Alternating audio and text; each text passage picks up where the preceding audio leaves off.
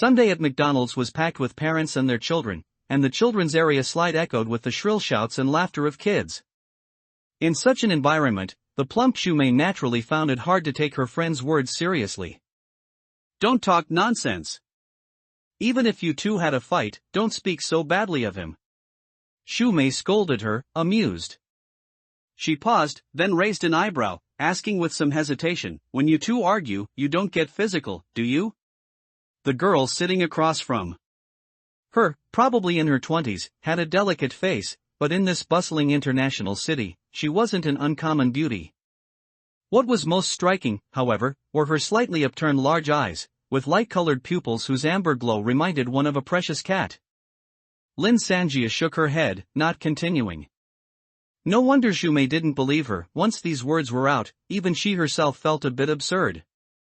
Perhaps she hadn't slept well these past few days, and her mind was a little anxious. Lin Sanjia took 2 sips of cola, and for some reason, she said half-jokingly, "If one day, a police officer comes to ask you who I usually have grudges with, get out of here."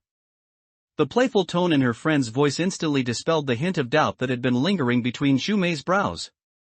She waved her hand with a grin. "Seriously, you're complaining even when you've got it good. You tell me, what flaws does Ren Nan have?" The latter half of the sentence, like a gust of wind, blew past her, not registering at all in Lin Sanjiu's ears. Her cat-like eyes scanned outside the window, and the line of her jaw tightened almost imperceptibly. She lowered her head as if to hide, and took a bite of her hamburger. Just then, the noisy McDonald's entrance suddenly quieted for a few seconds. As the light at the door dimmed, a tall man walked in unhurriedly, and several customers who were queuing unconsciously stepped back 2 paces, making way for him. His tailor-made iron-gray shirt, with the signature Armani waist-cinching design, exuded a stable texture in every detail. His deep-colored trousers were elegantly free of any superfluous wrinkles, as if they were constantly ironed and cared for by a dedicated attendant. Coupled with his 9-head body proportion, rare among Asians, and handsome appearance, Ren Nan always looked like a top model who had just stepped off a fashion shoot. Walking into a McDonald's, it was no wonder everyone turned to look. As he sat down, the air was infused with a faint scent of Davidoff cool water. "Why are you eating this kind of fast food again?" He nodded to Shumei in greeting, then intimately and helplessly ruffled Lin Sanjiu's hair. His Patek Philippe watch half hidden in her dark hair. "I was planning to take you to that Japanese restaurant tonight. I was hungry when I passed by here, so," Lin Sanjia forced a smile, avoiding Ren Nan's gaze, and lowered her head to pick up a fry and put it in her mouth. Her long hair slid down from her shoulders, obscuring her expression. To say Ren Nan had any flaws was almost unimaginable. After several months of being with Lin Sanjiu, Ren Nan had quickly won over all her close friends and confidants with his impeccable demeanor, not to mention Lin Sanjiu herself. No, not just his demeanor. His appearance, wealth, personality, every aspect was so perfect.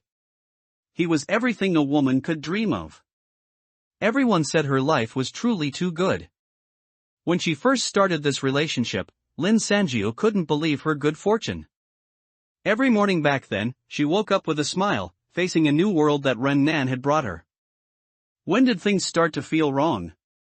Suddenly, Shumei's enthusiastic voice interrupted her thoughts. "I've had Xiaojiu all day today, so I won't take up your private time. She just told me she was a bit tired, so you two go home." Lin Sanjiu was instantly pulled back to reality. Ren Nan's gentle voice always carried a polite smile. "Let us see you off, it's been too hot lately." Shumei, being childlike, immediately laughed and said, "Oh, then I won't be polite. It's hot enough today, I just walked for a while and I'm all sweaty." The clothes on her back were still wet. Anyway, she had no appetite, and seeing her friend finish eating, Lin Sanjia readily stood up and walked out of McDonald's with her boyfriend and friend.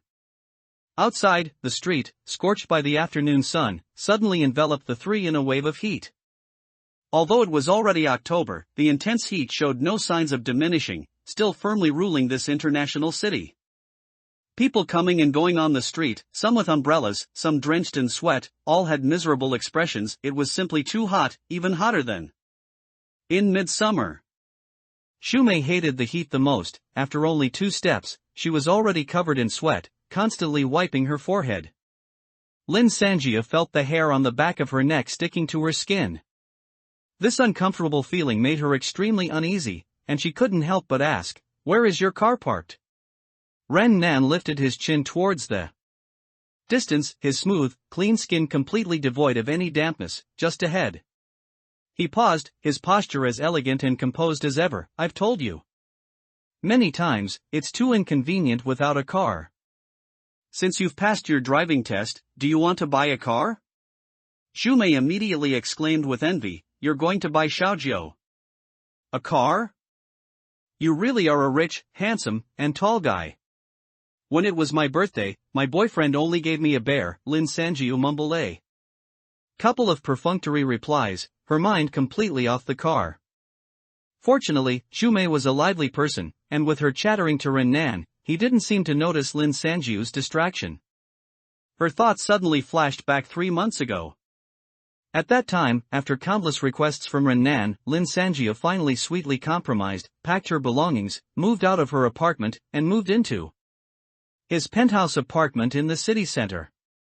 Friends and colleagues who visited her new home were all incredibly envious, and as soon as they left, they grabbed her and kept saying, "Xiao Jiu, you must hold on to such a good man.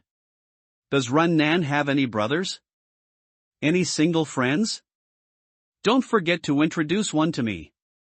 You must talk to him about marriage soon." Her friends' excited voices seemed to still echo in her ears. Lin Sanjiu's excitement and anticipation at the time were dozens of times greater than theirs, but after living together for a while, her IQ, which had once plummeted due to being in love, slowly began to recover. She gradually noticed some details in their daily life. Now, Lin Sanjiu couldn't say why she was a little afraid of Ren Nan. Watching Shumei gradually disappear around the corner of the old residential area, Ren Nan restarted the car, and the vehicle silently merged into the traffic. About 20 minutes later, they arrived home. Ren Nan's apartment was located in the most expensive part of the city, having only been built 2 years ago. Every brick and tile represented a lifestyle that a common person like Lin Sanjia dared not dream of before. And now, she was almost used to her new life, if only the cloud of suspicion in her heart wasn't growing darker by the day. The penthouse apartment occupied the entire 38th floor. With a ding from the private elevator, the door opened, and the two stepped into the living room. Sensing the elevator's movement, soft lights gradually illuminated the living room. "I bought some cola today, do you want a can?" Putting down her bag, Lin Sanjiu walked towards the kitchen, suppressing her heartbeat, and smiled at Ren Nan as if nothing was wrong, convinced that her expression should be flawless. Ren Nan also walked over, still with his gentle smile. "Okay, anything you buy is good." She didn't know when it started, but this kind of novel-like sweet talk made Lin Sanjiu feel very strange. Unable to respond, she quickly handed him the cola. As he pulled the tab, the bubbles in the drink immediately rushed out with a fizzing sound. Perhaps to make her happy, Ren Nan drank almost half a can in one go. Lin Sanjiu hid herself behind the open refrigerator door, tensing her body, perking up her ears, not daring to miss a single unusual sound. The room was silent for half a minute. Seconds passed, until Ren Nan broke the silence with a laugh. "What are you looking for in the refrigerator?" Lin Sanjiu's heart sank straight to her stomach. She closed the door, pretending to casually glance at Ren Nan. No reaction. A freshly opened can of ice-cold, carbonated cola went down his throat, and Ren Nan didn't even show the slightest inclination to burp. It was as if it had been poured into a dark, stagnant pool. "Nothing, just wanted to see if there were any snacks." She forced a smile. Having lived together for 3 months, she had never seen Ren Nan burp. Not just burping, coughing, sneezing, passing gas, sweating, all those things that, while impolite, everyone does a few times, Lin Sanjiu had never witnessed on Ren Nan. Thinking carefully, she wasn't even sure if she had ever seen him go to the restroom. "You didn't eat much earlier, why don't we go out for dinner tonight?" Ren Nan took her hands and kissed her neck. Goosebumps immediately erupted along her back. "No need, I'm too lazy to move." Besides, I want to go to bed early tonight. I have to get up early tomorrow. You can't you www.uukanshu.net. Then I'll cook for you myself. I'll make salmon, Ren-nan said with a smile. Lin Sanjio nodded hurriedly. Ren-nan's cooking, like him, was impeccably perfect. After they finished the meticulously prepared dinner, the sun outside the living room's glass wall was gradually setting. The sky darkened little by little, finally giving way to night and starlight. The continuous abnormal high temperatures globally have reached their 104th day today. After clearing the dishes, Lin Sanjiu pretended to be interested in the news and watched TV. She really didn't want to make any eye contact with Ren-nan. Following the heat-related deaths in Africa, India, Southeast Asia, and other regions, the number of heatstroke deaths within our country has also reached 67. Relevant experts remind. She felt Ren-nan walk over and sit beside her. The sofa sank deeply. An arm naturally wrapped around her shoulder, and Lin Sanjiu's body stiffened. Even without turning her head, she could clearly feel that Ren-nan wasn't looking at the TV. His gaze remained fixed on her back, not the usual tender gaze, but a naked gaze, as if a snake was watching a frog. Chidian Chinese Network www.qidian.com welcomes all readers to visit and read. The latest, fastest, and hottest serialized works are all at Chidian Original. Mobile users please go to m.qidian.com to read. Hot Steak Night. What's the difference in temperature between 12 a.m. and 1 a.m.? Normally, almost no one would be able to feel it. But tonight was clearly different.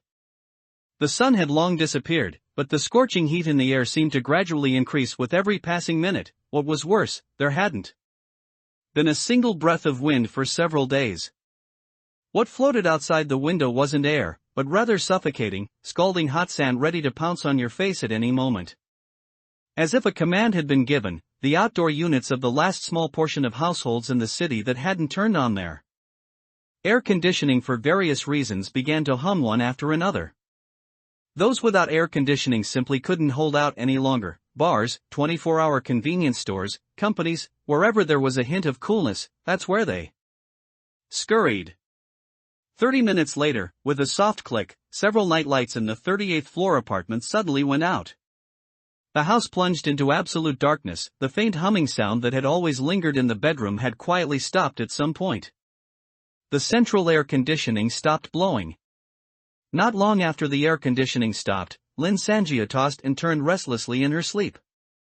Without the comfort of a constant 26 degrees Celsius, a sticky layer of sweat quickly formed on her body, like an airtight cover. She was soon woken up by the heat. The remote control seems to be on the nightstand. This thought flashed through her hazy mind. Just as she was about to reach for it, she suddenly felt something was wrong. Lin Sanjiu immediately stopped her hand, remaining motionless. After a while, she quietly narrowed her eyes and looked upwards. A pale white face hovered directly above her, two black, cavernous eyes staring straight at her. Again, a scream erupted in Lin Sanjia's mind, but her throat was dry, and she couldn't make a sound. Her heartbeat grew faster and louder. The white face slightly tilted its head to listen, then suddenly, with a whoosh, it moved closer to Lin Sanjiu. 2 weeks ago, she woke up thirsty in the middle of the night, sat up, and bumped right into this face.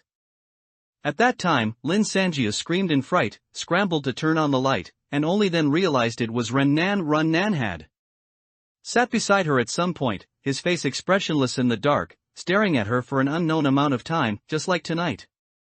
At that time, Ren-nan said he had often sleepwalked since he was a child. If Lin Sanjio hadn't been suspicious, perhaps she would have actually believed him.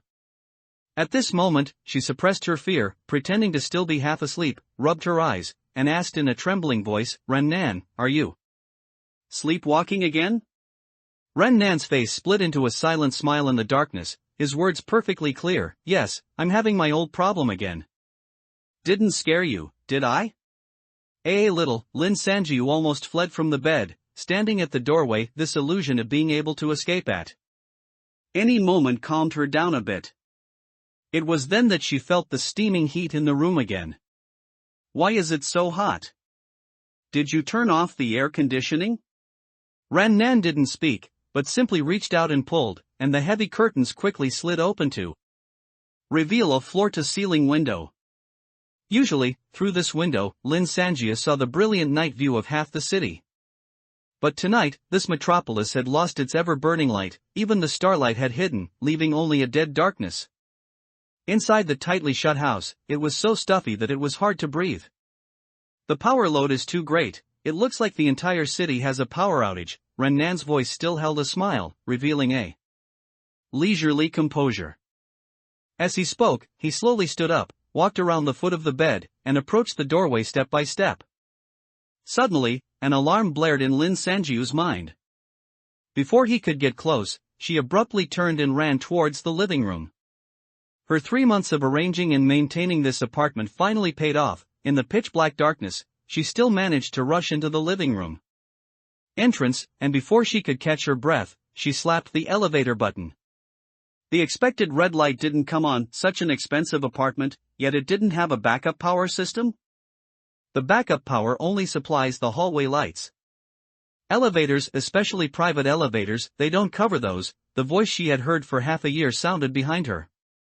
Ran Nan was still so gentle, but as he articulated his words, Lin Sanjia heard a slight gurgling sound. It was as if Ran Nan couldn't control the saliva secreting in his mouth. In the darkness, the blurry silhouette representing Ran Nan paced closer to her, finally stopping in the center of the living room. Lin Sanjia felt a dizzy spell. Her sixth sense was right. A wave of regret surged in her heart. What do you want to do? You're quite sharp. Ran Nan took a gulp of saliva. You should have felt it coming, right?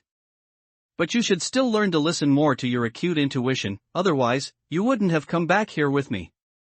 These past few days, you've probably had a lot of internal struggle. Thank you so much for trusting me. Lin Sanjiu didn't realize it herself. But her tightly clenched fists were trembling uncontrollably. Xiaojiu, on such a hot day, are you sweating a lot? Ran Nan suddenly asked a completely unrelated question with concern. Lin Sanjiu was startled and subconsciously touched her arm. She had only a thin layer of sweat, but why ask that now? Ran Nan seemed very satisfied, nodding in the darkness. Xiaojiu is amazing. It wasn't in vain that I cultivated you for half a year. What on earth was he talking about? She didn't understand a single word. Lin Sanjiu opened her mouth to say something, only to find her teeth chattering violently. The thought that had been rising and falling in her heart for several days made her ask a question she once thought she would never utter. You want to eat me? The shadowy figure let out a satisfied sigh of admiration. This intuition, how acute. Lin Sanjiu was enraged by his attitude, fear, indignation, confusion, a mix of emotions, and she didn't seem so helpless anymore. The words poured out like a tide. Stop joking, what exactly are you? Why did you pick me? I'm telling you, don't mess around, all my friends know I live with you. She intentionally raised her voice, secretly hoping someone would hear, while quietly fumbling towards the open-plan kitchen on one side of the living room. Ran Nan sighed. At least you've been with me for 6 months, so I'll give you a clear death. With that, he raised his hand and lightly snapped his fingers. Suddenly, with a loud boom, a glass wall in the living room shattered into thousands of pieces, accompanied by distant, muffled screams from outside. A heat wave Lin Sanjiu had never experienced, mixed with glass shards, swept into the apartment. The last bit of coolness left by the central air conditioning was instantly swallowed up and vanished. How could it be so hot? It was as if someone had put the entire city on fire. Before Lin Sanjiu could react, Ran Nan's gentle voice sounded again. From tonight onwards, this world is no longer the earth you are familiar with. In this new world, according to your measurement, it is, 59 degrees Celsius. Lin Sanjiu was stunned. 59 degrees Celsius was enough for an ordinary person to suffer severe heatstroke, dehydrate, and die several times over. As this thought arose, she quickly touched the back of her neck. Unexpectedly, Lin Sanjiu wasn't sweating much more. Look! I've only raised you for a few months, and you've already evolved 2 abilities. high-temperature adaptation and acute intuition. Truly worthy of being the potential seed I spotted at first glance. If the new world hadn't arrived so early, I really would have liked to raise you for 2 more years before eating you. Ren Nan's tone held a hint of regret. He loudly slurped some saliva and walked towards Lin Sanjiu. Xiaojiu, I haven't eaten a good seed in a long time. After the glass wall shattered, there was a little more faint light in the living room. Using this tiny bit of light, Lin Sanjiu saw Ren Nan's face. His usually handsome features, like those of a male model, were gradually becoming obscured by his increasingly wide-open mouth. Clear saliva, no longer restrained, continuously flowed down the corners of his mouth, and by this time, Lin Sanjiu had been forced back into the corner of the kitchen. I still don't understand. What exactly are you? Why do you want to eat me? Also, what about evolution, abilities? You said you'd give me a clear explanation, tell me. Even a minute more of delay meant a sliver more of a chance.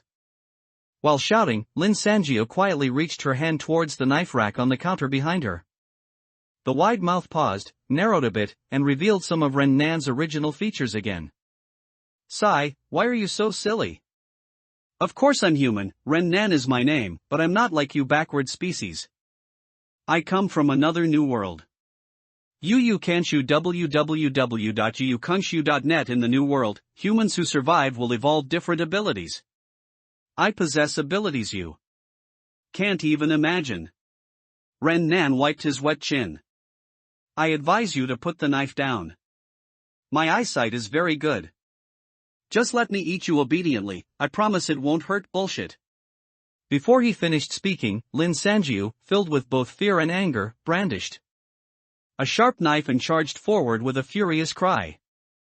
The silvery boning knife was extremely fast, drawing a bright line in the darkness just as the tip of the knife was about to plunge into Ren Nan's chest. He simply took a small step to the side, and Lin Sanjiu missed. She stumbled, stepped on a piece of glass, and lost her balance, falling heavily to the ground. A mouth split open to his cheeks gave her no chance to stand up, assaulting Lin Sanjiu like the wind. In her panic, she only managed to roll over and fiercely throw the boning knife in her hand. Ren Nan, caught off guard, dodged, but was still grazed by the knife, leaving a shallow wound. With a clang, the knife fell in the distance. An enraged Ren Nan pinned Lin Sanjiu to the ground, his dark pupils staring at her, almost shrinking to the size of a pinprick. A steak should look like a steak. In the faint light, Lin Sanjiu watched in despair as the dark figure lunged towards her throat. Wouldn't it be too ridiculous to have a card or something? The young girl's tender and springy flesh was deeply embedded in Ren Nan's teeth, and gurgling, rusty-smelling blood stained his chin. With just a little more force, Lin Sanjiu's fragile life would disappear from the world forever. But Ren Nan stopped moving. It wasn't that he didn't want to devour the good seed in front of him, it was that he couldn't move. A chef's knife was deeply plunged into the back of his head, all the way to the hilt. A trace of excitement still lingered in Ren Nan's snow-white eyes. Even in death, he couldn't understand why Lin Sanjiu's empty hands made a futile struggle in the air, and he simply died? For a moment, the only sound Lin Sanjiu heard was her own heart pounding like a drum, thumping under the heavy corpse. She endured the sharp pain in her neck, pushed Ren Nan off her with all her might, and with a thud, the heavy corpse fell backward onto the ground. With that push, the knife embedded in the back of Ren Nan's head poked out from his wide-open mouth. Lin Sanjiu clutched her neck, one hand already blood-red. She gasped for several breaths, then viciously kicked the corpse on the ground, her voice hoarse as she softly cursed. Who said I only evolved 2 traits? Just saying that one sentence, the sharp pain in her throat was already unbearable. After that kick, Lin Sanjiu suddenly felt her vision go black and nearly fell. The dizziness from blood loss came faster than she expected. She couldn't worry about anything else, bandaging the wound was the most important thing now. She staggered to find a towel and pressed it tightly against the wound. She panted, sat back down on the floor, and used all her strength to press the towel firmly. Piercing police sirens rose and fell across the city. Vaguely, they were accompanied by screams and cries, making the 38th floor apartment seem even more deathly silent. After a while of being half conscious, half awake, the bleeding finally stopped. It seemed Lin Sanjiu was not destined to die, as the artery was not injured. After all. After this period of rest, she also accumulated some strength and managed to support herself to get up and drink some water. She put down the water cup and looked up, seeing Ren Nan's strangely shaped corpse still lying quietly on the floor. After some thought, Lin Sanjiu dragged her weak limbs and moved to the side of the corpse. She shakily placed a hand on the corpse and said softly in a hoarse voice, "Collect it for me." As soon as her words fell, a white light flashed quickly in her palm, and the corpse with the sharp knife on the ground disappeared. With a thud, a playing card-sized card fell to the ground. Lin Sanjiu took out her phone and illuminated the card. Just as she expected, the card had a crudely drawn, crooked crayon drawing of a man with a wide-open mouth and a sharp knife plunged into his head. Below the card, a line of bold text read, "Ren Nan's corpse." Ren Nan's corpse. Name, can't you read the card title?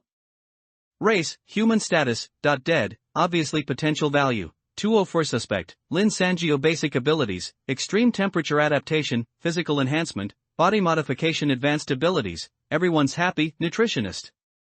What in the world are these things? Lin Sanjiu stared at the card, momentarily unsure what to say. This strange item was precisely the third ability she had evolved, and it had just saved her life tonight. As long as she wished, Lin Sanjiu could transform any item her palm touched into a card and store it within her body. When needed, with just a thought, the card would revert to its original form in her palm. Earlier, she intentionally grabbed a boning knife and threw it at Ren Nan, all as a diversion to relax his guard. The real killing blow came when Lin Sanjiu was bitten by him, and she struggled to place her hand behind his head. With a flash of thought, the chef's knife card, which had been hidden inside Lin Sanjiu's body since morning, transformed into a sharp knife and deeply pierced Ren Nan's brain. After several days of experimentation, Lin Sanjiu found that she could only convert items a maximum of 4 times per day now. Although she was no stranger to the cards she created, this was the first time Lin Sanjiu had seen a card with such rich content.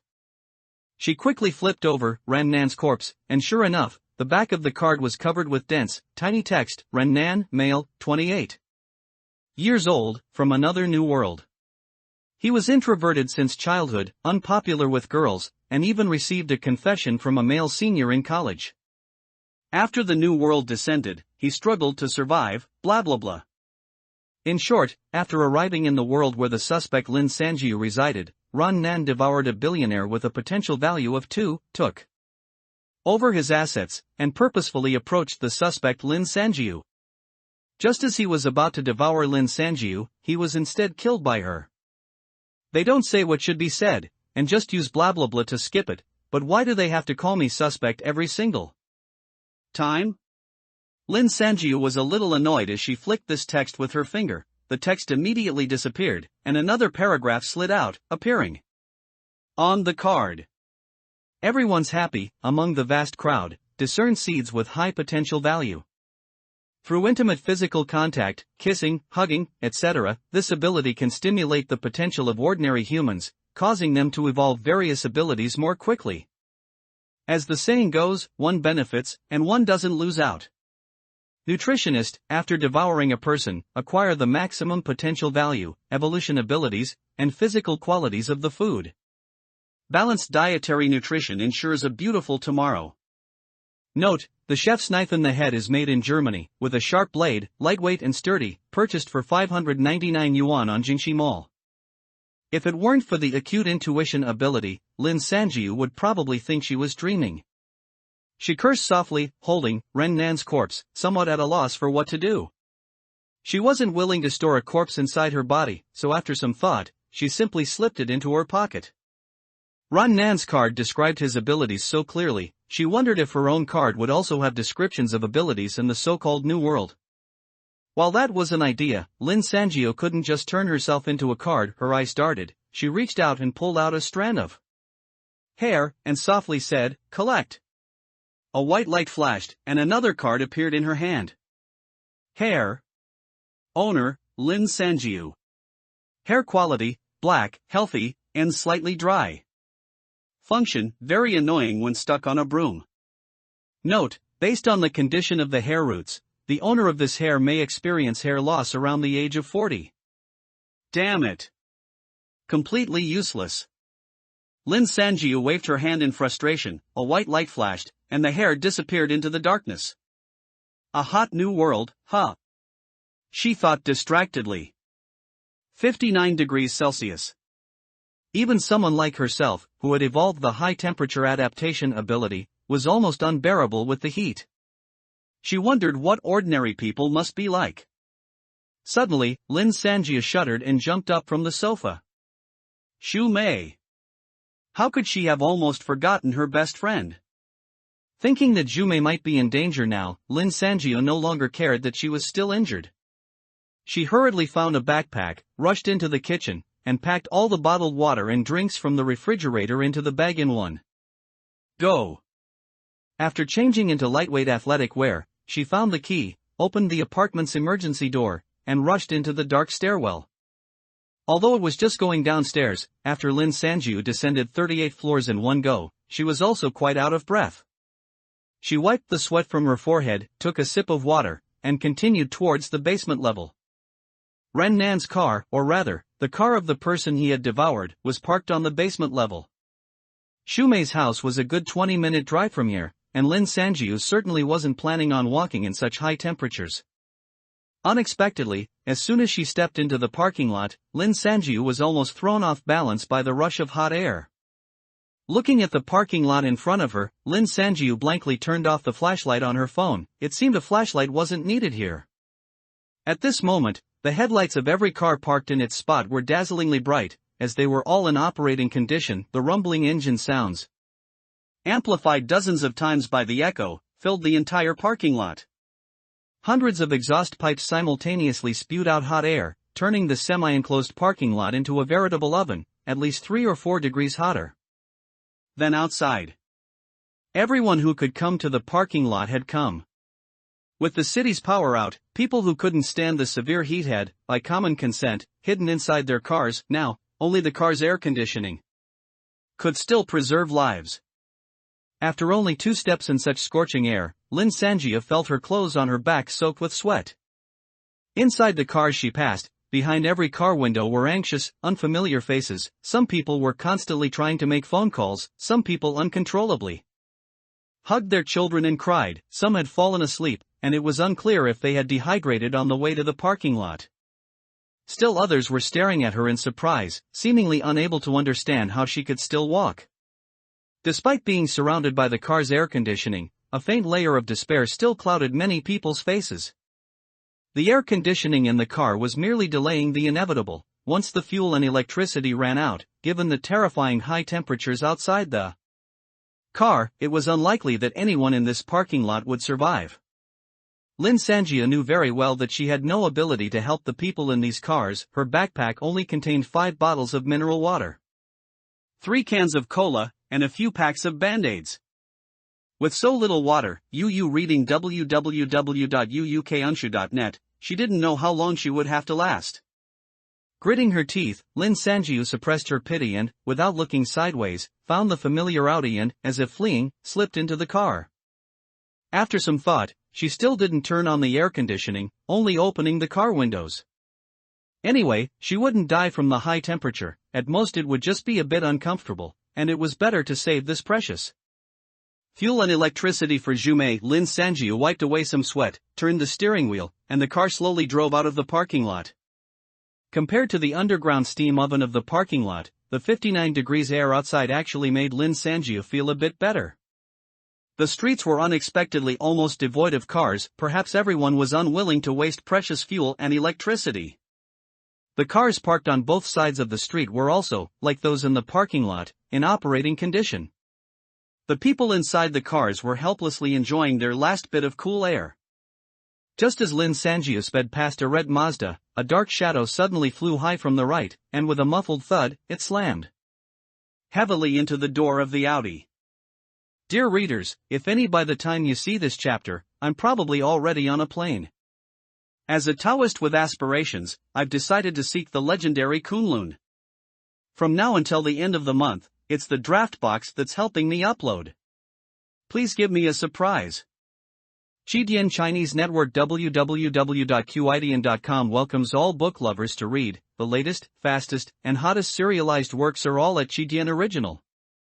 Mobile users, please go to m.qidian.com to read. 10 Minutes with Mom. I'll kill you, shameless bastards. You're in your car. In your car. Running the air conditioner while we suffer. Ha!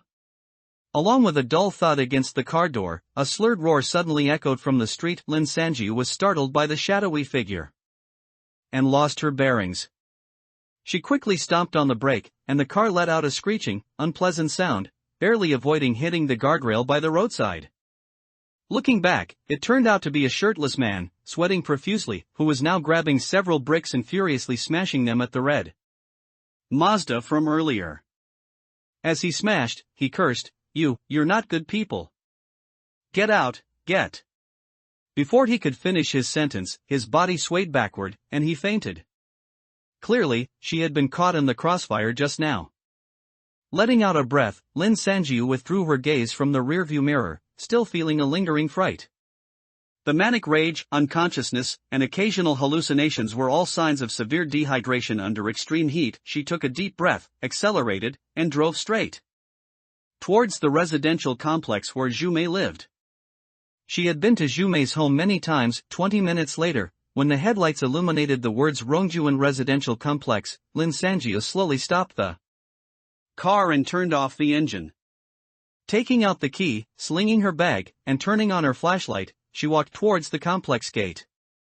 The complex was somewhat out of the way, with few people around even normally, and at this time, it was as silent as a ghost town. However, just as she was about to reach the large iron gate, Lin Sanjiu's heart suddenly trembled, and she stopped. She looked around, but there was nothing unusual. She cautiously waited for another 2 minutes, and seeing no change, she let out a slight sigh of relief. It seemed this acute intuition wasn't 100% accurate either. Rongjuan Residential Complex consisted of old buildings from the 1990s, and like all old structures, the complex entrance had a guard post.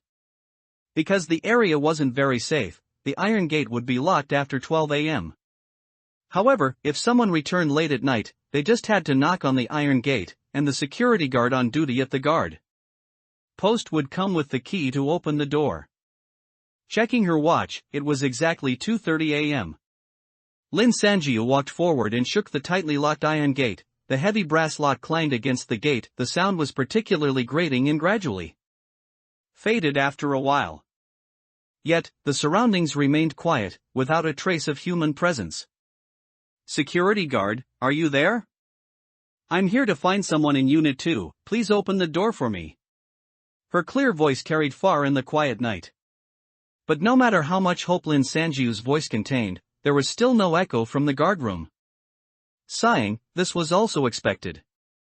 Lin Sanjiu looked up at the anti-climbing bars above the iron gate, her head starting to ache. Despite the complex being old, the iron gate was newly installed, so sturdy that it left no room for wishful thinking. Hesitantly, Lin Sanjiu placed her hand on the iron gate. "Collect." As she whispered, a white light once again lit up in her palm. But this time, the white light seemed a bit weak, flickering several times in her palm, yet the iron gate remained unchanged. This was the first time Lin Sanjiu had attempted to transform something so large and heavy. She felt her heart gradually quicken, slowly becoming breathless, and her muscles began to ache, feeling as if thousands of pounds of iron were weighing her down. Lin Sanjiu's arms began to tremble. Just as she was about to give up and withdraw her hand, the unknown white light, perhaps the nth one, extinguished with a thud. The iron gate disappeared, transforming into a card that fell to the ground. The crayon drawing, at a kindergarten level, chaotically depicted 2 iron gates, with text at the bottom corner of the card, Iron Gate 2 Iron. Gates installed in Rongjuan Residential Complex in 2012. Weighs approximately 300 kilograms. Function, nothing special, cannot stand up when not installed into a wall. Lin Sanjiu was almost used to these useless broken cards. She casually tucked it into her pocket and rushed towards Building 2, where Zhu lived. The guard post behind her remained a quiet, pitch black. When Lin Sangio stood in front of room 401, she was panting like an ox. Collecting the iron gate just now had consumed too much of her energy, and then she had climbed 4 floors in one go. At this moment, Lin Sangio felt her voice trembling. Jume. Are you there? Open the door, it's Xiao Jiao. Room 401 was also quiet. Lin Sangio's heart sank into her stomach. If Shumei had fainted inside, she really wouldn't know what to do. Since 12 a.m. tonight, she had already transformed 3 items, Run Nan's corpse, hair, and the iron gate. Only one quota was left for today, but Shumei's home had 2 doors. Lin Sangio called out unwillingly, continuously banging on the door, her heart extremely anxious. She had noticed when she got out of the car that the temperature seemed to be constantly climbing. Judging by her uncomfortable heat, the temperature was definitely not just 59 degrees at this moment. Could Zhu Mei, an ordinary person, endure this? After calling for a while, Lin Sangio felt her throat burning and had to stop to drink a few sips of water. Putting the water bottle back in her bag, she was about to raise her hand to knock again when suddenly, with a creak, the entrance door of room 401 opened a crack. Shumei, how are you? Lin Sangio immediately breathed a sigh of relief and quickly shone her flashlight inside. However, the person who opened the door was not Shumei, but a middle-aged woman around 50 years old with an oval face. The woman was suddenly illuminated by the bright light and quickly shielded her eyes, but even in that brief moment, it was enough for Lin Sangio to see clearly. With a thud, Lin Sangio's phone fell to the ground. She stared intently at the half-face revealed in the door crack. While fumbling for her phone, the trembling flashlight beam once again shone on the door. And Lin Sangio finally found her voice. Mom? She felt her brain turn into a muddled mess. Mom, how? How are you here? Are you okay? What exactly is going on? Xiao Jiao. The middle-aged woman was almost in tears. She quickly pushed the door wide open. Come in quickly. It's so good that you're okay. Mom was so worried. Lin Sangio was pulled into the door by Lin Mama in a daze, and stood in the hallway. 1,000 thoughts swirled in her mind, but she didn't know what to say. As she stood there stunned, Lin Sangio's peripheral vision caught sight of a waist-high white shoe cabinet beside her. She was all too familiar with this shoe cabinet. It was one she had bought with Zhu Mei when they went shopping together. A question instantly blurted out. Mom, how are you at Zhu Mei's house? Where is Zhu Mei? Lin Mama wiped away a tear, pulled over a chair, and motioned for Lin Sangio to sit down inside. Seeing her seated, she choked out, ever since the weather became so unusual, I've been terribly worried about you. Tonight, I heard the power grid here was down, so I hurried over. I couldn't reach you by phone, so I had to come to Zhu Mei's first to see if I could wait for you. But Zhu Mei seems to be gone. Lin Mama sobbed a few times and said, she was a good child. I know you two were close, so don't be too sad. Lin Sangio sat motionless, silent for a moment, and then simply turned off the flashlight on her phone. The room once again fell into darkness. I was mentally prepared on the way here. If heaven wants to take her, there's nothing that can be done. Fortunately, Mom, you're perfectly fine, and that's better than anything. In the darkness, Lin Sangio mumbled. Lin Mama knew her daughter couldn't see, but she still nodded. She wiped her face and said with a smile, your dad is fine too, he's resting in the room. I'll go call him now. With that, she turned to leave. I'll go too. Lin Sangio quickly stood up. Lin Mama nodded as she walked, reaching out to push open the bedroom door. Old man. Just as she began to speak, there was a sudden rush of wind from behind her. Lin Mama was caught off guard, and her head was struck heavily with a thud. Yu reading www.uukunsha.net. Her body instantly went limp and she fell to the ground, revealing Lin Sangio's figure behind her. Lin Sangio's arms, holding the chair high, could barely support it, and she quickly lowered the chair, but even after putting the chair down, she didn't let go. Instead, she gripped the chair handle tightly, staring at the direction of the bedroom as if facing a formidable enemy. For a moment, in the quiet room, there was only her own heavy breathing. Immediately following, footsteps sounded from behind the bedroom door, and then with a sudden pull, the bedroom door was opened. A broad-shouldered, tall man stood at the doorway, staring at the scene before him with shock and anger. With a little faint light from outside, one could barely make out his face, which strongly resembled Lin Sanjiu's. "Xiaojiu, what are you doing?" "That's your mom," he roared. The face opposite him, so similar to his own, now wore a cold expression. "Let's cut the nonsense." Lin Sanjia took a deep breath, feeling the muscles in her arms and thighs twitching from extreme fatigue. "My parents died in a car accident 10 years ago. From identifying the bodies to their burial, I handled it all myself." "Who exactly are you two? And where is my friend?" "New book out, welcome everyone to click and collect. I have a bit of a track record for finishing books, so feel free to jump in." Jidian Chinese Network www.qidian.com welcomes all readers to visit, with the latest, fastest, and hottest serialized works all on Jidian Original. Mobile users please visit m.qidian.com to read. Crisis is chasing that really hurt just now. The woman curled on the ground suddenly let out a low moan, breaking the tense atmosphere. In the room, Lin Sanjia watched as Lin Mama rubbed the back of her head and stood up, feeling her eyelids twitching. This was bad, 2 against 1. The other party had a tall man, not to mention that she was so tired her hands and feet were weak, without even the ability to protect herself. Lin Mama straightened her body and cracked her neck. When she turned her face again, she had transformed into a strange young man of 17 or 18. Oh dear, seriously. There are so many people with both parents in the world, yet we had to encounter an orphan. The young man didn't even glance at Lin Sanjiu, complaining to his accomplice first. Lin Baba nodded silently and took 2 steps out of the bedroom. After 2 steps, Lin Baba transformed into a red-haired middle-aged Caucasian woman. She asked the boy in fluent Chinese, "Did she not hurt you just now?" The young man smiled, revealing a mouthful of white teeth. Of course not, she's too weak." Seeing the two of them acting so naturally as if no one else was there, Lin Sanjiu felt a bitter taste in her mouth. She quietly retreated a little and asked tremblingly, "Are you also from the New World?" Upon hearing this, the young man seemed to immediately become interested. "Oh? So you know so much? I underestimated you, no wonder you acted so decisively just now." I noticed it earlier, you seem to have evolved a bit, your potential value must be very high."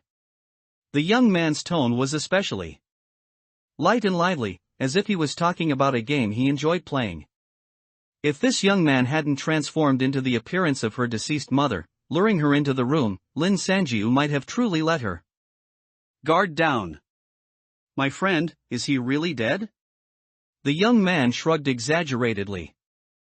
"The person is in the bathroom, seems like he was too dehydrated and wanted to drink water. But the reservoirs in your area have almost evaporated, and there's no water at all in the tap water pipes. Oh, your friend's corpse is as dry as a packet of instant noodle vegetables. I advise you not to look." Tears almost uncontrollably burst out. Lin Sanjia quickly wiped them away, staring intently at the 2 people opposite her, retreating another step. Lin Sanjiu had already encountered one of the so-called evolved humans from the New World, Ren Nan. This time, suddenly meeting 2 more, Lin Sanjiu's vigilance involuntarily reached its maximum. "If my friend wasn't killed by you, why are you here? And why did you trick me into coming in just now?" The young man spread his hands. "When we came from over there, we couldn't choose the location. It's actually pretty good that we landed in someone's house this time, there's even a bed to rest. In short, your friend was already dead when we arrived. Then why did you pretend to be my parents to trick me? How did you know about my parents?" It was obvious that this young man loved to talk, and in such a short time, he had already revealed a lot of information. Lin Sanjiu planned in her mind and deliberately asked another question. Perhaps sensing her thoughts, this time, before the young man could answer, the red-haired woman became impatient. She waved her hand to stop the young man's eager chatter and said coldly, "I wanted you to come in." With a swish of metal, The red-haired woman's fingernails suddenly extended half a meter, glowing faintly in the darkness. She smiled. I just wanted to see to what extent the people of this world have evolved. Almost the instant the red-haired woman's fingernails popped out, Lin Sanjiu violently kicked the chair forward, blocking their path, and quickly turned and ran. Fortunately, she hadn't closed the door when she entered the room, giving her a way to escape. Lin Sanjiu didn't dare to look back, rushing straight for the stairwell, taking the stairs two at a time. Footsteps indeed echoed behind her immediately, chasing relentlessly, interspersed with the young man's complaints, "She hurt me again." Then, she couldn't hear anything else, only one thought remained in her mind: escape. The oxygen in her body felt as if it had been squeezed out, and her lungs began to burn painfully. Each large breath of air she inhaled carried a scorching temperature, directly burning her windpipe. Though Lin Sanjiu wasn't afraid, the discomfort was unavoidable. Coupled with her existing injuries and weak limbs, she simply couldn't run fast. Just as she was about to reach the community gate, a sharp metallic sound piercing the air rang in her ears. Lin Sanjiu gritted her teeth, rolled on the ground, and finally dodged the long steel claws of the red-haired woman behind her. She rolled about a meter away and looked back to see the red-haired woman and the young man just catching up, about to pounce on her again. Lin Sanjiu suddenly flung a white object into the air. With a thought, two large iron gates abruptly appeared in the air, falling straight down from mid-air with a whoosh, instantly pinning the young man and a screen beneath them. Lin Sanjia's legs went weak, and she collapsed to the ground. Seeing that the young man couldn't get up, she felt no joy at all, because the red-haired woman, who posed the greatest threat to her, was still standing perfectly fine outside the iron gate. However, she couldn't run anymore. Each time she transformed a card, it consumed a certain amount of physical strength. Bringing out the iron gate just now had exhausted Lin Sanjiu's last bit of strength. She couldn't even stand up now, so she just lay there, glaring fiercely at the red-haired woman, her heart filled with unwillingness. Unexpectedly, however, the red-haired woman sighed and did not pursue, instead sitting down where she was. Frowning, she turned to the young man under the iron gate and asked, "Are you an idiot?" The young man, who had been hit squarely by over 300 kilograms, seemed to have suffered no fatal injuries. He coughed twice with effort, then gasped for breath and retorted, "I'm solid flesh and blood, so naturally I can't run as fast as you." Cough, cough. So uncomfortable. "I'm being crushed to death," the red-haired woman scoffed and said with a sneer, "You really are all flab. I don't know how you've survived with such slow movements." "None of your business. I'm the little king of potential." Lin Sanjiu stared blankly as her two pursuers not far away engaged in a war of words, as if they had completely forgotten about her. Aren't you going to kill me?" "Ha?" The young man's head poked out from between the bars of the iron gate, looking at her in surprise. "Sister, do you really think we want to kill you? No wonder you ran like crazy. I kept calling you and you didn't stop. I'm already highly evolved. What good would it do me to kill a little chick like you who's just starting to develop?" Lin Sanjia's mouth twitched as she looked at the highly evolved human lying on the ground, unable to move, but she managed to hold back from saying anything. At the same time, her heart finally sank back into her chest. It was truly for the best that they had no hostility now. However, "Sister, can you get rid of the iron gate? I'm getting flattened," the young man whined again, seeing that no one was responding for a moment. Lin Sanjiu glanced at the red-haired woman sitting on the ground, a little unclear why she was just standing by. After a pause, she said coldly, "Yes, but first, you have to introduce yourselves." Of course. "My name is Lu Zhe. It's nice to meet you. Do you want to come over and shake hands?" The young man leaned his head against the bars, and probably seeing Lin Sanjiu roll her eyes, he quickly laughed. Oh, right, this is my other personality. Her name is Mazer." Lin Sanjiu's eyes widened. "Another personality?" "That's right. Before the new world descended on my side, I was the second truly diagnosed case of dissociative identity disorder globally." Lu Zhe's tone immediately became particularly proud when he talked about this. He tried to lift his chin. Later, I evolved and could differentiate Mazer, but for now, we can't be too far apart. It involves my ability, so I won't tell you too much, and don't ask me why I know your parents, that's also my ability. He realized he had almost said too much and quickly covered up. Oh, anyway, Mazer is a life scientist and is very interested in newly evolved humans, that's why she was a bit eager just now. Lin Sanjia shifted her gaze and saw Mazer nod with a serious expression. Then why did she extend her nails so long? Lin Sanjiu looked at Mazer's nails in confusion. Under the flashlight, the nails on her 10 fingers now looked perfectly normal, short and rounded. For drawing blood. After drawing blood, some basic data can be analyzed. This is an ability Mazer developed herself. It has no practical combat value. UU reading www.uukunsha.net, Luze said honestly. Wait, you mean not only can you evolve abilities yourself, but even your differentiated personality can? Lin Sanjiu was truly surprised now. Luze really lived up to his title as the little king of potential. Then at this rate, wouldn't you alone be equal to an army? It's not that simple, Luze said with a bitter face. Currently, this ability is utterly useless. Apart from her nails, Mazer can't even hurt anyone. Alright, leaking too many abilities can kill people. You let me out first, and we can talk slowly about any questions, okay?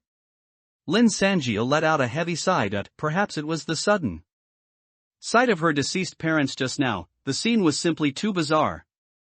After chatting with Luze for a while, she indeed felt no malice from him and Mazer. She gave a wry smile and also confessed, it's not that I don't want to let you out, it's just that I'm completely exhausted right now. I need to rest for a while. How about you tell me what this new world is all about? Before her words finished, she suddenly heard a strange sound of agu coming from the nearby guardhouse. Mazer, who had been sitting quietly, suddenly flipped over and jumped up, saying softly with a solemn expression, this is bad. The new book has just started, it's so lonely, please collect and recommend. Chidian Chinese Network www.qidian.com welcomes all book lovers to read. The latest, fastest, and hottest serialized works are all in Chidian original. Mobile users please go to m.qidian.com to read. The first battle. Ran away. You're new, you don't know yet, Mazer said urgently, her voice much faster than before. To adapt to the new world, humanity has developed two evolutionary paths, agu. A sound, as if squeezed from a throat, tinged with confusion, came from the guardhouse again. Luze, we all belong to the first type of evolution, and there's another type, which we call fallen kind, as Mazer's tone grew more frantic. The doorknob, illuminated by Lin Sanjiu's flashlight beam, slowly turned once with a creak, and the door opened. Mazer took a deep breath and rattled off a string of words like popping beans. As long as they can survive, fallen kind are unrestrained. I have no combat ability now, so defeating this fallen kind is all up to you, otherwise none of us will survive. No sooner had she finished speaking than, before Lin Sanjiu could react, she leaped onto a nearby tree. Lin Sanjiu stared dumbfounded at where Mazer had disappeared, then looked at Luze on the ground. Luze smiled rather helplessly, revealing a pointed rabbit tooth on each side. Big sister, I can't move either. Stop looking at me, that fallen kind is coming out. The flashlight beam quickly flashed back to the guardhouse. As soon as her gaze fell on the doorway, Lin Sanjiu's "Don't call me big sister anymore" was swallowed back into her stomach. She had never seen anything so disgusting. Deep brown, wrinkled, viscous skin clung tightly to a skeleton, piling up in layers at the joints. The original human body had shriveled to half its size, except for skin and bones. Not a shred of flesh remained, as if completely drained. What was most horrifying, however, was that on the thing that could barely be recognized as a human head, the parts that were once the nose and mouth had disappeared, replaced by a long, huge stinger, like a mosquito's mouthpart, from which saliva dripped with every step of this fallen kind. This thing, which hardly resembled a person anymore, was still wearing a security guard's uniform, but the uniform was far too large for him now. And it swayed and fell to the ground after only a couple of steps. Its eyeball, devoid of eyelids, rolled, and the fallen kind's gaze fixed on Lin Sanjiu. Goo, you're so beautiful. Human speech buzzed from that mosquito mouth part like stinger. Your skin is so elastic, it must be very moist, right? Lin Sanjiu stood frozen. Suddenly, a low voice came from the ground beside her. Big sister, it's all up to you. This voice, however, was not Lu Zhe's. Lin Sanjiu turned her head, only to see that the person pinned under the iron gate was no longer the handsome young man, but a rosy-cheeked, simple-looking little girl of about 10 years old, who looked like a child from the countryside. It seems one of Lu Zhe's abilities is shapeshifting, and the form he transforms into probably changes with the target. This thought flashed through her mind, and Lin Sanjiu indignantly cursed, I'm injured too, okay? Then she quickly retreated 2 steps. With this retreat, Lu Zhe behind her was revealed, and in the not-so-bright flashlight beam, his small face was full of an expression on the verge of tears. Upon seeing Lu Zhe, the mosquito mouth part-bearing, mummified fallen kind suddenly paused noticeably. Lin Sanjiu quietly shifted a little. May? The mummy suddenly took 2 steps forward, startling Lin Sanjiu, who quickly retreated another meter, on full alert, but the mummy didn't even glance at her, its exposed eyeballs fixed solely on Lu Zhe. May, what are you doing here? The mummy was too close. Before it even finished speaking, saliva from its mouthpart had already dripped onto Lu Zhe's face. Lu Zhe visibly shuddered in disgust, but the expression on his face was perfectly controlled. I came to find you, save me, the iron gate is pressing on me so hard, tears even welled up in the little girl's clear eyes. Brother, help me move the iron gate. I want to get up. Ma, you shouldn't have come. After a pause, the mummy, not knowing what it thought of, ignored Lu Zhe's plea and sighed in a low tone. Seeing that the mummy in front was completely distracted for the moment, Lin Sanjiu quickly waved her hand towards the tree where Mazer was, making several indicative gestures. While gesturing, she quietly retreated. Mazer silently leaped onto a nearby tree, slid down the trunk, and swiftly ran behind Lin Sanjiu. Fortunately, this monster still retained its sanity and humanity, otherwise it would have been tricky. Just as this thought crossed Lin Sanjiu's mind, she suddenly saw the mummy tilt its head back and emit a series of intense buzzing sounds. Its sharp mouthpart even swung agilely in the air several times, splattering saliva everywhere nearby. But Ame, I'm so happy. The mummy's buzzing voice was deafening, and its tone seemed to genuinely contain a hint of a smile. Family fluids are a great tonic for a go. I'm so happy, no need to go back to our old home, you came yourself. This sentence almost scared the souls out of the 3 people present. No one expected Lu Zhe to suddenly become an undefended piece of meat. Seeing the mummy excitedly raise its mouthpart, Lu Zhe couldn't help but cry out, Mazer, save me. No! Lin Sanjiu couldn't stop her in time, and Mazer had already rushed up from behind her. She stamped her foot in frustration and immediately turned to run in the opposite direction. However, Mazer's reaction was correct. Just as the sharp mouthpart was about to pierce Lu Zhe's chest, her long steel gauntlet had already slammed into it. The mouthpart was knocked upward, and Mazer's nails, which, though appearing formidable, were actually only for drawing blood, shattered into pieces and fell to the ground. Encountering a slight obstruction, the mummy's exposed eyeballs rolled over Mazer. It clearly had no interest in her, buzzing, get lost. Fake blood, fake flesh. Ame, I'm coming. Then it lowered its head and paused. Huh? Who are you? Where's my Ame? In just this breath, Lu Zhe on the ground had transformed into a dry, dark brown mummy with a huge mosquito mouthpart. The 2 mummies stared at each other for a few seconds. Did you absorb my Ame? Seeing the kin's flesh and blood that was within reach suddenly vanish, the mummy's intelligence was probably not high. Its mouthpart vibrated rapidly in anger. Goo, ah. I'm going to kill you. This time, its mouthpart lifted extremely quickly. Just as Mazer reached out to block, the mummy swung violently, sending her flying high and crashing heavily not far away. Seeing the stinger fall again, Lu Zhe had already closed his eyes, quietly waiting for death. With a loud clang, the expected stinger disappeared. Lu Zhe immediately opened his eyes and saw Lin Sanjiu make an emergency stop, barely bringing the car to a halt by the iron gate, and the mummy, hit so hard by the Audi, actually stumbled back 2 or 3 meters. Lin Sanjiu pushed open the car door and jumped out. While pressing her hand on the iron gate, she shouted towards Mazer, "Mazer! Come quickly and drive!" The mummy stood up in annoyance and took large strides to walk back. That collision just now seemed to have left no injury at all, and the angry buzzing sound grew even louder, but Mazer was a step ahead of it. The moment Lin Sanjiu got out of the car, she quickly ran over.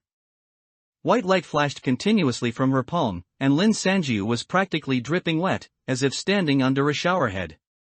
Her arm trembled more and more violently, but the iron gate showed no sign of disappearing. Mazer leaped into the car, opened the rear car door with one hand, and shouted anxiously, "Quick, quick! It's coming! Try ing." Each word was extremely difficult for Lin Sanjiu to utter. Finally, with a flash of white light, the iron gate disappeared for a second or two, but immediately after, the heavy iron gate fell back to the ground with a thud, kicking up a cloud of dust.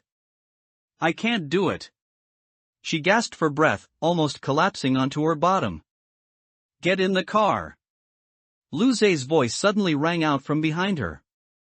It turned out that, taking advantage of the moment the iron gate disappeared, Lu Zhe had quickly rolled out. He hurriedly scrambled into the back seat. Just as he turned around, he saw the mummy's mouthpart in the distance suddenly extend and shoot towards Lin Sanjiu. "Dodge quickly!" At this moment, Lin Sanjiu no longer had time to turn back. She simply threw herself to the ground, and at the same time, Mazer kicked open the car door, perfectly blocking the mouthpart a second time. The mouthpart hit the car window glass with a crash, shattering into countless pieces. In just this moment of pause, Lu Zhe had frantically pulled Lin Sanjiu into the car. He didn't even bother closing the door, hastily repeating, "Go, go, go." Seeing the mummy lunge again, Mazer sharply turned the steering wheel, and the car narrowly scraped past the mummy, creating a horrifying, squealing sound. With her foot pressed firmly to the floor, the Audi quickly left the mummy behind. With the door closed, the few people in the car finally calmed down a little, catching their breath. Lin Sanjiu's phone had long since fallen somewhere at the entrance of the residential complex.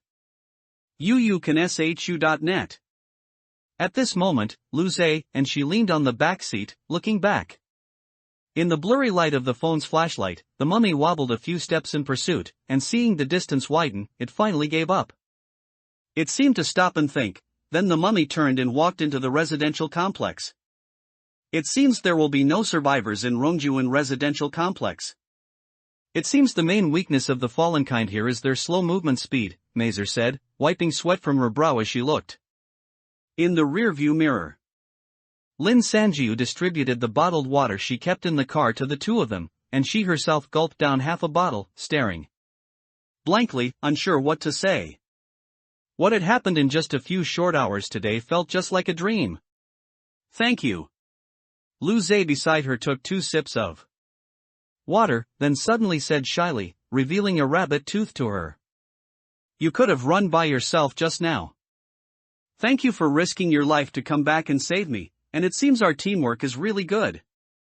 Mazer raised an eyebrow in the rearview mirror, smiling. Looking at the two people who were clearly strangers but had already fought side by side once, for the first time in days, Lin Sanjiu truly smiled. "Yes. Now, let's talk about this ghostly world, shall we? Are there any fellow enthusiasts who find this theme interesting? Doomsday fanatics, raise your hands." Chidian Chinese Network www.qidian.com welcomes all book lovers to visit and read. The latest, fastest, and hottest serialized works are all at Chidian Original. Mobile users, please go to m.qidian.com to read.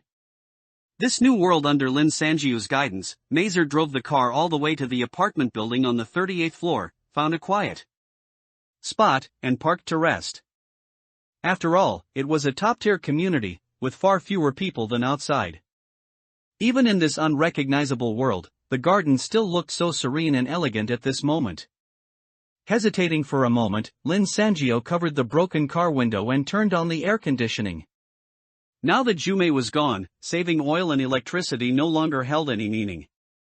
The cool environment would not only help her recover faster but also benefit the wound on her neck, preventing inflammation and infection in the high temperature. Although she understood the reasoning, she still felt a pang of sadness when the cold air blew. Luze assessed her expression, sighed, and said, "Big sister, don't be too sad. Your friend, at least didn't die at the hands of a fallen kind. Having gone through a life or death situation together, their relationship had unknowingly grown much closer." Lin Sangio felt Luze's kindness, smiled, and after a while, said, "Can you please stop calling me big sister? I'm really not much older than you. Oh, by the way, I haven't had a chance to introduce myself yet. My name is Lin Sangio. I just evolved. Why is your name so unique?" Luze had an expression that seemed to say, if it's about names, I've lost. He continued, "Then I'll call you Xiaojiu." "Oh, why do you have a towel wrapped around your neck?" "Oh." That reminder prompted Lin Sangio to quickly untie the wet and hot towel, revealing the bloody, mangled wound underneath. Upon seeing it, Luze gasped, and Mazer raised her eyebrows, looking at her in confusion. Lin Sangio opened a bottle of purified water and, while cleaning the wound, recounted the entire story of Renan. Perhaps because these two had once saved her in a crisis, Lin Sangio was very willing to trust them at this moment. After she finished speaking in a few short sentences, Luze's mouth was wide open, his face full of disbelief. Mazer had been silently frowning, then suddenly reached out and pointed at the purified water bottle, saying to the dazed Lin Sangio, "Let me do it. I did study medicine for 2 years, after all." With that, she found a roll of bandages and some antibiotics from her fanny pack. Do differentiated personalities also have their own complete life experiences? Lin Sangio glanced at Luze in confusion, said nothing, but obediently tilted her head back and swallowed 2 antibiotic pills. With Mazer's skill, her neck wound was properly treated in no time. Luze, having heard the story, was still a bit dazed. "I've heard of this kind of man-eating ability before, but Mazer and I have never seen it, always thought it was an urban legend. I never imagined it was real. This Renan probably just evolved not long ago, which is why he was so easily dealt with by you. Otherwise, given time, how terrifying would he have become? He shouldn't be from our world. I've never heard of such a person before," Mazer said quietly. After half a night together, Lin Sangio had a general idea, although Mazer couldn't fight. In actual combat, she was agile, calm, and experienced, and seemed more reliable than Luze. "Can you explain this world thing to me? What exactly is going on, and how many worlds are there?" Lin Sangio couldn't help but ask. "Mazer. Why do you ask Mazer and not me?" Luze's unconfident protest sounded beside her. Mazer acted as if she hadn't heard, and asked Lin Sangio a question in return. "Have you heard of the parallel universe theory?" Lin Sangio said and replied, "Beyond our universe, there exist countless parallel universes. Every act of measurement, even every different choice a person makes, might split, no. Create a new parallel space?" She had read quite a few science fiction novels and knew about this. Mazer's expression was calm as she nodded and said, "That's right. I don't know how many people are in your world, there are 4.3 billion people in ours. Every choice every person makes in their lifetime will split off a new space. If you chose to walk the left path this morning, then in another space, the you there chose the right path. And every person in the new space will continue to endlessly create new spaces. Counting it this way, no one knows how many worlds there are. This number is infinite. Originally, we all lived well in our own spaces, never encountering people from another space in our entire lives. But for some unknown reason, some parallel spaces began to mutate, just like here." Taking advantage of Mazer's pause, Lin Sangio quickly asked, "Are they all like this, turning into high-temperature environments?" It was Luze, with a rare solemn expression, who answered her, "Not necessarily. In our world, it was due to a virus experiment leak. More than half of the people died in the plague caused by the virus. Lin Sanjia suddenly thought that he probably also lost family and friends in his own world. The car was silent for a few seconds before Mazer broke the silence and continued, "No one can say for sure how many parallel spaces mutated simultaneously, but it's certain that the number is not small. When we survived the virus and evolved, we originally thought we just had to strive to survive. But..." Mazer paused, as if deliberating on a suitable phrasing. "In the 14th month, Lu Zhe and I had already adapted to that new world full of plague and fallen kind. But it was at this time that he had a dream." Lu Zhe timely said, "In my dream, there was a huge, indistinct die. As soon as I approached it, the die immediately seemed to be controlled by something and was thrown into the air. When it fell, I saw the upward-facing side of the die. Red blood has dyed the land black." Lin Sanjiu was a little bewildered. "When Lu Zhe and I woke up, we found ourselves lying on a battlefield. Can you imagine? We had just opened our eyes and didn't even know where we were, and a bomb was dropped 50 meters away from us," Mazer added, in a timely manner. "Although we didn't understand what was going on at the time, we still struggled to survive for 14 months in that war-torn world. Until the last day of the 14th month, I dreamt of the die again." Lu Zhe's voice sounded as if from a distance. In the cool air conditioning of the car, a drop of sweat trickled down Lin Sanjiu's forehead. "This time, what did that die say?" Lu Zhe sighed and said, "Extreme temperature hell." "Extreme temperature hell." Lin Sanjiu opened her mouth, about to speak, but Lu Zhe seemed to have guessed what she was going to say. "It's not just me who has these dreams. In both worlds, almost all the evolved humans I met would dream in the 14th month. And everyone dreams of a different place." Her heart suddenly thumped a few times, and Lin Sanjiu was somewhat incredulous. "So, after 14 months, I will also go to another new world," Mazer said with certainty. "Probably because I am a differentiated personality. I've never had dreams, I just follow Lu Zhe's actions." "Extreme temperature hell? A die?" Deciding where to go by rolling a die, one unimaginable piece of news after another flooded Lin Sanjiu's brain. She processed it for a while before suddenly realizing, "Wait. You just said that every evolved human dreams of a different place.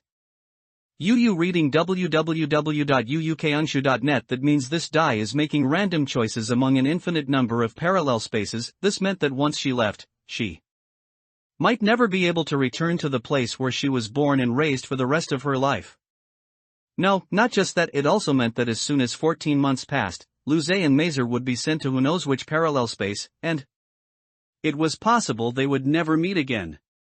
Having just met two people she could trust, only to be immediately told they would be separated, this feeling was truly strange. The car windows were already covered with fine water droplets. Evidently, the outside temperature had risen again in the short time they had been talking. Lin Sanjia turned down the air conditioning a bit, and in the silence, suddenly realized another possibility. "Wait, in parallel universe theory, there are countless me's. So, does that mean I might meet another me in another world?" Unexpectedly, Mazer shook her head firmly. "Just like Darwin's theory of evolution, the parallel universe theory is merely the best explanation we currently have for this die world. It is not absolute truth. But what you just said is precisely a flaw in this parallel universe theory, because in another new world, there simply isn't another you." Lin Sanjiu was a little dazed. The amount of information tonight was simply too much. She leaned back against the seat, her mind filled with everything about the new world, momentarily speechless and lost in thought. Suddenly, a soft swish sound echoed in the car. She looked up and saw that Mazer's fingernail on her index finger had already transformed into a long steel claw. Mazer was looking at her, her eyes gleaming with anticipation. "Now, can I draw blood?" Oops, it's dawn among the evolved humans. There was an unwritten rule: never inquire about another person's abilities. Since the evolved abilities were all very peculiar and beyond imagination, any inconspicuous ability could become a trump card to save one's life. Therefore, naturally, no one was willing to expose their trump card to others. Even using one's ability in front of others became taboo unless absolutely necessary. Lu Zhe had already mentioned this to Lin Sanjiu, so why did Mazer make such a request? Don't misunderstand, Mazer smiled, probably feeling a bit awkward herself. She was no longer young, and a few faint lines appeared when she smiled. With my current level, I can't know your advanced ability. I can only analyze some basic data. Understanding your basic data is also beneficial for you, of course, it all depends on you. Want to try? Okay. Lin Sanjiu readily agreed and extended her arm. I believe you have no ill intentions. Besides, when she and Lu Zhe were entangled with the fallen kind for a long time just now, they both exposed their abilities quite a bit. Neither of them was stupid. If she could guess Lu Zhe's general ability, then Lu Zhe must have already estimated her ability, so there was no need to hide it anymore. The tip of the hard nail gleamed with a cold metallic light. It lightly touched Lin Sanjiu's arm, and the nail tip smoothly sank into her skin as if invited. She had just felt a slight pain when Mazer already retracted her nail and said with a smile, "Done." She dripped a round bead of blood into her palm, and the blood bead instantly disappeared. Then Mazer closed her eyes. Lin Sanjiu looked again, and the incision on her arm was so tiny that it had already stopped bleeding. Mazer's current ability is still quite rudimentary, so reading your data might be a bit slow. Lu Zhe explained, seemingly a little embarrassed. All advanced abilities gradually upgrade with use. You'll know later. Lin Sanjiu thought of her strange ability. In other words, these broken cards will also upgrade? What will they become? At least they should allow her to transform items without limits, right?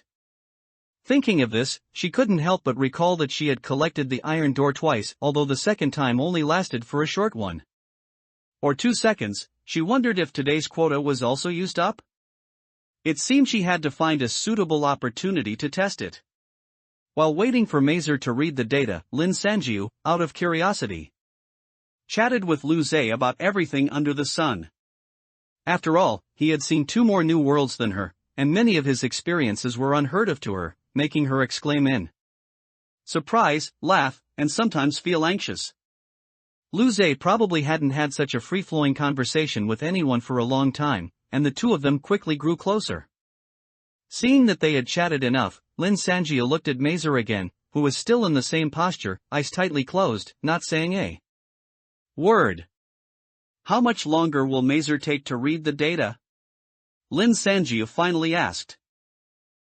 It looks like at least another 1 or 2 hours. Lu Zhe looked a bit awkward. When Mazer analyzed his data before, it didn't seem to take this long. That long? Lin Sanjiu was startled. She immediately bent down and looked up at the sky outside the car window. The deep black night had faded considerably, and a faint grayish white was even faintly visible in the east. Sitting back in her seat, a faint worry appeared on her face. What's wrong? Why that expression? The sky is about to brighten, Lin Sanjiu murmured, turning to look at Lu Zhe. It's already so hot at night. When the sun comes out, the car will be directly exposed to the sun. How high will the temperature get then? Lu Zhe was speechless by her question, and the two looked at each other. Lin Sanjiu rubbed her temples, saying a little wearily, in another 2 hours, I'm afraid we'll all be ducks in a roasting oven. Although the car's fuel and electricity were still sufficient to maintain the air conditioning for a period, the coolness seemed so fragile under the fierce invasion of external high temperatures, and this was only at night. The poor air conditioner in the car, even if its wires burned out, probably wouldn't be able to resist the scorching sun during the day. You're familiar with this area. Is there any solution? Lu Zhe's usually relaxed expression also became a little heavy. There was indeed a solution. Near this apartment community, there was one of the city's most expensive shopping centers. The building itself had lost its value because the center of the mall was designed with a tall tropical plant forest, and to achieve a transparent and natural visual effect, the ceiling was entirely made of transparent tempered glass. In the past, it was indeed a pleasant experience to stroll among the lush green plants with sunlight on one's shoulders, but now it was deadly. However, on the basement level of the shopping center, there was a vast imported supermarket. Not only was there no direct sunlight, but there was also a large amount of food and water. As soon as Lin Sanjiu described the situation of the center, Lu Zhe immediately became excited. A supermarket. That's great. You wouldn't believe it, Mazer and I haven't eaten human food for over a year. In the last New World, we ate compressed biscuits and field rations every day. When things were bad, we even gnawed on tree bark. Oh, the constipation was so painful, it felt like I had rocks in my stomach. Lin Sanji raised her eyebrows and looked at him. Lu Zhe suddenly realized he had said too much and quickly coughed awkwardly. You're right, none of us knows how much the temperature will rise during the day, so we should definitely make plans early. After a few quiet discussions, the two quickly made a decision. First, drive the car to the entrance of the shopping center, find a shady spot to park, and then Lu Zhe would carry Mazer and go down to the supermarket together.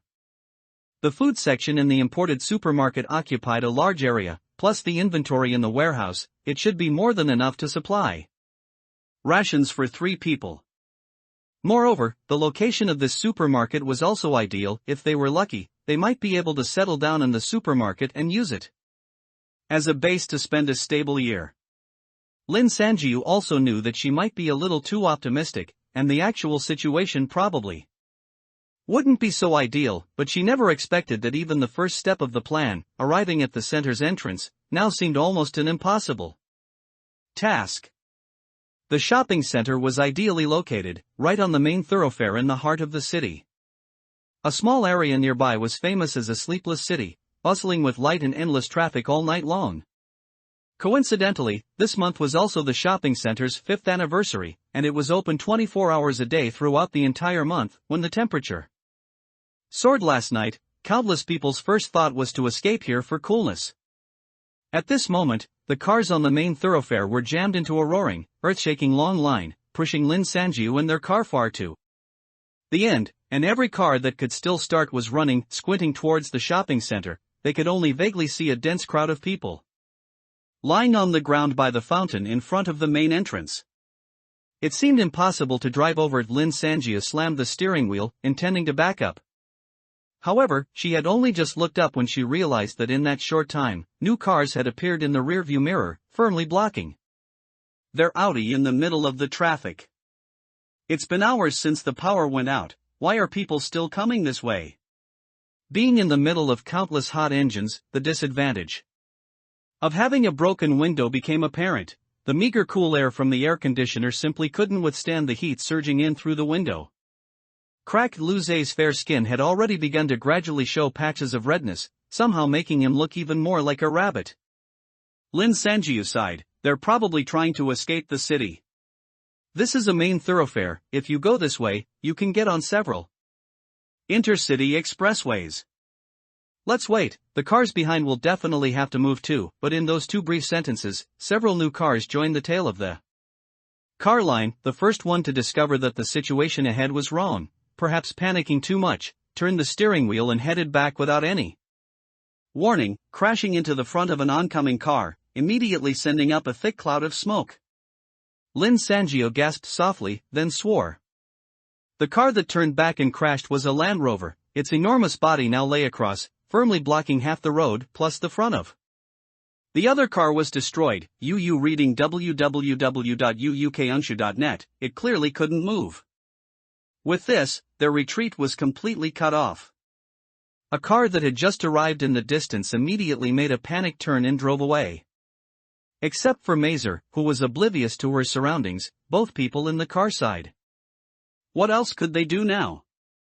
They had no choice but to abandon the car and walk. The sky turned a duck-egg blue. Although not as bright as during the day, visibility was no longer an issue. How much water do we have left? Lu Zhe licked his dry, peeling lips, not without worry. Lin Sanjiu looked at her backpack. Actually, she knew without looking that there wasn't a single bottle of mineral water left in the bag, only 3 unopened cans of soda, which felt warm to the touch. Considering their physical condition, she threw a can of soda over. Exactly 3 cans of this left, drink it quickly. Replenish some water and some sugar, we'll be expending a lot of energy soon. Unexpectedly, Luce opened it and took a sip, then froze, asking, while burping, what is this? It turned out that in his original world, there was no Coca-Cola company. Watching him smack his lips as he drank the beverage, Lin Sanjiu also threw away her empty can and asked, are you ready? Luce nodded. She took a deep breath, opened the car door, and got out air, seemingly dozens of times hotter than before, violently rushed towards her. Recently, the author has been traveling and seeking enlightenment, and will only return at the end of the month. So, please give me a surprise. How happy would I be if I came back and found, wow, over 1,000 favorites, right? I'm still dreaming, wanna bite me? Mobile users please go to m.qidian.com to read. Doomsday supermarkets cost nothing. It was too hot. This kind of heat, unless you were in it, you probably couldn't even imagine it. Sweat would just break through and immediately evaporate, followed by another layer of hot sweat. Lin Sanjiu felt as if her body system had become an old, dying dog, panting and struggling for its life in the hot air. In comparison, Luce looked much stronger. Even though he was carrying Mazer on his back, he still appeared more composed than Lin Sanjiu. He noticed this himself and asked loudly, hey, are you strong, physically? What? Lin Sanjiu also raised her voice and shouted. The surrounding car engine noise was too loud. Even though Luce was just on the other side of the car, she could barely hear him. I said. Luce walked a few steps around the car and came over. Mazer, on his back, was even taller than him, and her feet were dragging on the ground. Haven't you undergone physical enhancement? Having just spoken 2 words, Lin Sanjiu felt her tongue dry up, all the way into her throat. She didn't dare to speak again and just shook her head, signaling Luce to hurry up. Luce looked surprised, as if he wanted to say something, but now was not the time for idle chatter. He quickly nodded and began the arduous task of passing through the stream of cars that were constantly spewing out hot air. Every few steps, Lin Sanjiu had to raise her hand to wipe her eyelids. She was sweating so much that it had dripped into her eyes earlier, causing a burning discomfort. She couldn't help but wonder, was that high temperature adaptation temporary? Otherwise, why wasn't she this hot at first, but now sweat was pouring down like rain? At this rate, could they reach the supermarket before dehydrating? The two silently surveyed their surroundings. A guardrail separated the middle of the road, intended to divide traffic into 2 directions. However, when the endgame arrived, too few people still followed traffic rules. Now, cars on both sides were tangled together in disarray, some going with the flow, others against it. If they were to climb over the guardrail, it would not only be a physical burden and inconvenient with Mazer on his back, but it would also mean having to pass through another scorching stream of cars that would truly be fatal. By tacit agreement, both walked towards the end of the car queue. The Land Rover was driven by a scrawny woman. As the two passed by, Lin Sanjiu noticed she had already collapsed in the car, her eye sockets deeply sunken, unconscious. She had probably been dehydrated the whole way, experiencing symptoms of dehydration and disorientation, which caused her to crash in a panic. In the small car whose front had been destroyed by the Land Rover, the air conditioning was, predictably, no longer working. However, thanks to the previous cold air, the middle-aged fat man driving it was miraculously still conscious, and had been staring intently at them ever since they got out of their car. As Lin Sanjiu passed by his car, the fat man suddenly knocked hard on her car window several times. To be honest, Lin Sanjiu was not a stone-hearted person. However, at this moment, she was almost melting from the heat, and how much longer she could endure was a question in itself. She couldn't spare even a drop of extra compassion, only frowning and glancing at the fat man. Through the glass, the fat man's voice was muffled. Outside, hot, can you walk? Lin Sanjiu probably guessed what he meant, shook her head, and started walking. The heat emanating from the car made the already bad situation even more unbearable. She really couldn't stand in front of the car and chat with a stranger. Seeing her about to leave, the fat man suddenly became anxious and pushed open the car door. I'm talking to you, stop, aren't you just walking outside? Before he finished speaking, he suddenly let out a piercing scream. This scream was filled with chilling pain, even overriding the sound of the engine.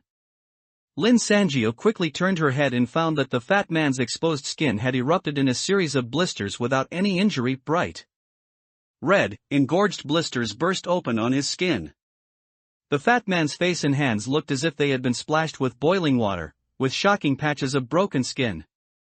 His painful screams continued, and Lin Sangio could no longer bear it. She steadied herself with one hand on Lu Zhe, raised her foot, and kicked him back into the car, then slammed the door shut. The screaming instantly became much softer, and it seemed the fat man's burns were no longer progressing. Lin Sangio took a breath and exchanged a look of lingering shock with Lu Zhe.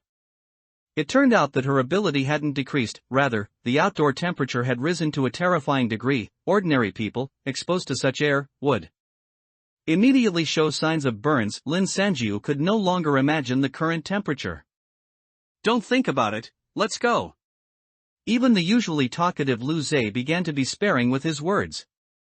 The two hurried out of the car queue, leaving behind hundreds of engines, and only then did they feel a little better.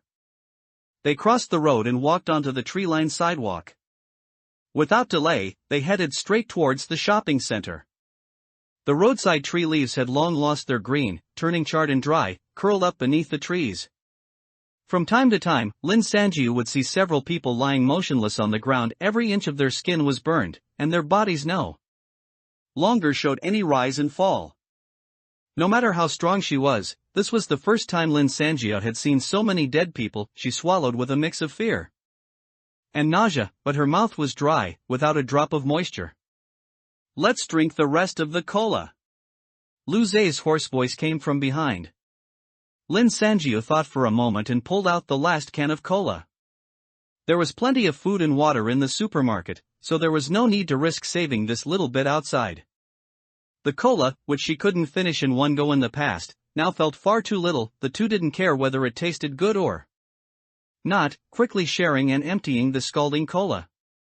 After discarding the can and walking for a while longer, the main entrance of the shopping center gradually came into clear view.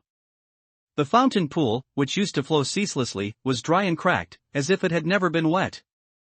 However, several bodies lying face down in the pool indicated that this fountain had once been their last hope. Bodies with skin burned after death were scattered everywhere, a horrifying sight. Lin Sangio kept her head down, carefully avoiding the bodies on the ground, hopping forward. Occasionally, she would look up and find that Lu Zhe, carrying Mazer, had somehow already walked ahead of her.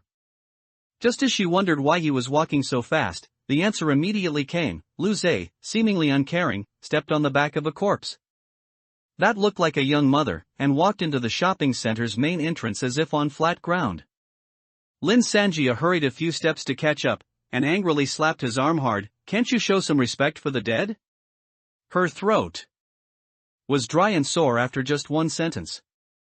Lu Zhe was startled by her, his expression suddenly bewildered. Then he reacted, oh. Sorry, I've seen so many dead people, I'm probably a bit numb now. He showed an embarrassed rabbit tooth. I was like you at first. Seeing his good attitude, Lin Sangio, even though uncomfortable, said nothing more and changed the subject. Go that way, there's an elevator down to it. Lu Zhe nodded, then looked up at the shopping center and quietly praised, this place is indeed beautiful. He didn't stop walking, following Lin Sangio all the way towards the supermarket. It was said that this shopping center was designed by a famous French architect. It was 5 stories high, with an open center filled with dense tropical plants.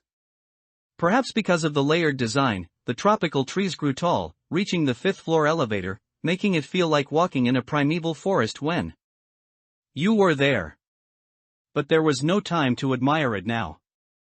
Lin Sangio quickly glanced around, feeling that something was off, but couldn't pinpoint it for a moment. She just shook her head and rushed down the elevator. When they saw the supermarket, both couldn't help but gasp. The situation was even worse than Lin Sangio had anticipated. She certainly wasn't the only one who thought of this supermarket, yet, the supermarket's condition still caught her by surprise. When the temperature rose abnormally last night, this supermarket was clearly in operation, and thus was crowded with people. Of course, these people were now unable to move or speak, lying on the ground as corpses. The chaos of last night seemed to have been frozen in time. Empty bottles were strewn everywhere, water bottles, drink bottles. The beige floor was splashed with dried traces of juice and beverages. The drink shelves looked as if they had been ransacked, with only a few bottles left lying haphazardly, and several dead people on the ground were tightly clutching piles of drinks. Most astonishingly, one cashier's cause of death was clearly not dehydration. The back of her head was deeply caved in, and the cash register in front of her was wide open and empty. Lu Zhe clucked twice. The person who robbed the money must be regretting it now, if he's not dead yet. You can shoot www.youyoucanshu.net. Lin Sanjiu's mouth and tongue were already extremely dry. She pulled a bottle of water from the embrace of a corpse near the entrance, and without hesitation, gulped down half of it, then handed it to Lu Zhe. It seemed that, although the supermarket was filled with corpses and had gone through some chaos, at least for now, providing food and water for 3 people should not be a problem. Lu Zhe was tired from carrying Mazer all the way. He laid her on the floor and grumbled, "She's not even real flesh and blood, why is she so heavy?" Lin Sanjia sat on a cashier counter without any dead people to rest. Hearing this, she couldn't resist her curiosity and asked, "I've wanted to ask for a long time. I didn't feel right when Mazer was here. What did that fallen kind mean by saying she was fake flesh and fake blood? She's a personality I split off, and in some sense, she's an independent person," Lu Zhe said while drinking water. "However, her realism depends on the extent of my ability. Now that my ability is insufficient, many parts of Mazer are still not quite, perfect." Lin Sanjiu nodded, not pressing further. After replenishing their water and resting for a while, they began to feel the discomfort of empty stomachs. "Shall we go check out the food section?" Lin Sanjiu suggested. "Wait." Lu Zhe stopped her, looked around, and asked, "Is there anything handy here that could be used as a weapon?" Chidian Chinese Network www.qidian.com welcomes all book lovers to read. The latest, fastest, and hottest serialized works are all on Chidian Original. Mobile users, please go to m.qidian.com to read. One wave is not flat. You don't know. Places like supermarket, which are rich in supplies, are often also where the most unexpected changes occur. Lu Zhe and Lin Sanjiu cautiously moved through the dark shelves, occasionally glancing at each other's backs. Each of them held a bottle of red wine. There was no other way. Besides this, nothing else at the supermarket entrance had any real destructive power. Of course, using red wine against the fallen kind was not very reliable, but they could at least smash it and run. Mazer had been deliberately laid flat between the 2 corpses at the entrance, looking exactly like a dead person. Whether she would start cursing when she woke up was Lu Zhe's problem. "We've reached the deli section now," Lu Zhe whispered. Just as he was about to suggest they start eating from the deli section, his nose caught a strong, foul odor. Unwillingly, he picked up a box of vegetable potato salad, but threw it away as soon as he touched it. "It's all rotten. It's all turned to liquid. Isn't that obvious?" Although Lin Sanjiu's expression couldn't be seen, even her tone conveyed an eye roll. It took a full 20 minutes for the 2 of them to grope their way through the supermarket from end to end. Except for a few corpses lying deep inside the supermarket, everything else was normal. There was no need to remain on alert now, so they put down their red wine bottles. It was tiring to hold them all the time, and walked back side by side. Although there's no direct sunlight, it's too dark in this underground supermarket without light. "Do you know where there are flashlights?" Lu Zhe was a bit annoyed. "Ever since I came to this extreme temperature hell, I've been stuck in the dark." "We'll look for them later." "I don't know if they sell them, after all, it's a high-end imported supermarket," Lin Sanjia said.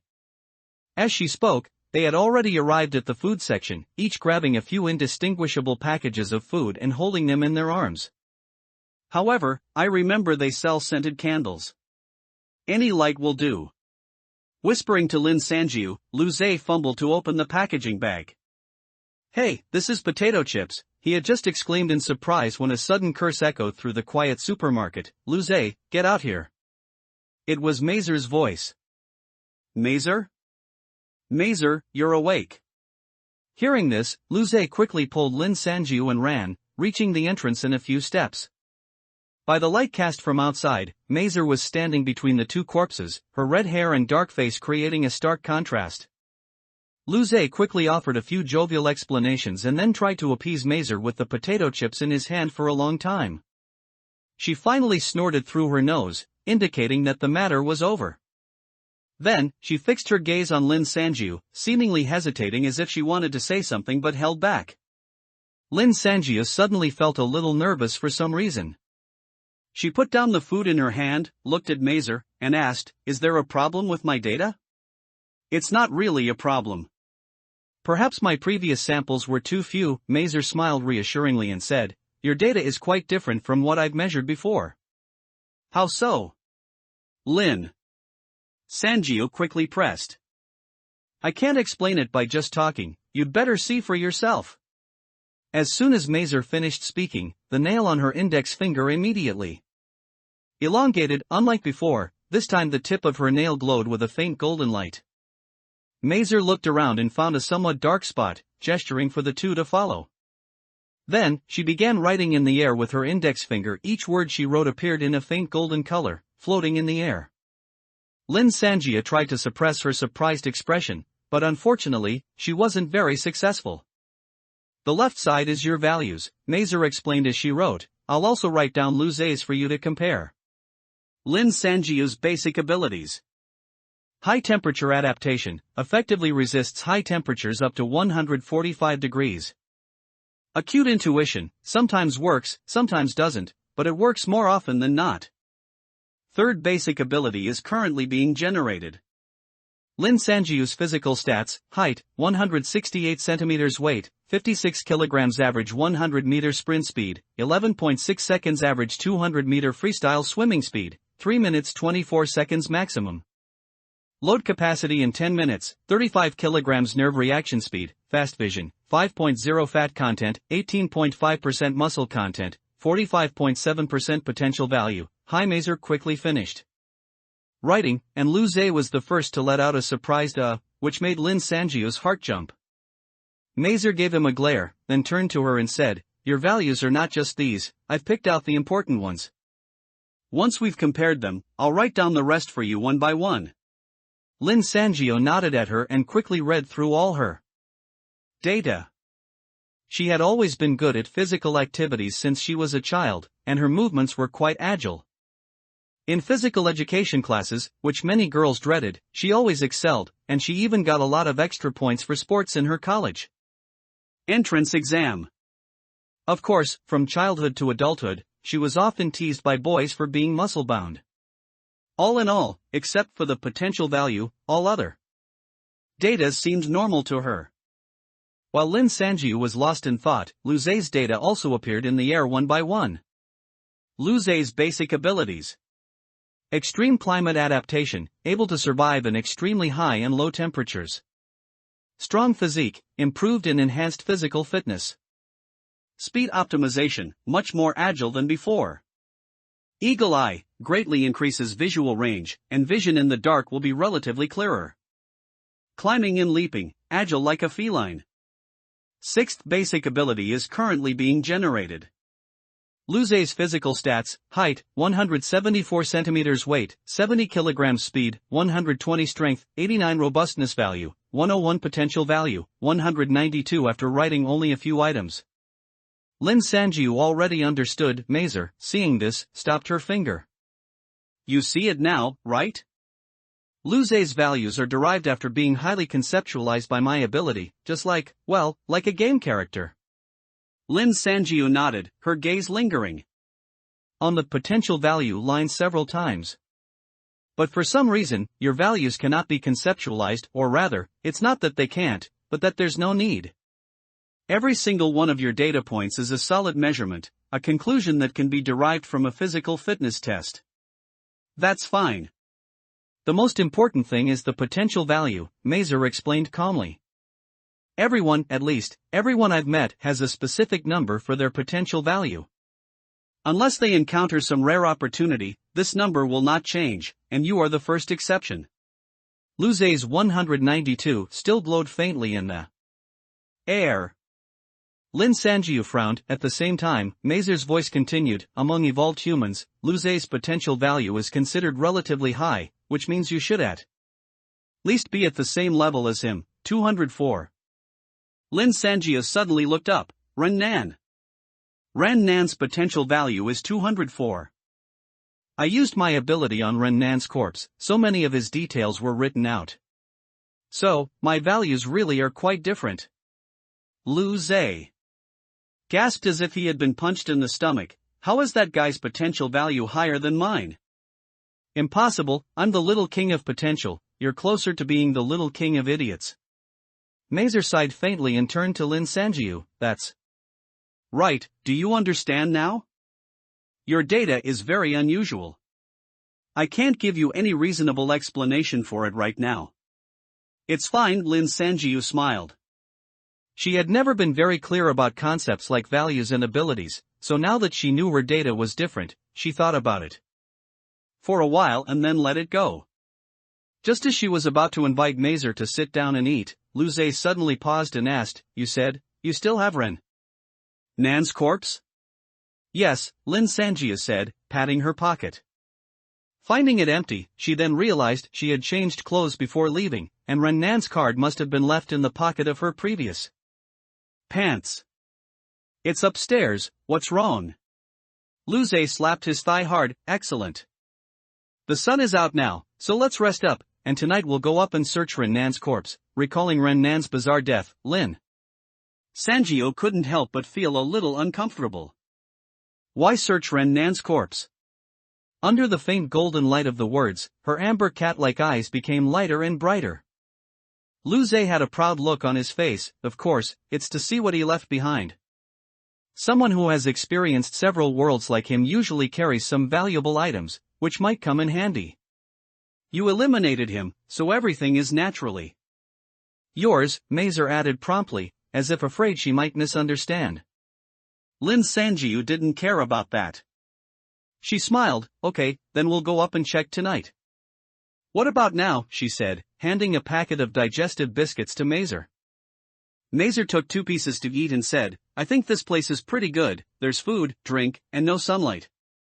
Later, let's find some lighting and clean up the supermarket first, she said, gesturing with her chin towards the corpses not far away. That's true, although the air was dry, with such high temperatures, no one could guarantee that the corpses wouldn't rot. UU reading www.uukunsha.net. All 3 were thirsty and hungry. They quickly devoured a small pile of food and drank some water. Lu Zhe was the first to jump up. Let's go find those scented candles. Having already confirmed there was no danger in the supermarket, their movements were much faster this time. Soon, a soft candlelight filled the supermarket. Along with the candlelight, a gentle fragrance also permeated the supermarket. We've been through 2 worlds now, and this is the first one with such a romantic atmosphere, Lu Zhe said to Lin Sanjiu with a smile as he walked, the dead man's shoulder bouncing up and down in his hands. You can feel romantic while carrying a corpse? Lin Sanjiu, holding the corpse's feet, was a little exasperated. King, hurry up. The 2 of them carried the corpse, moving step by step up the escalator. Mazer peered out from the escalator entrance for a while, then turned back and gave a safe gesture. This was a military hand signal she and Lu Zhe had learned in War World. The 2 quickly hastened their steps, reached the first floor, and dropped the dead man onto another pile of corpses. These had all been living people once. Lin Sanjiu felt a pang of discomfort, sighed inwardly, and asked, how many more? Not many, just 2.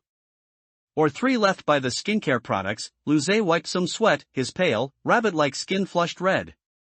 As they spoke, the 3 of them went down the escalator and walked towards the skincare products area. Suddenly, a thump echoed clearly through the supermarket. The author is still providing 1 chapter a day even while traveling. Please give me some collections and recommendations for my dedication. Mobile users, please go to m.qidian.com to read. The person behind the door. What's going on? Didn't you say there was no one in the supermarket? Mazer's voice was low and her body was tense. There really wasn't anyone just now. Who knows where he came in from, Luze cursed under his breath. At this moment, the three of them each held a cleaver. Luze led the way, while Lin Sanjiu and Mazer guarded the sides, slowly approaching the direction from which the banging sound had come. The cleavers were something Lin Sanjiu had found in the deli section on a whim just now. They were probably used to cut braised meat, so they wouldn't be too sharp even if they were wiped. There was still a faint, slightly putrid smell of braised meat. But no matter what, with the knives, the three of them felt much more confident. Thud, another muffled sound, reverberating through the air. This time, the three of them immediately identified the exact direction and quickly walked towards the front. Right, it's here. Mazer pointed with her hand. Not far away, under the dim candlelight, a door with a staff-only sign hung quietly. The three exchanged glances. Lin Sanjiu nodded and spoke. No matter who was inside, a young woman's voice would always make the other party relax their guard a bit. Who's in there? Come out now. Silence hung in the air for a few seconds.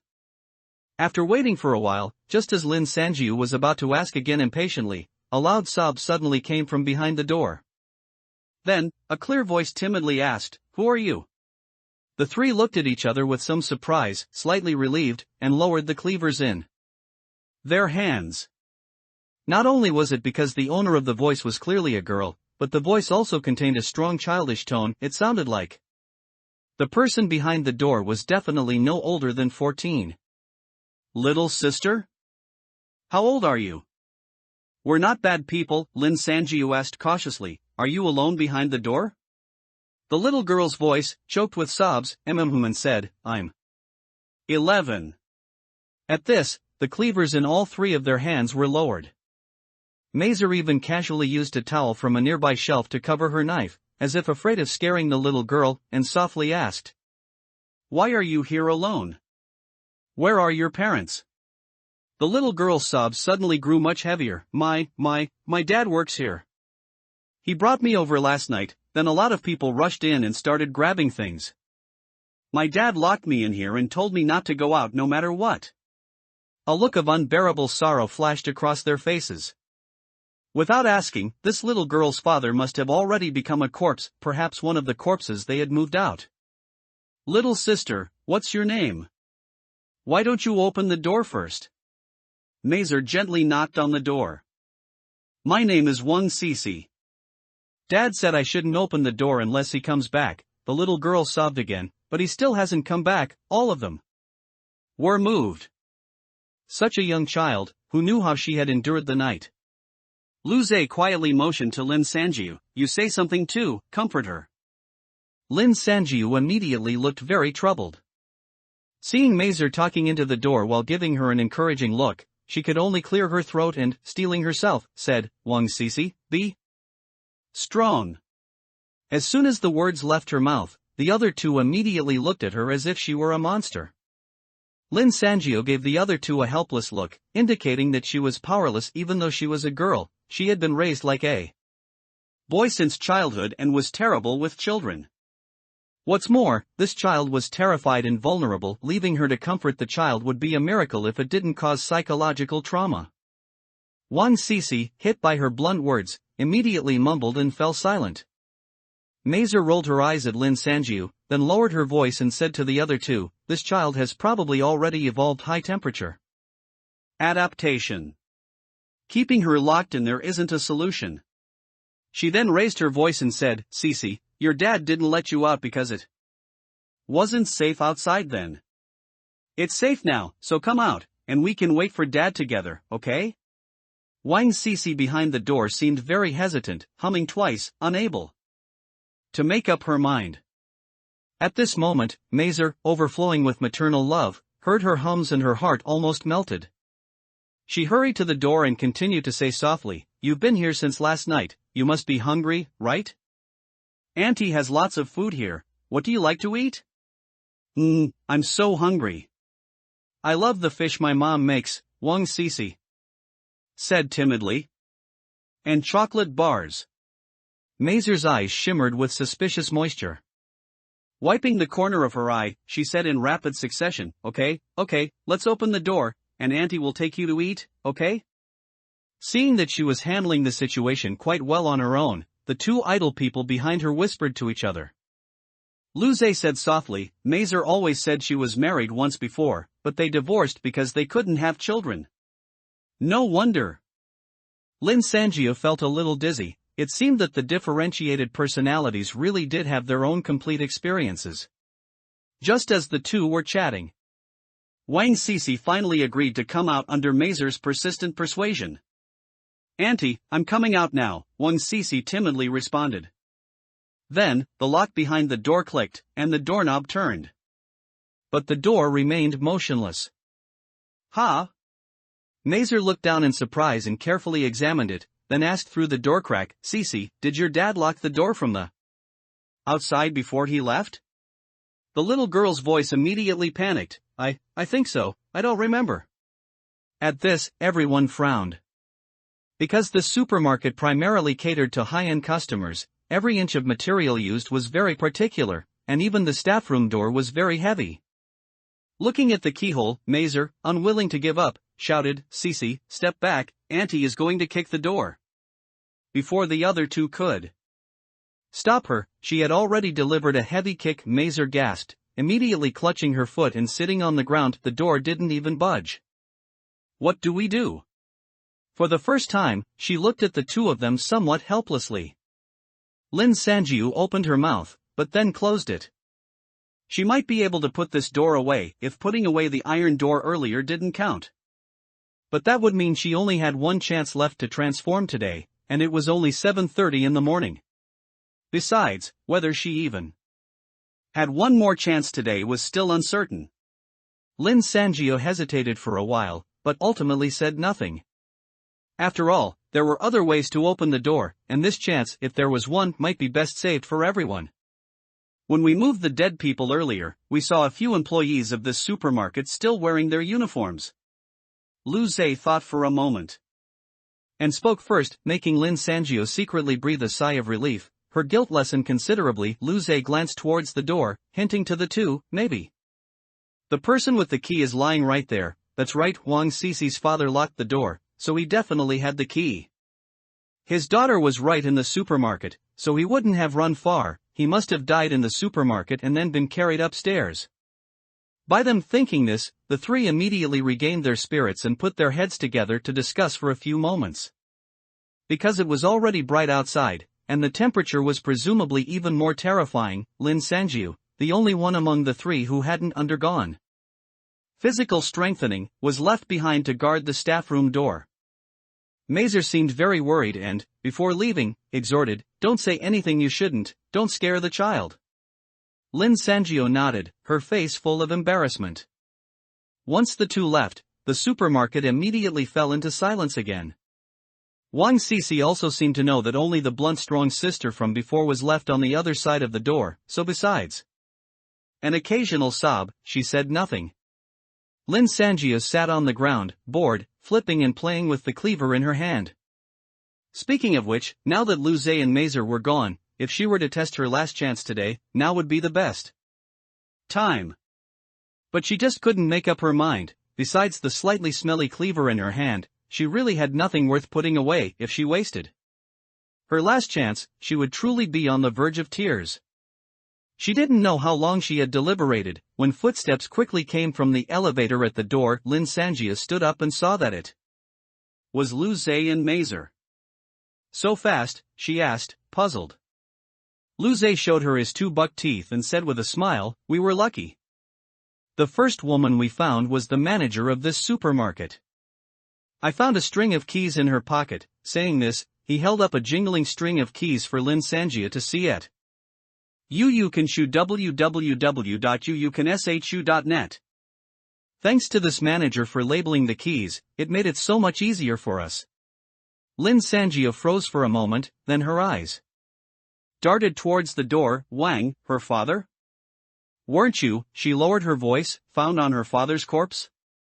Ahem, having the keys is enough. Not finding that person isn't a bad thing either. Lu Zhe casually handed the keys to Mazer. Cece, Auntie's back, I'm opening the door for you now, Mazer said, crouching down.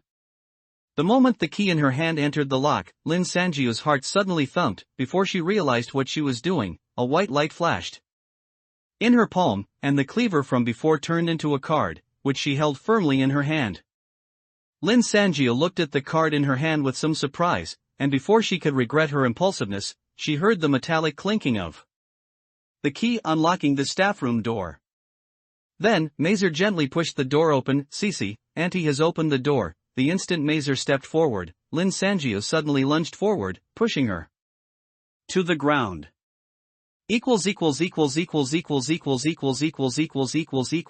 I'll be back on the 28th. It looks like I won't be able to sign a contract this month. Updates won't stop, just read it for fun. Jidian Chinese Network www.qidian.com welcomes all readers to visit and read. The latest, fastest, and hottest serialized works are all on Jidian Original. Mobile users, please go to m.qidian.com to read. Live with Wang Cece? In an instant, the scene became extremely chaotic. Mazer's elbow scraped against the ground when Lin Sanjiu suddenly tackled her, stinging painfully. A "what are you doing?" was still caught in her throat. When she heard Lu Zhe shout behind her, rushing over with a knife and swinging it violently at the two of them with a clang of metal, a slender, flexible black shadow grazed Mazer's face and was struck away by Lu Zhe. She blinked, then realized it was a fallen kind's mouthpart. Lin Sanjiu rolled over and quickly got to her feet. Mazer then stood up as well. Suddenly feeling a warmth on her face, she touched it and found that the mouthpart had indeed cut her skin, drawing blood. A few drops of bright red blood fell to the ground, staining a small area red. Ah, goo. Auntie, can Cece drink this? The little girl's soft, clear voice timidly piped up. The three people present didn't move, their expressions all extremely grim. The employee room door was wide open, and waves of nauseating, strong putrid odor immediately rushed out. A fallen kind, wearing a light pink floral dress, no one in the world could call this thing a little girl, was standing at the doorway. Unlike the security guard they had seen before, Wang Cece's body was a size smaller than his, seeming a little plumper. Although her skin was still wrinkled and layered in dark brown, at least the small floral dress was still properly worn on her. It was just that whether it was mucus seeping from Wang Cece herself or someone's blood, a large area of fabric on her chest was stained black. A few sparse, thick black hairs emerged from the viscous, layered skin on her head, and a bow that should have been pink was tied to them. That was probably Wang Cece's ponytail. She seemed very happy, grabbing her skirt and swaying it twice, then let out a giggle from her mouthpart. Thank you, big brother, big sister. Auntie, Cece can eat again.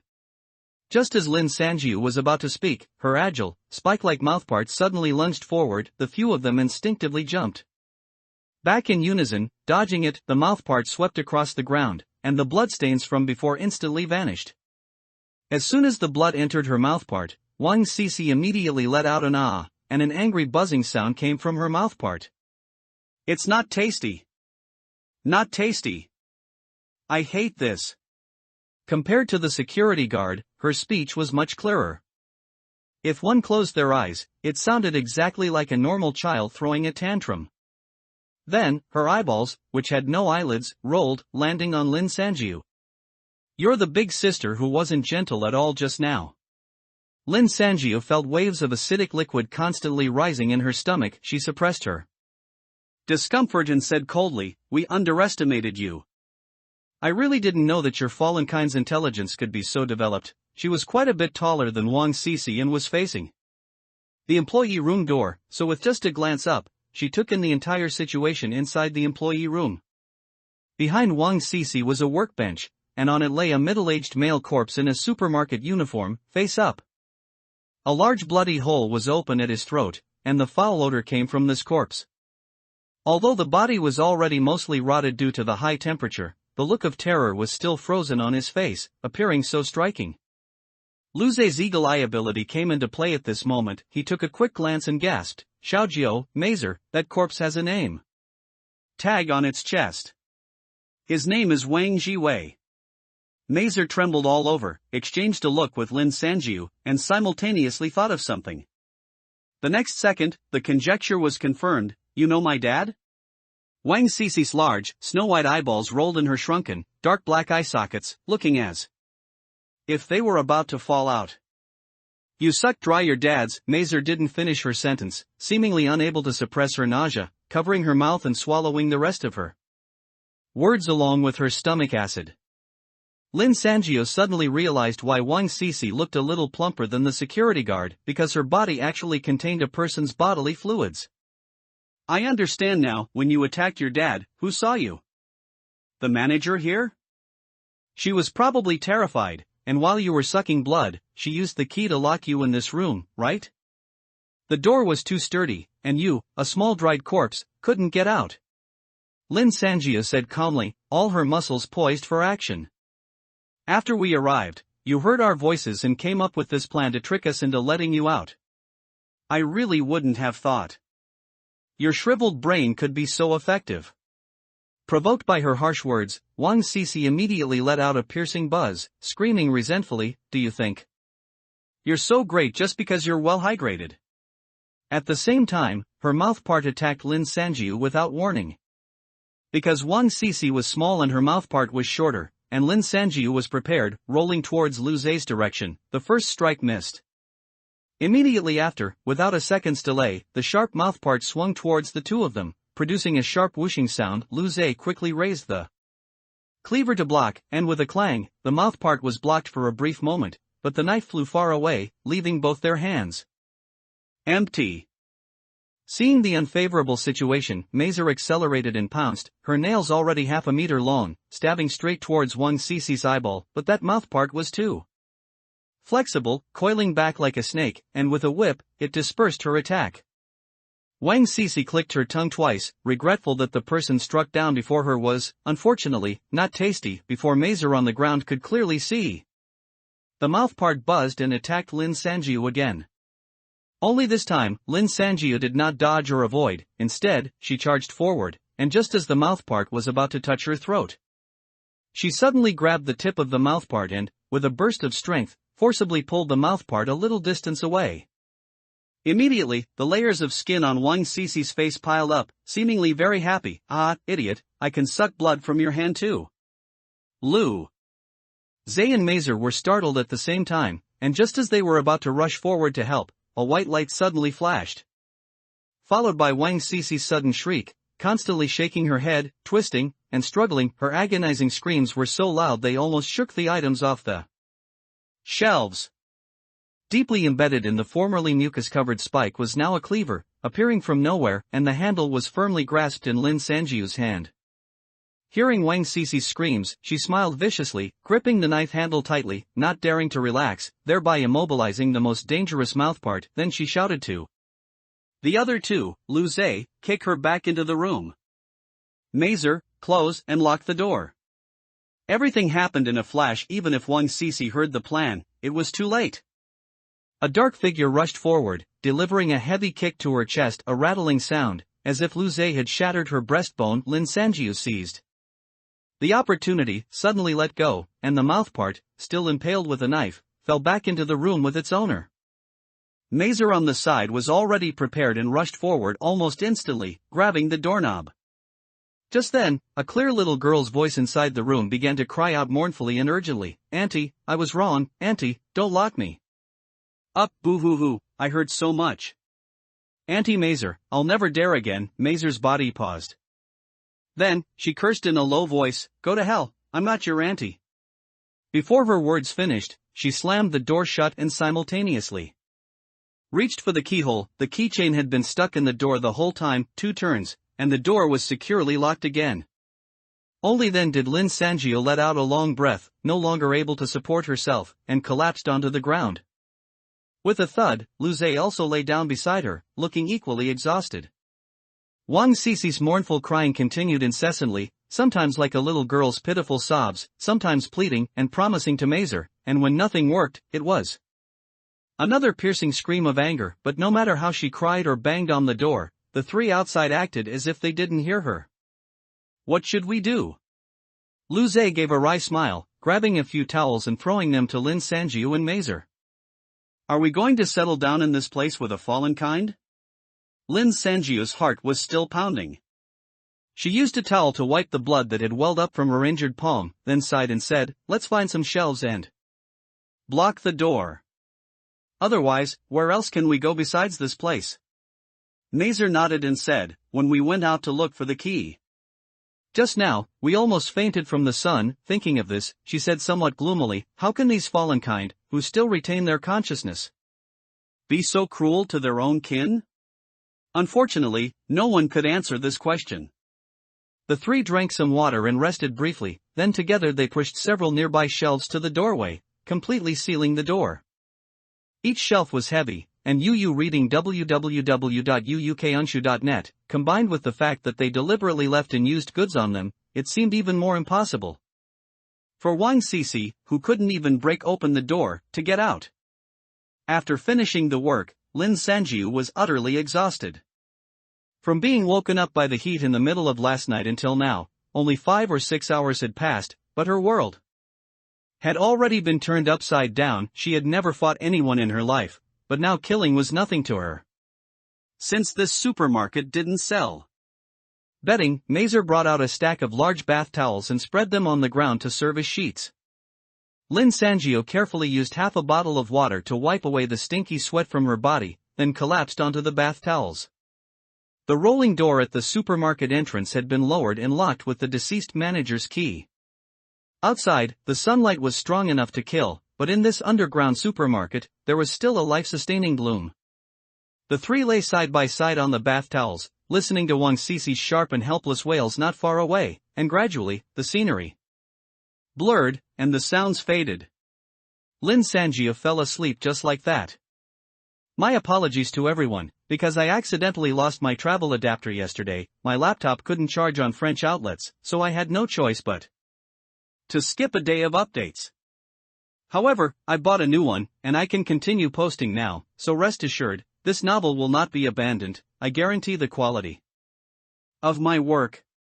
Chidian Chinese Network www.qidian.com welcomes all readers to visit and read. The latest, fastest, and hottest serialized works are all at Chidian Original. Mobile users please visit m.qidian.com to read. Another Evolved One. Her memory seemed to have been watered down, boiled into a porridge, hazy, a complete blur. She only remembered lying in bed, sleeping, gradually getting hotter and thirstier. A man's gentle inquiry came from beside her. She quickly grabbed his hand and whispered, "I'm so thirsty." Suddenly opening her eyes, for a moment, Lin Sanjiu thought she was going to see another pale face. She flipped over and sat up, shaking her head, and in the dim light, she made out her surroundings. The beautiful supermarket, where she occasionally came to buy imported snacks to try, now seemed dead, dark, quiet, and in a mess. A thin, white woman had her face buried in her thick red hair, sleeping soundly. On Mazer's other side lay a fair-skinned, delicate young man. Hearing Lin Sanjiu's movement, Jianqing slightly opened his eyes. "Are you awake?" Lu Zhe, who had just woken up, mumbled, looking at the clock on the supermarket wall. "Oh, it's already past 6 in the evening?" Mazer, awakened by their voices, also rubbed her eyes tiredly and sat up. "No wonder I'm hungry," Lin Sanjiu heard her stomach rumbling. She took a sip of water and murmured, "That little dry corpse has quieted down too." Indeed, the direction of the staff room was silent. And the shelves were still blocking the door, as if Wang Cece had never appeared. Lu Zhe said, "I'll go get something to eat," then got up, shuffled his feet, and yawned as he walked into the food section, bringing back some vacuum-sealed foods like duck feet and chicken legs. After waking up, the uneasy, tense atmosphere from before they slept had almost completely dissipated. The three of them sat in a circle, very relaxed, eating and chatting.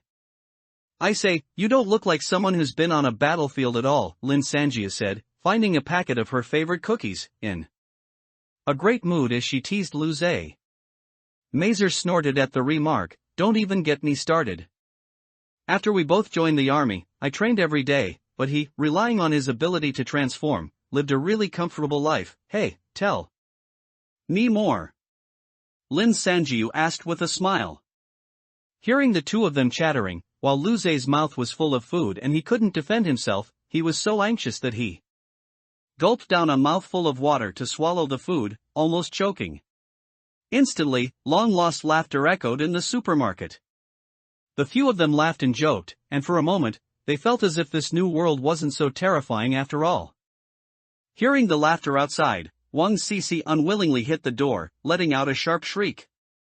The three of them had fallen asleep to her screams that morning, and by now, they were already used to her presence, not even batting. They calmly finished their food, accompanied by Wang Sisi's piercing background noise. Lu Zei still smacked his lips unwillingly. It would be great if we could have stir-fried dishes and rice. This reminded Lin Sanjiu. She suddenly clapped her hands. Aren't we going upstairs later to find Ren Nan's corpse? There's a stove in the apartment, it should still work. Let's bring some rice up. We can't say for stir-fries, but at least we can have a bowl of meat porridge. As soon as this suggestion was made, it earned a lot of drool from the other two. Lu Zei was the first to jump up, full of energy, pulling Mazer to run back and forth in the supermarket. In no time, they had prepared the ingredients: Thai rice, bottled water, vacuum-packed meat. But to their disappointment, after searching the entire supermarket, they couldn't find any flashlights. The three of them had no choice but to each take a lighter, using them as their only source of light. After resting for a few hours, estimating that it should be completely dark outside, the few of them packed their belongings and left the supermarket to be safe. They locked the rolling door before leaving. When they took the elevator, the sun had indeed disappeared, and the first-floor lobby was dark and lifeless. But what was unexpected was that due to the shopping center's special structure, all the heat from the sun was trapped inside the building. Without the usual cool air conditioning, the first-floor lobby had become a huge, high-temperature steamer. This uncomfortable heat was extremely aggressive, soaking the backs of the three in sweat within seconds. Coupled with the faint stench emanating from the pile of corpses moved out that morning due to the high temperature, Lin Sanjiu didn't want to stay on the first floor for another second. She quickly rushed out of the shopping center's main entrance, and only then did her skin feel a slight breeze. It seems they need to find a way to deal with the corpses soon. The line of cars that she and Lu Zei had traversed earlier that morning was still blocking the front of the shopping center, but unlike the morning, most of the vehicles had run out of fuel and electricity, silently lifeless. Only a few cars that were still barely surviving had their engines humming. The line of cars was like a dying snake, motionless in the high heat. Lin Sanjiu led the two quickly around the road, not looking inside the cars. She had seen enough dead people. The community where she and Ring Nan once lived was not far from the shopping center. After about 10 minutes of walking, the three had already arrived downstairs at the 38th floor apartment. Since the high temperature arrived, nearly 70 to 80% of unprepared humans died within a single day, and thus the once paralyzed power grid never lit up again. Now, the few of them could only rely on their legs to climb to the 38th floor. As the only male, Lu Zei had no choice but to take on the heavy load of rice and water, following behind the two women, puffing and panting as he climbed the stairs. Although all three were so-called evolved humans, by the time they reached the 25th floor stairwell in one go, they were all truly struggling. Lin Sanjiu, who had not undergone physical enhancement, was the first to slump onto the stairs, waving her hand continuously. I can't do it, I can't do it. Let's rest for a bit.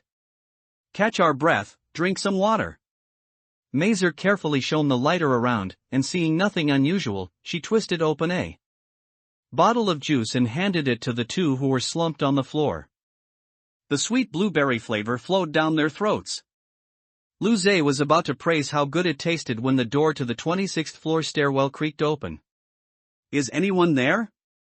Husband, is that you?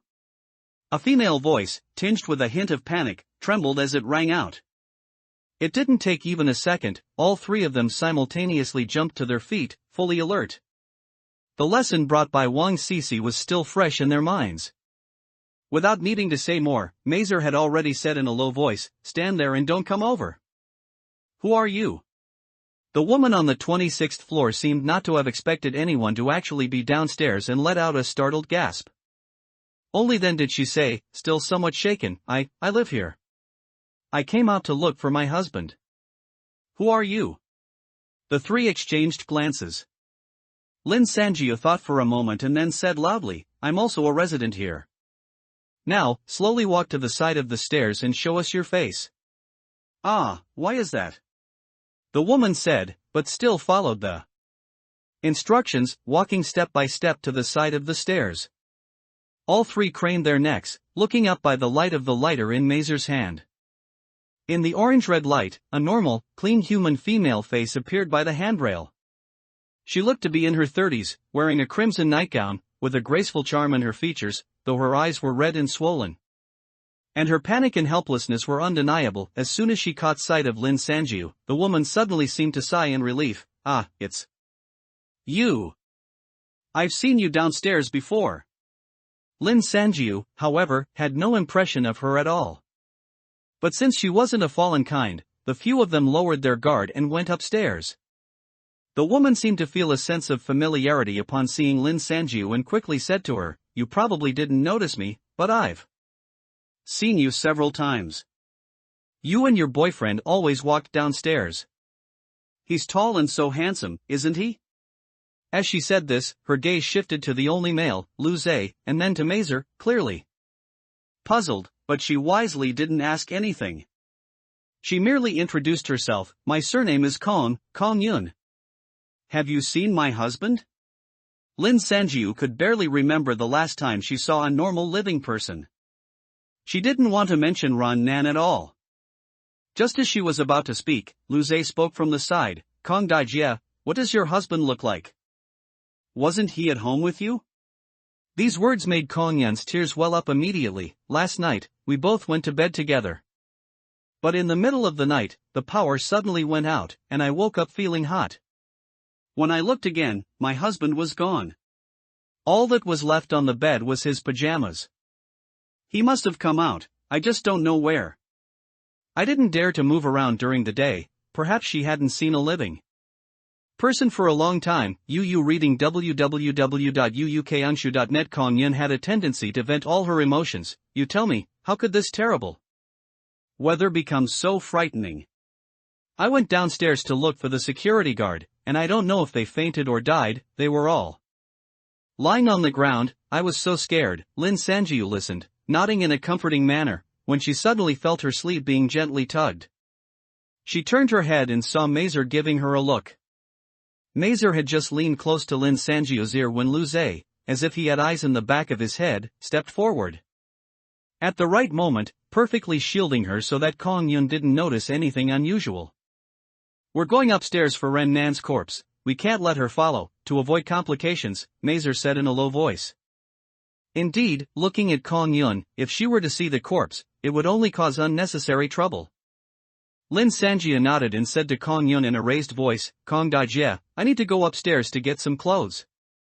How about this, you go home and rest first, and we'll come find you when we come down later to see what to do, okay? It seemed that a familiar face speaking was quite effective, as Kong Yun immediately agreed. Oh, by the way, do you want to rehydrate? Lin Sanjiu glanced at her dry lips and reached for the remaining half bottle of juice. I don't. Kong Yun suddenly hesitated, stammering and shifting her gaze back and forth.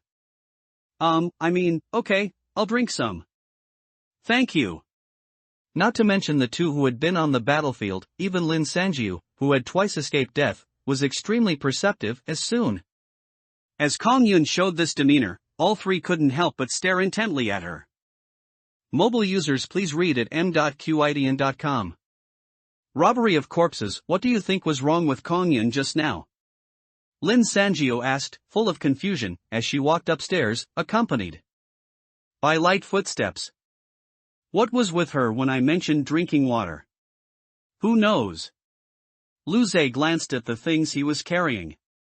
Maybe her family bought many cases of water, and she was afraid we'd find out and try to take them. That wasn't impossible. Lin Sanjiu tried to recall if she had ever seen Kong Yun before, but she couldn't remember anything. She was silent for a few seconds, listening to the light footsteps of the three of them echoing in the stairwell. In any case, let's be more careful when we go down later, Mazer concluded. As they spoke, they rounded a bend in the stairs and saw a large 38. We're here. Lin Sanjia stood at the stairwell, took a light breath, pulled open the slightly ajar door, and stepped into the room. The emergency door connecting the house to the stairs was next to the maid's room. Passing through the corridor in front of the maid's room led directly to the living room.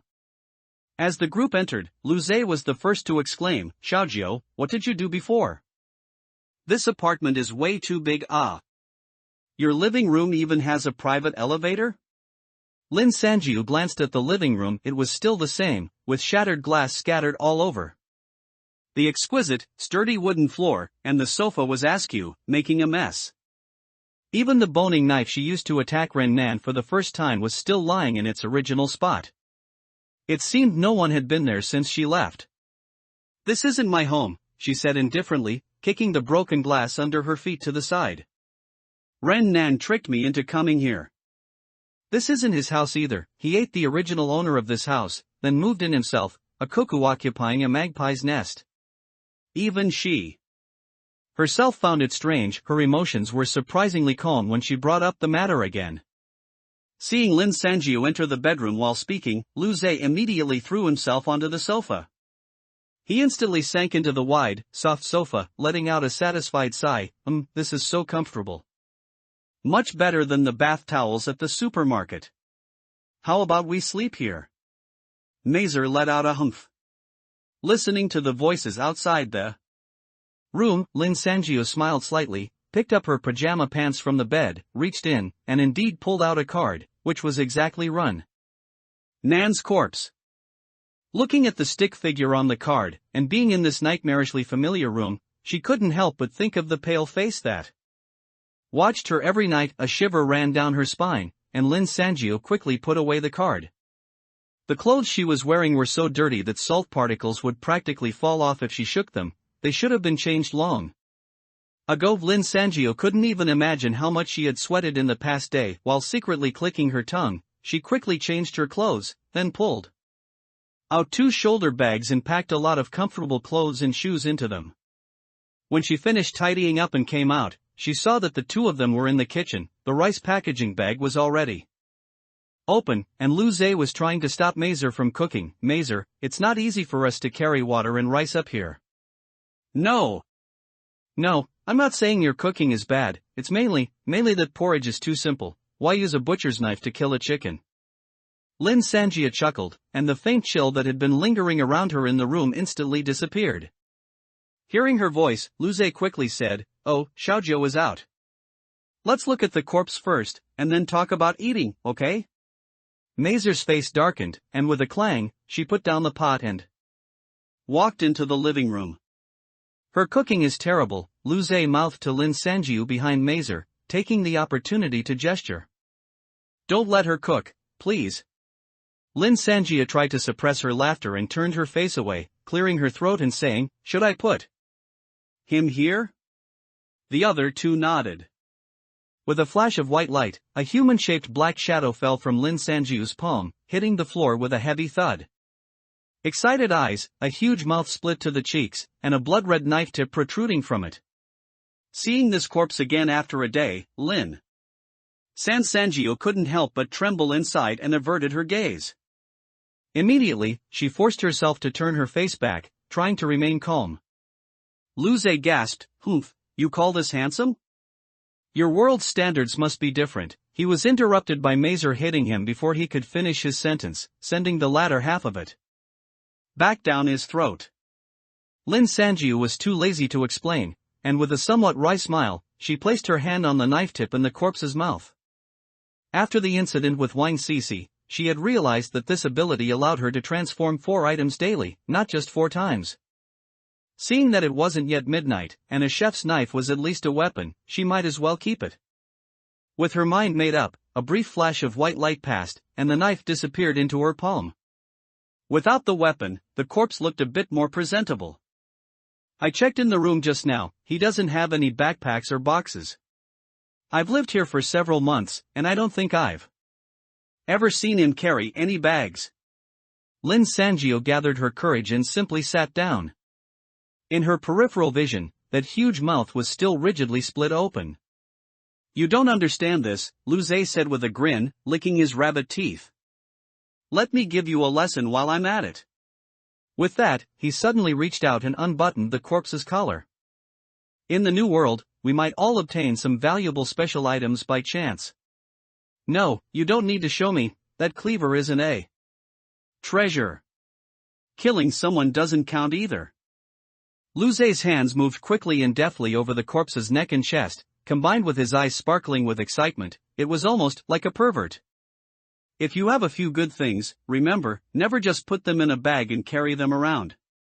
Otherwise, if you encounter someone with ill intentions, it's one thing if they just steal your stuff, but what's truly frightening is if they kill you for your wealth. Lu Zhe's mouth kept moving, and so did his hands. Soon, he reached for Rin Nan's ear, then, Lin Sangio's gaze followed his fair fingers to an obsidian earring. Lin Sangio had given him these earrings not long after they got together, so she immediately smiled and said, "This isn't any treasure." No sooner had she started speaking than Lu Zhe had already pulled out the obsidian earring. Before Lin Sangio could react, a flash of silver light suddenly burst forth, and with a ding, the earring fell to the ground. And that silver light still glowed warmly in Lu Zhe's hand, illuminating half the living room in white. What is this? Lin Sangio stared blankly, leaning closer, only then realizing that Lu Zhe was holding a transparent bottle containing a constantly flowing silver light. Lu Zhe squinted, dazzled by the silver light, and read out each word: ability polishing agent. Note, not applicable for primary evolution, looking at Mazer. And Lu Zhe's confused expressions, she knew that they probably hadn't heard of this polishing agent either. Although there were still many unanswered questions, just from the name, she could probably guess 7 or 8/10 of it. It must have a strengthening or enhancing effect on abilities, right? Lin Sangio thought as she examined the beautiful silver light bottle. Although the item was good, none of the three present were combat-oriented, and they were all still in primary evolution, though Lu Zhe always refused to admit it, so they didn't pay much attention to it and casually put it aside. That's really strange. I gave him these earrings, how could something like this be hidden inside? Lin Sangio watched Lu Zhe continue searching and asked. Mazer in confusion. All precious items only came into being after the New World descended. Therefore, they all have a strange characteristic: they can completely integrate themselves into another item in molecular form. When you want to take them out, they will detach in molecular form, recombine, and return to their original appearance. Although they can be hidden in anything, for safety, people generally put precious items in things they can carry with them. Mazer tried to explain the process as simply as possible. UU reading, www.uukunsha.net. She pointed at Lu Zhe and said, "Look." Lin Sangio, dumbfounded, foolishly turned her head to look.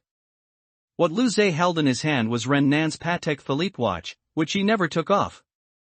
He gently pressed and then shook it. The movement wasn't fast, so this time Lin Sangio saw it clearly. A black shadow detached from the watch, fell to the ground with a smack, and quickly solidified into the shape of a wallet. Lin Sangio picked up the wallet and opened it with a feeling of almost reverence. The wallet was small, about the size of a palm, and had no billfold like ordinary wallets. Rather than a wallet, it was more like a card holder. Flipping through it, she found that there was nothing inside except for a paper-like object. Using the ability polishing agent as a light source, Lin Sangio pulled out all the paper slips. The three heads converged spontaneously. Less than a minute after her gaze fell, Lin Sangio gasped.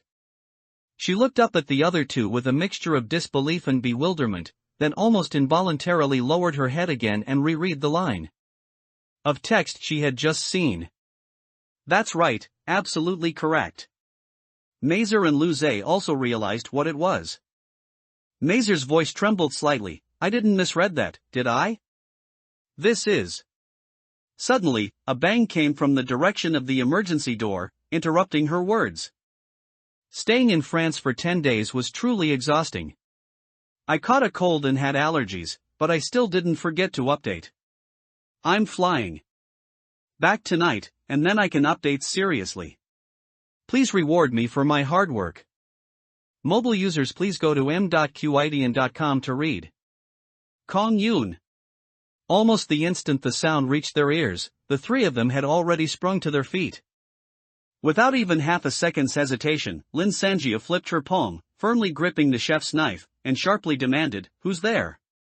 Her clear voice, laced with murderous intent, echoed into the darkness. "Ah. Don't be nervous, it's me, I'm Kong Yun from downstairs." This came from the dim corridor in front of the maid's room. Kong Yun's voice sounded a little tired, yet also quite relieved. "That's great, so you have a flashlight here?" As she spoke, she didn't wait for the three people inside to invite her, and walked right in. A flashlight? Where did that come from? Immediately, all three realized what Kong Yun was referring to, and their hearts sank. The ability polishing agent seemed to be too bright. Even Kong Yun, who was by the emergency exit, could see the light. Just then, Kong Yun's slow footsteps came from the direction of the emergency exit. Mazer, in a moment of urgency, kicked the ability polishing agent towards the sofa. The small bottle transformed into countless specks of light just before hitting the sofa, rapidly merging into it, and the room suddenly plunged into darkness. "Hey! Why did you turn off the flashlight? I can't see," Kong Yun said with some dissatisfaction. Lin Sanjiu frowned slightly, a sudden idea striking her, and quickly said, "That was my phone just now, and it's out of battery." "Kong Daijie, didn't we ask you to wait at home? Why did you come up?" She paused, her confusion surfacing. "Oh, by the way, how did you know I live here?" While speaking, she placed her hand on the corpse's leg. With a flash of white light, the spot on the floor was empty. The card had just been gripped in her hand when Kong Yun, fumbling in the dark, walked into the living room. The moment her footsteps entered the living room, Lu Zhe lit his lighter. In the orange-red light, Kong Yun looked a bit disheveled. Her face and body were covered in a layer of damp sweat, and strands of hair clung to her forehead. Feeling their gazes, she smiled apologetically at Lin Sanjiu. "The security guard told me before that you two are the owners of the top floor. Your home is too high up, climbing from the 26th floor really wore me out." Although they had evolved, before their physical strength was enhanced, not everyone had Lin Sanjiu's good stamina. She didn't seem to be acting strangely. Lin Sanjiu then put down her knife, still thinking about the paper scraps on the floor, and forced a smile. "Kong Daijie, is there something you need by coming up?" "Nothing much." Kong Yun looked a little embarrassed. "I was just staying home alone, and my husband was gone, so I felt quite scared." This was understandable. The three exchanged glances, and Lu Zhe suddenly showed her a row of small white teeth, smiling as he said, "Kong Daijie, it's good you came up. It saves us from having to go down and call you later. Look, we specifically brought some rice and water up, just so we could cook some porridge. Would you like to eat some with us?" Lin Sanjiu clapped her hands in her mind. What a good excuse. Otherwise, three people just gathering in the living room doing nothing would indeed feel unnatural. Kong Yun was visibly stunned for a moment, looked at the rice, then smiled. "That's great. Although this rice isn't ideal for porridge, it's still quite good. You all rest, let me do it." "Okay, I'll help you." Mazer picked up the rice bag and walked towards the kitchen. Kong Yun seemed unable to resist her curiosity about Mazer after all, and quickly followed, asking as she walked, "You speak Chinese really well, where are you from?" Seeing the two talking and entering the kitchen to prepare the porridge, Lu Zhe then discreetly handed Lin Sanjiu a hard object. It turned out he had picked up all the paper scraps from the floor at some point. "Oh, by the way, this..." Lin Sanjiu had just opened her mouth when the boy interrupted her. "Let's talk about it later." "Talk about it later? You mean you're not planning to take her back to the supermarket?" Lin Sanjiu quickly reacted. It seemed to be an unconscious remark. Lu Zhe hadn't thought much about it, and hearing her words, he furrowed his brows, his face full of difficulty. Indeed, not taking Kong Yun would seem unkind, leaving someone who had just evolved with little ability out there, yet, the few of them truly didn't have the kind of trust in her that comes from life and death trials, so taking her back to the supermarket wasn't entirely suitable either. Let's see, Lin Sanjia said, unable to help but find Lu Zhe's crumpled face a bit amusing, and offered a comforting remark. Maybe she has her own ideas and doesn't need us to decide for her. It seemed Kong Yun was usually the one cooking at home. Despite the lack of light, it didn't hinder her swift movements. She chopped 2 vacuum-sealed salted chickens into small pieces, added a little seasoning, and simmered them with the porridge for half an hour, filling the air with a fragrant aroma. Lu Zhe, who hadn't eaten a proper meal in over a year, instantly had his mouth watering. Come on, it's ready to eat. Placing the porridge pot on the dining table, Mazer found a few sets of tableware and served 4 bowls of porridge. The freshly cooked porridge was steaming, and the pure white rice grains reflected a brilliant light under the lighter's glow. The few of them blew on it and stirred it with spoons, finally waiting until it was cool enough to eat, and immediately scooped a spoonful impatiently. Although the porridge was hot, it wasn't unpleasant to eat. A comforting warmth flowed into their stomachs, and the sweet, savory taste of chicken porridge lingered on their lips and tongue. Counting the time, Lin Sanjio had actually eaten a more delicious salmon meal less than 24 hours ago, but somehow, this chicken porridge after the world's destruction tasted as if an eternity had passed. Mazer took a sip of porridge and asked Kong Yun calmly, "How did you spend yesterday, all by yourself?" Since Lu Zhe was eating, he had already put the lighter aside, so in the darkness, Kong Yun's expression wasn't very clear. She only said with a somber tone, "From midnight, I've been looking for my husband. The phone wouldn't connect, and the security guard downstairs had fainted. I drove around a few times, but then I saw so many people running around the streets like crazy, bumping into things, which scared me so much I immediately came back. I waited until morning, and it was so hot, I hid in my bathroom and fell asleep. I don't know how my husband is doing now." Then, "Did you notice anything different about yourself?" Lin Sanjio couldn't help but ask. What's different?" "I didn't notice anything." "What are you referring to?" Kong Yun seemed a bit surprised, even knocking her spoon against the bowl. Perhaps her advanced ability hadn't developed yet. Lin Sanjia thought for a moment, explaining things like the new world and evolved humans would probably be more convincing after the advanced ability developed. So she smiled, "Nothing, it's a long story, we'll tell you later. By the way, what are your plans for a while?" Kong Yun didn't hesitate at all and immediately replied, "I'm going home to wait for my husband until he comes back. Maybe he'll be back any time, and he'll be worried if he doesn't see me. Oh, by the way, let's eat a little faster. Later, I want to show you some photos of my husband. If you run into him outside, please remember to tell him to come home and find me." From her words, it was as if she hadn't realized that if she kept waiting, without food or water, she would eventually die. Perhaps it wasn't that she didn't realize, but that she was willing to take the risk even if there was only a slim glimmer of hope.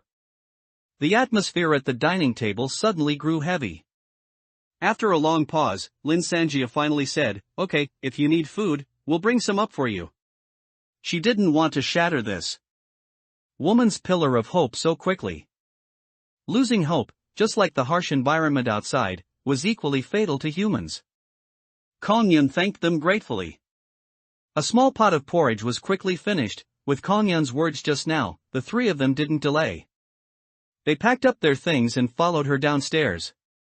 Every floor below the top floor had 2 units, and the other unit on the 26th floor seemed to have been empty, so Kong Yun hadn't locked her door when she left. It opened with a push.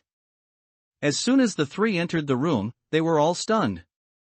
The elegantly decorated house was now extremely bright. On the dining table, coffee table, and flower stand, there were various sizes of beautifully shaped candle holders, each one lit with several exquisitely carved cream-colored candles. The fiery red candlelight and faint fragrance filled the entire living room, beautiful as if in a dream. Surrounded by candlelight, Kong Yun smiled shyly, her eyes glistening with tears. These candles, my husband bought them for our wedding anniversary. When I came home that day, I saw the whole house filled with candles, and he even cooked for me himself." Her voice choked up. She gathered her hair, pretending to be nonchalant, and found a few photo frames. "After the anniversary, he wanted to throw the candles away, but I absolutely refused." "See, aren't they being used now?" Kong Yun sniffled, her eyes red, and handed the photo to Lin Sanjiu.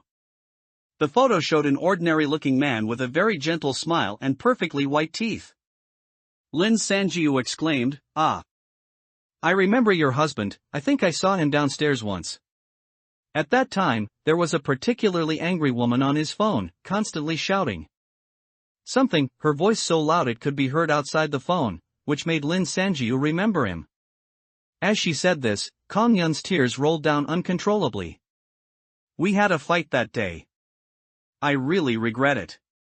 If I had known we would be separated, I definitely wouldn't have yelled a single word at him. He's such a gentle person." Mazer gently patted her shoulder and sighed. Lu Zhe sat silently in a chair. Like all men, he seemed to not know what to say to a crying woman. Yu reading www.uukunshu.net. After comforting Kong Yun for a few moments, Lin Sanjia straightened up, her gaze aimlessly circling the room, then she frowned slightly. In confusion. Upon closer inspection, this house was indeed strange. The water dispenser in the living room was empty, but next to it was a full bucket of water, as if the owner had no intention of putting the bucket on the dispenser. If one were to say the owner didn't lack drinking water, the fish tank was empty, with only a layer of decorative stones in a small treasure chest, sitting dryly in the tank. When she got closer, a strong fishy smell wafted out. The strangest thing was the potted plants in this house. Rather than potted plants, they were more like several pots of soil that should have contained plants. Now, the plants were all gone, leaving only holes in the soil, with some roots faintly visible. A thought flashed quickly through her mind. "Should I get you some water? Do you have water in your fridge?" Lin Sanjiu had already walked quickly to the refrigerator and then abruptly asked. However, before Kong Yun could answer, she already pulled open the refrigerator door. The shelves of the refrigerator were almost empty, only cluttered with some plastic film, the kind used by supermarkets to wrap vegetables. One plastic film even had a price tag, reading Premium Organic Luobwa, 14.98. On the left side was a neat row of drinks. With just one glance, Lin Sanjiu could confirm, these drinks had never been touched. It was only at this moment that Kong Yun's somewhat flustered voice came from behind her, "And no need, I'm not thirsty, thank you." Lin Sanjiu closed the refrigerator door and looked back at Mazer's hand resting on Kong Yun's shoulder, her stomach feeling as if it held a heavy stone. Mobile users please visit m.qidian.com to read. Your husband has been found. Mazer, Lin Sanjia said, controlling her facial muscles to appear as pleasant as possible, come here for a moment. I want to ask you, have you seen my little silver bottle? Speaking of a little silver bottle, the first thought that came to mind was naturally the ability polishing agent. Mazer didn't move, saying with a confused expression, didn't I put it on the sofa?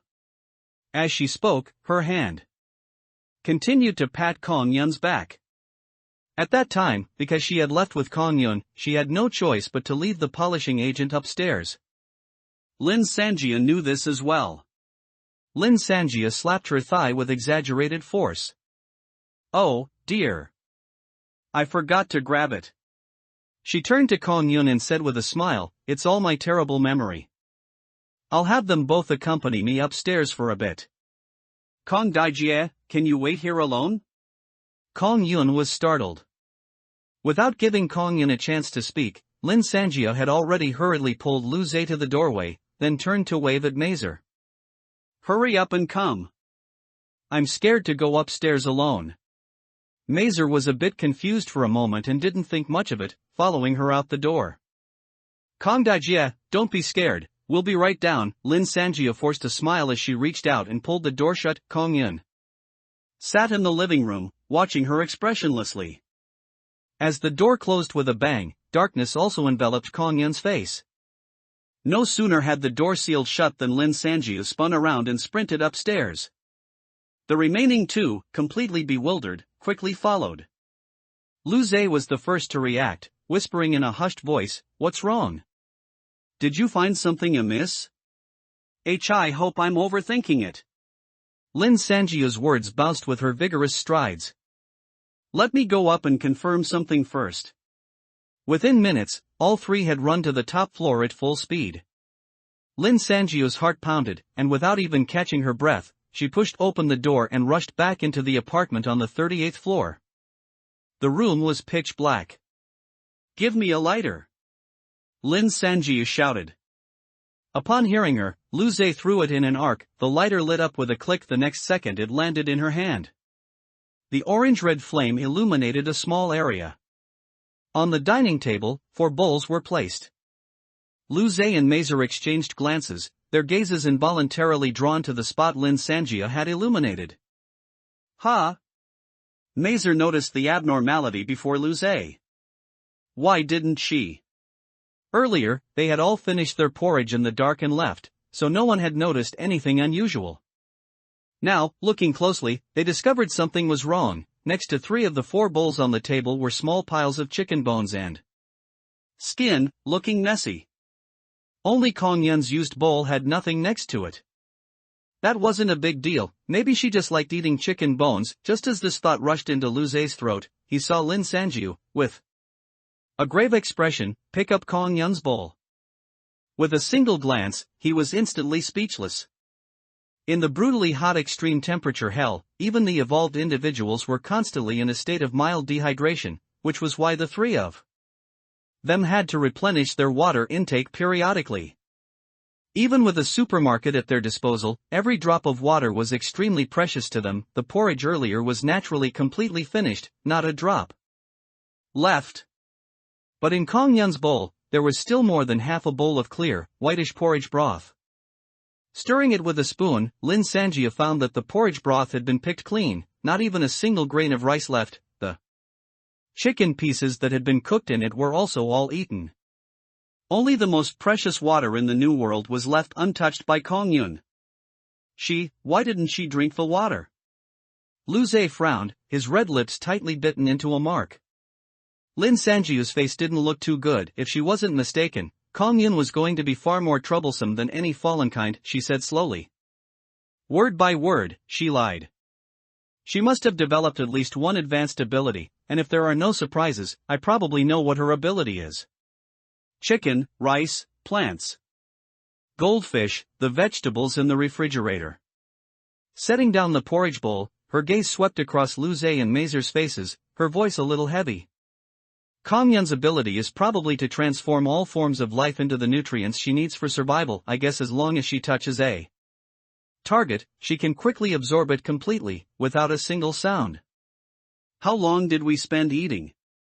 All the rice grains and chicken meat disappeared as if they never existed. With a hiss, Mazer gasped. All life forms can absorb by touch?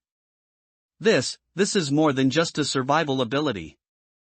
If this ability were used in combat, it would be instant death upon contact. But that still doesn't explain why she didn't drink the water? Lu Zhe recalled the scene of them all bumping into each other as they went down the stairs earlier, and his face also paled involuntarily. Perhaps the ability has altered her body, making her unable to absorb water like us. For her, perhaps all water and nutrients must be absorbed from other life forms. Lin Sanjiu didn't know why she was so certain, but she was absolutely convinced. We've been with her for half a day now. If she had hostile intentions, we 3 would have been long dead, wouldn't we?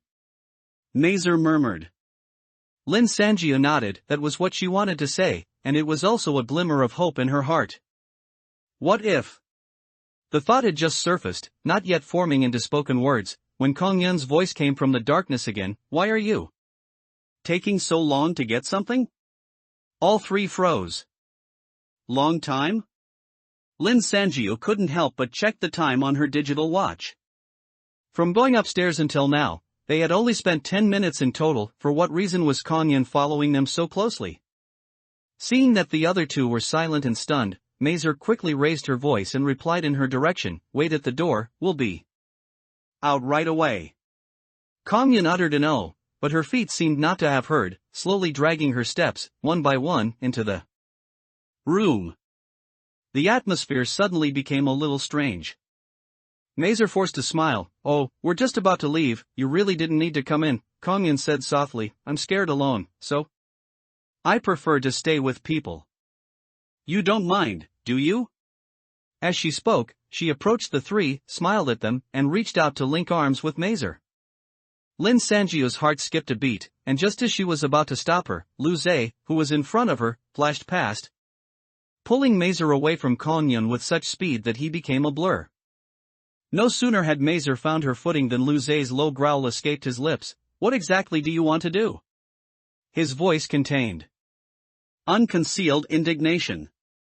It was the first time Lin Sangio had seen this fair-skinned, delicate young man get angry. "You actually developed your ability a long time ago, didn't you? We all know. Tell us, why do you keep clinging to us?" Kong-yun seemed a bit dazed, not reacting for a moment. After a while, she said awkwardly, "There are indeed some things wrong with me. I didn't dare tell you at first because I was afraid you would be scared of me." "So you already knew?" Mazer looked at her cautiously, asking tentatively as if for confirmation. You don't mean to harm us, do you?" Lin Sangio felt a bit depressed. Mazer was good in every way, but sometimes she was a little too trusting. If Kong-yun truly harbored ill intentions, would she honestly tell you? Harm you? Kong-yun was startled for a moment, then said something that Lin Sangio had not expected. No, just one is enough. I don't want to absorb 3 people, that would be too cruel." This sentence was like a pause button, freezing the air. Looking at their shocked faces, Kong-yun seemed to have steeled herself, sighing, "Actually, I don't want to absorb living people at all, but my body is weak. I've absorbed everything I could in the house, even the security guard downstairs, but I still feel weak, uncomfortably weak." Lin Sangio was truly unsure whether to be angry or to laugh. Perhaps seeing her expression, Kong-yun wiped her tears. "When I first saw you, I didn't think about absorption at all. But the longer it went on, the more unbearable it became." You tell me, honestly, if killing one person could save your life, would you do it? She didn't actually intend to listen to their answer, immediately raising a finger and pleading, "I only need to absorb one person." "Really? Just one?" "Mazer, Lu Zhe, didn't you two just meet her yesterday? You're merely acquaintances." A nearly crazed smile appeared on Kong-yun's face. "Without this girl, you two can still live as you always have, with no loss at all. You've certainly arranged things well for us." Lin Sangio gave a cold laugh, not looking at Lu Zhe and Mazer's expressions. But a surge of malicious anger suddenly flared in her heart. Hearing this, Kong-yun turned to look at her. "Girl, I see your boyfriend isn't around, so I probably understand. You're just playing around. You won't understand the feelings between me and my husband. I absolutely cannot die. Even if everyone in the world dies, I cannot die. I need to wait for my husband to come home." Lu Zhe couldn't stand it anymore and couldn't help but curse. "Enough nonsense. If you want to eat people, go back home and eat yourself." Lin Sangio felt a wave of relief and turned to smile at the two beside her. Just as she was about to turn back, her gaze swept across her bedroom door. Instantly, a sudden thought, like a flash of lightning, filled her mind, and before she even realized it, a question had already escaped her lips. "Kong-yun, you said that when you woke up last night, only his pajamas were left on the bed?" "Yes, why?" Before she could finish her sentence, Kong-yun saw Lin Sangio's expression, and her face immediately turned deathly pale. Lin Sangio smiled back at her with a row of white teeth, as if in revenge, her gaze fixed firmly on her face. "Bingo, your husband has been found." Followed her memories seemed to have been watered down and boiled into a porridge, blurry and muddled. She only remembered that she was lying in bed, sleeping, and gradually got hotter and thirstier. A man's gentle voice asked her something, and she quickly grabbed his hand, responding in a low voice, "I'm so thirsty, it was probably around that time that your ability unknowingly activated, and you muddled through, absorbing your husband. When you woke up, naturally, only his pajamas were left on the bed, Lin Sanjiu's cold voice echoed in the dark room. She was now full of apprehension towards the woman sitting on the ground. How powerful was this ability to absorb an adult completely in such a short moment of confusion, without even leaving a single strand of hair? Kong Yun was stunned, her expression very strange, as if she wanted to cry and laugh at the same time. She let out a near-feral ha, but tears fell. What nonsense are you spouting? What do you know? You just don't want to be absorbed by me, so you're just spouting nonsense here. Is that so? Then let me ask you, after you woke up, were you still thirsty? Lin Sanjiu asked quietly. This question was like the last straw on the camel's back, instantly crushing Kong Yun's spirit. Suddenly, she let out a sharp wail, startling the others into jumping back. Then, she buried her face in her arms, curled up on the ground, her body swaying back and forth, as if trying to comfort herself, crying loudly. I don't know. Kong Yun cried and shouted, tears streaming down her face, her sentences broken and indistinct. Everyone said he wasn't good enough for me, but it was me who wasn't good enough for him. I wasn't good enough for him. He was such a good person, so good. Her crying sounded like a torn piece of cloth, filled with immense and deep anger and pain, making one's heart tremble upon hearing it. Listening to the woman's heartbroken wails, Lin Sanjiu opened her mouth, unsure of what to say. What are you still doing standing there? Her arm was suddenly tugged, and she turned to see it was Mazer. She whispered, if you don't leave now, do you want her to absorb you after she recovers? Lin Sanjiu finally reacted. Looking again, Lu Zhe was already nervously pressing against the sofa, inching his way out of the living room. When he looked up and saw the two of them still standing there, he was almost choked with anger, and quickly mouthed, are you too stupid? The two quickly picked up their pace, slipping past Kong Yun. The latter seemed to have forgotten where she was, unconsciously wailing, her fingers tightly gripping the sofa, digging several deep holes in the soft leather, completely oblivious to the movements of the people around her. The few of them quietly ran downstairs amidst the heart-wrenching cries. After the previous fright, the return journey to the supermarket felt much easier. After jogging back to the road in front of the shopping center, the few of them quickly darted into the line of cars, hurrying through the vehicles. The hurried footsteps woke the dying people inside the cars, and many of them struggled to sit up as the few passed by, desperately and powerlessly hitting the glass. Although they were still alive, their eyes were already like those of the dead, devoid of any light. Lin Sanjiu looked at them with a hint of pity. Among the dozen or so arms raised behind the car windows, who knew how many would be able to hold on and successfully evolve? Wait! Lu Zhe, who was leading, suddenly stopped abruptly and turned to Mazer, instructing, you go watch our back, don't let that Kong Yun follow us. Xiaojiu, give me your knife. With a flash of white light, Lin Sanjia handed over the chef's knife, while asking confusedly, what's wrong?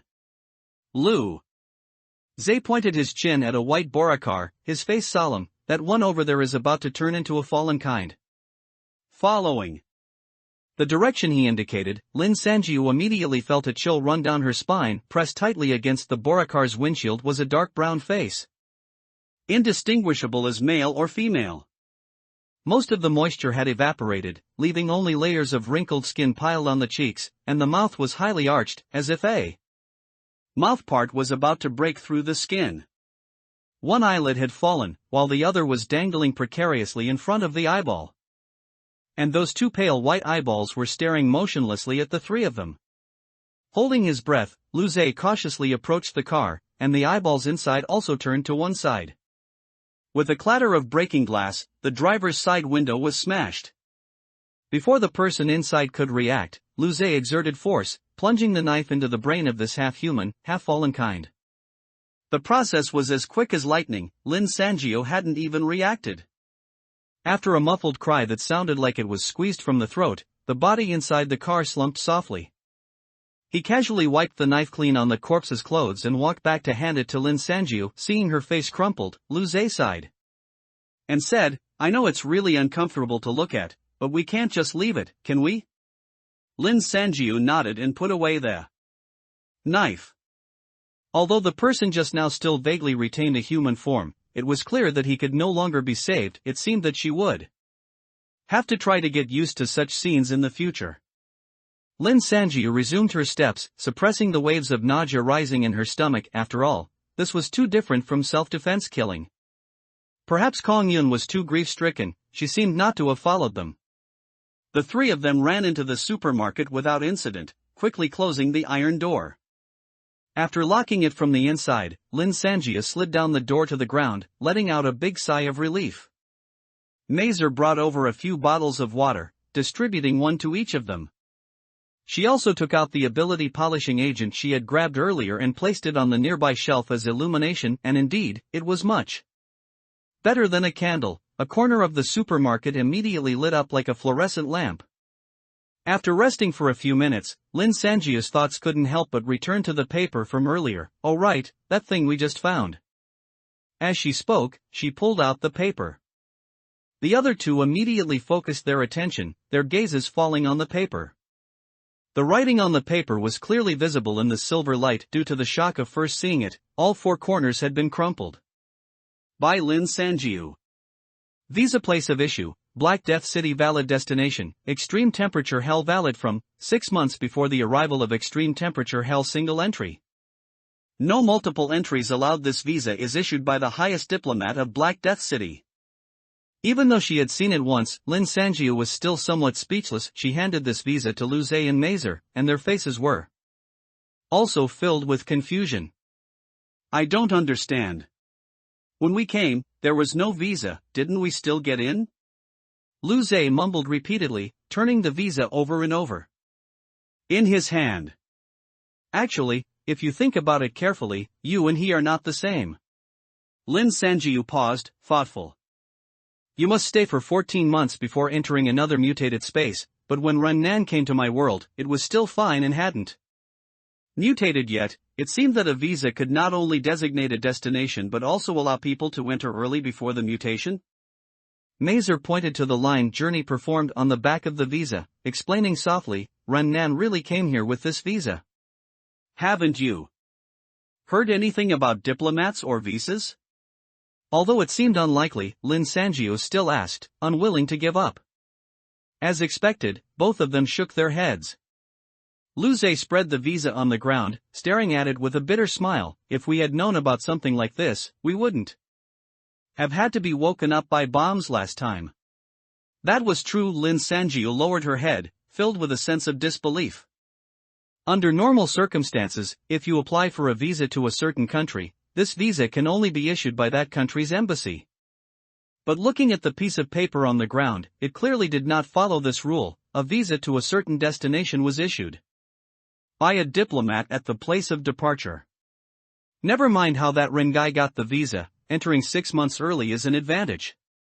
Lu Zhe clicked his tongue, saying to Lin Sanjiu, you can start preparing while everything is still calm, whether it's stocking up on supplies, physical training.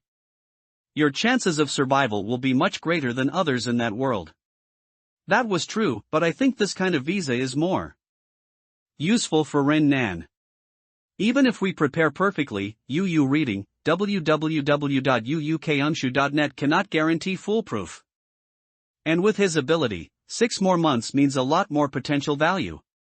Thinking of the half year she was foolishly tricked, a cold sneer couldn't help but appear on Lin Sanjiu's face. Lu Zhe sighed, patting Lin Sanjiu's shoulder maturely as a sign of comfort. We don't know how he got the visa, and now we have nowhere to ask. Mazer fiddled with the paper in her hand, still unwilling. Looking at his background, he doesn't seem to have traveled much. Lu Zhe's eyes suddenly lit up, and he smiled. If we can find the diplomat of extreme temperature hell, maybe we can survive together and not be separated by the dice. Struggling to survive in an endless space, every person around them was like duckweed, coming and going. This was indeed a very tiring thing. It was rare to meet people with whom they had a tacit understanding, if they could become partners, that would be truly wonderful. The question was how to find this diplomat. This thought simultaneously arose in their minds. Just as Lin Sanjiu was about to speak, she suddenly heard a not too light, not too heavy knock on the iron door of the supermarket entrance. Are you in here? Open the door. Kong Yun's voice still retained a hint of hoarseness and nasal tone from crying, but her tone had become much calmer. If you feel that the beginning of this chapter doesn't connect with the previous one, please don't easily doubt yourself. Or the author, because a paragraph was missing at the end of chapter 16, and it has now been added. After releasing her sorrow, she found 2 more recommendation tickets. Thank you, unknown hero. Mobile users, please go to m.qidian.com to read. Feeling happy. The 3 of them stood up silently, their faces filled with vigilance. Kong Yun's question echoed slightly in the empty supermarket, and before the echo could fade, another series of violent knocks followed. This time, she even raised her voice. Come open the door. I know you're in here. Wasn't that rice you just had taken from here? Open up. That's right, she lived nearby and must have frequently bought things here, so she immediately recognized the source of that original imported bag of rice. The 3 hadn't even thought of what to say when, unexpectedly, her shouting successfully woke Wang Sisi in the staff room. After a piercing shriek, the staff room door immediately began to bang loudly as she slammed against it. Lin Sanjiu couldn't take it anymore and abruptly stood up, walking to the iron door. It seemed Wang Sisi's voice had startled Kong Yun, and it was quiet outside the iron door for a few seconds. After waiting a moment, Lin Sanjiu suppressed her anger and asked, What exactly do you want to do? Is that the girl from upstairs? Kong Yun countered. What exactly do you want by following us? Lin Sanjia sharply demanded. Do you think I'll let you absorb me obediently like your husband? Kong Yun on the other side fell silent. After a pause, her voice drifted faintly through the iron door. I actually just wanted to talk. Honestly, I need to thank you.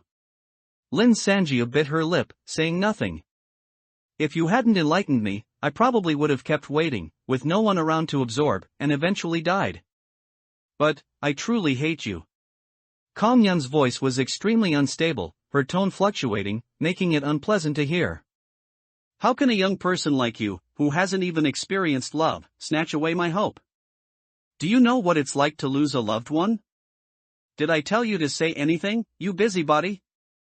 Not just Lin Sanjiu, even Mazer let out a humph and was about to speak when she heard Kong Yun on the other side speak again. Forget it, you wouldn't understand even if I told you. Now, it makes no difference whether you open the door or not. To thank you, I'll tell you the weakness of my ability, and then I'll go far away. But I hate you too much, you must never let me see you outside, or I will definitely absorb you. How about it, I'm giving you a chance to live, isn't that fair? Lin Sanjiu was so angry she almost wanted to laugh, a belly full of biting sarcasm with nowhere to vent, but Kong Yun seemed to know what the people inside wanted to say, and continued regardless. Listen carefully. I'll only say this once, I can only activate my ability once within an hour. For me, living beings have much stronger energy than dead bodies, and humans are much stronger than other things. And when absorbing, I cannot move for 10 minutes. Whether it's intentional or forced, if I move, it's all completely for naught, and I have to wait until the next hour to absorb. But the amount I need to absorb in the early stages is too great. I can't afford a situation where I can't absorb for several hours straight. It seemed Kong Yun had been stalling for time after eating the chicken congee. Suddenly, Mazer exclaimed, in realization, no wonder you didn't attack us earlier. It wasn't that you didn't want to, but that you had no opportunity. If anyone else had noticed something was wrong, you would have exposed yourself and wasted an hour. As soon as she finished speaking, Lu Zhe let out a low but clear profanity. That's right, although she couldn't see, Lin Sanjia somehow felt that a smile must have appeared on Kong Yun's face at that moment. I was originally waiting for one of you to be alone, but I didn't expect it to turn out like this. You're really willing to expose your entire hand so cleanly. Lin Sanjiu was half skeptical of her words, sneering a retort. What difference does it make if I tell you? The worst outcome is simply my death. Kong Yun's tone became sharp. Am I afraid of death? If you kill me, I'll be able to see my husband, and then I'll even have to thank you. Lin Sanjiu froze, just about to speak, when at that moment, Wang Cici's shriek suddenly rang out again from the staff room behind her. What is that thing? This inhuman shriek sounded very intimidating. It was quiet outside the iron door for a moment before Kong Yun's voice came. Again. Lin Sanjiu wouldn't be so kind as to educate someone who wanted to kill her about fallen-kind safety precautions. It's nothing. People who are about to die all scream like that. If you don't leave quickly, I'll open the door right now and kill you, so you can scream like that too. Even though she knew Lin Sanjiu was spouting nonsense, Kong Yun still chuckled. Alright, I hope we never meet again. She was quite decisive. As soon as her voice fell, the footsteps outside the iron door gradually faded away, going up the elevator, until they could no longer be heard. Although Lin Sanjiu had put on a fierce front earlier, she still breathed a sigh of relief when she heard her leave. The three of them walked back to the spot in the supermarket covered with bath towels. Lin Sanjiu wiped her face and lay down on the bed feeling somewhat weak. Wang Cici's piercing shrieks, each one sharper than the last, still echoed in her ears, but all three seemed to have grown accustomed to them after discussing Kong Yun for a while. Mazer and Lu Zhe conferred and decided to bring out the remaining food and water and take inventory. You two go. Lin Sanjiu felt physically and mentally exhausted and didn't want to move at all, waving her hand and saying, let me be lazy for a bit. Mazer smiled, patted her head, and got up and left with Lu Zhe. The ability polishing agent glowed brightly in the small bottle, casting a flowing silver light all around. If not for Wang Cici's banging and shrieking, it would have been truly tranquil and beautiful. After lying down for a while, Lin Sanjiu found her mind extremely crowded at that moment. Ran Nan, New World, her own ability, her deceased parents, Shumei, Kong Yun, all sorts of people jostled and surged in her mind, almost making her gasp for breath. If she had known this, she might as well have found something to do. Lin Sanjiu tossed and turned several times, finally jumping up in frustration, intending to go and help the other two inventory the food and water. Unexpectedly, just as her body left the ground, a sudden surge of heat coursed from head to toe. In an instant, Lin Sanjiu felt every muscle in her body trembling rapidly, her blood surging through her veins like crazy, and even her teeth chattered. She had never experienced this strange feeling of her body seeming out of control, and she couldn't help but let out a low cry. Coincidentally, Wang Cici had just stopped at that moment, and the cry immediately spread through the supermarket. Immediately after, Mazer anxiously asked, what's wrong? Lin Sanjiu wanted to open her mouth to speak, but her muscles and tongue were completely uncontrollable. All she could hear was the violent clattering of her teeth from rapid vibration. Let's go take a look, Lu Zhe shouted. The sound of their footsteps running towards her was so blurry to Lin Sanjiu, it wasn't until they squatted down beside her that she felt Mazer's cool breath. What's wrong with this? Lu Zhe's voice also sounded extremely flustered. Her face, no, her whole body, how could it be like this?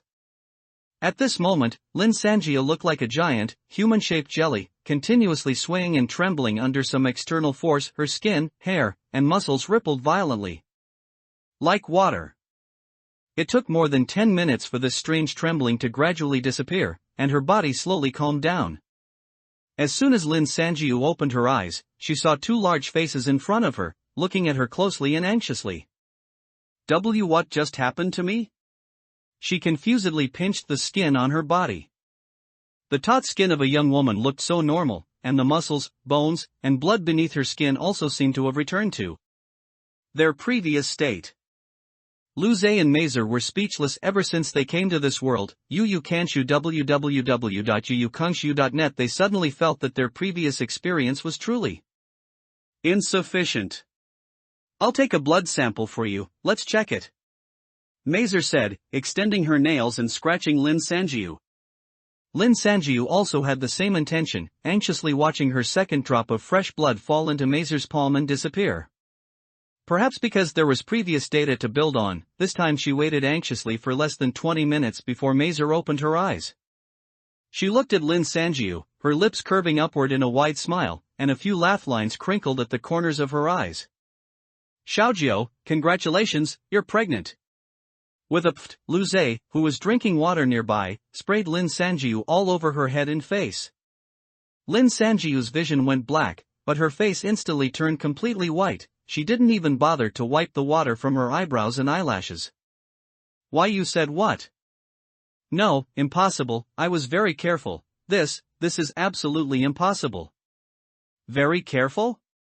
Lu Zhe immediately had an expression of, so this is what the adult world is like. Why impossible? This is an inevitable rule.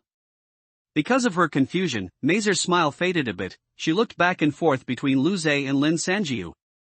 Isn't generating a third basic ability a joy?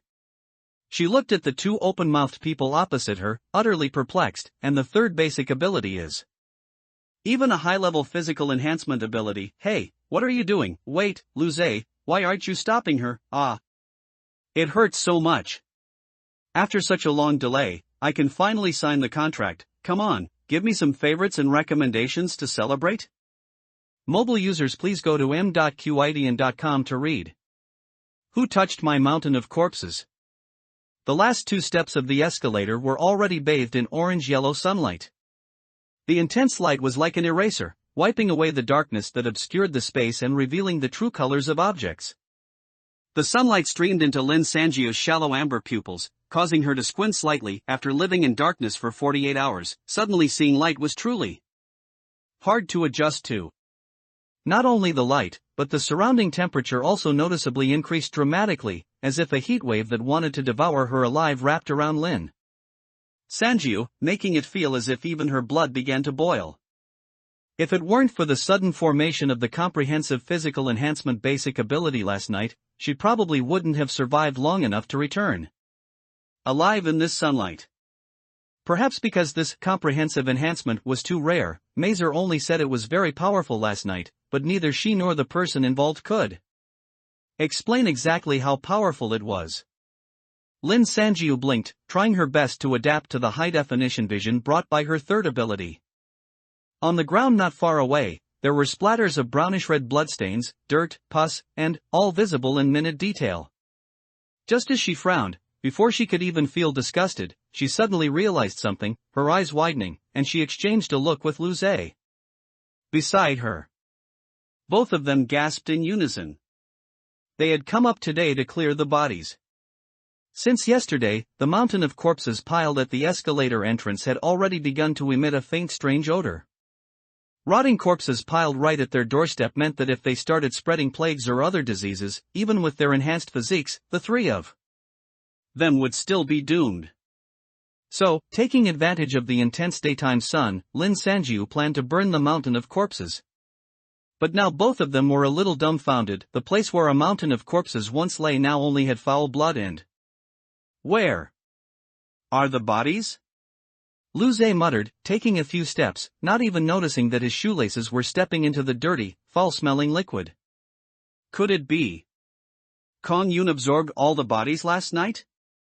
Although Kong Yun had said that living organisms were stronger than dead ones, with such a ready-made mountain of corpses, no one could say for sure if she had simply absorbed them all on a whim. Lin Sanjiu's gaze swept back and forth a few times, her face growing paler, her voice low. It wasn't her. Ah. How are you so sure? There are a few reasons. First, there were at least 20 to 30 bodies piled here, but only a dozen or so hours have passed since Kong Yun appeared last night. She didn't have that much time. Second, she can absorb bodies cleanly, but what about the clothes? Where did all the clothes on the bodies go? Lin Sanjiu tried her best to calm down and stopped looking at the street outside. Through the tall glass doors of the shopping center, it was easy to see the congested line of cars on the road.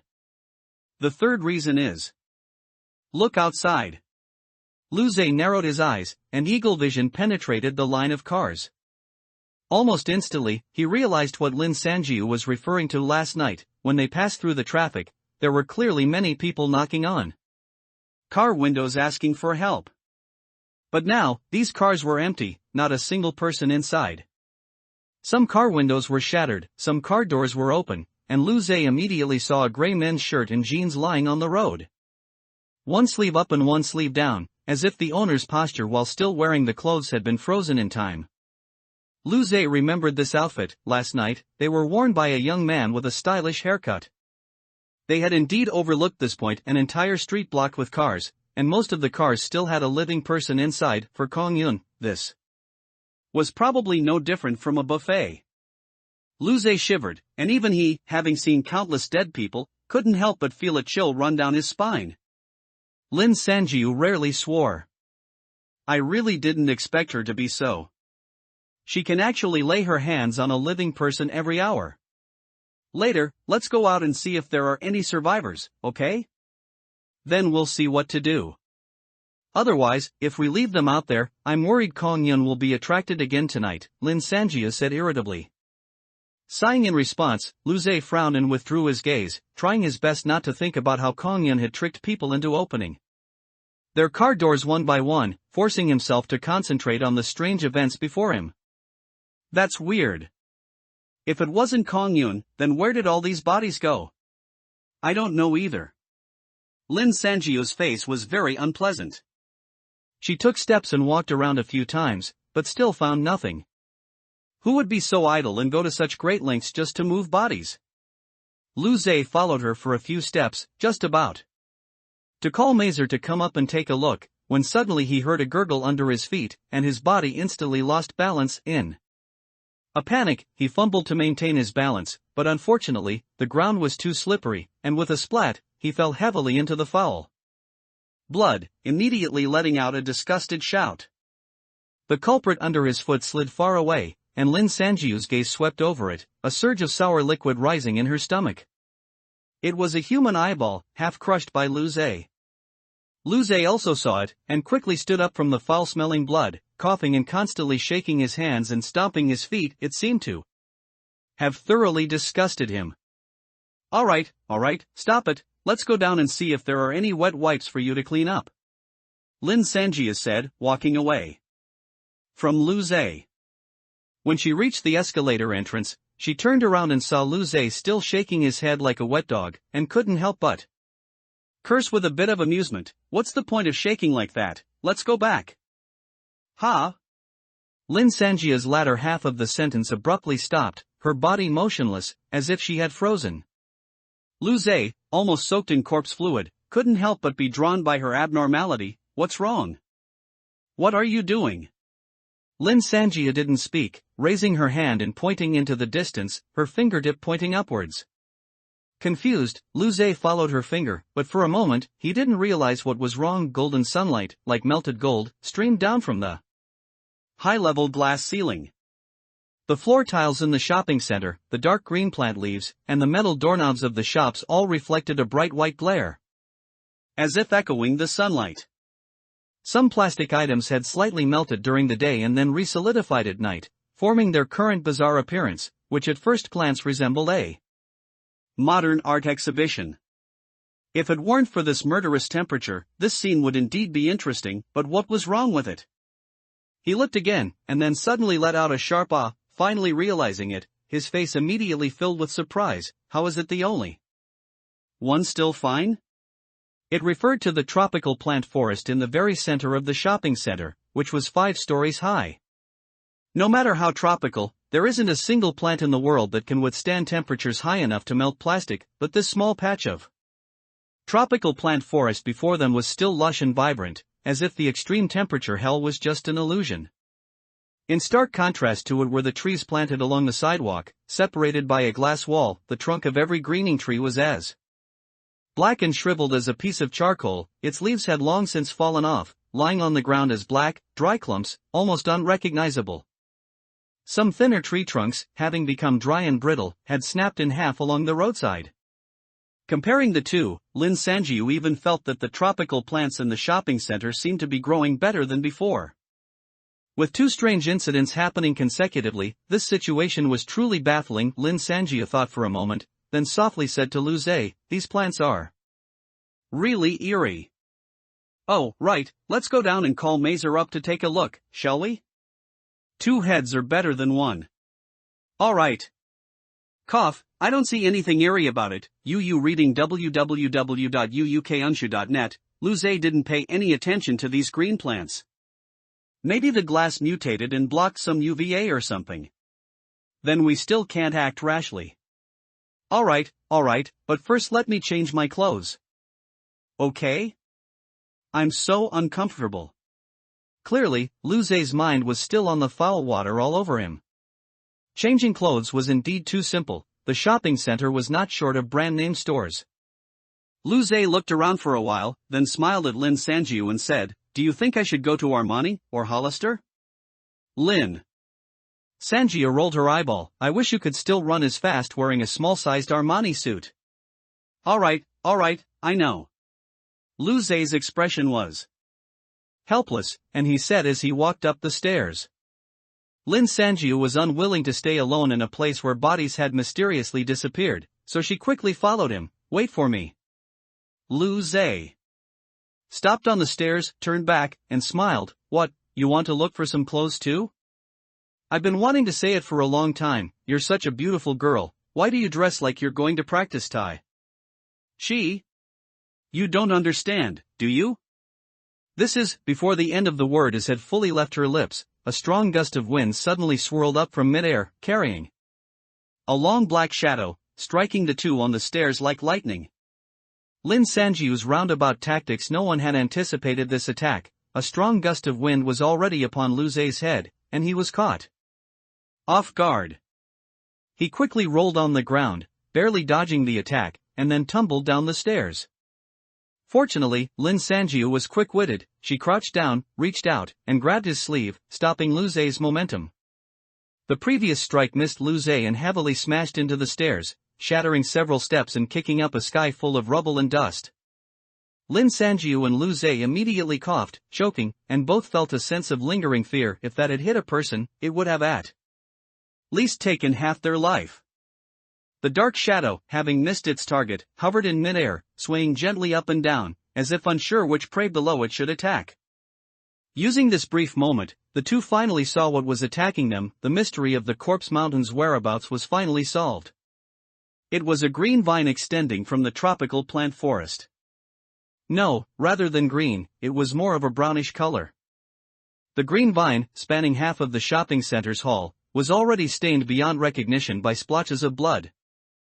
On the vine's thorns, there were even a few pieces of orange-yellow fabric. Lin Sanjiu only took one glance to confirm. It was precisely the fabric used for the supermarket staff uniforms downstairs. What the heck? How can this thing stretch so long? Luce wiped a scrape from his face and cursed angrily. Lin Sanjiu stared intently at the green vine, not daring to move. It probably grew bigger after mutating. What should we do now? What else is there to say? Let's run back quickly. I don't believe this broken thing can follow us all the way down to the supermarket. The green vine seemed to understand, and with a whoosh, it whipped through the air, stirring up a violent gust of wind. Several broken bricks were caught by the wind and suddenly flew towards the two, who quickly twisted their bodies to dodge. Lin Sanjiu stared at the green vine, biting her lip tightly, her heart thumping. "No, let's split up. I'll go up, you go down." "Are you crazy?" Luce stared at the back of her head in surprise. "The corpses are piled at the elevator entrance, and this green vine can reach them, which means we'll be attacked all the way back."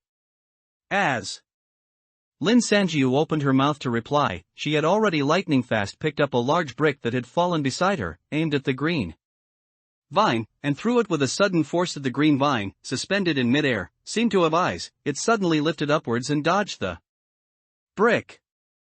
Taking advantage of this blink of an eye, before Luce could even react, Lin Sanjiu had already shot out like an arrow from a bow, shouting, "I'll attract its attention here. You quickly go back and get Mazer. Bring me some alcohol as backup. Get high-proof stuff." In the time it took for one sentence, the green vine had already attacked her several times. Lin Sanjiu barely dodged the first few attacks, and just as she was about to climb the last step, she was grazed by the strong wind of the last strike. Her pants instantly ripped open, and a little blood seeped out. Lin Sanjiu ignored it, rolled over, and finally made it to the second floor, immediately hiding behind a shop door. Lu Zhe, who had been watching her intently, finally felt his heart settle back into his chest. He now understood Lin Sanjiu's intention, feeling both anxious and admiring. You're absolutely insane. Be careful yourself, Mazer and I will be back as soon as possible. Hurry up, it's coming for you. Lin Sanjia shouted, while suddenly kicking the shop door. The green vine hesitated in the air for a moment. In that half-second, Lu Zhe had already maximized his enhanced physical abilities, running like the wind towards the elevator entrance. Seeing that the green vine seemed about to follow closely, Lin Sanjiu quickly rushed out of the shop and threw something at it. Olive. This was Lu Zhe's subconscious judgment based on the sounds he heard. He had no time to look back at this point, so he could only entrust his back to Lin Sanjiu, running like mad towards the elevator entrance. Not long after, he had already rushed down the elevator, and the green vine indeed did not follow. After running a few steps, Lu Zhe nearly ran head-on into Mazer. She had heard something amiss and was rushing out. Seeing Lu Zhe now, a string of questions immediately burst out. What happened? What's that noise outside? Where's Xiao Jiao? No time to explain, let's quickly get some alcohol.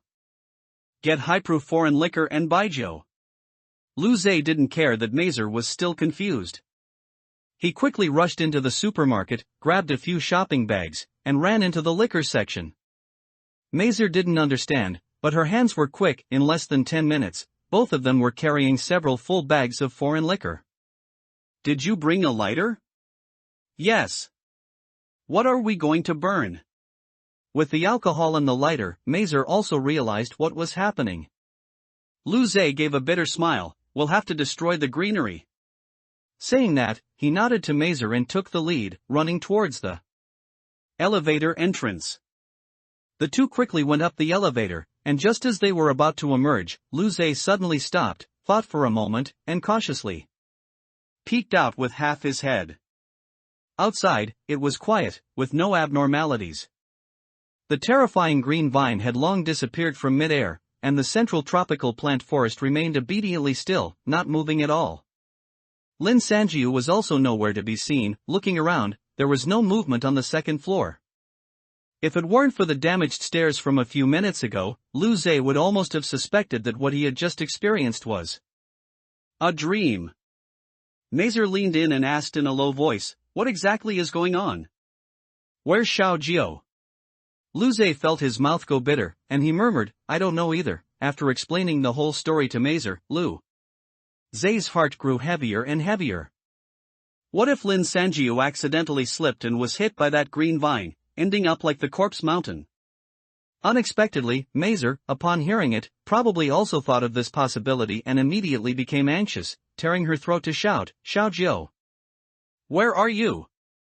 Answer me. Her voice echoed through the empty mall, creating layers of reverberations. Lu Zhe was startled and quickly looked towards the tropical plant forest. He saw that the tallest coconut trees in the center suddenly moved their leaves. It was almost as if someone had heard a sound and turned to look. Perhaps because the two were still hidden on the elevator leading to the basement, precisely in the blind spot of the plant forest, Mazer's shout did not attract any attacks. At this, he also relaxed and simply joined Mazer, shouting along with her. The two people's voices, amplified by the echo, were almost deafening, but Lin Sanjiu never appeared. The longer they shouted, the higher Lu Zhe and Mazer's hearts hung, and suddenly, after the sound of a door being pushed open, Lin Sanjiu's voice came from somewhere. Did you get the alcohol? I'm fine, don't worry. Where are you? Mazer quickly searched for the source of the sound. Probably due to the echo, Lin Sanjiu's voice sounded a bit airy. You can't see me, I'm on the 4th floor. How did you get up there? Lu Zhe asked, puzzled. Going upstairs meant taking on more attacks, but looking at the stairs from the 2nd floor upwards, they seemed quite intact. I had no choice. Whichever shop I hid in, that damned vine would smash it to pieces. If I hadn't thought of hiding in the staff-only staircase at the last minute, I wouldn't have lasted until now. Lu Zhe then noticed that the luxurious and exquisite brand store facades on the second floor were indeed all smashed at this time. In short, hearing that Lin Sanjiu was safe, he finally breathed a sigh of relief. It seemed this was indeed a blind spot in their thinking. During normal times, customer traffic in the shopping center used the outer stairs and escalators. However, for things like transporting trash or pushing cleaning carts, it would be impossible to squeeze in with guests, so there must be a backup. Dedicated passage. Lin Sanjiu also stumbled upon this employee passage by sheer luck. Then how will you get back to the supermarket? Mazer still asked with some worry. After a while, Lin Sanjiu's voice finally sounded again. I estimate this staff passage should also lead to the basement. Don't burn the trees yet, I just looked, and that plant forest is connected to the flower beds on the 5th floor. It would be too dangerous if the 5th floor caught fire too. How about this, you two go back first, and we'll meet on the basement. Lu Zhe and Mazer exchanged glances, worriedly gave her several instructions, and then returned to the supermarket. After putting down the full bags of alcohol, the two uneasily walked around the supermarket again. Aside from a locked back door, there were no other entrances or exits. It seems the employee passage is behind this door. Mazer rattled the brass lock on the door. We have to open the door, otherwise how will she get in later? Lu Zhe looked at the very sturdy back door and felt a headache coming on. The string of keys found on the deceased manager was with Lin Sanjiu, but the keyhole was clearly facing inside the supermarket, and the bottom of the door was sealed tight without any gaps. He unwillingly walked around again, and this time, he did discover a suitable weapon in an inconspicuous corner. There was a red fire hydrant box. With an elbow, he shattered the outer glass, and Lu Zhe found a small hammer inside. Come on, let's use this to smash open the door. He quickly ran back to the back door, showing the small hammer to Mazer as if presenting a treasure. Mazer's tightly furrowed brows relaxed a bit upon seeing the hammer. Lu Zhe's strength value was greater than hers, so she quickly pursed her lips, signaling Lu Zhe to start smashing. With a few clangs, the hammer struck the door lock, producing a series of sparks. The lock was dented, but the door showed no sign of opening. The impact sounds were amplified several times in the empty supermarket. Wang Sisi seemed to be startled awake by the sound, suddenly letting out a few sharp shrieks, just as the two, accustomed to such things, were about to continue smashing. A very familiar voice followed immediately. Damn it! I've gotten into the staff room. The recent update times are very free and unrestrained. It's really not my fault. My computer motherboard is completely broken, so now I can only borrow a friend's computer when they're not using it. How tragic. Chidian Chinese Network. www.uukunsha.net welcomes all book friends to read. The latest, fastest, and most popular serialized works are all on Chidian Original. And amp, alta/a and amp, gt, and amp, and amp, gt. Mobile users please go to m.qidian.com to read. And amp, alta/a and amp, gt. Welcome back. The third basic ability that suddenly formed last night came just in time. In the darkness, Lin Sanjiu dodged a cleaver thrown from the employee room, secretly thanking the heavens. If it weren't for this comprehensive physical enhancement, let alone Green Vine's swift and cunning attack, she might not even have been able to dodge the stinky cleaver Wang Sisi suddenly threw. The cleaver landed on the ground not far away with a clang. Taking advantage of Wang Sisi's missed attack, Lin Sanjiu swiftly jumped back, and with a bang, closed the door, blocking its assault. Only then did she hear a dragging sound from the other end, followed by the muffled voices of Lu Zhe and Mazer. Through two doors, Mazer's anxious voice was still unmistakable. Xiaojiu, are you okay? Hurry and leave, we don't have the key to get in. I'm fine. I'm already out. Lin Sanjiu quickly called out in response. The little corpse just pulled the blade off her mouthpart and threw it at me, but I wasn't hurt.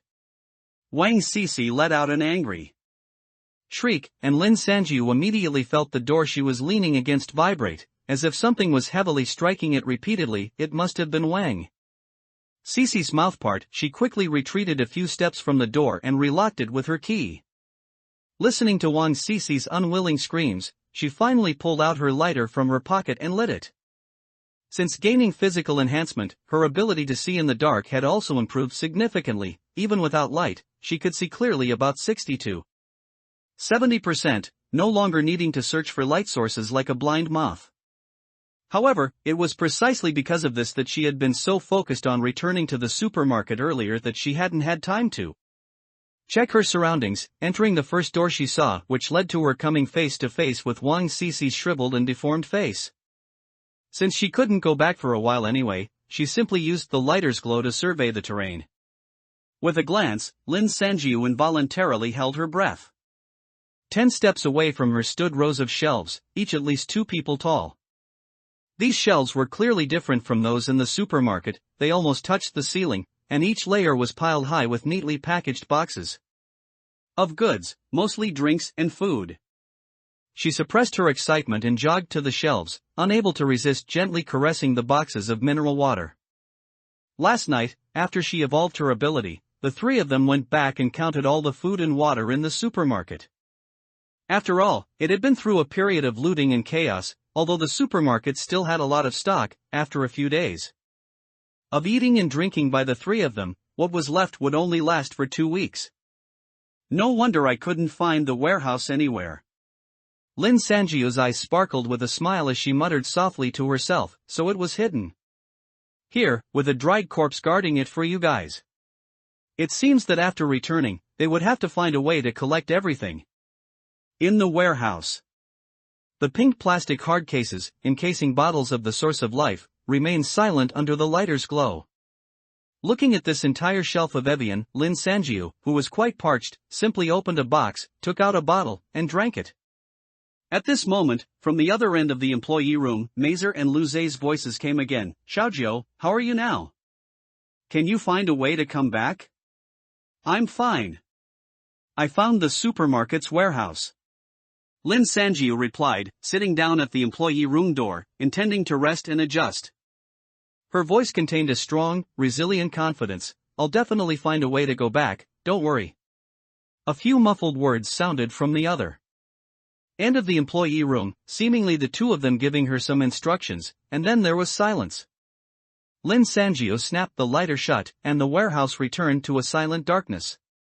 At this moment, Wang Cece behind the door was probably also thinking of a countermeasure, right?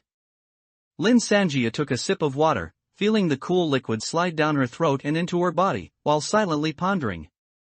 This little corpse really couldn't be underestimated. She had made quite a bit of noise earlier when she hastily pulled out her key to open the door.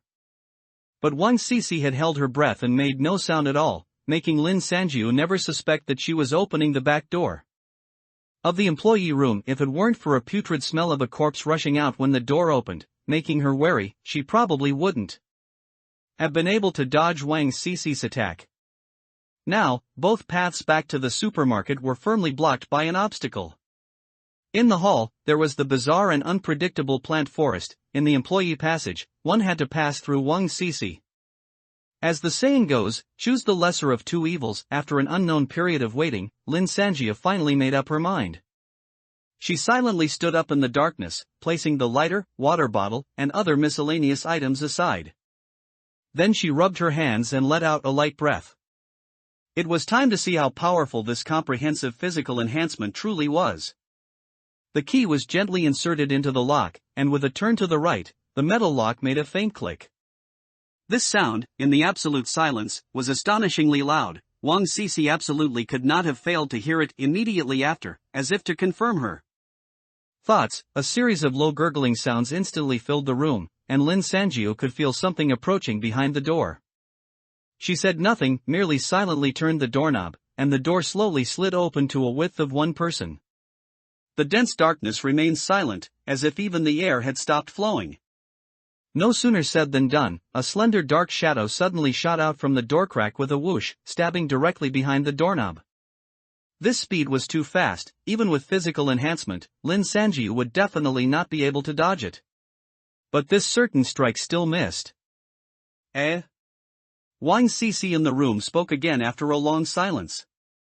She swept her mouthpart back and forth outside the door for a while, realizing that Lin Sanjiu had seemingly vanished into thin air, nowhere to be found. Seeming to hesitate for a moment, Wang Cece cautiously took 2 steps towards the door, and a sweet child's voice came from her mouthpart, "Sister. Where are you? Cece doesn't want to fight with you, will you let Cece go?" No one answered her. Outside the half-open door, there was still a deathly silence and darkness. There was no sign of Lin Sanjiu, nor any sound, as if no one had ever been there. A shriveled hand, almost inhuman, stretched out from the door crack, seemingly to push the door, but it paused, then withdrew. After a while, a terrifyingly shaped thing quietly squeezed out from the door crack. It was Wang Cece. Having not seen it for several days, it had become even more shriveled, its skin piled up like that of the security guard. Because of the kick from Lu Zhe, a deep pit had sunken into its chest, and even the last vestiges of its human form had vanished. The door crack wasn't wide, but for Wang Cece, it was enough. Sister, I'm out, please don't hurt me, okay? Cece just wants to go home, to find Mom. 2 pure white eyeballs scanned the warehouse back and forth, but there was still no trace of Lin Sanjiu. The mouthpart waved restlessly in the air. It could smell the blood of a living person in the air, but it didn't know which direction it was coming from, which made Wang Cece, who hadn't eaten for several days, both and irritable. The child's voice from its mouthpart contained a heavy crying tone. "Sister, if you don't come out, then I'll take it as you agree. Cece is leaving now, going home." The little girl's voice still echoed in the darkness, but the mouthpart had already thrust towards behind the door. That was the only place someone could hide. The metallic sheened mouthpart, UU reading www.uukunshu.net, stabbed into empty space. "Are you going to suck your mom dry too?" A faint, mocking voice sounded from above. Wang Cece was startled and quickly tried to look up. Just as it couldn't retract its mouthpart from behind the door, a dark shadow swiftly pounced down, and leveraging the momentum, kicked back, and the door slammed shut with a clang, trapping the mouthpart. Wang Cece's shriek didn't even have time to escape, when a flash of white light appeared above its head, and it was pierced through by a chef's knife. Immediately, Wang Cece, both its body and mouthpart, lost support and fell to the ground with a powerless thud. Seeing the dried corpse on the ground motionless, Lin Sanjiu finally let out a breath. She had been squatting on the narrow doorframe just now, maintaining absolute silence and then pouncing from the door to ambush. It was indeed too difficult. Before the new world descended, she had never imagined she could do something like a ninja. Holding her nose, she carefully walked past the dead corpse. Lin Sanjiu opened the other door of the employee room. As the door opened, the silver light of the ability polishing agent poured out like moonlight, illuminating Lin Sanjiu completely. The shelves blocking the door had just been pushed open by the other 2 working together. Lu Zhe and Mazer, one standing, one sitting, were quietly waiting for her. "Welcome back," Lu Zhe said with a grin, leaning against the wall, holding the ability polishing agent in one hand. Jidian Chinese Network www.qidian.com welcomes all readers to visit and read. The latest, fastest, and hottest serialized works are all at Jidian Original. Mobile users please go to m.qidian.com to read. Hit the road. If one were to look with the naked eye, the blazing sun hanging high in the sky seemed no different from summers past. Dazzling sunlight poured down from the blue sky, reaching the human world, where it then revealed its shocking malevolence. Every street was littered with human corpses, covered in burns, shriveled, and curled into bundles. Buildings had cracked under the high temperatures. Some poorly constructed houses had long since collapsed into mountains of debris. The ground was cracked, and occasionally, a relatively robust fallen kind could be seen roaming among the ruins. In just over a month, the outside world had lost all signs of human life, making it hard to believe that this was once a highly developed human civilization. The air was dry and hot, and it was unknown where the evaporated rivers, lakes, and seas had gone. As far as the eye could see, there was no longer any greenery. Where a truck rumbled past, it would immediately kick up dense, yellow dust clouds, half a person tall, making it almost impossible to see. Lin Sanjiu, sitting in the truck's driver's seat, couldn't help but glance into the rearview mirror. Behind her, another freight truck of the same model followed, and close behind it was a long-bodied bus. These were not the focus of Lin Sanjiu's gaze. She squinted, carefully looking at a plume of black smoke rising in the distant sky. The place where the black smoke rose was the shopping center that had sheltered them for a month. Having lived there for so long, they finally had to leave. Lin Sanjiu's thoughts couldn't help but drift back to a month ago. After Lin Sanjiu accidentally discovered that fully stocked supermarket warehouse, the three of them were overjoyed. There was no need to count, just by looking, it was clear that the food and water stored in the warehouse would definitely be enough to sustain them for 14 months. And living in the underground supermarket, they didn't have to worry about direct sunlight, which was truly ideal. The only issue was that small tropical plant forest in the hall outside. After all, people are still fond of comfort. The few of them discussed it and felt that, given the current situation, as long as they stayed indoors in the underground supermarket, the tropical plant forest outside couldn't do anything to them. It just so happened that the past few days had been thrilling and had consumed a lot of their physical strength. Under the guise of rest and recuperation, the three of them simply settled down in the supermarket. This recuperation lasted for more than 2 weeks. With no worries about food and drink, the iron door closed, and no external enemies, the three of them finally lived a comfortable life for the first time in the new world, so much so that 2 or 3 weeks later, Lin Sanjiu accidentally pinched her waist and discovered she had gained weight. This extra fat was like a wake-up call. It wasn't that Lin Sanjiu was worried about her figure at the end of the world, but she suddenly remembered a line from a Chinese class in middle school, born of sorrow, dying in comfort. Upon closer thought, in the past 2 or 3 weeks, she had not generated any new abilities, and her advanced abilities remained the same, showing no signs of evolution. While it wasn't easy to generate abilities, in the first few days after the new world arrived, under multiple crises, she quickly generated a comprehensive physical enhancement, indicating that the current time span was absolutely abnormal. With this thought, Lin Sanjiu discussed it with the other two and immediately decided that 2 people would go out on patrol every day, both for safety and to exercise themselves. The idea was good, but they didn't expect that once they opened the iron door, all 3 of them would be stunned. When they opened the door, it was a little after 4 in the afternoon, but the elevator leading to the first floor hall was still shrouded in thick darkness. Lin Sanjiu stared blankly ahead and quietly asked, "Is the sun setting so early now?" Lu Zhe was so stunned he couldn't speak. Suddenly, Mazer pointed and exclaimed, "Look!" Lin Sanjiu and Lu Zhe followed her gaze and immediately felt their insides turn cold. A patch of darkness covering the elevator seemed to sense something and moved slightly. This slight movement allowed a sliver of sunlight to immediately spill in, revealing half of the green branches and leaves intertwined. The 3 of them then realized that the reason it was dark outside the iron door was entirely because it was blocked by plants. Then, more and more shadows began to move. Dozens of green vines, large and small, dense and numerous, seemed to have smelled human scent, coming alive one by one, slowly extending their heads towards the iron door. It's unclear who shouted first, but none of the 3 dared to delay. They turned and rushed back into the supermarket, pulling the iron door shut with a clang. The green vines slapped against the iron door with crackling sounds, and the heavy iron door actually bulged inward in several places. It seemed that if they went out a few more times, this iron door would not hold up. Back in the supermarket, all 3 of them looked extremely upset. No one had expected that so quickly, they would go from voluntarily secluding themselves to being unable to leave even if they wanted to. "We can't stay in this place anymore," Lin Sanjiu gave a bitter smile. "What do you 2 think we should do now?"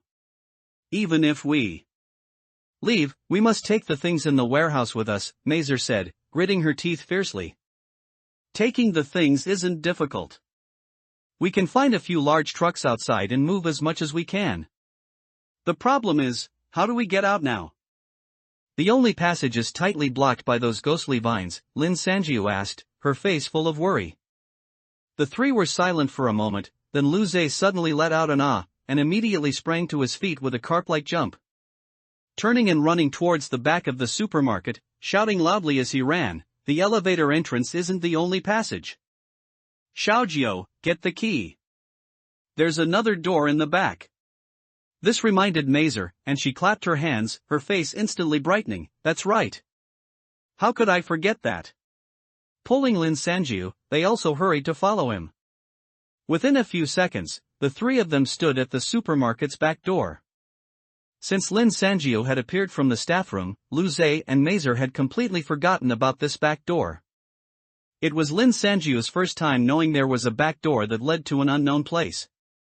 She silently prayed as she opened the door with the key. Heaven had been kind to them. Behind the door was a narrow ramp, and walking out from the ramp, the few of them found themselves standing with a row of huge trash cans behind the shopping center. This seemed to be where supermarket employees cleaned tools and handled trash. Walking out from here, they quickly saw a small road. Looking through the glass at the shopping center covered in green branches and buds, it was the first time the few of them found the cracked and blackened small road so endearing. The next task was clear. First, they needed to find 3 vehicles. Finding vehicles wasn't difficult. Almost 80% of the people had died, and the city was full of cars left with keys in them, abandoned after their fuel or electricity ran out. With almost no effort, the 3 of them found 2 large freight trucks in 1 bus. They took batteries from a car repair shop and replaced them, and filled several tanks of fuel from a gas station, finally getting the vehicles. To move, they drove all 3 large vehicles onto the small road at once, squeezing together until they were barely able to park side by side. The food and water from the supermarket filled the 3 vehicles to the brim, with still a considerable amount left in the warehouse. However, the few of them were not greedy. What was on the vehicles was already enough, and the rest was stacked along the sides of the street, left for other survivors. Before leaving, Lin Sanjiu brought several barrels of gasoline, and Lu Zhe and Mazer prepared a whole box of liquor. "Are you ready?" Lin Sanjiu held a heavy brick and smiled at her companions. Seeing them nod, she shouted, "All right, start throwing." With an excited shout from Lu Zhe, bricks, stones, chairs, all sorts of things rained down like meteors onto the glass doors and windows of the shopping center, which were covered in green plants. A series of crisp sounds echoed through half the street. Glass shards fell like rain, fluttering down from midair, sparkling with countless bright glints in the dark night sky. The branches and vines covering the glass were startled, swaying in midair, seemingly unsure whom to attack. But before they could follow the human scent to find the culprits, bottle after bottle of strong liquor and barrel after barrel of gasoline flew in through the broken glass openings, landing on the plants and splashing everywhere. The final step of arson required some skill. Mazer, the fastest and lightest of the 3, held 4 or 5 lit matches in her hand, rushing to the entrance of the shopping center like a startled rabbit. Yu reading www.uucanshu.net, and with a flick of her hand, several points of fire remotely landed into that patch of green. The flames hissed and spread, not quickly, but steadily. Soon, the first floor was bathed in a fiery red glow. Less than 5 minutes into the burning, a sharp shriek came from the shopping center's hall, as if something was in pain, and all the leaves frantically waved. For some reason, Lin Sanjiu felt a long-lost sense of satisfaction. She laughed heartily several times, waved to the 2 beside her, and shouted, "Let's retreat." With that, she took the lead and ran out first. As soon as the few of them had run 1 street away, there was a loud boom, and the top floor glass of the shopping center collapsed from the fire, pressing down with an unstoppable force, half the building disappearing into the flames. The trucks and bus had been parked far away early on. The 3 of them each drove a vehicle, enduring the last bit of starlight before sunrise, embarking on an unknown journey. Shaking her head, Lin Sanjiu shook off the scenes from last night from her mind. Her expression grave, she glanced at the rearview mirror again, then turned on the taillights, and the large truck slowly decelerated, pulling over to the side of the road. The truck driven by Lu Zhe and the bus driven by Mazer behind her also slowed down one by one, stopping alongside her. "What's wrong? Why aren't we moving?" Lu Zhe rolled down his window and shouted towards Lin Sanjiu. Lin Sanjiu pushed open the car door, jumped out, and stood in the middle of the road, holding a police baton. Someone is following us. She frowned, enduring the yellow sand in the air. Mobile users, please go to m.qidian.com to read. One new member added. The scorching sun beat down, fiercely baking everything in the world. As soon as they stepped out of the car, the scalding high temperature immediately made it difficult to breathe. There was still wind in extreme temperature hell, but it would have been better if there wasn't. Each gust of wind was like a pot of red-hot coals, pouring down on people's heads and faces. After getting out of the car, Lu Zhe and Mazer immediately frowned tightly and covered their mouths and noses. Ever since all the green plants and trees had died, the soil had completely turned to sand under the high temperature. Thick yellow sand, stirred by the wind, relentlessly raged between heaven and earth, covering eyebrows and eyelashes with grains of sand, making it impossible to even open one's eyes. They could only squint to see things.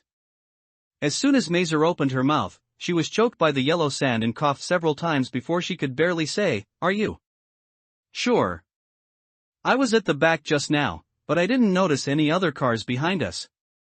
When Lin Sanjiu got out of the car, she casually grabbed a t-shirt and tied it over her face as a mask, which made her a little better off than the other two. The scorching yellow sand constantly struck her exposed skin. Lin Sanjiu endured the pain and whispered, "I'm sure that car has been following us the whole way. But because the sandstorm is too big and it's far away, it keeps appearing and disappearing. Wait, here it comes." No sooner had she spoken than a trail of dust indeed rose up not far away, and a Citroën, so dirty its color was indiscernible, rushed out from the rolling yellow sand unexpectedly. Seeing the three large vehicles ahead stopped and Lin Sanjiu and the others standing in the middle of the road, the Citroën slammed on its brakes, then swerved its front, looking like it was about to flee. However, over such a short distance, it couldn't just run away as it pleased. Lin Sanjiu took a few running steps, then accelerated, and before the Citroën could turn around, she leaped onto the hood with a thud, like a leopard. As the front of the car dipped, the Citroën seemed to panic. Its tires emitted an ear-piercing screech, and faintly, someone inside shouted something. Lin Sanjiu swayed as the car shook her, quickly steadied herself, and lay prostrate on the hood, shouting loudly into the car, "Get out!" In this blink of an eye, Lu Zhe and Mazer had also rushed up, forming an encirclement around the Citroën. The car stopped, and the engine died. Through the dirty windshield, Lin Sanjiu could only vaguely see a figure sitting inside, not knowing if it was male or female, old or young. She couldn't understand how this person could drive with such visibility. She waited for a moment, then impatiently tapped the windshield with her baton, again signaling the driver to get out. If she wasn't mistaken, this car had been following them since the shopping center. The driver's side door opened, and a man in a wrinkled suit stepped out, wiping the sweat from his head. The man looked to be only in his 20s, not tall, with rough, dark skin and a round, fleshy face. His white shirt had turned a dirty yellow-black. For some reason, Lin Sanjiu always felt that if he grew a beard, he would definitely look very much like a Tian Shu. Although the suit he wore seemed to be of good quality, it appeared to be ill-fitting. The pant legs were too long by a large section, rolled up high, revealing gray-white high-waisted socks underneath. "Who are you? Why have you been following us?" Mazer asked with a frown. The man who looked like a Tian Shu nervously darted his dark, small eyes, looked at the three of them, and then stammered, I didn't do it on purpose." Lu Zhe immediately scoffed, "So you accidentally, unintentionally followed us the whole way?" Lin Sanjiu jumped down from the car and stood silently in front of it, gripping her baton. The man seemed very afraid of Lin Sanjiu. As soon as she got out of the car, he immediately shuffled a few steps in the opposite direction, keeping his distance from her, while hastily explaining, No, listen to me, it's like this. I actually knew you all a long time ago, I have no ill intentions. I'm a medical equipment salesman. That night, after entertaining a client, he was driving me home when the power suddenly went out, and we got stuck at the shopping center. Get to the point. Mazer, probably made irritable by the sandstorm outside, raised her voice and snapped. Ah. Yes, yes. In short, we were stuck at the shopping center the whole time, not daring to get out of the car. We survived for 2 days on a box of drinks in the car. I saw you all, many times, going in and out. You seem to adapt very quickly, very impressive. The man said this, not forgetting to flatter them. Seeing no reaction from them, he awkwardly spat out some sand from his mouth and continued, "Oh, one night later, a good-looking woman came and said her home had water, telling my client to get out and get some water from her. And then, I just wasn't paying attention for a moment, and my client was gone." That woman then walked to the next car. The expressions of the three of them changed slightly. It seemed Kong Yun had indeed not spared the living people on the street outside. The man looked at their faces and tentatively continued, "How dare I stay in the car? So I ran to the convenience store across the road, and at least I've lived until now. This morning, when I saw you all leave, I was scared too, so I followed you."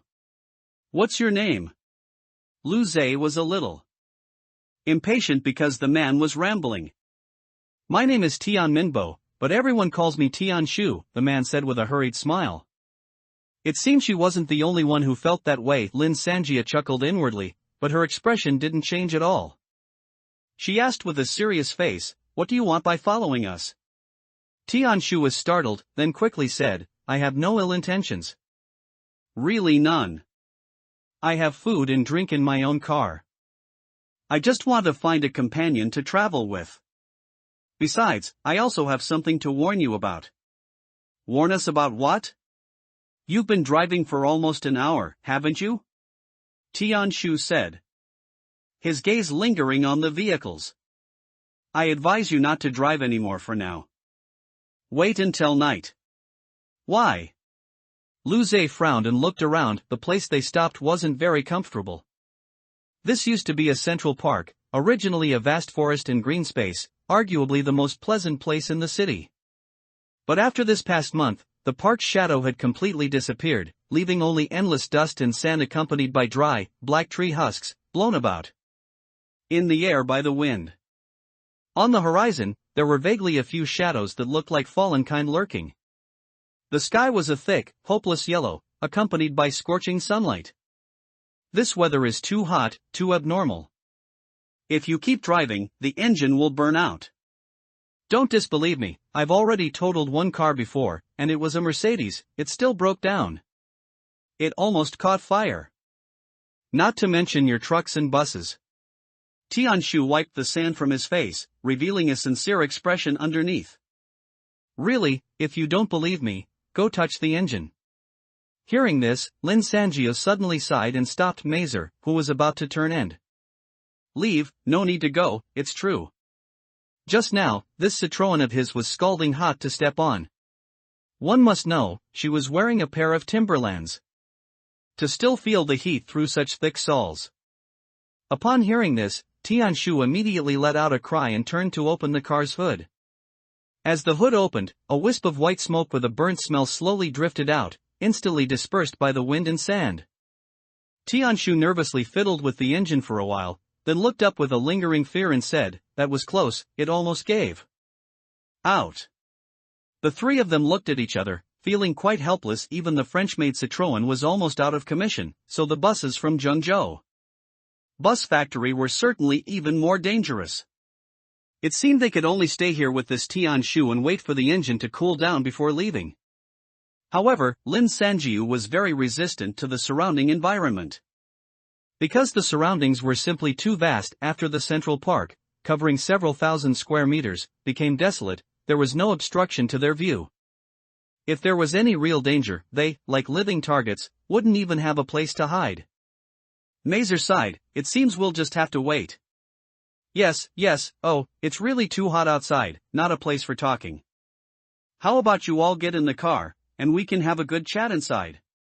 Let's be friends." Seeing that he had convinced them, Tian Shu eagerly opened the car door and even pulled out a bottle of water to hand to Mazer.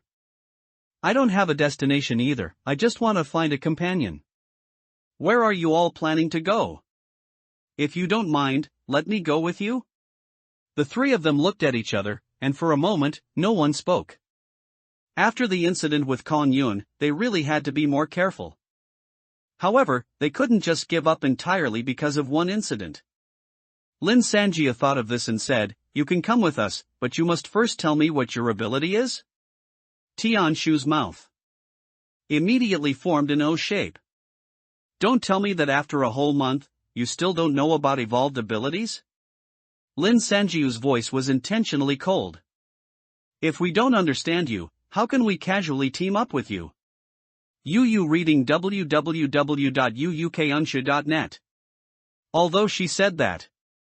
But Lu Zhe and Mazer exchanged glances, both looking a bit troubled. If the person truly didn't want to reveal his ability, it couldn't be considered wrong. But unexpectedly, Tianshu nodded without much hesitation, "So you already know." "Alright, I'll show you." Saying that, he pulled out a mobile phone from his pants pocket. The phone's surface was a cheap-looking plastic casing, feeling rather like a knockoff. Tianshu pressed a few buttons on the phone, then turned the screen towards the three of them. The screen displayed a call interface, and the caller was 110. "This phone, that's my ability. 110 is the only number I can dial right now. If I'm attacked, as long as I dial 110, all attacks on me will be ineffective within 5 to 10 seconds. Of course, the ability activates much faster than it does now." Tianshu's expression was a bit timid, and he asked, "Is this enough?" While Lin Sanjiu was frowning in thought, Mazer beside her was the first to step forward and looked back at her. "I think this is enough, right, Xiaojiu?" Then, she extended a hand to Tianshu and smiled, "From now on, we'll have to help each other." "Ha, I borrowed an idle computer, so updates can finally resume at a fixed time." Jidian Chinese Network www.qidian.com welcomes all readers to visit and read. The latest, fastest, and hottest serialized works are all at Jidian Original. /A, Squinting Eyes Face, a mobile users please go to m.qidian.com to read. /A. The protagonist must die? 1. Lin Sanjia's back of the head had been aching faintly from something pressing against it for a long time. She was terribly sleepy and didn't want to move, so she just groggily turned over. Just then, a sudden burst of "You are my little apple" came from nowhere, piercing the tranquil night and sounding particularly jarring. Whose phone ringtone was so loud? She could hear it even from her 38th floor apartment. Wasn't that too disruptive? Lin Sanjia forced her eyes open, enduring her drowsiness, and what met her gaze was a row of orange-yellow circular grab handles. "Right, I'm not in my 38th floor apartment, it's the new world." She sat up, her eyes falling on rows of bus seats piled high with various boxes of goods.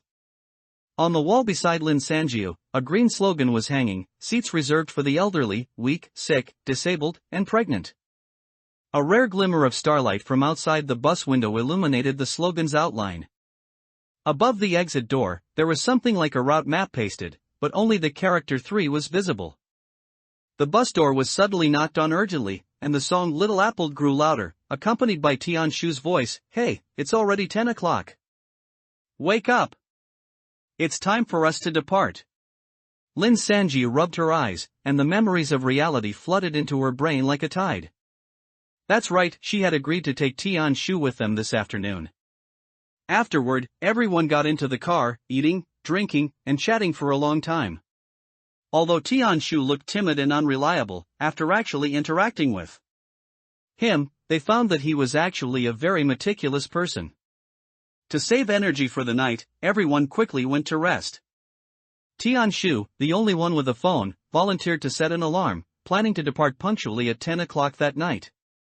Lin Sanjiu jumped up, went to the driver's seat, and pressed a button. The bus door opened, revealing Tianshu, still wearing an ill-fitting suit. Lin Sanjiu glared at him a little angrily. "Why don't you hurry up and turn off the alarm? What if it attracts the fallen kind? Besides, it's too loud." Tianshu made 200 sounds and quickly turned off his phone. As soon as Little Apple disappeared, Lin Sanjiu felt the world become much quieter. Tianshu smiled and asked, "Where is Miss Mazer? And Xiao Lu, have they woken up?" "They're in the back. Lin Sanjiu replied. Just as she was speaking, Mazer walked over, yawning, rinsed her mouthpart with mineral water, and groggily sat in the driver's seat.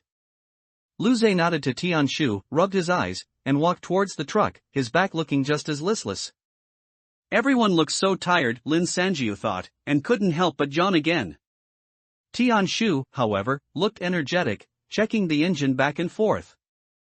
Once he confirmed there were no problems, he waved his hand enthusiastically. Great, we can set off. After a quick wash and settling into the truck for a while, Lin Sanjiu's drowsiness slowly faded, and she finally became fully awake. She looked at the map beside her, found the way to the West Suburb Factory District, and started the vehicle first. The West Suburb is a famous industrial area in this city, gathering factories and processing plants from various industries. In the factory, whether it's backup power, supplies, or a shelter to stay in, it will not be a problem. The three vehicles following the truck also slowly started moving with her. It must be said that letting Tianshu join was truly the right decision. Besides being skilled at maintaining cars, the most surprising thing was that he even took out several walkie-talkies from the car. Although the communication distance couldn't be too far, now the vehicles could finally communicate with each other while driving. Lu Zhe's relaxed and cheerful voice came from the walkie-talkie placed on the seat beside her. Xiaojiu, how far are we from the factory district? It depends on the road conditions.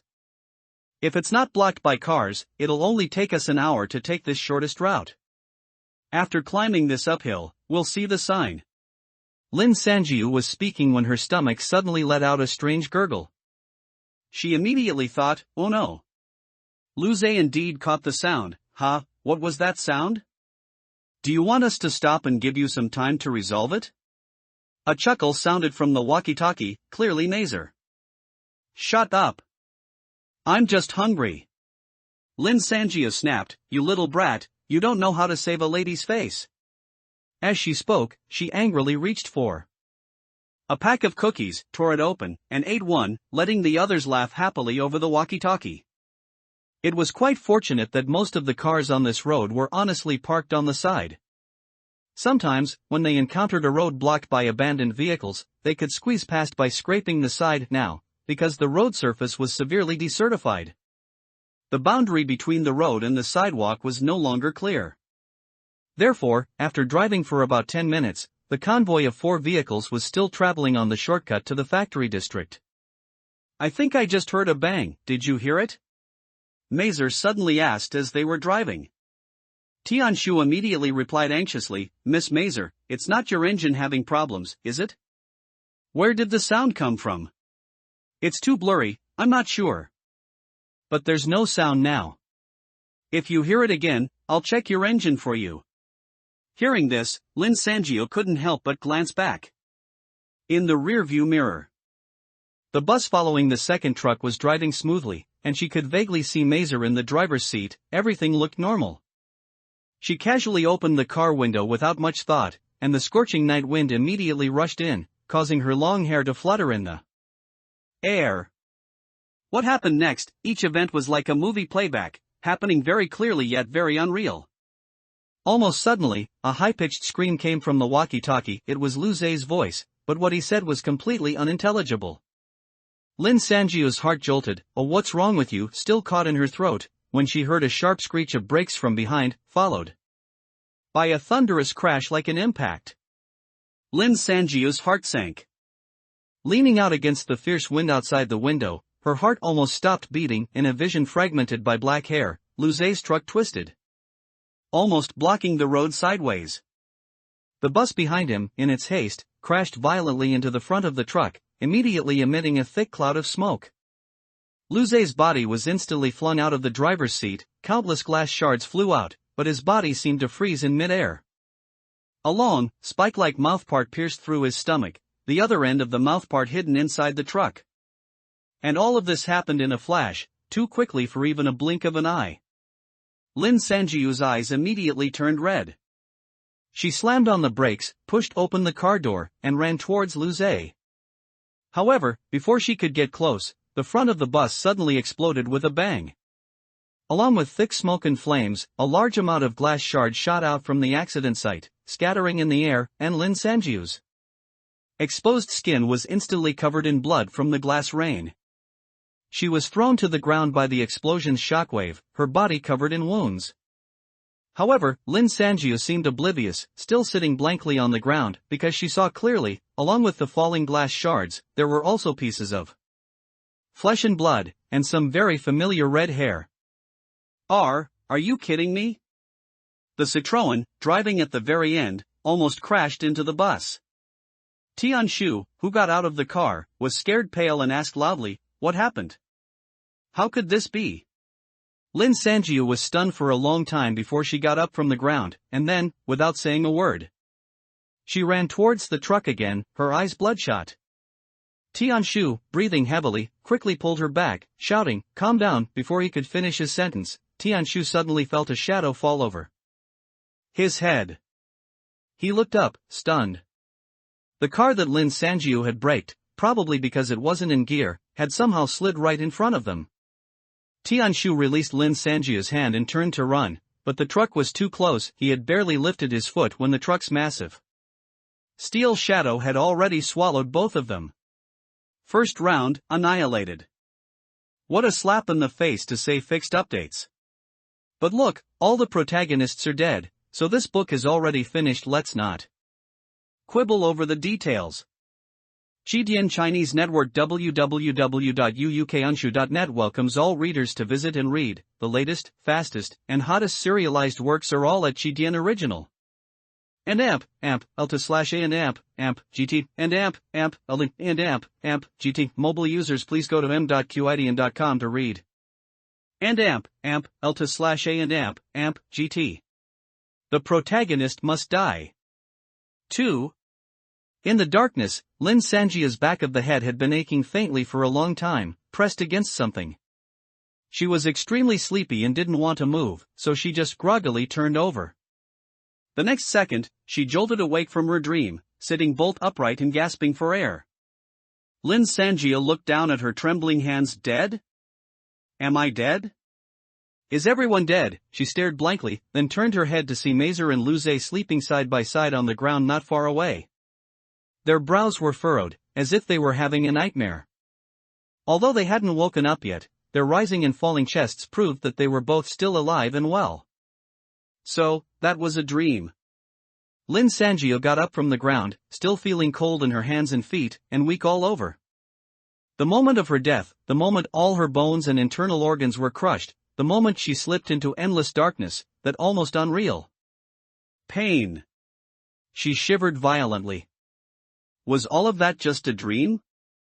She got up and opened the car door, stepping out of the vehicle. She urgently needed some fresh air to clear her head. Just as she stepped onto the ground outside the car, a piercing sound of "You are my little apple" suddenly blared, ripping through the night.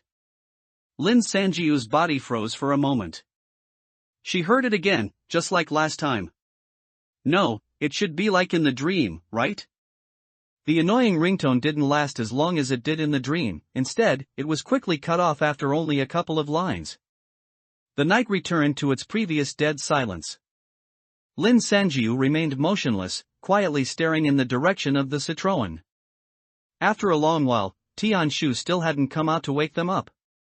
Just as she was getting a little impatient and about to go over and check, she heard a low gasp from inside the bus, and then Mazer called out, "Luze! Xiao Jiu!" Lin Sanjiu quickly rushed back into the carriage. Just then, Luze also sharply drew a cold breath and woke up, sitting upright. The gazes of the three instantly met in the air, and they realized that everyone else's faces were pale as snow. "I dreamed that we all died." Almost at the moment their eyes met, the three of them spoke in unison. "Ha! What's going on?" Luze was the first to react. "You also dreamed of dying?" "Not just myself," Lin Sanjiu said with a grim expression. "I dreamed that all four of us died." "You two tell me about your dreams first." "Just like the order of death," Luze spoke first, "that dream just now was too real." "Wasn't it?" "I dreamed we were driving to the factory district, and suddenly a fallenkind flipped down from the roof of the car. It shattered the glass on the other side, and then, bit by bit, it got my stomach. He was pale, almost unable to continue speaking. Eh? How could that be? In my dream, you were attacked by the fallen kind, and then your truck swerved, and I crashed into it. Mazer looked terrified, her wide, light brown pupils fixed on Luce. As a result, I was severely injured, and as I was struggling to crawl out of the driver's seat, then there was an explosion. And you died too, Lin Sanjiu interjected, feeling cold sweat all over her body. How did you know? Because I was right there when all of that happened. Lin Sanjia closed her eyes, as if she was back at that moment. After you two died, my truck rushed backward, crushing me and Tianshu. It was like God was just messing around, killing all of us like that. What's going on? Our dreams are connected? Lu Zhe muttered to himself. Mazer and Lin Sanjiu frowned, both speechless for a moment. Just as the atmosphere between them solidified, Tianshu's voice came from the car door, "Is everyone up?" Whether it was an illusion or not. Lin Sanjiu felt a slight tremor in his voice. Did he also have the same dream? As if to confirm the thoughts in the three people's minds, Tianshu nervously poked his head in and said, "Let me tell you something." "Don't scold me. I just dreamed that all of us died. Don't say I'm unlucky, but we really need to be careful today. The dream was too realistic." "Hey, what's wrong with you all? Why are you all looking at me like that?" Lin Sanjia felt her head splitting. She waved at Tianshu and said, "Us too. Come in, it seems we need to sort this out properly." Tianshu said "Oh" and quickly got into the car. The four of them sat in a circle. The situation seemed clear. For some unknown reason, the four of them had shared a dream, and what was astonishing was that, although the times of death were staggered, the details in each person's dream perfectly matched up. For example, the bang Mazer heard was probably from the fallen kind that killed Lu Zhe. That fallen kind must have run from the roof of the bus to the roof of the truck, and then attacked Lu Zhe. Even Lin Sanjiu getting hungry midway and eating a cookie, or the joke Tianshu told Lu Zhe, every detail was mutually confirmed. Listening to the three's intense discussion, Lin Sanjiu, who was at a loss, looked up with a sigh of frustration, then froze. "Wait. What is it?" The three of them looked at her in confusion. "Do you have any ideas?" Unexpectedly, Lin Sanjiu asked a completely unrelated question. "Mazer, what route number was this bus again?" Mazer thought for a moment. "I think it was either 89 or 90, I don't remember, but it should be around there." "Look." Lin Sanjiu pointed to the route map hanging above the passenger door. The station routes on the map had disappeared. The only thing visible was a huge, bright red 2. "Did I remember wrong? Is this a Route 2 bus?" Mazer looked at Lin Sanjiu in confusion. "But, is that important, Xiaojiu?" Lin Sanjiu's gaze was fixed on the number 2 for a long time, then she suddenly jumped up and cursed, "Damn it! What on earth is it?" The other three asked, one after another. "I just felt like this thing was familiar." "I remember now," Lin Sanjia said, feeling the hairs on the back of her neck stand up. I also saw this thing in the dream just now. The only difference is that in the dream it showed a 3, not a 2. Her gaze swept over the three faces, and she emphasized, "I've been in this city for several years, I've never seen anything like this. All public buses here should have route maps hanging. Which means, this number appeared later." Mazer suddenly seemed to remember something, gasped, and covered her mouth. Lin Sanjia's solemn voice, as if laden with 1,000 pounds, said, "Don't you understand yet? This means that either we are in a dream right now, or the deaths were not a dream at all." Lu Zhe subconsciously pinched his arm and also reacted. "I'm 100% sure I'm not in a dream right now. It's strange. If we really died once, how are we still fine now?" Lin Sanjiu was about to speak, but her attention was drawn by Tianshu's somewhat low voice. "It's a number, right? The first time was 3, we died, then it became 2. This is a countdown, right? Which means we still have 2 chances. Since the 4 of them had teamed up, this was the first time Lin Sanjia had seen Tian Shu like this. He was looking down, his expression unclear, but somehow, the atmosphere around him had an indescribable feeling. She took a deep breath and said, "Actually, that's what I was thinking too."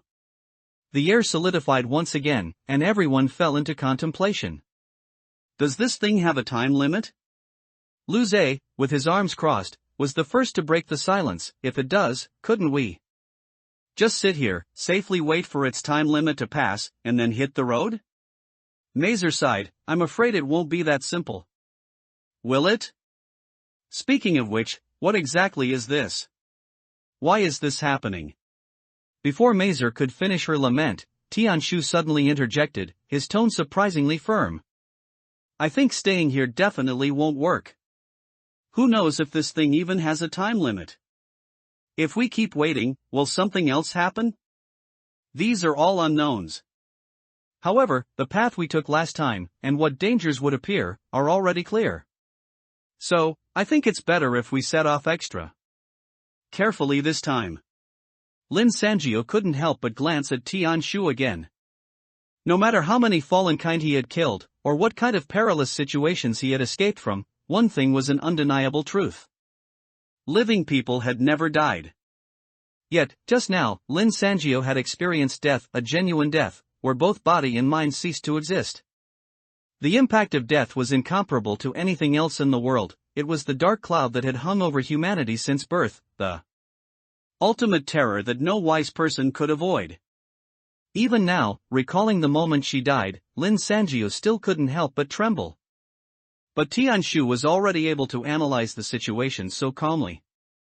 She couldn't help but praise him. "Tian Shu, I really didn't expect you to be so composed after experiencing something like that." Tian Shu, praised by her, instantly reverted to his usual self, smiling with a hint of slyness. "Ah, a small fry like me, with a cheap life, living until now is already a bonus. How dare I be fragile?" Lin Sanjiu withdrew her gaze and said nothing. Tian Shu's words quickly convinced everyone. After discussing for a while longer, they quickly reached a consensus. This time, as Tian Shu suggested, they would set off with extra caution. Since they were already prepared, they probably would be safe this time, right? Mobile users, please go to m.qidian.com to read. UU reading www.uukunshu.net challenging the protagonist's law of mortality. 3. First, we need to figure out the movements of that fallen kind from last time. Lin Sanjio said with a serious expression, looking at her 3 companions. Initially, Mazer heard a thump, right? Where did it come from? At this moment, the 4-car convoy was parked by the roadside in the same sequence as last time. The 4 people stood on the roof of the bus, their brows tightly furrowed. Mazer closed her eyes and thought for a moment, then said, "I was driving at the time, and the sound was very loud, so I can't say exactly where it came from. But I can confirm that the sound was very muffled. It should have been from some distance away from the driver's seat." That would probably be the middle to rear section of the bus. Lin Sanjiu walked to the middle rear section, then suddenly pushed off the ground, leaping high into the air. Now that she had enhanced physical abilities, her jumping power was not to be underestimated. She jumped more than a person's height. As her shoe soles landed heavily, the metal sheet of the car roof only made a small thud. Such a small sound wouldn't be audible at all while driving, Lin Sanjiu concluded. The fallen kind's weight must be at least half of mine, right? This means that fellow must have jumped down from a very high place. From a very high place. Everyone frowned, recalling what tall buildings they had passed on their last journey. Mazer suddenly asked, "This fallen kind had already landed on my car, so why didn't it kill me, and instead went out of its way to kill Lu Zhe? You know the front of the bus is high, so I could easily have seen it. Maybe it wanted us to have a chain collision?" Tian Shu looked around. If the second car got into trouble, the 2 cars behind would also be finished. My car would have crashed into your rear, but the people wouldn't have been hurt. If it wanted to cause a chain collision, wouldn't it Be faster to kill Xiaojiu? Lu Zhe retorted. Tianshu took a breath, thought for a while, and then simply gave up. Who knows, maybe this fallen kind is just crazy and randomly picked you. Then will it pick me again this time? Or will it randomly pick someone else? Lu Zhe grew more and more annoyed. Damn it! This so-called countdown gives too little information, we can't deduce anything at all. Stop overthinking. Lin Sanjiu walked over, patted his shoulder, and said reassuringly. I don't think it's hard to avoid this disaster, because at least one thing is certain, and that's the location of the incident. We'll stop the cars before we reach that uphill slope, search and patrol the area, and kill any fallen kind we see. I don't believe we can't get through this. Her resolute tone immediately instilled confidence in the others. Indeed, it was just a mere fallen kind. Exactly. This time, we'll strike first. Tianshu echoed with a smile. With the initial plan set, the convoy soon hit the road again, facing the scorching evening wind. To avoid any complications, the order of the vehicles this time was exactly the same as last time. The only difference was that, learning from the previous lesson, all car windows were rolled down, and everyone had a handy weapon by their side. Along the way, the car speed was very slow, and no one spoke. Everyone was intently listening, not wanting to miss the slightest unusual movement. Lin Sanjiu felt her throat dry, and just as she swallowed some saliva to moisten it, Mazer's soft voice suddenly came through the walkie-talkie. It's here. Everyone brake. Lin Sanjiu shouted into the walkie-talkie, slammed her foot on the brake, quickly turned off the engine, grabbed the police baton by her side, and jumped out of the car. The uphill road where the four had tragically died last time was right before them, and the four cars had just stopped at the bottom of the slope. Almost simultaneously, Lu Zhe, Mazer, and Tianshu burst out of their cars, weapons in hand, surrounding the bus, their gazes uniformly directed towards the roof. Though the night, stripped of human civilization, had no lights, with the help of the Citroën's headlights and their evolved night vision, everyone saw clearly. In the middle section of the bus, a dark shadow was currently crouched. Looking at its long, constantly swaying mouthpart, what else could it be but a fallen kind? Upon seeing itself surrounded, the fallen kind suddenly stood up and turned to run back. Lin Sanjiu's eyes widened, and she gasped. This fallen kind's body was not shriveled at all, it was completely like an ordinary person. To achieve this, how many people's bodily fluids would it have to drain? Even its running speed was like an ordinary person's. If it weren't for that mouthpart reminding her, Lin Sanjiu might truly have thought it was a normal person. You killed me and now you want to run? Dream on. Lu Zhe was the first to react. Gritting his teeth, he pushed off the ground, and like an arrow, he instantly shot far ahead. Lin Sanjiu and Mazer followed closely. Tianshu, who had little combat ability, ran a few steps, then stopped, panting, and shouted at the backs of the three, I'll keep watch. Here, you guys go for it. Although the fallen kind's speed was similar to that of a normal person, which of the three people chasing it was a normal person? In less than half a minute, the three had already blocked its path, forming a pincer movement around the fallen kind. The fallen kind stared motionlessly at the group, and the three also remained vigilant. For a moment, no one made the first move. At close range, face to face, the three immediately felt a wave of nausea. This fallen kind was clearly male. Its flesh was plump and moist, and just looking at its body, it was completely like an ordinary person. Not just its body, its slender eyes were covered by eyelids, and its broad forehead was smooth. It looked perfectly normal, without any disgusting features. However, only the mouthpart on its head remained unchanged. On such a normal, smooth male face, where the mouth and nose should have been, there was a black hole, and a huge mosquito mouthpart extended from the deep hole. As if deliberately designed, this bizarre contrast made Lin Sanjiu prefer to look at Wang Cece. You guys, how is it that you seem to have come prepared? The male fallen kind's mouthpart emitted a human voice, and there was a hint of a disgusting smile in its eyes. I just arrived, and you stopped your cars? Who tipped you off? What, listening to this, could there be other fallen kind?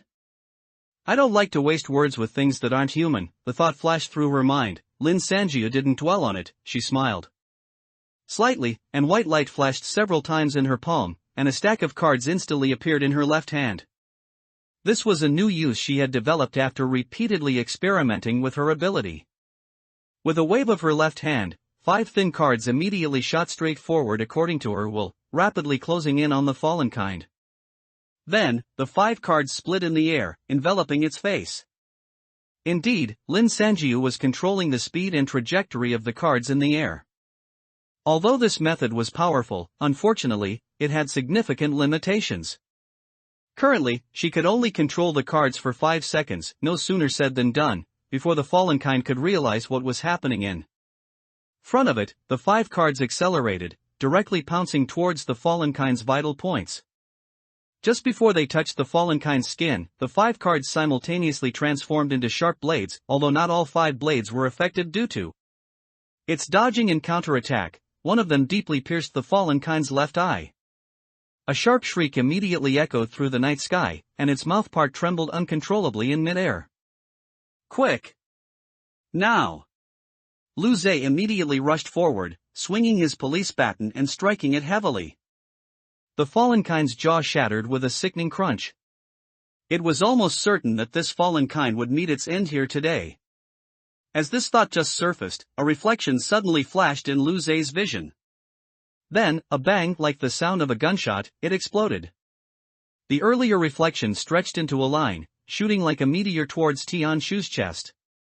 Tian Shu's face instantly lost color, and he desperately waved his hand, but just as his phone was summoned, a burst of blood mist erupted from his chest, and his body and phone fell heavily to the ground together. As Tian Shu, eyes wide open, took his last breath, the phone also rapidly transformed into a white light and disappeared on the spot. All of this happened too quickly. None of the 3 people who were grappling with the fallen kind reacted, staring blankly at Tian Shu's corpse. Seizing this opportunity, the fallen kind dared not linger in battle, flipped over, jumped out of the encirclement, and turned to run. Lin Sanjiu moved to chase after it, when suddenly an alarm blared in her mind.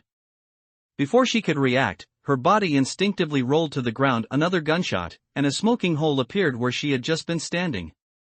At this moment, she understood everything. We're being sniped. You two quickly find a place to hide. Mazer and Lu Zhe dove behind the bus. Yu Kanshu www.yukanshu.net. Lin Sanjiu crouched behind the Citroën. All of them were breathing heavily. Because the target was lost, the gunfire stopped, and the night returned to a quiet, surging calm. Mr. Tian. Mr. Tian is dead, Mazer said in a low voice, somewhat unable to accept it. It must have been the accomplice of that fallen kind just now, right? Lin Sanjiu felt her heart still pounding, as if it wanted to tear through her chest and leap out. We're really unlucky, we actually ran into a fallen kind that can snipe. Lu Zhe gave her a complicated look, then shook his head. It wasn't a fallen kind. I saw it just now. In front of the building on the right, there were several metallic light spots floating. The bullet that sniped Tian Shu was one of those light spots.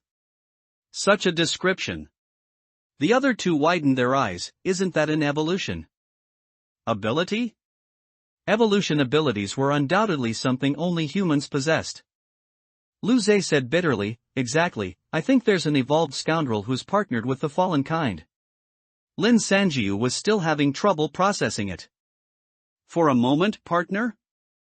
What benefit would he get from partnering with a fallen kind? Before she finished speaking, a thud sounded from above.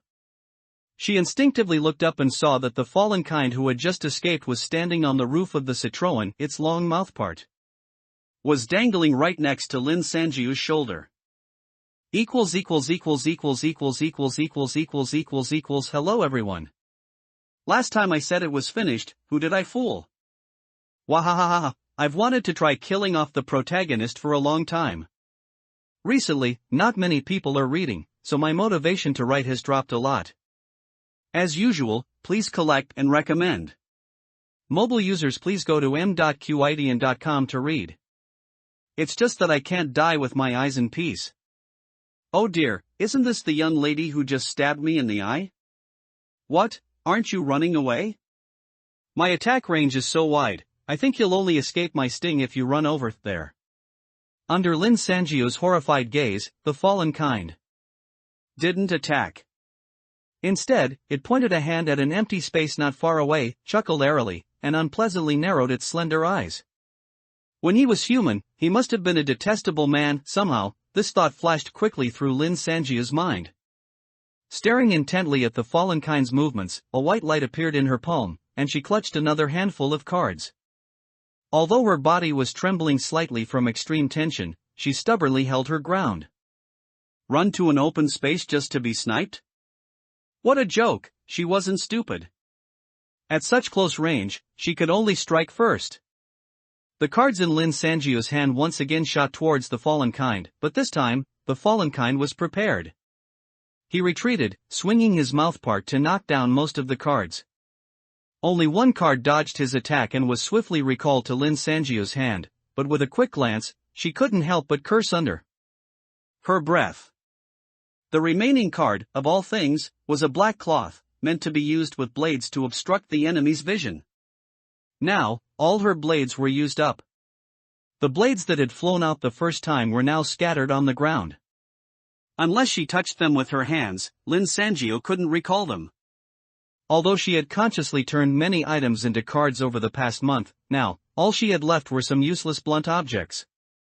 Looking at the cards in Lin Sanjiu's hand, the fallen kind's sole remaining pupil contracted.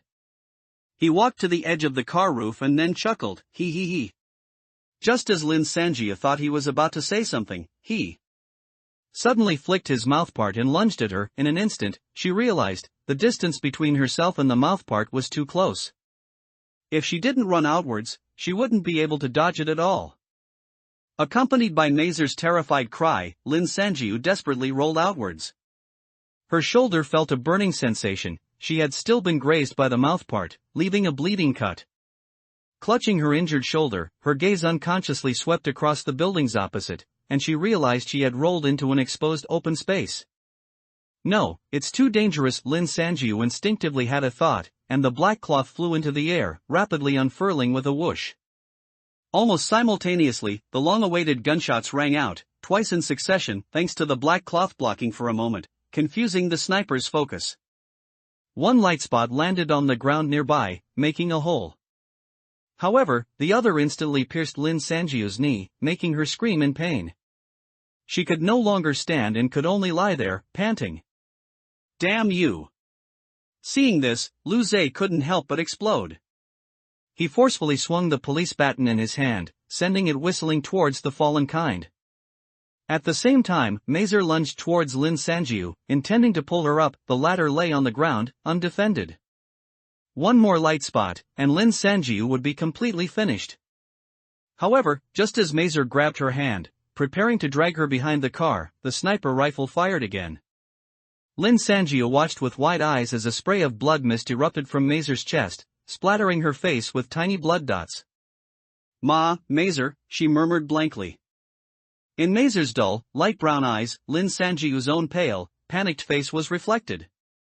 Immediately, her body lost its support and fell heavily onto Lin Sanjiu, pressing down on her and making her tears gush out. Even though she had witnessed it once before, the death of a companion was still unbearable. Mazer! Lu Zhe's angry roar, like that of a wounded beast, sounded not far away.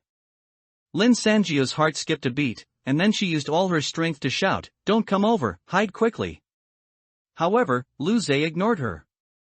He swung his police baton, forcing the fallen kind back, and then turned and rushed over. With a thud, he knelt beside the two of them. Lu Zhe stared at the corpse, speechless for a long time. He was already in the open space, but the gunshots didn't ring out as Lin Sanjiu had expected, and Lu Zhe seemed to have forgotten about it. He gently stroked Mazer's hair with trembling hands, choked back a sob, and looked at Lin Sanjiu with tear-filled, pleading eyes. "Let's start over. We still have one more chance." Mazer! Mazer, she's my family. That bright red number flashed before Lin Sanjiu's eyes, and suddenly a chill ran through her heart. Did they really have one more chance? So far, everything was just speculation. What if this wasn't a countdown, but everyone had experienced a precognitive dream. The glistening tears in Lu Zei's eyes shimmered with light and hope. In the night. Looking at such eyes, Lin Sanjio couldn't bring herself to voice her worries. Okay, she turned her gaze away, uttering a single word with difficulty, but heard no response. Raising her eyes, she saw that Lu Zei's face was an unfamiliar, ashen gray, and stiff. Lin Sanjio instantly felt as if she had fallen into an ice cellar. She stared fixedly at Lu Zei's face, urgently calling his name, Lu Zei, Lu Zei. Speak! Speak! Lu Zei's gaze became unfocused, and blood seeped from the corner of his mouth. Immediately, his body slumped softly onto Mazer's, revealing his pale neck, where a blood-stained mouthpart was embedded. Oh dear, this kind of dying together sentiment truly touches me. But are you perhaps scared silly? What, starting over? You wouldn't think dead people can revive, would you? The fallen kind's slender eyes gleamed with satisfaction and malice. Miss, don't cry. Every drop of water in your body is precious to me. Only then did Lin Sanjia realize that she had been silently shedding tears. Compared to witnessing her friends die one after another before her eyes, that so-called chance was simply too ethereal. She could no longer feel the injury on her leg. As the fallen kind leisurely pulled out his mouthpart and walked towards her, Lin Sanjia tried to open her eyes wide and looked at the building across the road. 4 or 5 metallic light spots floated in front of a window on an unknown floor. The window was mostly covered by curtains, only vaguely revealing a shadowy figure. Her build couldn't tell if it was male or female. Before I die, I at least want to count the floors, Lin Sanjia thought silently. 1, 2, 3, 7, 8. You didn't expect there to be another one over there, did you? How about it? Isn't my woman's ability good? Following her gaze, the fallen kind turned his head and said boastfully. His tone carried a sticky sense of triumph. Lin Sanjio couldn't hear anything clearly anymore, only the sound of her own counting in her mind. As she counted to 12, through the layers of constantly gushing tears, she vaguely saw the mouthpart, stained with Lu Zei's blood, raised before her. The world grew dim and blurry. Her consciousness, like smoke, dispersed. Kanchu www.uukanshu.net. He's gone? A strange male voice sounded from somewhere. Yes, he finally couldn't resist using that after all. Another unfamiliar male voice chimed in. It's understandable. These 3 people all seem to have pretty good potential, but they happen to encounter an opponent with twice their combat power right at the start. It's bad luck. If he didn't use it now, he might not be able to use it next time. Damn it, that's my stuff. I need to catch him soon, the man said through gritted teeth. Hey, look, this one is a rare growth type. TSK, it really is. How about giving a hand? The voices of the 2 strangers gradually blurred, and Lin Sanjiu completely slipped into unconscious darkness. Was that the death she had tasted once before? The second time, completely wiped out. A useless dividing line. Is no one reading books on Qidian these days? The numbers for clicks, recommendations, and collections really send a chill down my spine.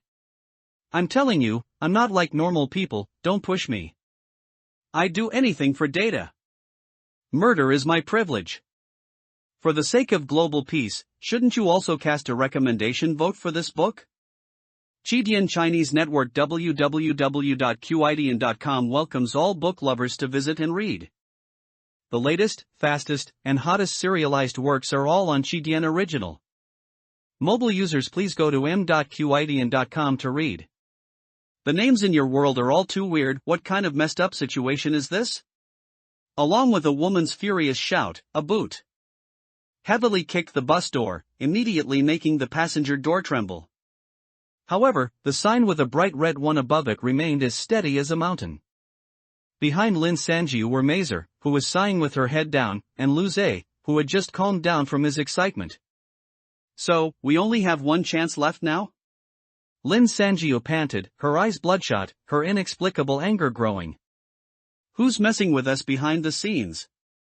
Mazer gently comforted her, helplessly. Xiaojiu, don't be angry. From another perspective, perhaps this countdown actually saved our lives. Otherwise, we might have died long ago. Even so, Lin Sanjio still found it hard to accept. She felt as if someone had played a trick on her.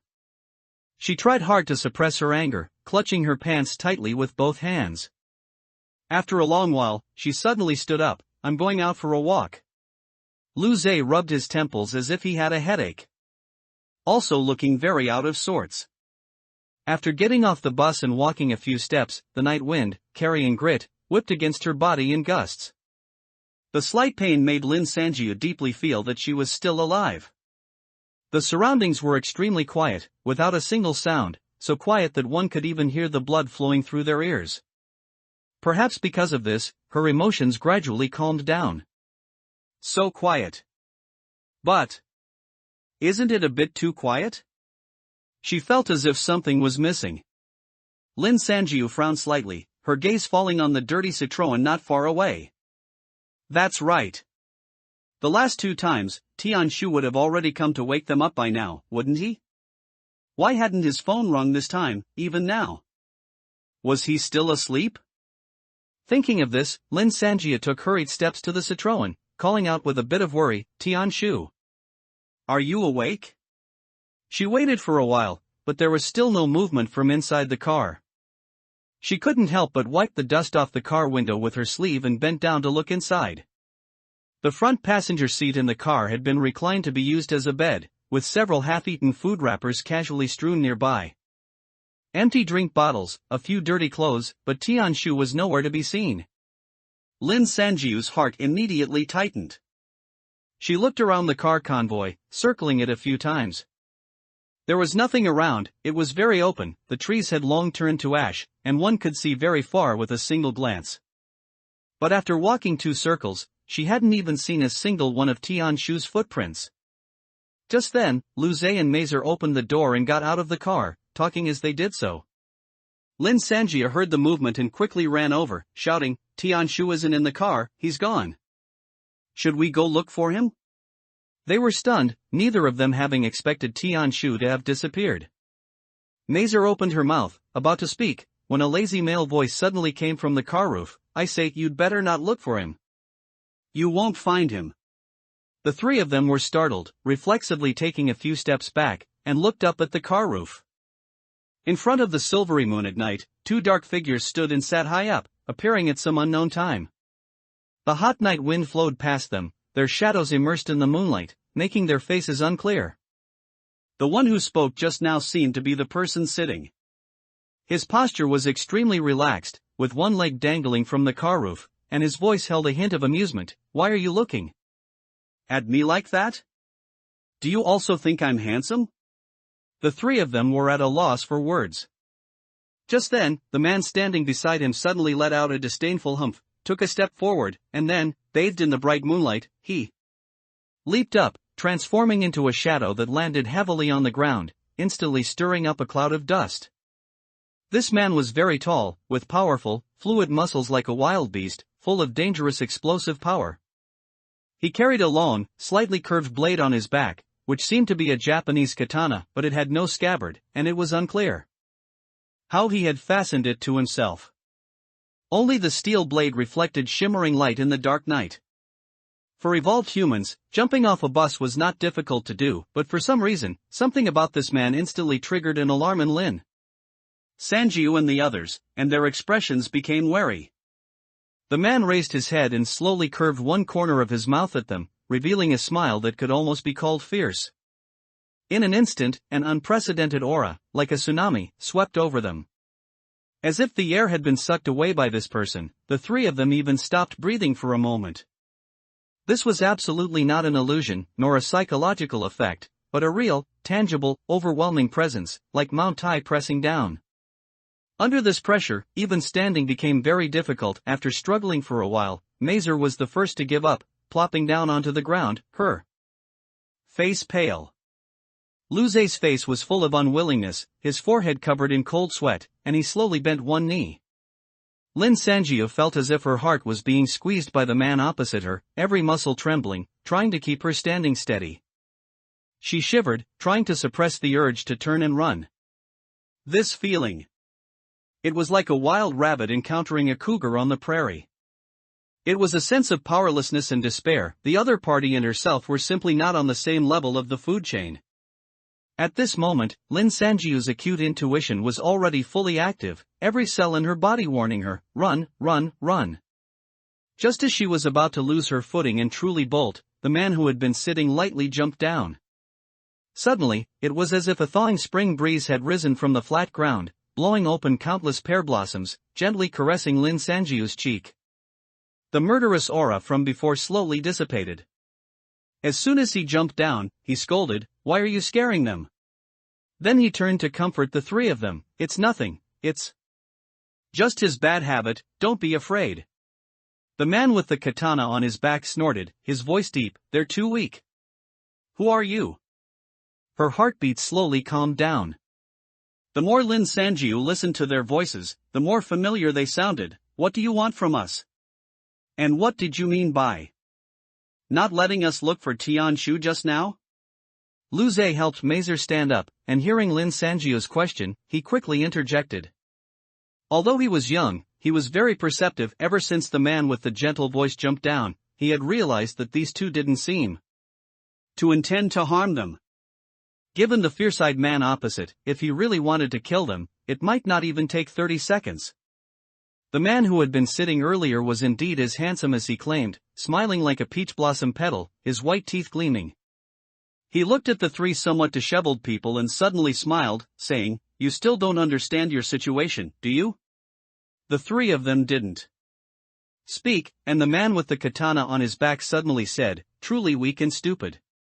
Lin Sanjiu immediately wanted to retort or at least glare at him, but the fear from before still lingered in her heart, and she ultimately bit her lip and said nothing. They've only just started, after all. The Peach Blossom Man mediated, saying to them, all right, I'll tell you everything from the beginning." "It looks like you haven't experienced the New World much, have you?" Lu Zhe and Mazer exchanged glances, then said somewhat hesitantly, "We've experienced the New World twice, only Xiaojiu is experiencing it for the first time." The Peach Blossom Man was immediately surprised, his eyes wide as he looked at them. "Twice? Did you both experience E-level worlds consecutively?" What's an E-level world?" Lu Zhe asked, bewildered. "Huh?" The Peach Blossom Man immediately looked troubled. "Seriously, I didn't expect to have to give you a science lesson. Listen up, among the many parallel spaces where the New World descends, they are divided into 5 levels from E to A, according to the difficulty of survival. You've played games, right? Yes, it's just like a game. Some senior, in order to better adapt to the New World, divided them into these 5 levels. E-level is the easiest." Upon hearing the words easiest, Mazer's expression immediately changed, but she ultimately said nothing. However, Lu Zhe beside her suddenly jumped up, his fair skin turning red, and he said, suppressing his anger, "Easiest? In our last war world, too many comrades died, with over 100,000 soldiers wounded or killed every day. How can that be considered easy? In the war world, most of the deaths were ordinary people. When I say E-level is the easiest, you'll understand later." The Peach Blossom Man's smile was cool, because once you pass E-level, even evolved humans become like grass, unable to guarantee today, let alone tomorrow. Just like you are now. Extreme temperature hell. What level is that? Lin Sanjiu couldn't help but ask. The Peach Blossom Man looked at her and said with a smile, D-level. Lin Sanjiu's face turned pale. This place that had caused them to die twice in a row was only D-level? What would C-level and above be like? Thinking of this, her voice even trembled a little. How is this level determined? Speaking of that, it's related to your current predicament, the Peach Blossom Man returned to his warm smile from before. All new worlds above E-level will randomly appear. How should I put it, region copies of corresponding difficulty. We call them copies. UU reading www.uukunsha.net. Copies? The three of them repeated in unison. It's just a name, you can call it a toilet if you want. In short, copies generally contain all sorts of life and death crises. Just like in a game, only by successfully clearing the level while alive can you leave the copy. Each death reduces the countdown by 1, and once the 3 chances are used up, you truly die. Then, we really only have 1 chance left. Lin Sanjia said blankly. That's right. Unexpectedly, it was the man with the katana on his back who spoke. Your performance the previous 2 times was so bad it made one want to cry. Lin Sanjia swallowed the words she wanted to say, biting back her anger. Indeed, 2 consecutive total wipeouts seemed a bit too much. Seeing the atmosphere plummet to rock bottom due to his companion's words, the Peach Blossom Man quickly said with a wry smile, "You can't blame yourselves, your opponents are far more experienced than you. Let me introduce us, I am Lee Ji-jun, and he is Ji. This time, we're here to help." I know I presumptuously said that the romance component will be very light. But why do I feel so moved and shaken when the character Ji appears? The author really likes this type of man. It's just that willful. Chidian Chinese Network www.qidian.com welcomes all readers to visit. The latest, fastest, and hottest serialized works are all at Chidian Original. Mobile users please go to m.qidian.com to read/a. Speaking of dungeons and group destruction.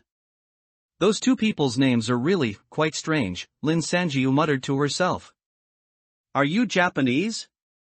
Lu Zhe seemed to have completely forgotten about being suppressed just now, asking Ji with a face full of curiosity. What? The latter frowned impatiently, showing a "what are you talking about" expression. Japanese, how should I put it? It's just. Maybe in their world, the tradition of naming is different from ours?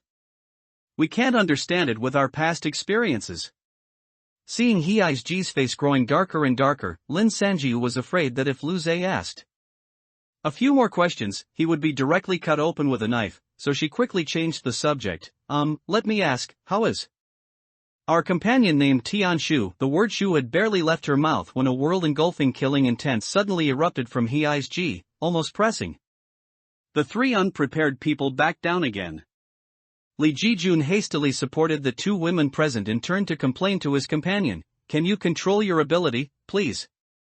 Ji looked very displeased, but the overwhelming and oppressive aura finally slowly dissipated. Lu Zhe, who wasn't supported because he was a man, stood up and silently brushed the dirt off his body. Lee Ji-jun motioned for everyone to get on the bus to talk slowly, and he found a seat and sat down lazily. Looking around, he casually opened a bag of chocolate chip cookies, and then, while eating, said, "Your friend named Tian Minbo escaped from our hands." Lin Sanjiu couldn't help but prick up her ears. Honestly, for us, entering a D-class new world this time was truly unexpected. We originally planned to treat a new world of this difficulty as a vacation. Lee Ji-jun smiled and pointed to his companion on the side. But a while ago, this guy, for some unknown reason, suddenly had a moment of kindness and insisted on saving a man from another copy. "All right, that's your Tian Shu." Upon seeing that everyone looked disbelieving, Ji's face grew even darker. Tian Minbo insisted that he admired us and wanted to make us his bosses. He stuck to us no matter what, and we couldn't get rid of him.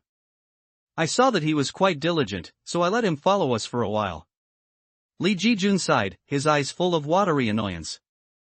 I didn't expect that after he got familiar with us, he took advantage of our momentary carelessness and actually stole something very important from Ji, then ran away overnight.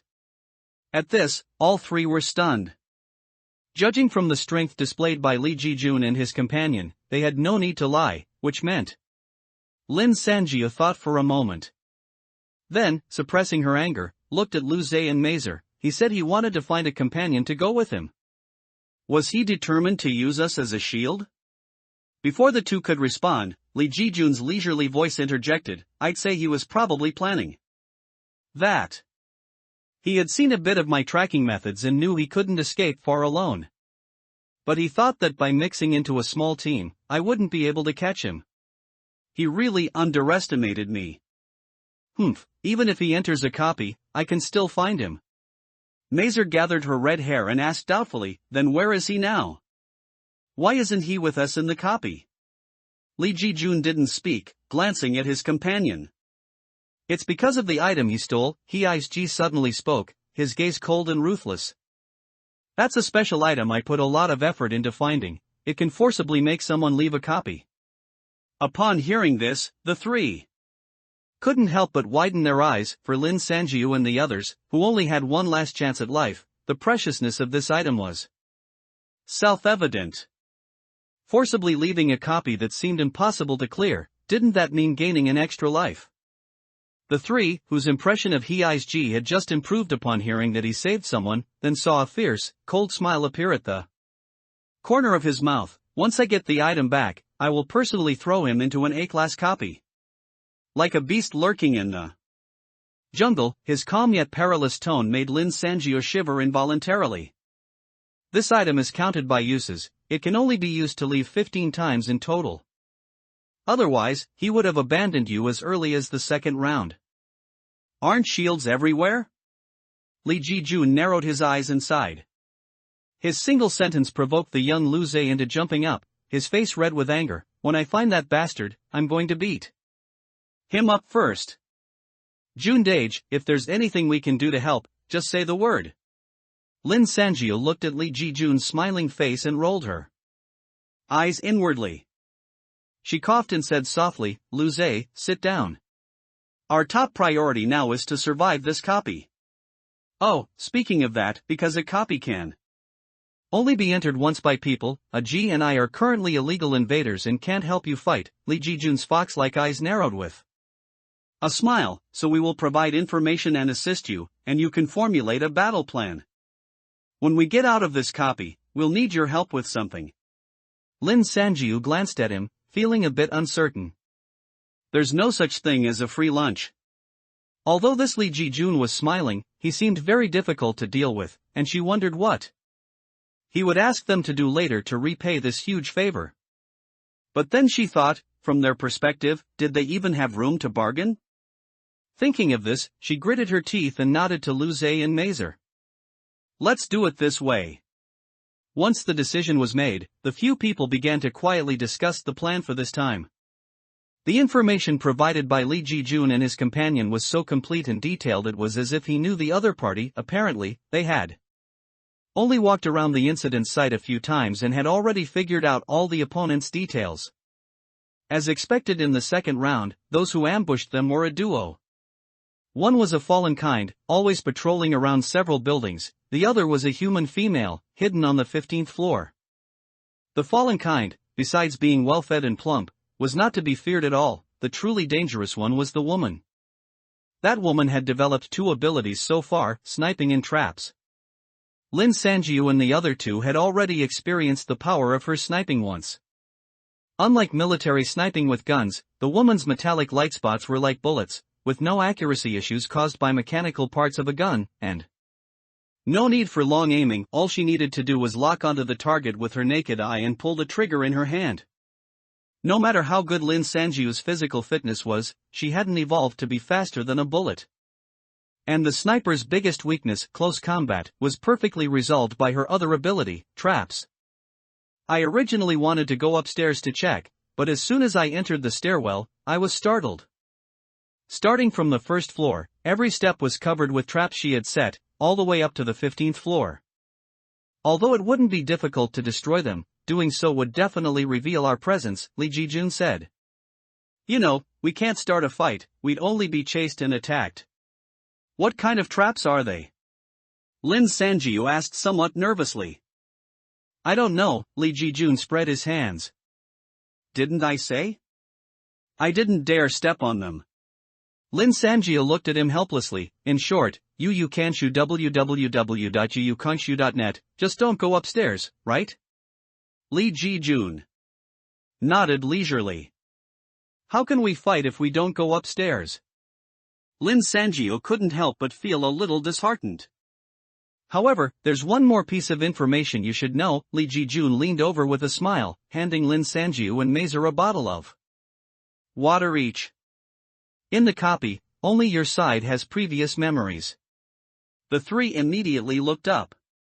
Although you and they have both entered the same copy, as the attacking side, they don't have the concept of a copy. They are just doing what they originally planned to do on the day they entered the copy, which is hunting. Lee Ji-jun became more energetic as he spoke. So this means that your attack today will still be unexpected for them.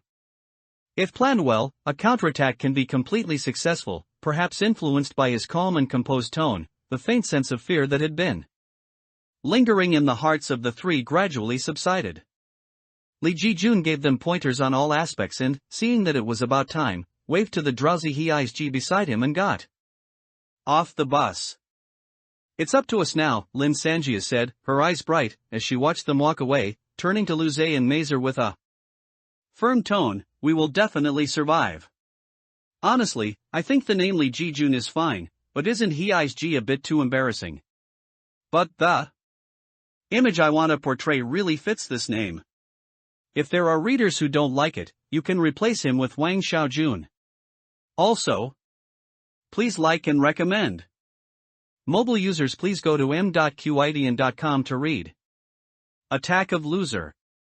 The previous 2 drives took nearly 20 minutes, but Lu Zhe walked for almost an hour. According to Lee Ji-jun's intelligence, that fallen kind often lurked near his building, looking for lone pedestrians. But Lu Zhe had walked several circles within 500 meters of the building and still hadn't seen a trace of the fallen kind. It seems that guy is quite cautious and unwilling to go far. Lin Sanjia's thoughtful voice came through the walkie-talkie. Then, you just need to get a little closer. Remember, when you find it, you must hide well, and then you know what to do, right? Lu Zhe hummed in agreement, saying, "Don't worry. I have experience with this." Good, keep in touch. Turning off the call, Lu Zhe put away the walkie-talkie and slowly walked towards the building where the fallen kind partner was located. His eagle vision ability was maximized. Within this range, he could immediately detect anything amiss. Slowly exhaling, Lu Zhe's heart pounded. Today's operation, the main act, was actually all on him, so the pressure was imaginable. As he cautiously approached the building, Lu Zhe did not forget to constantly look for cover to hide his tracks. It would be too unfair to be shot down by the woman upstairs before even finding the fallen kind. However, during that year in war world, Lu Zhe learned many hiding techniques, so he was quite at ease. The building with the sniper stood out in the vicinity. This area probably hadn't started demolition yet, and many 6 or 7-story self-built residential buildings remained. The streets, once lined with many small shops, were now like death. Even the corpses had turned to ash. A man's figure, dragging a long dark shadow, suddenly emerged from the corner without warning, slowly dragging his foot. Lu Ze's heart jumped, and he immediately shrank back, hiding behind a signboard covered in yellow sand. At this distance, the fallen kind should not be able to hear him, so Lu Ze turned on the walkie-talkie.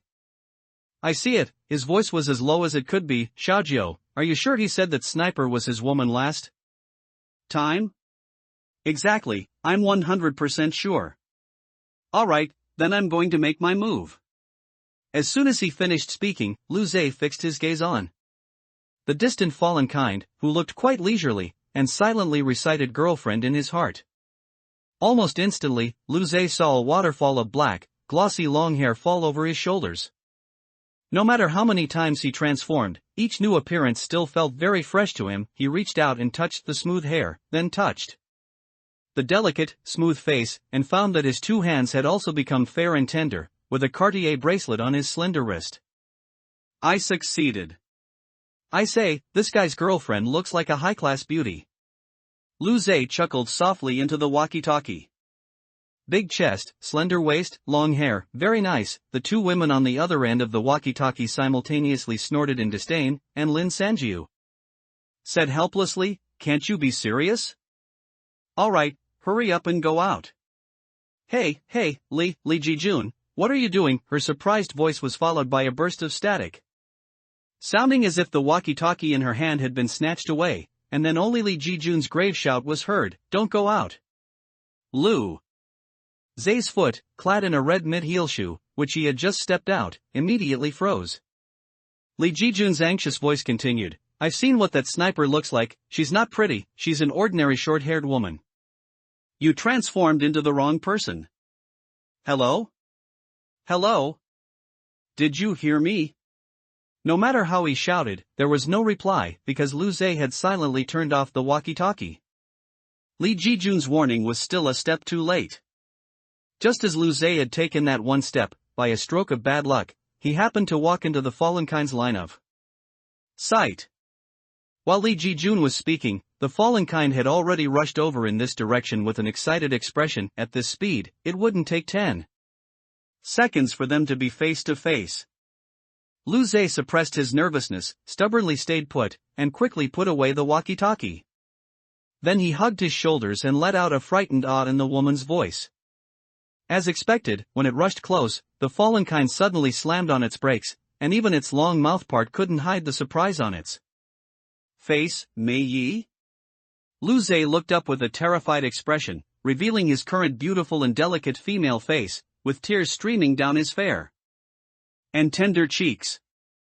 The fallen kind's next sentence immediately confirmed to Lu Zhe, Lin Sanjiu's intelligence was correct. This was completely a case of mistaken identity. Mei Yi? Why are you here? Where's your boyfriend? Damn it. Instantly, Lu Zhe only had this one thing to say. His ability had one major flaw that even Lin Sanjiu didn't know about. When Lu Zhe activated his ability, he had to state the other person's related party to transform. However, in reality, he could only transform into the person the other party believed fit that relationship, which meant that this fallen kind obviously didn't consider the sniper upstairs to be his girlfriend. Instead, it was this woman named Mei Yi, who already had a boyfriend, who could be considered his girlfriend. So, I hate people who mess around with relationships the most. Lu Zhe roared inwardly, but his face remained a picture of fearful, pitiful vulnerability. I've been separated from him for a long time. But how did you become like this? The fallen kind's eyes rolled, and it looked the woman in front of it up and down, then chuckled. I've evolved an ability called flesh transformation. Don't look at me, even though I'm not very good looking, I'm very powerful. To better utilize his transformation ability, Lu Zhe had put a lot of effort into his acting. Even hearing such nonsense, he still nodded slightly as if a little scared, avoiding looking at the mouthpart, and sobbed, this world is too terrifying now. I say, where's your father? Someone so rich couldn't possibly have no backup plan, could he? The fallen kind asked casually, then suddenly asked somewhat eagerly, also, have you evolved? What ability have you evolved? So that's how it is. Lu Zhe sneered inwardly. Our family has an underground shelter, with plenty of food and water prepared. I've been surviving by hiding in the shelter all this time. Oh, right, if you need to, you can go there too. Lu Zhe said, secretly observing its expression. Seeing that the fallen kind was indeed unmoved when it heard the words food and water, he continued, as for abilities, besides an ability to adapt to high temperatures, I don't seem to have evolved anything else. At this, the fallen kind's expression slowly began to change. If that fleeting expression at first was disappointment, it probably turned into amusement now, right? The muscles below the fallen kind's eyes gradually squeezed together, and its eyes completely narrowed. No evolution, huh? Then how did you come out alone? Before Lu Zhe could think of how to answer, it continued on its own, I'll tell you what, you come back to my place with me, and I'll protect you. How about it? As it spoke, that uncomfortable half-smile grew wider. Does it want to take me back and devour me? Or does it want to keep me captive and eat me slowly? Lu Zhe sneered inwardly, but on the surface, he looked saved, saying tearfully with gratitude, that would be wonderful. Then, I'll go with you. The fallen kind tidied its clothes and actually made a gesture of invitation, indicating for the lady to go first. Lu Zhe smiled shyly at him like a girl and stepped forward, walking in front. The fallen kind immediately followed. In the dead of night, only the footsteps of two people echoed unhurriedly on the empty street. Do you still remember, Mei Yi? When we first met, the fallen kind behind him suddenly spoke. Lu Zhe's heart skipped a beat. The transformation ability wouldn't provide him with any information, so he just hummed. The first moment I saw you, I felt that only you were the woman who could be worthy of me. This fallen kind, probably because it never lacked food and had plenty of moisture in its body, even had the leisure to reminisce about the past, how happy we were together. You remember it all, don't you? Yes, because you liked the beach. We went to Phuket, Maldives, Tahiti. We went everywhere. Thinking about it now, wasn't it like a dream back then? As it spoke, the fallen kind's tone suddenly began to seep with something else. If your dad hadn't forcibly broken us up later. Haha, I admit, you took a lot of money when we were together, but, you reading. I truly liked you too. Luce was completely at a loss for words. He thought for a moment, then could only pretend to sob again. And say, I understand. You understand? You understand why you ended up with that rich second-generation heir? You and your dad both think I'm not well-matched, right? The fallen kind suddenly raised its voice, startling Luce. But then it suddenly laughed again. Mei Yi, you don't know, I'm truly so happy that this world has become like this, the skin on. Luce's back suddenly felt the air vibrate, followed by a faint whooshing sound coming towards him. He had long since placed all his attention on guarding his back. At the sound of the wind in his ears, his body instinctively lowered. As he crouched and jumped to the side, he saw a long black shadow sweep right over his head. Unexpectedly, the attack missed, and the fallen kind stared at him in surprise. Luce sneered, kicked off his mid-heel shoes, and assumed a fighting stance. Stepping directly on the asphalt road, which had been baking under the sun all day, with Mei Yi's tender feet, stung him slightly. However, this slight pain actually made his mind clearer. You could dodge that? It seems you've eaten too much soft rice, your moves aren't very good. Luce chuckled. Before he finished speaking, the mouthpart had already whipped heavily towards him again. I like battle scenes. I know you don't. It's like this. Have you heard of Amway? There's a way to effectively reduce the description of battle scenes. I think it's called recommendations and collections. Mobile users please read at m.qidn.com. Sorry, I just lied on the street, which had been engulfed by high temperatures and lost its original appearance. A tall man was relentlessly striking and pursuing a figure in front of him with his mouthpart. The figure continuously dodged with great speed, its appearance unclear, so after nearly 20 swings, the mouthpart hadn't even touched the corner of its opponent's clothes. If it still had a mouth, the fallen kind would surely be panting heavily from exhaustion by now. You, who exactly are you? You're not Mei Yi. The fallen kind's angry buzzing grew louder and louder. While asking, he seized the opportunity and swung his mouthpart fiercely at Luce's face. Just as the mouthpart was about to connect, Luce smiled coolly and suddenly transformed into a 10-year-old little girl from the countryside, his height instantly shrinking by nearly 20 centimeters, causing the mouthpart to once again strike empty air above his head.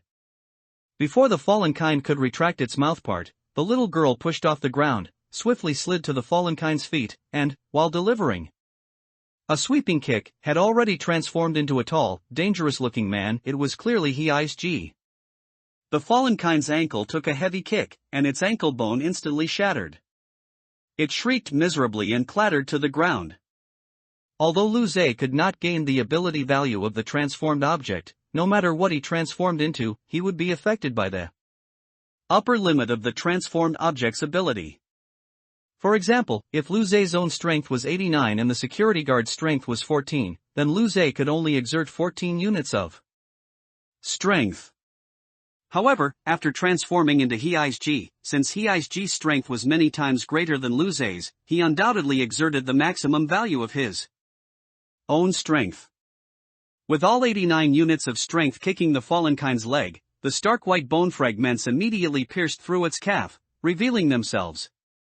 This time, the fallen kind couldn't stand up. It hissed, drawing cold breaths on the ground, its mouthpart hanging limply, trembling incessantly from the scorching hot road. Luce, maintaining He-Is-G's appearance, walked over to the fallen kind with a cold face and looked down at it.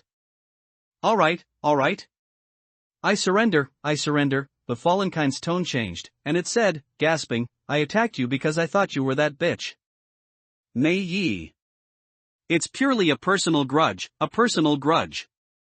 Since you're not that bitch, why should we fight? Not fighting is fine, Luze smiled, the smile that should have been delicate and charming on his original face looked absolutely man-eating on Hei-Ji's face. Let me cut off your mouth part. The expression of pity and flattery that had just been on the fallenkind's face immediately melted away like ice and snow. Without this, it couldn't absorb humans, so what was the difference between that and killing a fallen kind?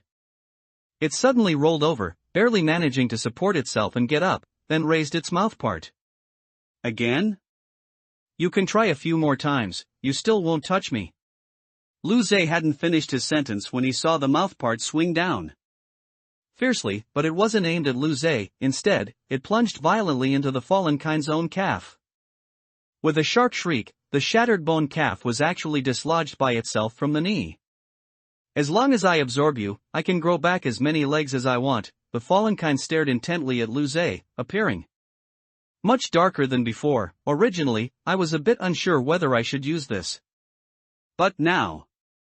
Luze was startled, took 2 steps back, and watched it warily. The fallenkind sneered, flipped its hand, and took out a small. Luze widened his eyes, a fresh-keeping lunchbox?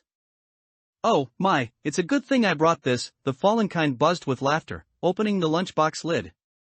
Under Luze's astonished gaze, pink bubbles floated leisurely out of the lunchbox, filling the tense air between the two, dyeing the night sky a faint pink. Luze was stunned, his gaze involuntarily following the pink bubbles, when he suddenly became alert, looking back at where the fallenkind had been standing. He found that it had vanished. Looking closely, not only the fallenkind, but also the remnants of shops on the surrounding streets, the old and dusty signs, a few abandoned cars. All were gone.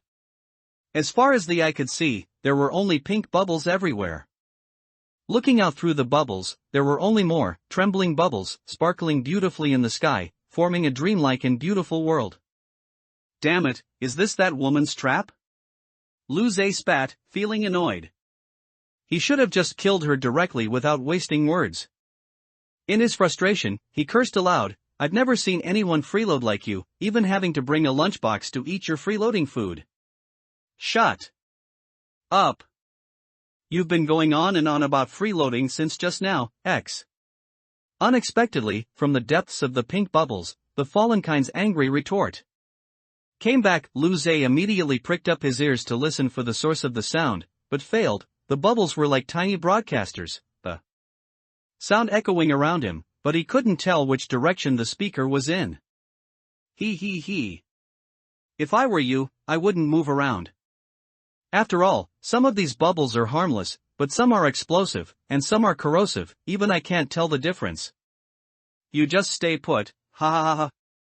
Luze looked around with a solemn expression, every bubble looked identical. Maintaining the transformation would consume too much stamina in this environment. Luze immediately cancelled the transformation and returned to his original appearance. TSK, I didn't expect you to be a pretty boy after all. The fallenkind's voice buzzed through thousands of bubbles, echoing throughout the entire space. Luze ignored it, his gaze still sweeping through the surrounding space repeatedly, trying to find a pattern in the bubbles. Suddenly, there was a soft pop, like the sound of a bubble bursting, which sounded behind him. Almost at the same time, a sharp mouthpart shot out from behind. That sound just now had already alerted Luze. He twisted his body, then jumped backward, skillfully dodging the mouthpart, but because bubbles were floating everywhere. As he dodged, his elbow suddenly sank into a pink bubble, and the bubble burst with a pop. Immediately following, with a soft hiss, white smoke actually rose from Luze's elbow. The excruciating pain made him speechless for a moment. Looking down, his elbow looked as if it had been burned by something. A large piece of skin peeled off, revealing bloody muscle. Ha ha ha, didn't I tell you not to move around? This time it was just sulfuric acid. Who knows what it'll be next time? The fallenkind's wild laughter immediately rang out. Enduring the pain, cold sweat broke out on Luze's forehead. The bubble that had just burst looked no different from the other thousands in his eyes. The fallen kind would not give him time to slowly study. This time, the mouth part attacked again from a different direction. This guy's intention was clear. For Lu Zhe, the mouth part's attack was nothing, he could easily avoid it. So, fill every possible dodging spot with these dangerous bubbles. Either get stabbed by the mouth part or get injured by a bubble. Lu Zhe now had no other choice. Lu Zhe, who dodged the mouth part once again, broke a patch of bubbles with his back, and this time, 3 or 4 of them simultaneously exploded with a boom behind him. The airflow from the small explosions tore away the broken fabric on his back, revealing a mangled, bloody mess underneath. Lu Zhe had just intended to bend down when a sharp pain shot through his back. He panted, expressionless. Oh. Bad luck, it's an explosive bubble. The fallen kind laughed excitedly in the tone of a variety show host. Did I tell you? Besides harmless bubbles, there are 18 other types here that hurt a lot when touched. TSK, I advise you to let me absorb you sooner. Don't waste your precious bodily fluids for nothing. Lu Zhe's fair face was covered in soot from the explosion and his own blood. He suddenly lowered his eyelids, revealing a delicate smile as if a little shy, his buck teeth appearing especially white against his rosy lips. He said softly, "Do freeloaders always talk so much nonsense? Ha, it seems you won't shed a tear until you see the coffin." With a sharp shriek from the fallen kind, the mouthpart shot out from Lu Zhe's right side once again. He turned his head to look at the mouthpart that had already reached him, then suddenly swayed, transforming into the 10-year-old little girl he had been earlier. Instead of running, he stepped forward, charging directly towards the mouthpart. With a thud, the mouthpart pierced into the little girl's shoulder, splashing a burst of blood. Before the fallen kind could even laugh, Lu Zhe actually endured the pain and accelerated again. The mouthpart immediately pierced through the little girl's thin body. But he continued to rush forward as if unfazed. Half a second later, Lu Zhe had a huge bloody hole in his shoulder, while also breaking through the surrounding bubbles, and pounced in front of the fallen kind. Bubbles burst one after another, but nothing happened. Lu Zhe, having cancelled his transformation, didn't wait for the stunned fallen kind to react. He reached out, forming a claw, and grabbed its throat, lifting it with one hand. If I can't tell which bubble is dangerous, couldn't I just stand next to you? It's not that hard to charge through following your mouthpart. Lu Zhe's delicate face still held the red-lipped, white-toothed smile. I know the building you live in is full of traps. I just have one question for you. The fallen kind's face turned purple from being choked, and a large amount of liquid seeped from the base of its mouthpart. Kanshu www.yukushu.net. It had no time to wonder how this young man knew the information. It only wanted to swing its mouthpart, but despairingly found it was held firmly by Lu Zhe's shoulder. How did you get upstairs? Lu Zhe asked softly. I'm not stupid. If I tell you, you'll kill me. Wrong. I just want to kill that woman. But if you don't tell me, then I really will kill you. Lu Zhe's dark, bright eyes looked very innocent and sincere. Your life or that woman's life, which do you choose? I'll tell. This choice, in the fallen kind's eyes, didn't even require thought. It immediately confessed everything in detail. Lu Zhe slowly lowered the fallen kind, but his grip gradually tightened, and he asked with a hint of suspicion, "You're not lying to me, are you?" No. If you don't believe me, you can tie me up and take me with you. That way you'll believe me, right? The fallen kind's eyeballs were already bulging from the immense pressure. In desperation, it quickly thought of a life-saving idea. That's a good idea, Lu Zhe nodded thoughtfully, then suddenly smiled shyly at it. I'm sorry, I lied just now. The fallen kind's eyes widened instantly. The last sound it heard was the soft crack as its throat shattered. Today, besides asking for collections and recommendations, I have nothing else to say. I hadn't checked the review section or the data for the past 2 days, and when I looked today, it was a real surprise. My collections not only didn't increase but actually dropped over the past few days. As for recommendation tickets, what are you trying to do? Is it really okay to toy with my pure heart like this? Mobile users please read at m.qidian.com. Kill her? Or not to kill? Since coming to this world, I haven't had a good look at the night sky yet. Luze slowly blinked, feeling as if his body and thoughts were about to turn into a wisp of smoke, merging into the vast starry sky above his head. Silver stars, like shattered diamonds, emitted dazzling colors in the deep blue sky light that had existed in the universe for billions of years. So beautiful, he exhaled softly, feeling a little sleepy. Suddenly, the starry sky in front of him was covered by an enlarged face, Li Jijun's fox-like eyes brimming with playful amusement. What are you doing? Enjoying the night sky. Oh? Is that June Dage? Luze, gasping for breath in a pool of blood, instantly sobered up, taking a moment to react before weakly rolling his eyes. Are Mazer and the others here too? Yes. Immediately, he heard Mazer's anxious and angry voice from above his right ear. Are you an idiot? You're about to pass out from blood loss. And you're still enjoying the night sky. Only then did Luze feel his hands and feet growing cold, his mind periodically hazy, and his body devoid of strength. He weakly smiled in Mazer's direction, still thinking about the most important matter. I've been waiting for you for a long time. Why did you just get here? The Fallenkind said, only it can go upstairs. The trap only recognizes it. What do we do now? This question left the others looking at each other, all realizing how difficult the situation was. All right, we know. Lin Sanjiu thought for a moment, gently patted his hand, and comforted him. You did well. Now just focus on recovering, leave the rest to us. As she spoke, a small box with a red cross drawn on it was placed to Luze's right, and Mazer sat down and opened it. Luze immediately felt uneasy. The items were probably from some pharmacy, and even though he only glanced at them weakly, he felt they exuded an air of being a ripoff, both in terms of quality and quantity of contents. Compared to Luze's injuries, which would require a month of hospitalization, Mazer indeed looked troubled. This is a bit too, before her worried expression could fully show, Li Jijun smiled and said, I remember a G as first aid medicine, and it works very quickly. If you don't mind, why don't you use his? Really? That would be great. Lin Sanjiu's excited words were cut off halfway by a voice that sent shivers down one's spine. Li Jijun, when did my things become yours to decide? No. Instantly, even the air seemed to freeze in silence. So, that terrifying-looking Heizei G-Dage is here too. Luze thought groggily. He had been half asleep, half awake, and didn't know what they were talking about. He just suddenly remembered the recent battle, and a weak smile appeared on his face as he murmured indistinctly, just now, I turned into G Dage's appearance, and kicked off its leg.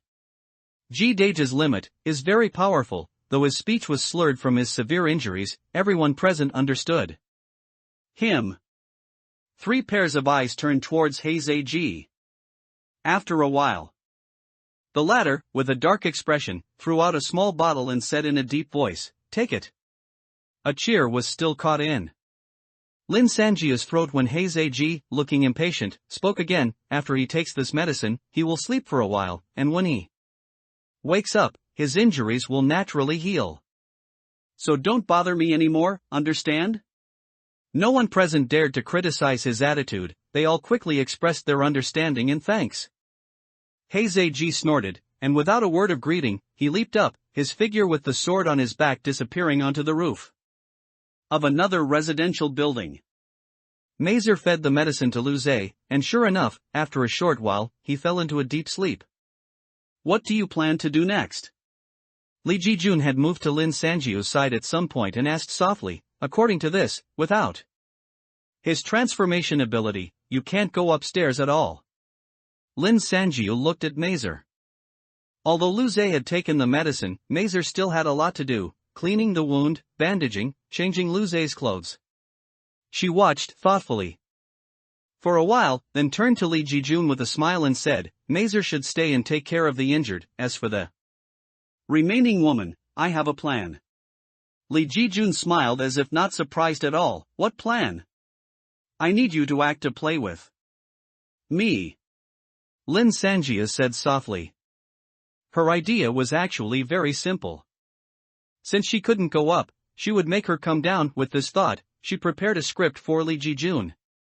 After patrolling between the self-built residential buildings several times to scout the terrain, the two then came to the side of the sniper's building, each finding a cover to hide behind, one in front and one behind. In a world without humans, it was extremely quiet. Because of the intense silence, there was always a rustling sound in her ears, whether it was the sound of blood flowing through her eardrums or the wind rubbing against her ears. In this environment, Lin Sanjiu was confident that the sniper on the 15th floor would hear them talking. Brother! Where are you? The young girl's intentionally raised voice immediately echoed through the night sky. Behind a window on the 15th floor, the curtain seemed to move slightly. Don't come looking for me. Hide and don't make a sound, do you hear? Lee Ji-jun sounded genuinely anxious. I just disarmed that fallen kind, but I don't know where it ran off to. Just hide quickly. As soon as he said this, Lin Sanjiu indeed saw a person peeking out from behind the curtain upstairs. Although the person had short hair, her feminine figure could not be concealed. Lin Sanjiu secretly nodded, and sure enough, the person made no sound. For the next 10 minutes, neither of them spoke. The woman upstairs seemed to grow increasingly anxious, constantly peeking out and retracting. After several such back and forths, Lin Sanjiu saw that the time was ripe. And then suddenly let out a sharp scream, instantly freezing the woman's figure by the window. Brother, come quickly. That fallen kind is here. I cut off its mouth part, but it seems to still be alive, although what came out of her mouth was a panicked cry. Lin Sanjiu's calm gaze never left the 15th floor window. Where are you? I'm coming right away. Lin Sanjiu raised her voice again, afraid the person upstairs wouldn't hear. I'm in a place called Red Heart Bakery, brother. Come quickly, it's still moving. Almost in an instant, the woman's figure immediately vanished from the window. The wind from her departure stirred the curtains, and a cold smile appeared on Lin Sanjiu's lips. What kind of woman would be so compatible with that fallen kind? She quietly hid her body deeper. To make this trap more realistic, she and Lee Ji-jun had even carried the fallen kind's corpse over and thrown it behind the cake stand, leaving only half of its body exposed. It would be the first thing seen upon entering from outside. The sniper ability might not be effective at close range, but if that woman carelessly threw traps around, it would be too dangerous. So, the goal was to completely relax her guard the moment she entered the room. Sure enough, not long after, a heavy thump, thump, thump of running footsteps came from a distance. That sound is too loud, isn't it? This thought flashed through Lin Sanjiu's mind. She quietly peeked out with her eyes and saw a woman in the distance, indeed running towards them with large strides, before she even got close. Her heavy breathing was already loud enough for Lin Sanjiu to hear. From the building to this bakery, it was only about 7 or 8 minutes away. June. The woman finally ran closer, and before she even entered the door, she saw the fallen kind's corpse. She immediately let out a mournful cry, quickened her pace, and rushed into the bakery, immediately wanting to pounce. June, are you alright? At some unknown moment, a thin card silently appeared before her, and before she could react, the black cloth unfurled with a whoosh, instantly covering the woman's face. Her scream was immediately muffled by the black cloth, and just as she was about to reach out to grab it, something heavy slammed hard into her back, causing her to instantly fall to the ground. Lin Sanjiu, who had jumped down from above the shelves, stepped on her neck with one foot and twisted her hands behind her. The woman, instantly incapacitated, went mad, thrashing like a fish and screaming, let me go, June, June. She struggled fiercely, and Lin Sanjiu almost couldn't hold her down. In desperation, a white light flashed in her palm, and a police baton struck the back of the woman's head heavily, causing her to immediately fall silent. UU reading www.uukunsha.net. Did I kill her? Lin Sanjiu's first thought was to quickly check her breathing. Her fingers soon felt a warm airflow, and only then did she breathe a sigh of relief. Although this woman had sniped them twice, she had, after all, been completely reset by the copy. Lin Sanjiu, who had only been out of civilized society for a month, still had a considerable psychological burden when it came to taking a human life. Li Jijun sauntered in from the doorway at this moment, smiling and saying, "Oh, Xiaojiu dealt with her all by herself? How impressive." Lin Sanjiu wiped the sweat from her forehead and exhaled, "Her physical condition is much worse than I imagined. Otherwise, it wouldn't have been so smooth." Li Jijun approached the woman, turned her over, revealing her haggard and emaciated face. She should have already evolved high-temperature adaptation, yet her eyes were sunken, her skin sallow, her lips cracked, and she looked completely dehydrated. Even the fallen kind looked much plumper than her. This woman was originally plain-looking, and like this, she looked even worse. Lin Sanjiu gazed at this face, lost in thought for a while. "What do you plan to do?" Li Jijun suddenly leaned closer and asked in a low voice near her ear. "Ha? What do you mean, what to do?" Lin Sanjiu was startled. "Our copy should have already been cleared, right?" "Not yet." Li Jijun's fox-like eyes narrowed meaningfully. "If the opponent doesn't die, the copy won't end. Now, are you going to kill her? Please. Collect. Please. Recommend. Don't toy with me, just give me a quick end." Mobile users, please go to m.qidian.com to read. Chen Xiaoyuan's choice.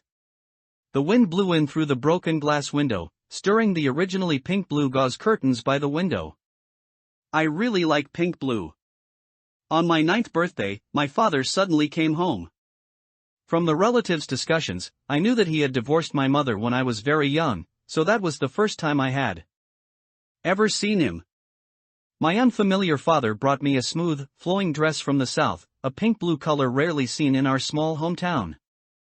I, who had only ever worn my cousin's old clothes, was completely captivated by its dreamy color at first glance. For the next week, I wore it to school every day until I absolutely had to change out of it. The sky during that time was exceptionally blue, matching my dress perfectly. Dinners during that time were also very rich, and my mother, when she was with my father, had a beautiful smile. But soon, my father disappeared again. My mother also cut up the dress and threw it away. She pulled my hair and told me not to cry, saying that my father had only bought me a gift to trick her out of money. Just like that, I started wearing my cousin's old sportswear again. But those things have nothing to do with me anymore. I still love pink-blue just the same. So, when I walked into this room and saw pink-blue gauze curtains everywhere, my mood immediately brightened. He looked at me, took my hand, his smile. "So beautiful, I knew you'd like this, that's why I specifically chose this room." No matter what he had become, he was always so gentle. Things I never dared to imagine were now truly happening, just the two of us, together day and night. It felt like a dream. Sometimes, if our luck was bad, not a single person would pass by for several days. Whenever he had to insert his mouthpart into my arm, he would say to me with tenderness and gentleness, "Chen Xiaoyuan, you are truly a good woman. I will definitely cherish you." He never drew too much from me. When I started to feel dizzy, he would stop immediately.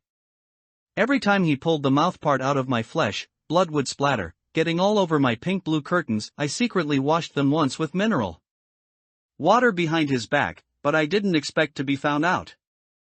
I had never seen him so angry before. After his furious outburst, he held me and sobbed, "Only with that water can you stay by my side."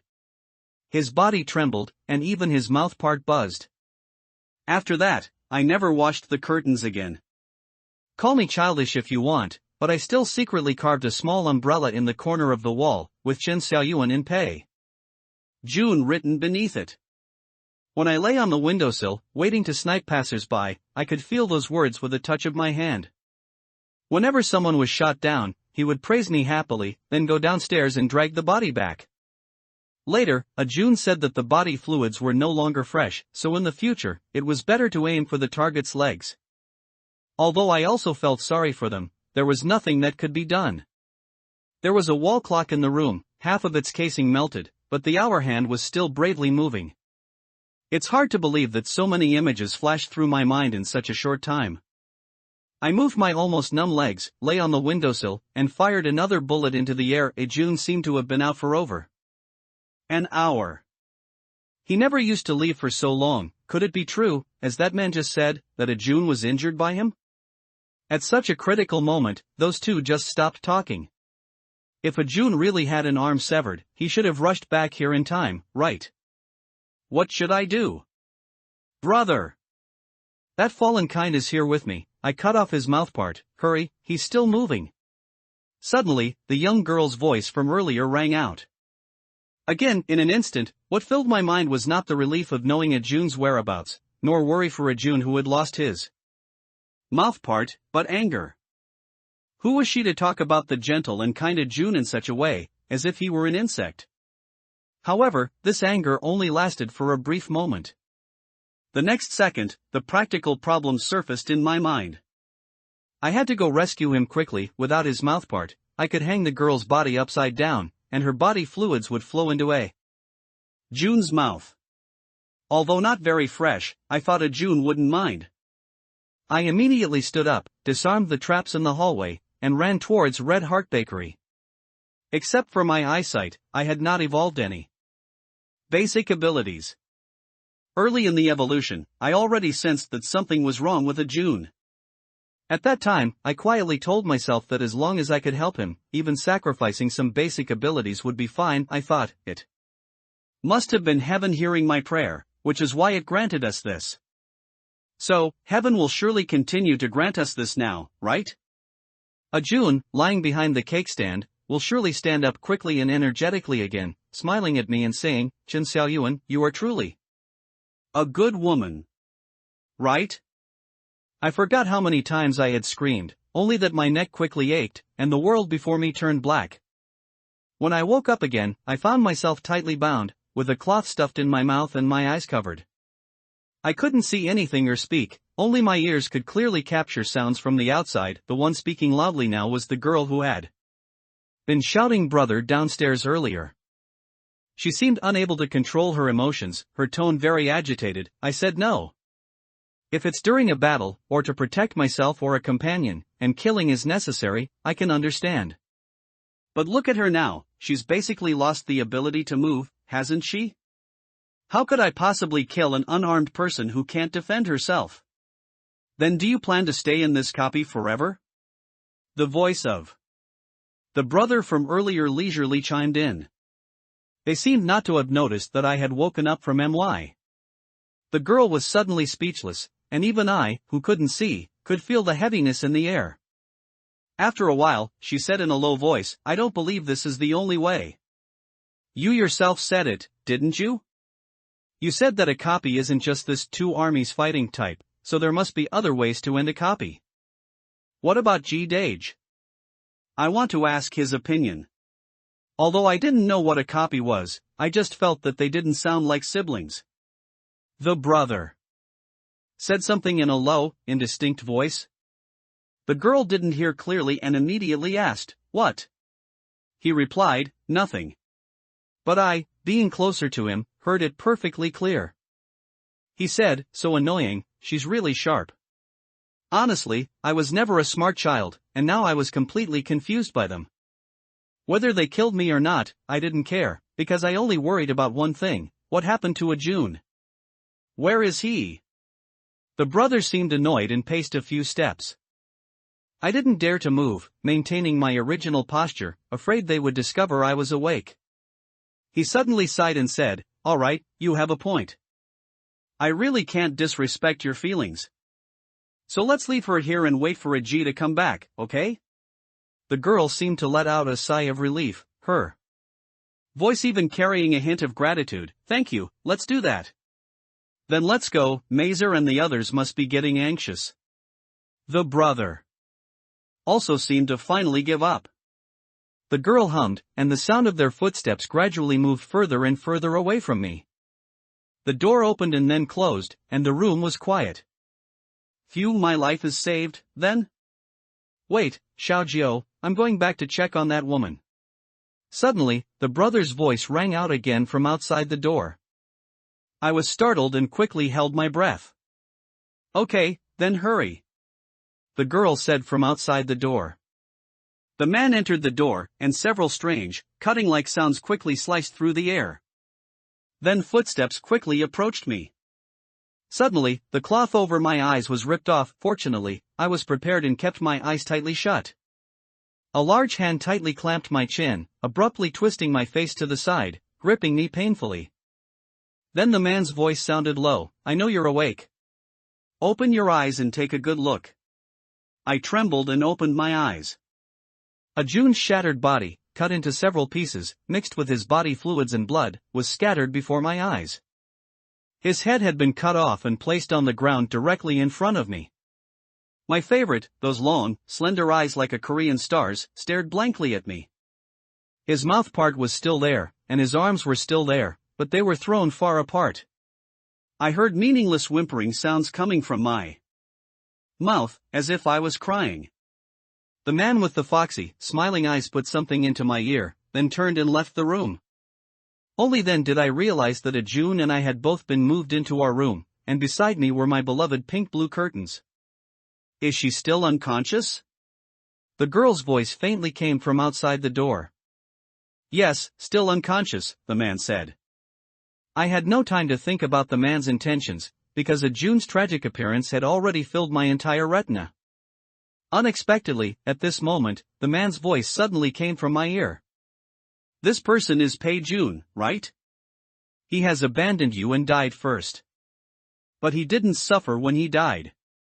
It's a relief to leave such a terrifying world, and a woman he doesn't love. He doesn't love you. You reading. For you to hunt for him, he had no choice but to be tied to you. It was too painful. Death was a release. How pitiful. Abandoned by your father since childhood, unloved by anyone, even your mother often said you were a burden. After all, without you, your mother could surely have been happy. You're truly an extra person. The voice seemed to carry some kind of magic. Intertwining with Ajun's corpse before me into a mesmerizing abstract painting. I cried uncontrollably, so much so that I couldn't even hear what he said later, let alone think to ask him how he knew. Only one sentence, as if alive, burrowed into my ear, I just loosened the ropes for you a bit. Go look in the drawer by the window. Struggling free from the ropes, I opened the drawer. The phrase no lover, and no one loves you. How will you, all alone, manage in this world, still echoed repeatedly in my mind. Floating in the drawer was a metal bullet I was extremely familiar with. I'm sorry. I don't know who I'm saying this to, perhaps myself. This world is too terrifying, I can't go on. With a gunshot, the last thing I saw was the pink-blue curtains, stained by my own blood and losing their original color. Oh dear. Lee Ji-jun, who had just walked downstairs, paused, his watery gaze turning to Lin Sanjiu. That sound just now, it seemed to come from the 15th floor? Dian Nyang, if you keep being so mischievous. I'll get angry. Did you hide the reader traffic? Otherwise, why is the click rate so poor? Tears. Mobile users, please read at m.qidn.com. Scorched Earth Oasis. The copy was over, and Lin Sanjiu sighed with a complicated mood. Because she had replayed it 3 times in the copy, it felt as if several nights had passed consecutively. However, after the convoy slowly moved for an hour, the white light rising in the east gradually brightened everyone's vision. They had woken up at 10 o'clock at night, and the sun probably rose at 5 or 6 in the morning. Calculating this, Lin Sanjiu and her group had actually only spent about 6 hours in the copy. In the end, she still didn't understand why that woman committed suicide. Lin Sanjiu thought with some confusion. Later, she and Li Ji-jun returned to Chen Xiaoyuan's room and were stunned by the bloody scene inside.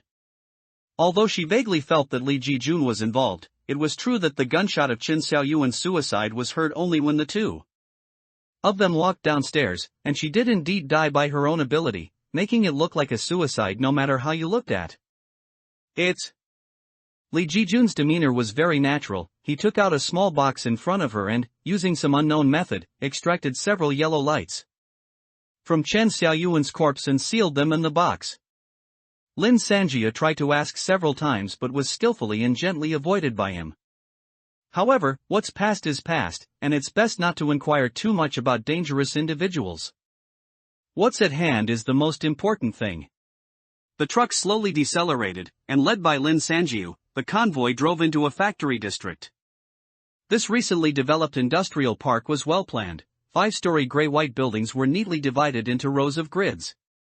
Although it had been eroded by high temperatures for a month, compared to the old and new buildings in the city, these factory buildings still appeared very sturdy. Lin Sanjiu casually looked at the sign at the factory entrance while recalling Li Ji-jun's words before he left last night. "God, we're leaving, after all, Tian Minbo is still out there." Li Ji-jun revealed a mouthful of white teeth, smiling as if a spring breeze had brushed his face. "You all need to be careful too." "Ah? Didn't you say there was something you needed us to do?" Lin Sanjiu had been keeping this in mind. "That, I haven't thought about it yet. Just consider that you owe me a favor." Li Ji-jun said softly, "Just don't forget this favor." "No way, how could I?" "June Dage, G Dage, this time we owe you a lot. If you ever need anything in the future, just tell me." Lu Zhe immediately jumped up, thanking them sincerely. Mazer also nodded repeatedly in gratitude from the side. Only Lin Sanjiu, who disliked owing favors the most, sighed inwardly. Owing a favor was one thing, but it had to be to this Li Ji-jun. However, she also had a doubt. Once 14 months passed, they would be randomly thrown into countless parallel spaces. What if they never met again in this lifetime? Wouldn't Li Ji-jun's plan be in vain? Unexpectedly, Li Ji-jun seemed to read her mind and narrowed his eyes. Oh, and one more thing. You know about visa, right? All worlds, after a copy appears, will then have a visa officer. You still have 13 months to find the highest visa officer, and each of you get a visa, then you won't be scattered by space. Lu Zhe immediately let out a cheer. That's what we were planning. Does June Dage have a clue? I don't know the specifics right now. I can only say to look in places with many people, Li Ji-jun said, his gaze like rippling water, moving over Lin Sanjiu, and he smiled. Once you've received a visa, your name will be listed in all visa officers' databases. When you become wealthy and powerful in the future, you can even find people through the visa officer. Alright, anyway, this debt can't be escaped. Suddenly, Lin Sanjiu's heart stirred, and she quickly asked, who arranged the visa officers? Is there an organization in these parallel spaces? No, visa officer is an evolutionary ability. When someone with this ability upgrades it to highest visa officer, you can get a visa from him. However, a visa officer cannot issue a visa to himself. He can only ask another visa officer to issue it. It can be said that this is an ability that specifically benefits others and cannot benefit oneself, so generally speaking, people with this ability will exchange visas for necessary supplies and safety. The three newcomers were almost mesmerized by what they heard. Alright, then good luck to you all. Go look in places with many people. Li Ji-jun said, already turning and walking away. His back raised a hand and waved it in the air. Ji was about to move but suddenly stopped and looked at the three. His features, as hard as if carved by a knife, softened slightly. So weak, don't die. After saying this coldly, he followed his companion, and the two leaped several times, disappearing into the buildings. The three remaining people, with various complex emotions, prepared to set off again. So, the most urgent task now is to find the visa officer. Passing another factory, Lin Sanjiu secretly pondered, a place with many people? In extreme temperature hell, most people have died. Where could there be a place with many people? No sooner had this thought arisen than, almost in an instant, Lin Sanjiu's ears were filled with a violent burst of music. Lively and joyful dance music suddenly filled the ruined street before. Horror! Immediately following, amidst the noisy music, someone excitedly shouted, newcomers have arrived. Suddenly, mixed cheers and laughter from men and women surged out from a Factory building ahead, whose door, marked Tuan Yuan Food Processing Factory, was pulled open with a clatter, and a crowd, wrapped in laughter, ran towards the front of the convoy. Lin Sanjiu was startled and quickly stepped on the brakes. Lu Zei's confused voice came simultaneously from the walkie-talkie. "What's going on?" "I don't know either." "Don't panic," she quickly shouted. Unlike the dirty clothes of Lin Sanjiu and her companions, stained with sweat, dust, mud, and blood, this group of clean and brightly dressed men and women stood in the way ahead, each with a joyful expression, waving continuously at them. These people seemed genuinely happy to see the convoy. Behind the crowd, two girls in short skirts looked extremely excited, and despite wearing high heels, they kept jumping and waving. Lin Sanjiu, however, hesitated and didn't dare to get out of the car. Call her timid if you will, but when she first saw so many people, her first thought was, they are all evolutionaries. The exact temperature in extreme temperature hell was already impossible to ascertain. Those who could survive until now and remain composed must have evolved without a doubt. She quickly estimated that there were at least 20 people in front of her. One must know that her side had 3 trucks fully loaded with supplies, if these people had ideas. Lin Sanjiu cautiously opened the window a little and shouted outside, "Who are you? Why are you blocking the road?" The people in front of her whispered something, then, as if by popular demand, a middle-aged woman was pushed forward by everyone.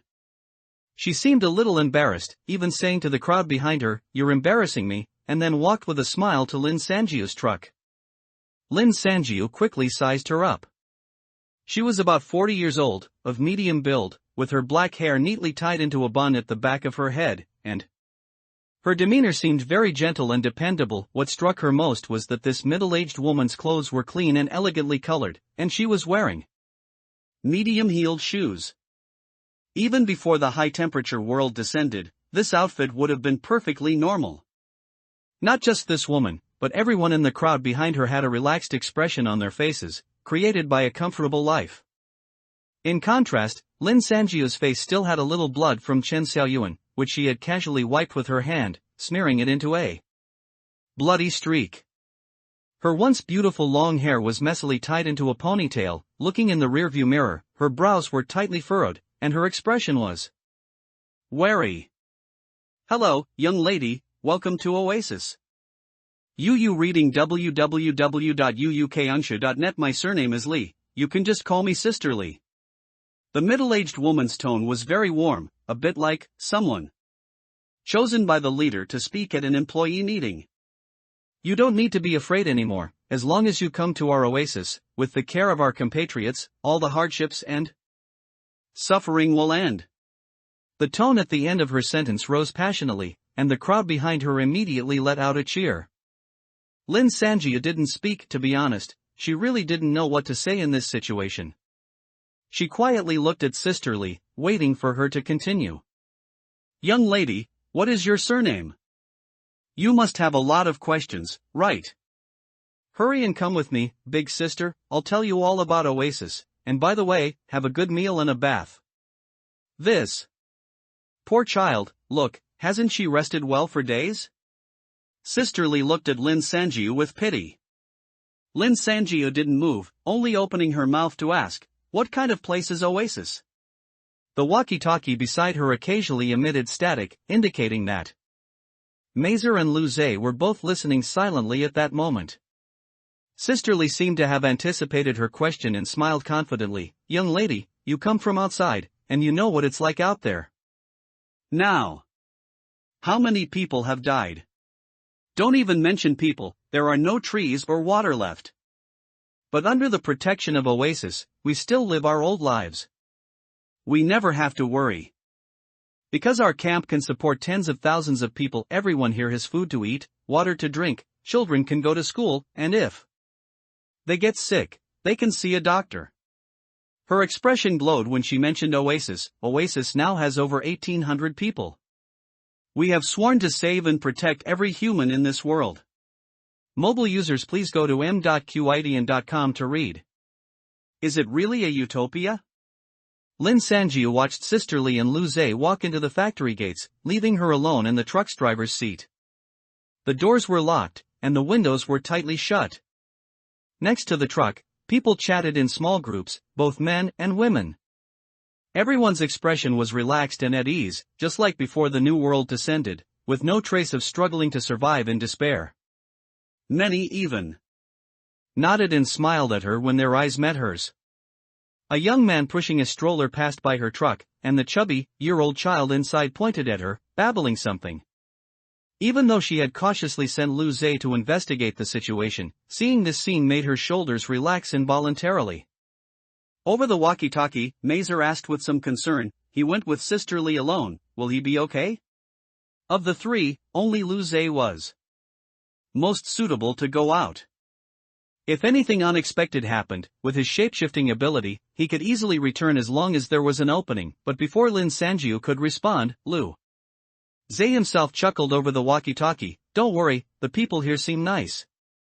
Faintly in the background, Sister Li seemed to say, "Young man, this place is also yours," Lin Sanjiu sighed. She was still worried about the supplies in the truck. Although she believed that humans indeed possess many noble emotions, she also believed that humans are a species whose primary prerequisite is to ensure their own survival and pursue profit. To shelter all exiled humans without expecting anything in return, how could that be possible? Putting aside their intentions, did the Oasis even have the capability? No matter how she thought about it, she felt they would demand everyone hand over all their supplies for unified distribution. "Xiaojiu, Mazer, this place is huge. It seems they've opened up half of the factory area behind the mountain." "Ah, what is this? Why are they queuing?" Lu Zhe's voice suddenly sounded very surprised. "This is the cafeteria." Sister Li leaned closer to the walkie-talkie, seemingly wanting the other two to hear as well. "Every day at 6 in the morning and 9 at night, we serve a meal in the cafeteria. It's just about time now, and these are the people who haven't had breakfast yet." Before Lin Sanjiu could fully process it, there was some static from Lu Zhe's end, followed by his surprised tone, "Xiaojiu, their breakfast is millet porridge, grilled corn, and a plate of pickled vegetables. It looks quite fragrant." "You should see our dinner. Everyone gets one dish, one meat, and rice as the standard." How is that possible? The temperature is so high, how could there still be old vegetables and meat left? Besides, making so much food, how much water would that consume? Lu Zhe questioned incredulously. What he said was exactly what Lin Sanjiu and Mazer were thinking. "Didn't you also see our grilled corn?" "Don't worry, we have as many vegetables and meats as we need, and water is not a concern either." "You haven't joined yet, so by regulation, I can't say too much." "Once you also become members of the Oasis, Sister will explain it all to you properly." After being startled, Lin Sanjiu's curiosity grew stronger and stronger, but she did believe Sister Li's words. Because just looking at the people outside the truck, you could tell, every single one of them was full of energy, with moisturized skin, and healthy pink lips and nails. Although Lin Sanjiu and her companions had no worries about food and drink, they could only eat packaged food, which offered no nutrition at all. Eating was merely to fill their stomachs and gain calories. Compared to the people of the Oasis, they truly looked pale and sickly.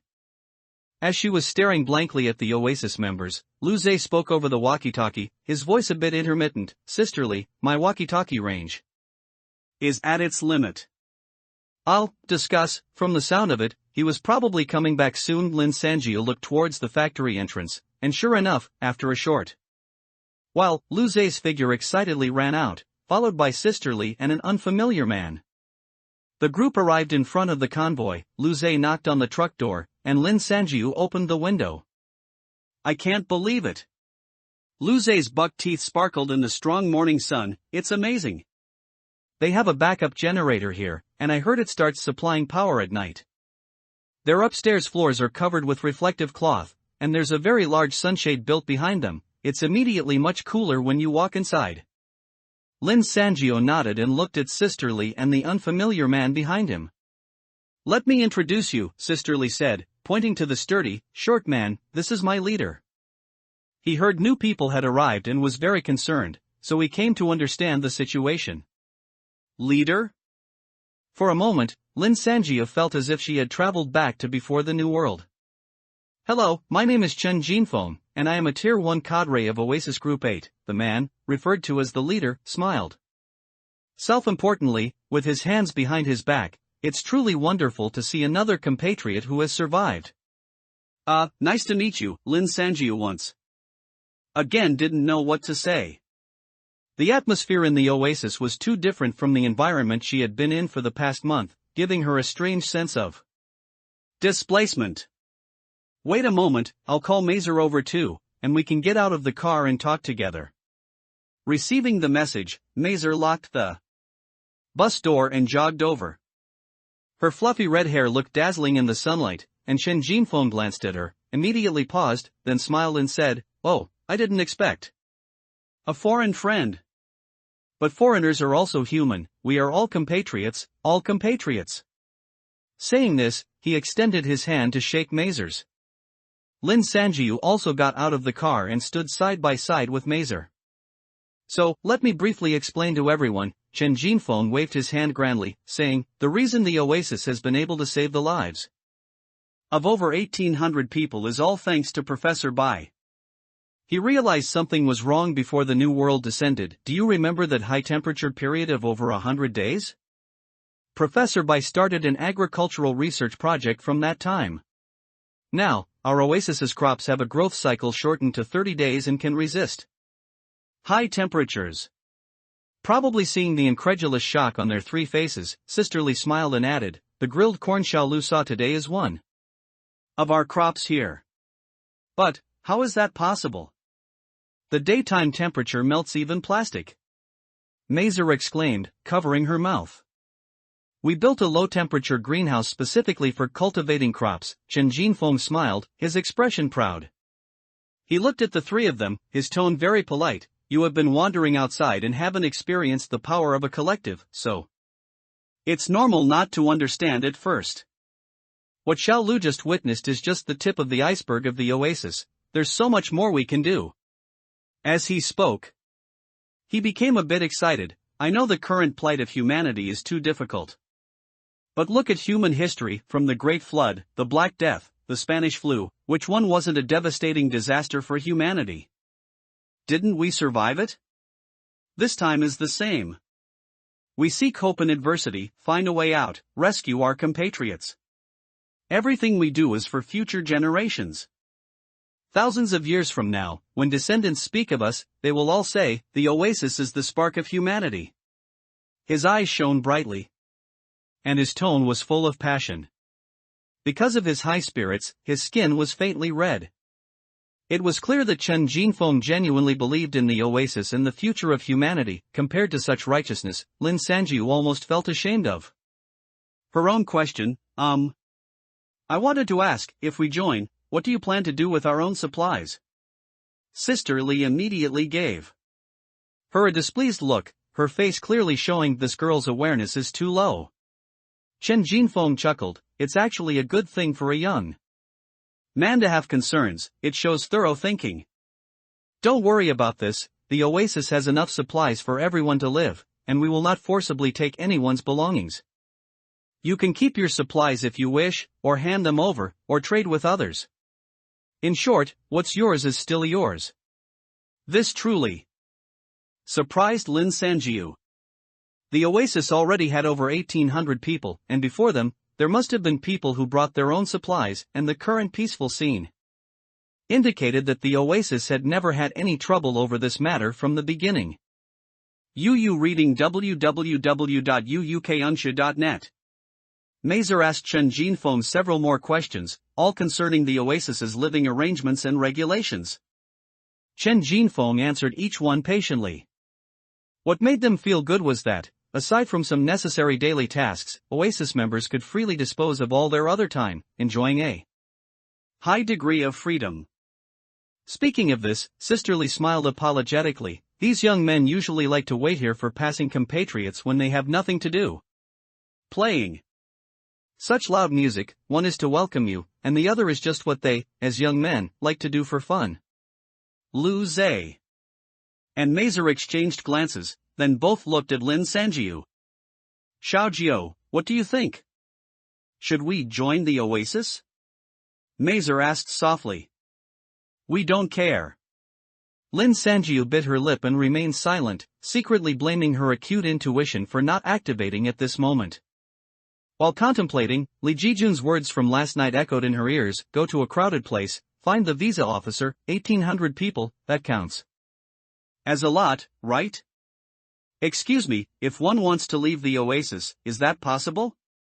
She had gone all out, deciding to be the bad guy and just ask all the offensive questions. As expected, Sister Li looked displeased again. But Chen Jinfeng appeared much more gracious. He smiled and said, although we don't encourage it, the oasis is free, and you can leave whenever you wish. Since that's the case, Lin Sanjia hesitantly glanced at her two companions beside her. Then let's join for now, shall we? It's already 110,000 words so quickly. Although the results are dismal, I'm still very happy that someone is always reading, wahahaha. Mobile users please go to m.qidn.com to read. Disappearing walkie-talkie. Lin Sanjiu's for now did nothing to dampen Chen Jinfeng's enthusiasm. He clapped his hands together, saying with fervor, that's right. Believe me, everyone in Oasis will become a part of history, leaving behind an indelible, beautiful reputation. Several people who had been observing from the factory entrance cheered when they saw Chen Jinfeng from afar. They rushed up to Lin Sanjiu and the others, clapping one after another. No one was perfunctory, everyone clapped with all their might.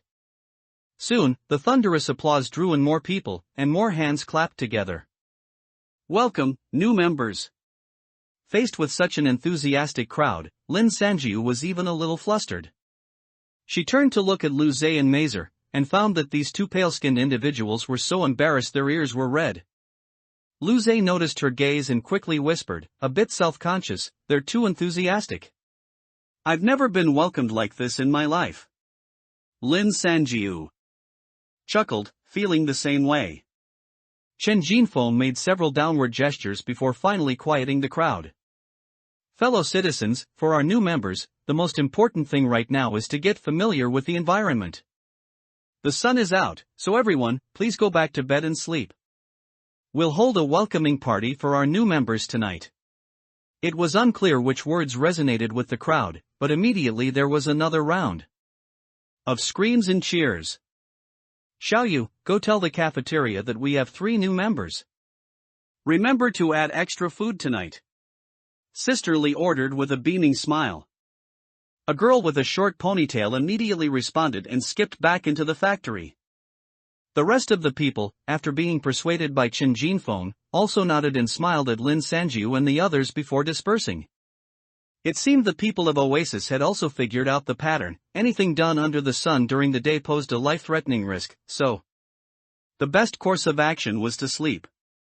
Sister Li then said to the group, the factory dormitory building is too hot during the day, so we've converted the 2 underground floors into partitioned rooms and moved the beds from the dormitory building down there.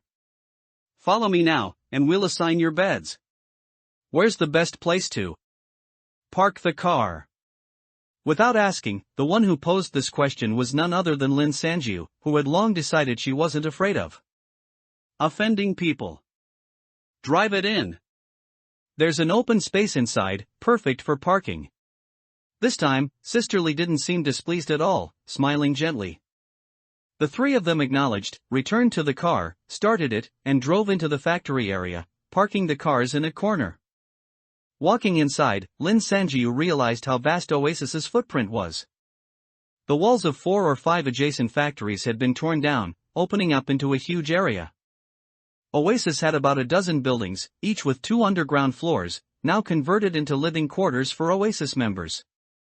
Each building was covered with large areas of reflective cloth, gleaming white under the dangerous sun. The group walked for a while and even found it hard to keep their eyes open. Sister Li also squinted, glanced at everyone, and then smiled apologetically. We'll be there soon and see that building labeled 42? All the other buildings are full, only that one has space left. If no one lives in the buildings, why are they covered with reflective cloth? Lin Sanjiu asked, puzzled. Professor Bai is conducting an insulation experiment, hoping to lower the indoor temperature to around 50 degrees Celsius. Once the temperature drops, we'll all be able to move into the buildings, and we can even do soilless cultivation in our rooms, Sister Lee suddenly sighed as she spoke. If this were in the past, hearing 50 degrees Celsius would scare us to death. Thanks to the pills developed by Professor Bai, everyone is more heat-resistant now. The three of them turned their faces to Sister Lee upon hearing this. Pills? What was she talking about? Lin Sanjiu hesitated for a moment, about to ask, but Sister Lee had already led them to Building 42. The girl with the short ponytail, Xiaoyu, was standing at the entrance, enthusiastically waving and smiling at them. Sister Lee, I've already arranged the beds and gotten some pillows and sheets from the warehouse. Sister Lee, come take a look? No need. Do you think I'd be worried about your work? Sister Lee responded, then turned to the three and smiled. You follow Xiaoyu now, she's responsible for the living arrangements in this building. You go on in first, I'll have a quick word with Xiaoyu. The three could only nod and smile, pushing open the door and entering the hallway. Upon entering the building, they immediately felt the temperature drop significantly, and the skin pores, which had been scorched into unconsciousness by the high temperature, could begin to breathe again. Although judging by body sensation, the temperature was definitely still above 50 degrees Celsius, it seemed Professor Bai's insulation experiment was progressing well. So far, Lin Sanjiu was the last to enter. As soon as she brought her back foot in, Xiaoyu swiftly pushed the door shut behind her. Faced with Lin Sanjiu's somewhat surprised gaze, Xiaoyu quickly smiled, gesturing for them to wait inside. Lin Sanjiu also smiled gently at her, and a flash of white light appeared in her hands, hidden behind her back, revealing a walkie-talkie. She silently and quickly placed the walkie-talkie in an inconspicuous spot behind the door while Xiaoyu turned away, then hurried into the first-floor lobby. Perhaps because everyone had gone to sleep, there was no one in the lobby, only Lu Zhe and Mazer, who had seen her actions. After all, they had been through several life-and-death situations together. Although a little surprised, the two said nothing, quickly adjusting their expressions to appear natural. Lin Sanjia took the walkie-talkie from Mazer's waist and, turning her back, pressed the button. From the crackling of static, Sister Lee's voice emerged. Although Chen Ganbu also showed up this time. But I was the one who found them first. And even gave them a tour. After all, a walkie-talkie wasn't a bug, so the sound quality was very poor. The three of them had to practically press their ears against it. No matter what, these three should count as mine, right? The three were startled, looked at each other, and then leaned closer to the walkie-talkie again. Xiaoyu sounded like she was playing Tai Chi. Sister Lee, logically speaking, they should be yours, I agree. But Chen Ganbu has the final say on this matter. Why don't you go ask him? Ask him. Oof. Oh, honestly. A dignified Ganbu, always snatching credit from his subordinates, Sister Lee complained, then smiled somewhat warily at Xiaoyu. Let's just keep this between the two of us, don't mention it to others. After all, it looks bad, and our oasis is a very bright place. Xiaoyu nodded as if in full agreement. Quick, put it away. Lu Zhe, who had been watching the door, suddenly urged, they sound like they're about to finish. Lin Sanjiu quickly pressed the walkie-talkie off. Mazer took it and clipped it to her waist, and the three quickly distanced themselves. Just then, Xiaoyu had already bid farewell to Sister Lee and pushed the door open to come in. Lin Sanjiu's heart tightened, and she glanced in the direction where she had hidden the walkie-talkie, but it was too late to retrieve it, as Xiaoyu had already cheerfully greeted them. Everyone, follow me and see your future dorms. We put a lot of effort into making them very comfortable. There was no choice but to find another opportunity to retrieve it. Lin Sanjiu deliberately dragged her feet, walking last. White light flashed in her hand again, and a card flew above the walkie-talkie, transforming into a black cloth that covered it. Fortunately, Xiaoyu didn't notice any of this. She was a girl with a round face and not very tall. At first contact, she gave off a feeling of being both enthusiastic and straightforward, but after a few sentences, one could sense a certain slickness, developed from entering society too early.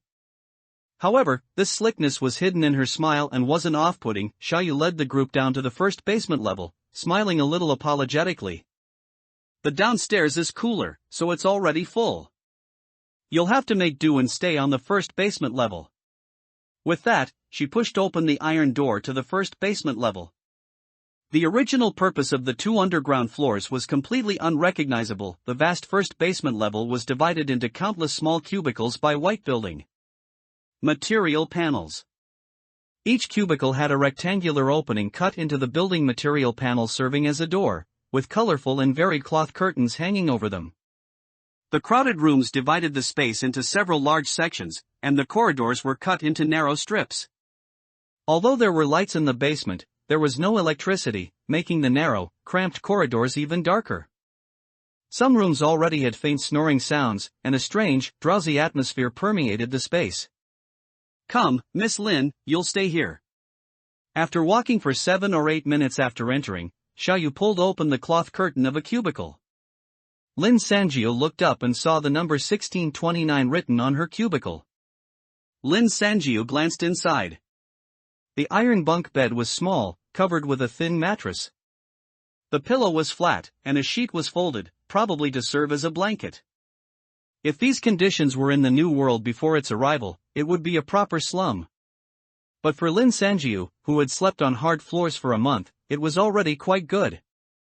Lu Zhe and Mazer's rooms were arranged far away, one at 1734, Yu reading www.uukanshu.net, and the other at 1736, requiring a walk past over 100 rooms.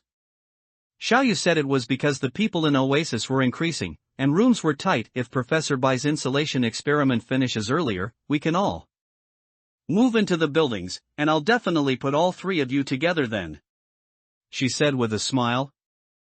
Then you two go ahead, I'll wander around here and get familiar with the environment. Lin Sanjiu quickly told Xiaoyu this was an excellent opportunity to retrieve the walkie-talkie. Xiaoyu agreed, gave a few instructions, and left with Lu Zhe and Mazer. As soon as they left, Lin Sanjiu immediately turned back to the first-floor lobby. Pushing the door open, she looked around a little nervously. Just like before, there wasn't a single soul. She quickly rushed to the main door, but to her surprise, the space behind the door was empty. There was no trace of the walkie-talkie. Ha! She was startled, couldn't help but exclaim softly, her gaze darting back and forth. Suddenly, a hand rested on her shoulder from behind. What are you looking for? Thank you for the reward from this username doesn't exist, right? It's clear they were driven crazy by Qi Dian when registering. A reward means this book is recognized. I'm so happy. Also, is the name Lin Sanjiu really that weird? Really? Weirder than Hei's G? Qidian Chinese Network. www.qidian.com welcomes all book lovers to read. The latest, fastest, and hottest serialized works are all on Qidian Original. Mobile users, please go to m.qidian.com to read. I just wander around casually. This surprise was truly immense. Lin Sanjiu jumped, quickly turning around. Behind her stood a strange man wearing glasses. He looked quite refined, but his brows were habitually furrowed, giving him a serious expression. Did you lose something? As long as it wasn't someone who knew her, it would be easy to deal with, just a casual brush-off. Lin Sanjiu composed herself, revealing an embarrassed smile. Yes, I seem to have dropped something around here, but now I can't find it. She was quite good-looking, with a pair of large cat-like eyes blinking, making her seem very convincing. However, the man with glasses frowned even more deeply, suddenly leaning his face close to her, his expression grim. Lin Sanjiu wasn't sure what was wrong with this person for a moment, and quickly took 2 steps back, looking at him with a bit of unease. Unexpectedly, the man snorted and said, "You're not speaking truthfully. Girls nowadays are all like this." Ha! Lin Sanjiu's eyes widened. But never mind. The item is indeed yours, you didn't lie about that. The man, no matter what he said, kept a straight face. All right, since you're the owner, I'll tell you. A short man picked it up a few minutes ago. A short man. She had just arrived at Oasis and didn't know anyone like that. However, as long as Sister Lee and the others didn't find out, it wasn't bad. If an unrelated person took it, she would just consider it lost. After all, she had taken more than one set of walkie-talkies from Tianshu's car. But now Lin Sanjiu's thoughts weren't on the walkie-talkie. She carefully scrutinized the man with glasses in front of her from head to toe, until she made him a little uncomfortable, then she smiled. And extended a hand. "Hello, my name is Lin Sanjiu, thank you for telling me. What's your name?" The eyeballs behind the glasses rolled over her outstretched, fair palm, and the man showed no intention of moving. "My name is Hu Changzai." Girls shouldn't be so forward. Even Lin Sanjiu, who considered herself reasonable, couldn't help but have her smile freeze on her face. A handshake is being forward? Women can't shake hands? This person should really thank New World. If human civilization hadn't collapsed, he'd be hitting walls everywhere in society. Lin Sanjiu grumbled inwardly, suppressing her anger and retracting her hand. Hu Changzai didn't think he had said anything wrong at all, and with a grim face, he said, "I'm leaving," and turned to go. "Is that your revolutionary ability?" The girl's words from behind stopped Hu Changzai in his tracks. "You can tell if others are lying?" Lin Sanjiu slowly walked up to him, a fake smile on her face. "That's pretty powerful, pretty practical." "But if you expose it right to their face, doesn't it lose its meaning?" She had a surge of frustration in her heart and just wanted to mock this person. But unexpectedly, Hu Changzai was actually very shocked after hearing this. Even his glasses slipped down. He quickly adjusted them, staring at Lin Sanjiu and asking, "How do you know about evolutionary abilities?" Lin Sanjiu was a bit stunned too. "It's been over a month since New World descended.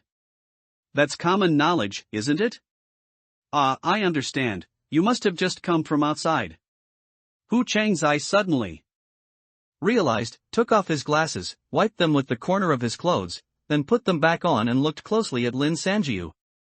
"How long have you been here? How long were you outside? From what you're saying, you also have an evolutionary ability? Why do I have to be interrogated by you?" Lin Sanjiu rolled her eyes inwardly, not answering but instead asking, "Aren't all the people in Oasis from outside? Do the people here not have evolutionary abilities yet?" As she asked this, she suddenly remembered the pills Sister Lee mentioned. What exactly was the deal with these pills and evolutionary abilities? Hu Changzai looked at her with a serious expression. "Why are girls so impatient? You should answer me properly first." A surge of anger flared up, and this time Lin Sanjiu clearly rolled her eyes, then turned and walked away. Would this person die if he judged others a little less? Since she knew there was a problem with the evolutionary abilities of the people in Oasis, there was no need to keep asking this old-fashioned man. There were 1,800 people, she could ask anyone. Unexpectedly, after only a few steps, a pattering of footsteps sounded behind her, and Hu Changzai had caught up. He chased while shouting, "Why is your temper so bad? Hey, slow down, I still have something to ask you." Slow down, all right, I'll tell you everything you ask, just stop." Only then did Lin Sanjiu stop. Although her physical strength was extraordinary, the quick walk just now hadn't even utilized a tenth of her speed, and Hu Changzai had almost failed. To catch up, she frowned and asked, "You haven't had physical enhancement?" Hu Changzai's bewildered expression behind his gold-rimmed glasses answered the question for him. What exactly is going on? Physical enhancement should be standard for evolved humans." Lin Sanjiu was very puzzled. "What do you mean?" Hu Changzai caught his breath, then straightened up. "Let me ask you one thing first, and you must answer me. When did you arrive at Oasis?" "Just this morning. About 30 minutes ago, I guess." Lin Sanjiu thought for a moment and replied. Fearing that this person would ask endlessly, she quickly preempted him with a question, "Do the people here not have evolutionary abilities?" Hu Changzai shook his head, his face solemn. "Most of the people in Oasis are ordinary persons with little potential. Normally, they might not even survive the initial warming period and would die like the people outside. However, Professor Bai developed a medicine that, when taken by ordinary persons, can forcibly induce high-temperature adaptation, a necessary survival ability. But it stops there. After all, without potential, no new abilities can be developed even with more medicine. This is not a secret, you will naturally hear about it if you stay longer. This Professor Bai truly is an unparalleled genius. Lin Sangio secretly clicked her tongue in amazement, then quickly asked, "What's your situation?" "I entered Oasis on the 7th day after New World." "Who?" Chang Zai, rarely for him, sighed beyond his serious expression. "At that time, I had already evolved my deception detection ability, but I didn't have that physical enhancement. For so long, I've rarely met people who naturally evolved like me, so I was quite excited when you just now blurted out my ability." Lin Sangio nodded as she listened, then suddenly she realized a question and blurted out, "Wait, you already had this ability then? So, what did the members of Oasis tell you at that time? Did they know about your ability?" As these questions came out, she realized that subconsciously, she didn't believe Chen Jinfeng's story at all. They probably didn't know then. Hu Changzai was suddenly caught off guard by the question and wasn't sure what she meant. Oasis's speech to every new member is the same, isn't it? "This place protects the spark of humanity, it's great." "Hey, wait, you don't think these statements are false, do you?" Her not-so-noble little thoughts were exposed. And Lin Sangio felt a bit awkward, so she just kept a straight face. "Alas, girls shouldn't be like you, so bloomy." As expected, Hu Changzai brought up his old refrain again. But perhaps seeing the murderous aura emanating from Lin Sangio, he at least changed his tune. "I used deception detection at the time, and what they said was indeed true. I've lived here for so long and have also found that the people of Oasis have no selfish motives, they are all single-mindedly devoted to saving humanity. No selfish motives?" Lin Sangio remembered Sister Li's words again. "These three people, they should be mine, right?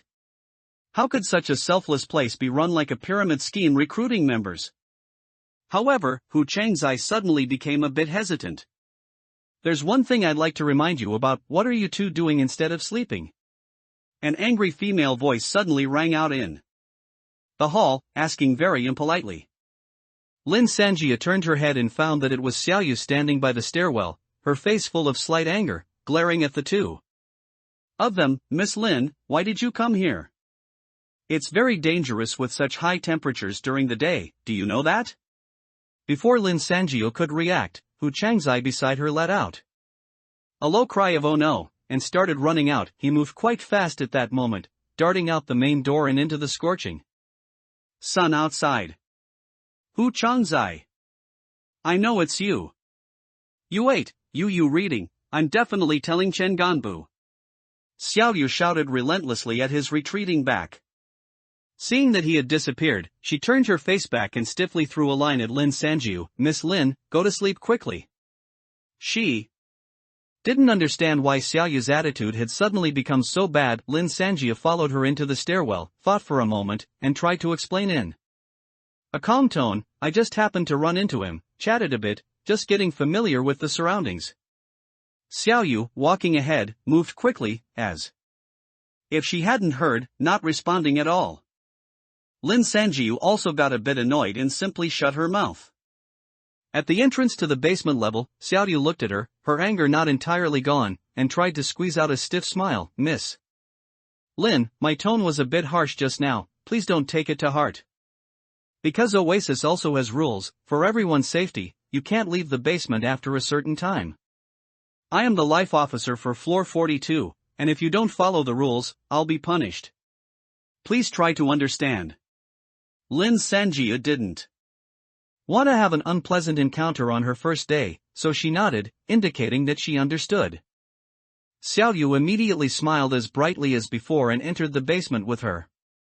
The floor was very quiet. It seemed that the people of Oasis all knew this rule. At this time, there were no people walking in the hallway, everyone was sleeping in their small single rooms. Lin Sangio pulled aside the cloth curtain of 1629, her gaze inadvertently swept over a figure in the distance, and immediately paused. "No way? I must have seen wrong, right? Thanks to White Ghost Knight and Nickname Sister for the rewards. Thanks for your liking. Both this article and its author are shyly trembling.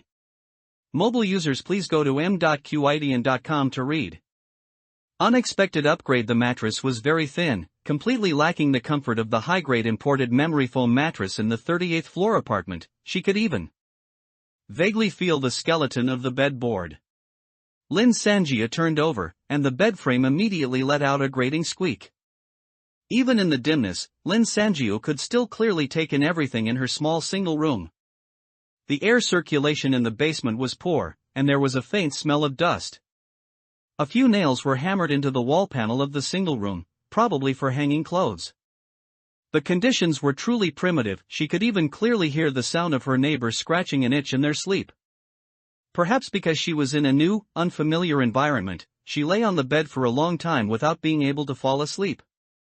If it was truly as Hu Changzai said, and the people in this place all had their abilities induced by drugs, then she wouldn't need to stay here any longer.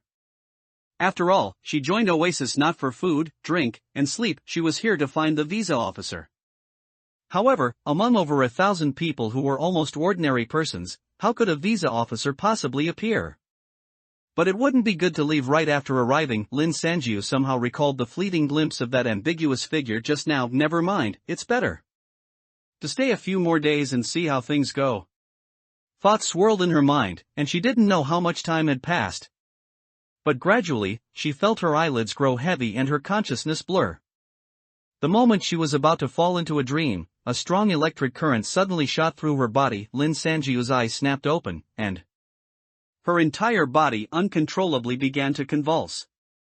Her body trembled so violently that the iron frame bed also rattled with a thump, thump, thump sound, which was particularly loud in the quiet space. She tried to move a finger but found that she had once again lost control of her body. Although it wasn't the same as the full body fluctuations from last time, she was not unfamiliar with it. Damn it, why did her ability have to evolve at this very moment? Gritting her teeth, she wanted to roll onto the floor. After all, the bed frame was too loud and could easily attract others. During evolution, she was completely defenseless, and if a stranger were to come in.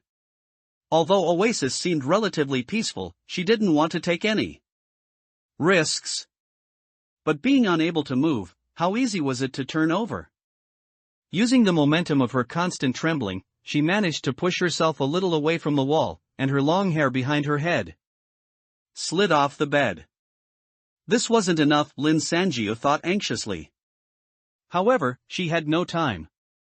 The long, deep breathing of her previously sleeping neighbor suddenly paused, and then she heard the bedboard creak, as if the person had sat up. Subsequently, footsteps came to the door of 1629 and stopped outside the cloth curtain. Hey, is that the new person? A woman's extremely displeased voice scolded in a low tone. Why do something like this when everyone is trying to sleep? Don't you have any shame? Stop it quickly. Although her body had lost its autonomy, Lin Sanjiu, whose consciousness was still clear, was confused by these words. After 2 seconds, she suddenly understood what her neighbor meant, and she almost spat out a mouthful of old blood. Did she think there was a man and a woman doing something in the room? Although the bedboard was indeed very loud. The woman outside waited for a while, found that the noise was still continuing rhythmically, and finally became impatient, threatening in a heavy tone, "Don't force me to find someone, I won't save face for you." Then she suddenly pulled open the cloth curtain, and upon seeing, she exclaimed in surprise, "Oh, what's wrong with you?" Lin Sanjiu, who couldn't utter a single word, finally let out a big sigh of relief. The neighbor who rushed in was a long-haired woman in her 30s, wearing a light yellow Winnie the Pooh pajama set. She acted decisively, immediately helping the trembling Lin Sanjiu off the bed and letting her lie on her lap. Hey, can you speak?" The woman slapped her face repeatedly, making slapping sounds. "Are you having an epileptic seizure?" Lin Sanjiu could no longer distinguish whether her trembling was due to evolution or being angered by her. Fortunately, not long after, she gradually calmed down, and control over her body returned. As soon as she realized she could move, Lin Sanjiu sprang up from the neighbor woman's lap, glaring at her with a displeased expression, wanting to say something, but then realizing the other party didn't seem to have done anything wrong. With great difficulty, she managed to squeeze out a sentence. "I'm fine, thank you." The woman stood there expressionless, not leaving, but instead asked, "What kind of illness is this? Does it happen often? Does it happen a lot when you sleep? Do I need to ask Xiaoyu to switch rooms?" Lin Sanjiu was almost amused by her, and a thought of provoking her immediately formed in her mind. She gritted her teeth and said, "It's not an illness. You ordinary persons don't understand, this is a normal reaction during ability evolution." "Oh?" The neighbor woman was indeed surprised, looking her up and down. "You also evolved naturally." "So did I." A feeling of failed revenge filled her heart. Lin Sanjiu sighed, "Then why couldn't you tell?" "I don't know either. I arrived early. And my ability has never evolved for so long. Perhaps it's because life in Oasis is too comfortable." "Alright, anyway, thank you for your help just now. My name is Lin Sanjiu, and you are?" Lin Sanjiu quickly adjusted her emotions and extended a hand to the neighbor woman. The hand she extended was casually touched by the woman, which counted as a handshake. Then the woman said, "My name is Fong Dan." "It doesn't matter if you remember or not, you won't be called that for too long anyway." After saying such a strange thing, Fong Dan stood up and was about to leave. "So, the natural evolutionaries in Oasis are all strange people without social common sense?" Lin Sanjiu almost wanted to cover her face and sigh in despair. "Hey, what do you mean by that?" Fong Dan looked at her innocently. "People like you who just arrived and have strong abilities are usually sent out on high difficulty missions. So, the survival rate isn't high, you see." After saying that, the woman turned and left with surprising nonchalance. Lin Sanjiu watched her back, completely at a loss for words. The building materials were not soundproof at all. She heard Fong Dan walk back, lie down on the bed, and in less than 10 minutes, a faint snore came from her. You reading. This person really is too frustrating. She really wanted to ask her if she knew who Changzai.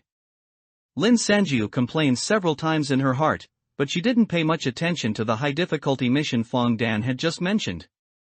She had experienced many strange and dangerous things in extreme temperature hell. Could a mission in Oasis be more fatal than a copy? However, from the sound, Fong Dan seemed to be fast asleep. Lin Sanjiu, who had been sitting in the dark for a long time, now cautiously spread out her palm. She should check the ability she had just evolved. As soon as this evolution ended, she had a strong urge to summon a card. It seemed that this evolution must be related to cards. With a thought, a card appeared silently in her palm. The previous white light was gone. This time, the card appeared without any sound at all. Mobile users, please go to m.qidian.com to read. Cards and people don't make people worry. This was a card Lin Sanjiu had never seen before. It lacked the crude crayon drawings and was entirely black, quite beautiful. Flipping it over, she saw silver text written on it. "Congratulations on your level up 1 introduction. This card appears when in advanced ability levels up for the first time. This card will provide a detailed introduction to Lin Sanjiu's advanced ability, so please, human, be sure to keep it safe to prevent loss and information leaks. Advanced ability, flat world number of level ups, 1 next level up prediction, indefinite level up benefit. After leveling up, you can convert 8 items daily. Also, the card's artwork will be much prettier. And your remote control over the cards has finally improved further. Most importantly, you now have the ability to summon diary cards. It's one thing for the ability's name to have no relation to the ability itself, but why is it still in such a cutesy tone?" Lin Sanjiu, learning her ability's name for the first time, couldn't help but murmur. "And what in the world is a diary card?" As if sensing her, the black card's text gradually faded and disappeared, and another piece of text floated out. "Diary card. Although it's called a diary card, you can't summon it every day. As for when you can call it out, please keep trying. Experience is true life. If you don't say something serious, I'll tear you up." the text immediately changed again. Diary card. Once summoned, it can record all events happening around the card. The level of detail depends on the owner's ability. Duration, 3 hours. After 3 hours, recording stops, and the card is retained. Recording range, 5 meters in radius, or limited by solid walls smaller than this distance. Note, this card is visible to everyone, cannot be controlled remotely, and is easily damaged. Please hide it carefully. Oh. Although it can't be used in combat, this seems a bit interesting. Lin Sanjiu immediately became intrigued, setting the explanation card aside. She spread her left hand and softly called out, "Diary card." No response. Diary card. Still no response. Is it really that hard to call out? Lin Sanjiu muttered to herself, feeling depressed, her gaze inadvertently sweeping across the explanation card. She saw that the text on the black card had changed again at some unknown point. It now clearly read, "When summoning, please say devoutly, I want to write a diary. Only dogs come out with one call." Lin Sanjiu suppressed the throbbing veins on her forehead. She really couldn't get used to how rude the cards she transformed were, and gritted her teeth, whispering, "I want to write a diary." Just as she was mentally prepared to shout it like an idiot 7 or 8 times, a slight bump appeared in her palm, and a pure white card materialized. Its size seemed no different from previous cards, but like a notebook, it was ruled with lines. She thought for a moment, then coughed twice, and sure enough, a line of text quickly appeared on the card. Lin Sanjiu coughs. Interesting. She laughed in surprise, then with a thought, put the card away.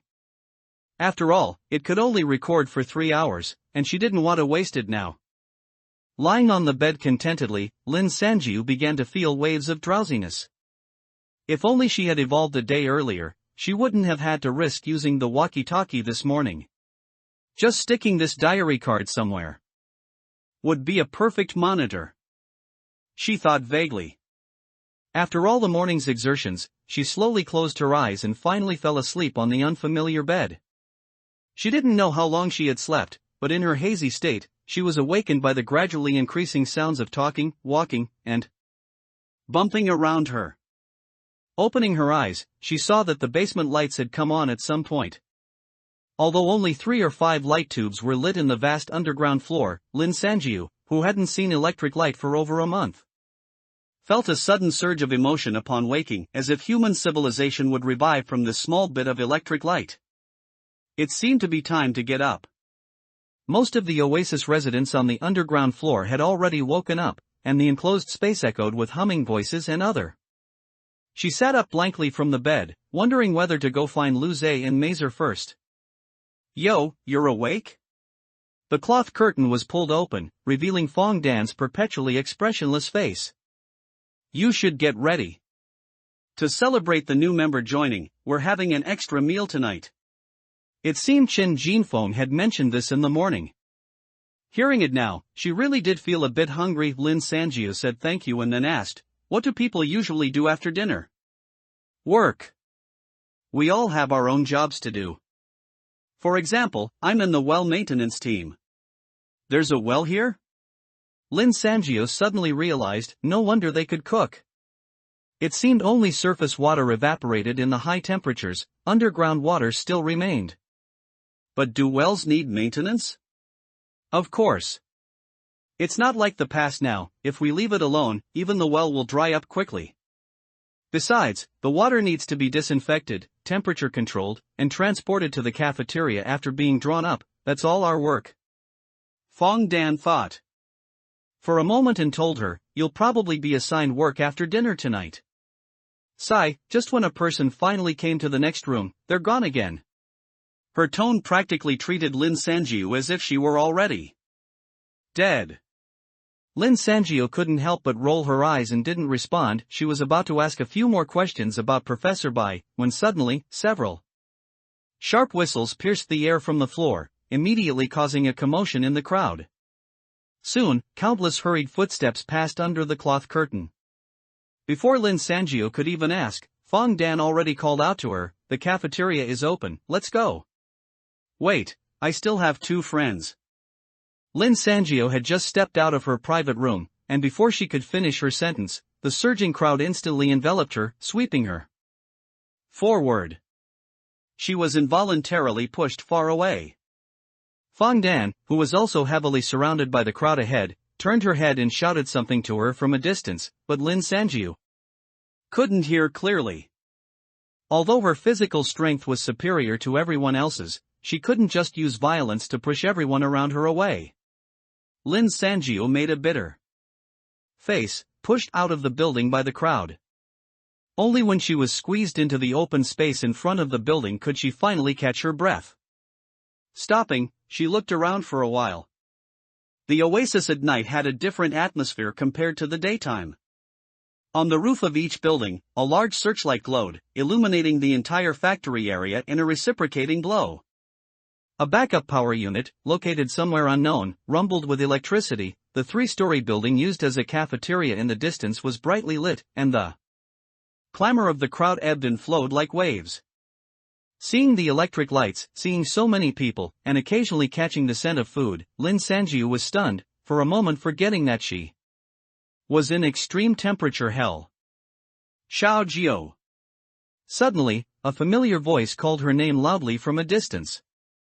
Lin Sangio looked back and saw Mazer struggling to push her way out of the crowd, waving frantically at her, her face anxious. "Why are you alone?" She quickly went to meet her, looked around, and asked, "Where's Lu Zhe?"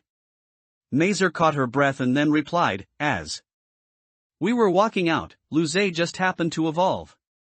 I couldn't drag him by myself, and I just saw you, so come help." Thank you for the reward, nickname Meow. Mobile users, please read at m.qidn.com. What is upgraded is another ability. Lu Zhe had fallen in the worst possible spot right at the main entrance. By the time Lin Sangio and Mazer arrived, the doorway was already surrounded by several layers of people, completely blocking the exit. There were people trying to leave, people wanting to watch the commotion, people shouting for help, people cursing, people yelling for others to make way. It was a chaotic mess. Lin Sangio couldn't bother with such things now. Anyone who dared to block her path was grabbed by the collar and thrown aside. Before long, amidst a chorus of complaints, she led Mazer into the center of the crowd. Lu Zhe lay on the ground, pale-faced, eyes tightly shut, his body trembling slightly. His clothes were dusty, and there were several footprints on his legs, likely from being stepped on by people behind him when he suddenly collapsed. Chun Jinfeng had arrived at some point and was now kneeling beside him, shouting to the surging crowd behind them, "Everyone, make way! Someone has fainted up front, don't come this way anymore." He was Chen Ganbu, so his words naturally carried weight. Some people in the crowd recognized him and also helped shout a few times, dispersing the crowd. Mazer quickly smiled gratefully at him. "When did Chen Ganbu arrive?" "Thank you so much." Lin Sangio also nodded at him, slinging one of Lu Zhe's arms over her shoulder. Seeing them help Lu Zhe up, Chen Jinfeng patted the dust off his legs and stood up, telling the two women, "It's good you're here. There's a medical room in the 38th building, you should take him to get checked out. Don't worry about dinner, I'll have someone bring it to you." "Thank you, but it's fine, this is an old problem." Lin Sangio didn't explain further, quickly saying, "We'll just take him back to his room to rest." Chen Jinfeng gave a reserved nod and left without another word. "I didn't expect this Chen Ganbu to be quite nice, even if he talks a bit affectedly," Mazer said with emotion as she supported Lu Zhe's other side, walking back with difficulty. Lin Sangio nodded. Pushing through the hungry crowd against the flow was indeed not easy. After being bumped and pushed back several steps by the human tide, Lin Sangio grew impatient. With a fierce expression, she knocked over countless people along the way, finally managing to return to Lu Zhe's residence. After laying him flat on the bed, the two disheveled women finally had a chance to breathe a sigh of relief. While waiting for Lu Zhe to regain consciousness, they sat on the floor, chatting. "This morning, my evolutionary ability also leveled up," Lin Sangio said with a smile. "It seems going through a copy greatly stimulates our abilities." Mazer nodded silently, then suddenly sighed. "I wonder if mine will upgrade." Mazer's ability had always been a weakness among the three of them. Her nails could only be used for blood Analysis: their texture was like glass, shattering upon impact. Therefore, during fights, she only used convenient weapons and never her own ability. Over the past month or so, Lin Sangio had roughly grasped a pattern. Evolutionary abilities were like knives, they wouldn't become sharp without sharpening. For the few natural evolutionaries in Oasis, due to their comfortable lives and lack of training, they didn't even have physical enhancement. It seems you need to find more opportunities to practice, Lin Sangio said thoughtfully. I do know 2 evolutionaries, perhaps they'd be willing to let you draw blood for analysis. Then, she recounted her entire morning's experience to Mazer, from the walkie-talkie being picked up, to Xiaoyu's unusually stern attitude, including the matter of the Oasis people using pills to catalyze abilities. She told everything. I don't know if I'm overthinking it, but I always feel like we should be more cautious here, Lin Sangio concluded. Nonsense, a cool voice suddenly echoed in the room. Lin Sangio's body reacted faster than her consciousness. The moment she heard those 2 words, her skin seemed to sense something was wrong, and her hairs stood on end. Both her and Mazer's expressions froze, and they slowly turned their heads. Lu Zhe had woken up at some point. He was propped up on one arm, one eyebrow raised, looking at them indifferently. Lin Sangio had never seen this expression on Lu Zhe's face before. His features, hair, everything was unchanged, yet with just a different expression, his entire aura was completely different. The former youthful and vibrant demeanor was gone, replaced by a coldness like a deep, still pond. If the past Lu Zhe was a talkative teenager, now he was a robot made of steel, human-like, but devoid of humanity. Even his voice sounded different in the unfamiliar tone. Why are you looking at me? As he spoke, he observed his palms and nails with interest. The atmosphere in the room was strange. After Lu Zhe asked that question, no one responded for a long time. In the silence, the sound of Mazer swallowing loudly beside her seemed incredibly amplified. Immediately, she let out an ah, as if in great pain, grabbing her hair and saying to Lu Zhe with a pained expression, "So, you're next." What, you reading, what exactly is going on? This was Lin Sangio, who was completely confused. Lu Zhe seemed to completely ignore the confusion on her face, sitting up from the bed, one hand supporting his chin. A faint, mocking smile, like winter fog, gradually spread across his face. Crop cycle shortened to 30 days? High temperature resistance? Drug-catalyzed evolutionary abilities? Do you really believe all that, just like these pigs in Oasis? His tone became soft and gentle, yet the content was so cold and hard it was almost malicious. According to Professor Bai, he started his research some time before the New World, and succeeded in about 3 months. Are you also scared by the fallen kind that you don't realize what this means? Lin Sangio stared blankly at the person whose face was the only thing she recognized, and without needing to activate her acute intuition, a question blurted out, "Who are you?" This time, before Lu Zhe could speak, Mazer beside her said in an almost moaning voice, "Xiaozhou, let me introduce you, this is Lu Zhe's 7th personality, Feng Qiqi." Lin Sangio suddenly felt her scalp tingle, and she stared blankly at Lu Zhe. Lu Zhe, no, Feng Qiqi bent the corner of his mouth at her, as if bestowing a favor, considering it a smile. "Lu Zhe won't be coming out for a while, you'd best get used to me soon. Recently, each chapter has been reduced to around 2K words. To control the time of listing, this is the only way, please don't blame me. With fewer words per chapter, you can read a few more chapters. Before listing mobile users, please go to m.qidian.com to read. Let's get down to business." Lin Sangio took a deep breath. The room had probably been empty for a long time, and the dusty air immediately filled her lungs. But she didn't care at all. "The 7th. Mazer, can you tell me how many personalities Lu Zhe actually has?" she asked Mazer, trying to remain calm. Besides Lu Zhe himself, there are 12 observable and confirmed ones. Of course, that was before the New World arrived. Mazer's voice grew quieter and quieter as she nervously ran her hands through her red hair. Looking at the relaxed Feng Qiqi, Lin Sangio took a long time to recover. "Then why haven't I seen these personalities before?" "That's because, except for one personality that's about to differentiate, all the others are in a dormant state." And the only conscious personality, after occupying Lu Ze's body for a period, will differentiate into an independent person, just like me. Mazer looked at Feng Qiqi, trying to explain things more clearly with an irritated expression. It's not that we intentionally hid it from you, because no one knows how long it will take for the next personality to differentiate. Look at me, I'd been out for almost 28 months, and Feng Qiqi just woke up, taking a deep breath. Mazer didn't even glance at Feng Qiqi, only saying to Lin Sanjiu, among the 11 people besides me, the one I get along with the worst is this guy. Feng Qiqi, sitting on the bed, nodded in agreement, adding, we hate each other. Why? Lin Sanjiu suddenly felt a bit like crying and laughing at the same time. He's a guy who doesn't even have a gender, yet he has such a terrible personality. He's arrogant, proud, and rude. Mazer complained indignantly, completely ignoring the person sitting right there. Neither male nor female, I don't know what he's so proud of all day long. Genderless. Lin Sanjiu stared at Feng Qiqi with wide eyes. But unfortunately, it was still Lu Ze's face, so she couldn't tell anything.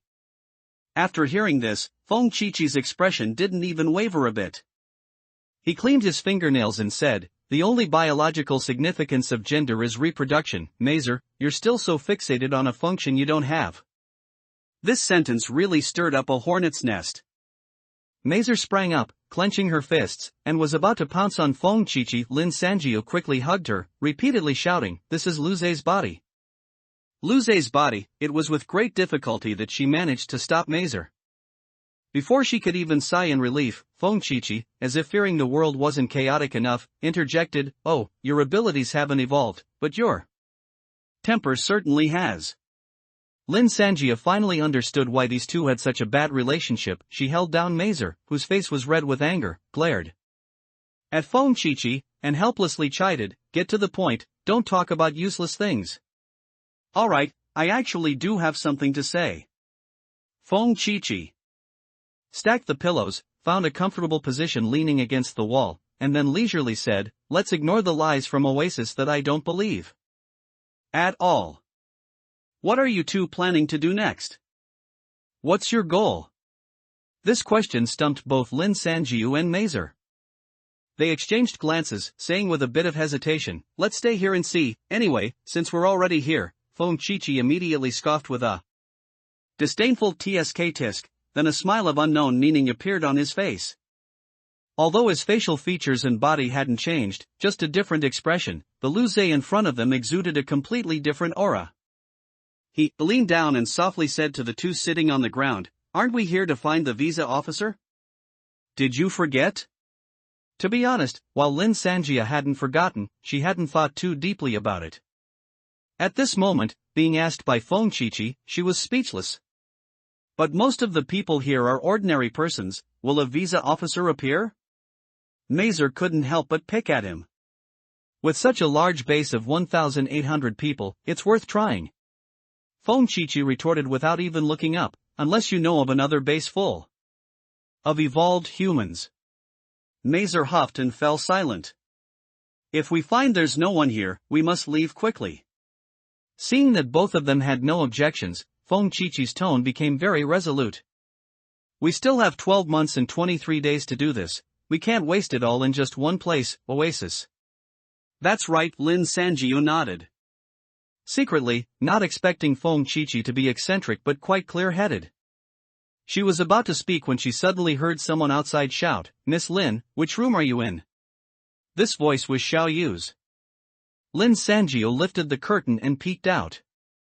What met her eyes were still the densely packed single rooms on the basement floor, and the narrow, winding corridors like snakes. She didn't know where Xiao Yu was shouting from. She also raised her voice and responded, is that Xiao Yu? We're in 1734, what's up? Chen Ganbu said someone among you isn't feeling well, so he asked me to bring dinner over. Xiao Yu said, as she walked towards Lu Ze's room. She walked quite fast and arrived shortly, indeed carrying several old-fashioned iron lunchboxes. Yu reading www.uukunshu.net. She seemed to have completely forgotten the unpleasantness from the morning, and smilingly pushed the lunchboxes into Lin Sanjiu's hands. Who isn't? Feeling well? We have a medical room here, why don't you go see a doctor? Although iron products don't melt in extreme temperature hell like plastic does. They were very hot to the touch. Lin Sanjiu quickly placed the lunchboxes on the bed and thanked Xiaoyu. This is an old problem for Lu Zhe, he'll be fine after resting for a bit. Have you eaten yet? Do you want to eat with us? No, thank you, Miss Lin, I've already eaten. Xiaoyu also politely declined. She looked at the smiling Lu Zhe, and suddenly frowned, seeming to sense something different but couldn't quite place it. Fortunately, she didn't think much of it, and just smiled at the three of them. After you finish dinner, please take the lunchboxes back to the cafeteria, and then go to Chen Ganbu's office in Building 37, on the third floor, room 306.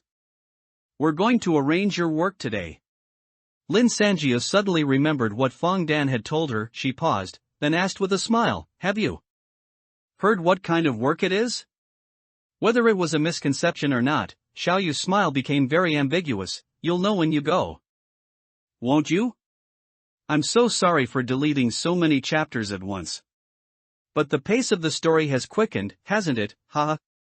Jidian Chinese Network www.qidian.com welcomes all readers. The newest, fastest, and hottest serialized works are all at Jidian Original. Mobile users please go to m.qidian.com to read. Mission, and Captain. The building where Qin Jinfeng's office was located was right next to the factory entrance. When the three of them came out of the cafeteria, the oasis had already begun its day's work under the cover of night. Under the beams of the searchlights, busy and orderly figures moved back and forth everywhere, making Lin Sanjiu and the others, who were strolling leisurely, particularly noticeable. Of course, their leisurely pace was mainly due to Feng Qiqi. He was very interested in everything about the oasis, taking his time as if sightseeing, regardless of how much the other two objected, insisting on looking at everything carefully. When he reached the vicinity of the main gate, he suddenly let out a soft "Oh? What's wrong with you now?" Mazer gave him an unceremonious glare. Feng Qiqi smiled, unfazed, and lifted his chin towards the entrance. Lin Sanjiu followed his gaze. Even on a normal day like today, there were still 3 to 5 burly men sitting at the main gate of the oasis. They guarded the gate, legs crossed, chatting idly, and 2 of them each had an axe leaning beside them. Just as Lin Sanjiu looked over, one of them pulled a cigarette from behind his ear, patted his pockets, and then cursed, "Damn, I didn't bring a light." Another man sitting beside him said something with a laugh and brought his index finger close. In the night, that finger grew redder and brighter. Then, the cigarette tip lit up, and a puff of smoke rose. The others didn't even bat an eyelid, apparently long accustomed to such things. This should clearly be a good sign, indicating that there were quite a few naturally evolved people in the oasis, but Lin Sanjiu couldn't feel happy about it at all. Leaving everything else aside, why were so many people stationed at the entrance? What were they guarding against? Turning this doubt over in her mind, she went upstairs, found 306, and knocked on the door. Ah, someone else is here. Unexpectedly, an excited shout suddenly came from behind the door, and a strange boy pulled the door open, startling the 3 of them. This boy was very tall, at least 1.9 meters, looking about the same age as Lu Zhe, with an athletic build under a blue hoodie. He very familiarly welcomed everyone into the room. Are you new recruits? Welcome, welcome, we'll have to look out for each other later. Lin Sanjiu and the others walked into the room in a daze, and were immediately startled. They really hadn't expected so many people to be crammed into Qin Jinfeng's small office. A dark, burly man like an iron tower, wearing a sleeveless shirt, stood in the corner with his arms crossed, eyes closed in meditation. Next to him sat a graceful woman of indeterminate age, with wavy hair that made her look very enchanting. She had a little girl tucked into her arm, who looked like she had just started elementary school, perhaps 8 or 9 years old, and still wore a pair of pigtails. Among these people was also a familiar face, none other than Hu Qingzai. Adding Lin Sanjiu and the others, these 8 people completely filled the 10 square meter room, making it difficult to even turn around. Are you all here waiting to be assigned work? Lin Sanjia saw that the tall boy seemed easy to talk to, and quickly asked. In a low voice. Oh, little Lu, you've arrived too? Good, now the team is complete. Just as the boy nodded, Chen Jinfeng's enthusiastic voice suddenly rang out from the crowd. Lin Sanjia scanned around but couldn't see him until the iron tower-like man shifted his body, and she saw Chen Jinfeng squeeze out from behind him with difficulty. He walked to the center of the room, shook the paper in his hand, and announced loudly, "Everyone, listen up, I'll explain today's task first." The murmurs in the room quickly died down, and 8 pairs of eyes turned towards Chen Jinfeng. According to the reconnaissance team's report last night, that small group of fallen kind in the west has already wandered into the original Longhua Road area. From Longhua Road to our factory area, it only takes 20 minutes to walk, which is a very dangerous distance for the oasis, so your action team's mission today is to go west, find this small group of fallen kind, and immediately eliminate this hidden danger. I will give the detailed investigation report to the captain later, and the captain will lead today's operation. Now, does anyone have any questions? Chen Jinfeng looked at everyone. The task was not difficult, and the process was clear, so no one raised any objections. The room was quiet for a few seconds. Hu Changzai looked left and right, finding that no one around him intended to speak. After much hesitation, he still stammered as he raised his hand and asked, "That, Captain, who is it?" A fleeting, unreadable expression suddenly crossed Chen Jinfeng's face.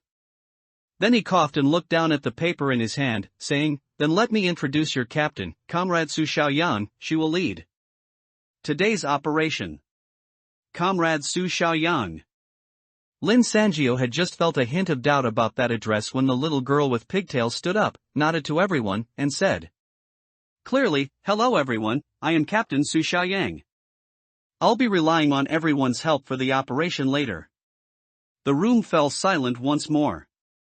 If the previous silence was due to no one wanting to show off, now everyone was completely dumbfounded.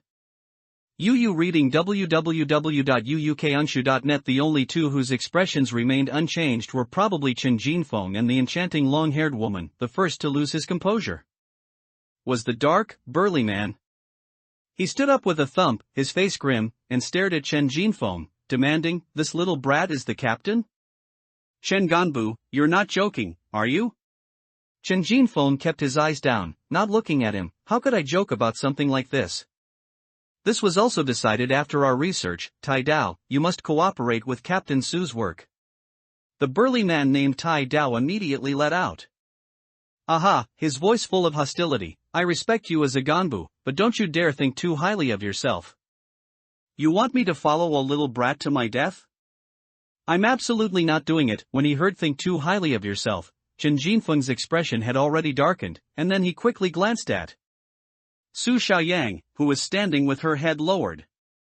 This glance fell into Lin Sanjio's eyes, and before she could figure out why he looked at Su Xiaoyang, there was a loud bang in the room.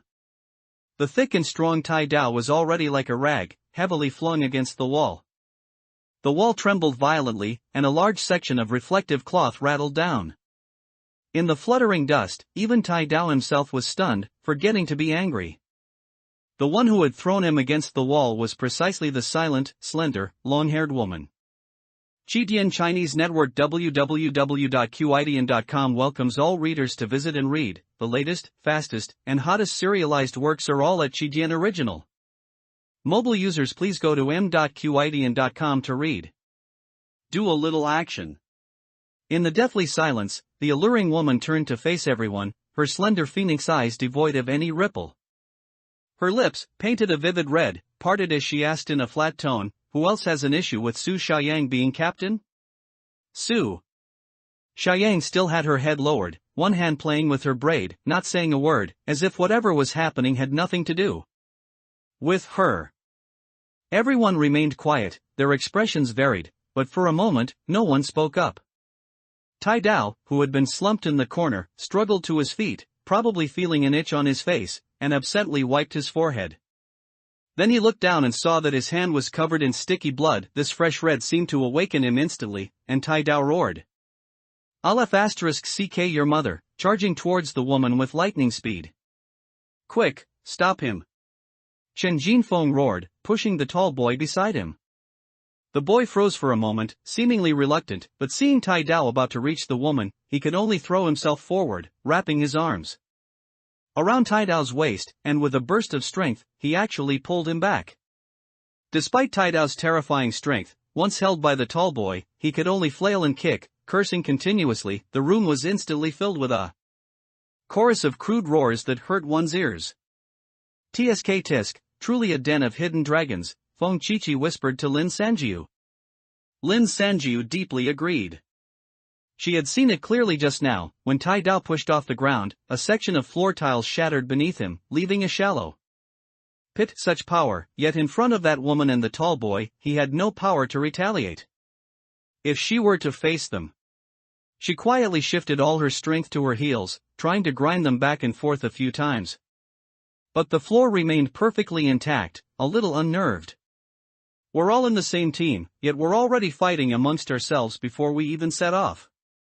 Seeing the situation under control, Chen Jinfeng stepped out from behind, scolding with deep regret. Student Su Xiaoyang's strength is obvious to all, and of course, we have our reasons for choosing her as captain. Tai Dao, your attitude won't do an oasis. Tai Dao also knew the wisdom of a wise man not suffering immediate losses and being tightly restrained by the boy's arms. He stopped struggling, breathing heavily, only glaring fiercely at Chen Jinfeng. Chen Jinfeng, unconcerned, instructed the tall boy, Gao Fei, please help take Tai Dao to the infirmary. He looked around and suddenly pointed at Mazer. Miss Mazer, since Tai Dao is injured, I'll trouble you to stay and take care of him. Neither of you needs to participate in today's operation. Ha! Lin Sanjiu paused, quickly exchanging glances with Mazer. Not going isn't a bad thing, it's safer here after all, she whispered into Mazer's ear, but can you stay alone? She remembered Lu Zhe saying Mazer couldn't be too far from him when they first met.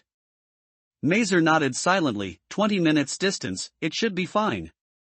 Saying that, she quickly glanced at Lin Sanjiu and Feng Chichi, said, be careful, and turned to follow Gao Fei out the door.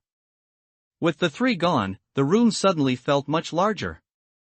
Hu Changzai, his face pale, quickly moved away from the alluring woman, swiftly came to Lin Sanjiu's side, forced to smile at her with cold sweat on his face, and stood obediently behind her. You're afraid of her, and so am I. Lin Sanjiu almost sighed helplessly in her heart. Her gaze shifted, and she saw that Su Xiaoyang had, at some point, sat down on a chair in the corner of the room, swinging her legs, looking boredly out the window. In the white light streaming in from outside, her delicate skin seemed to be dusted with powder, her lips pouted like flower petals, and her expression was tender and innocent. Her demeanor looked natural and genuine, definitely not like Wang Cici's feigned innocence, waiting for an opportunity. But would a real elementary school student be so calm? Thinking of this, Lin Sanjiu couldn't help but glance at the alluring woman. The woman still had her head down, her face cold, not looking at anyone. The atmosphere in the room was so stagnant it was almost piercing, but Chen Jinfeng didn't care at all, humming a tune as he sat back at his desk, even looking at documents with a hint of self-satisfaction. Lin Sanjiu and the others, left on the side, waited on pins and needles for a while until Gao Fei finally returned. As soon as he pushed the door open and called out Chen Ganbu, Su Xiaoyang jumped off the chair, clapped her hands, and laughed, you're finally back, let's go.